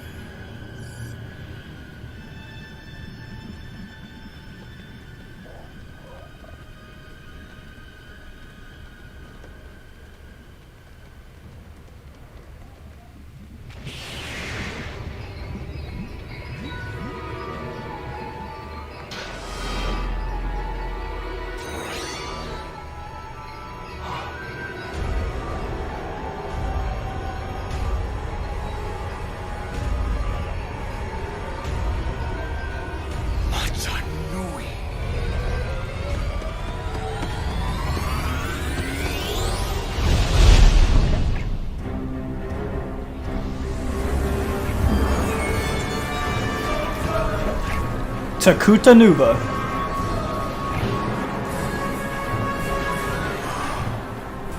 Light and shadow have become one. Light has revealed the will of Matanui. Our brother must be awakened.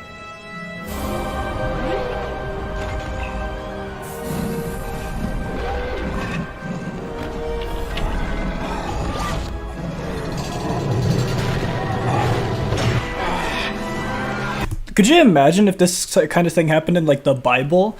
It's like, oh yeah, Satan confronted Jesus. They had a battle, but they fell into a vat of lava and then emerged as one. Like, what the fuck?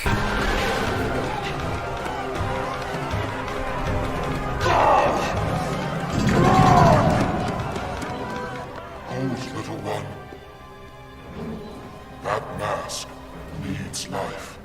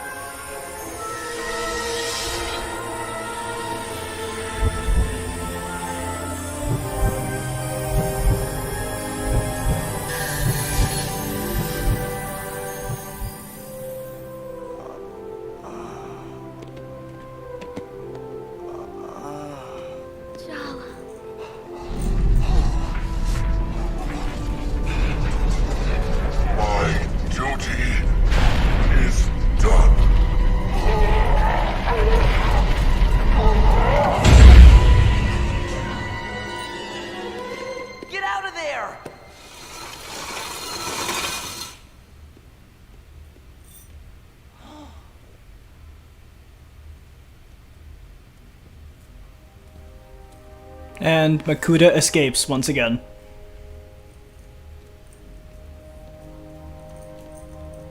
Still not fucking dead. Awaken the Great Spirit. Unity.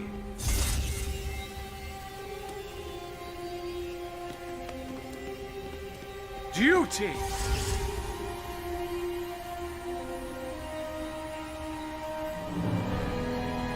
Destiny.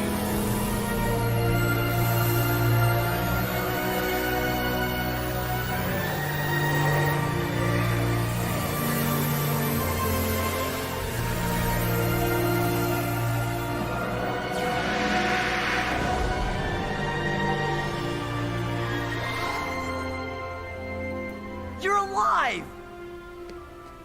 Goalie head, you could have been Makuta Bones. Could have been, but I'm not. They look like they're A-posing. Yeah, T-posing, yeah. United, we embraced our duty. Light found itself and illuminated our destiny. It only took him about 1,000 years to come back. My island home refound. New legends await. Only took him about 1,000 years. Lessons must be remembered. It was in those days I discovered our destinies are not written in stone. We have to find them for ourselves. I found mine. Now it's time for you to make new legends. For that is the way of the Bionicle.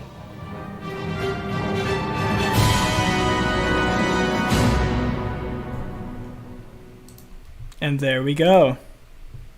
And there's still like thousands upon thousands of years of story, and then it's the Legend Reborn movie. I really wish they made movies for the other story parts as well, but they didn't. So I guess I'm gonna end the stream here. That was fun. See you guys.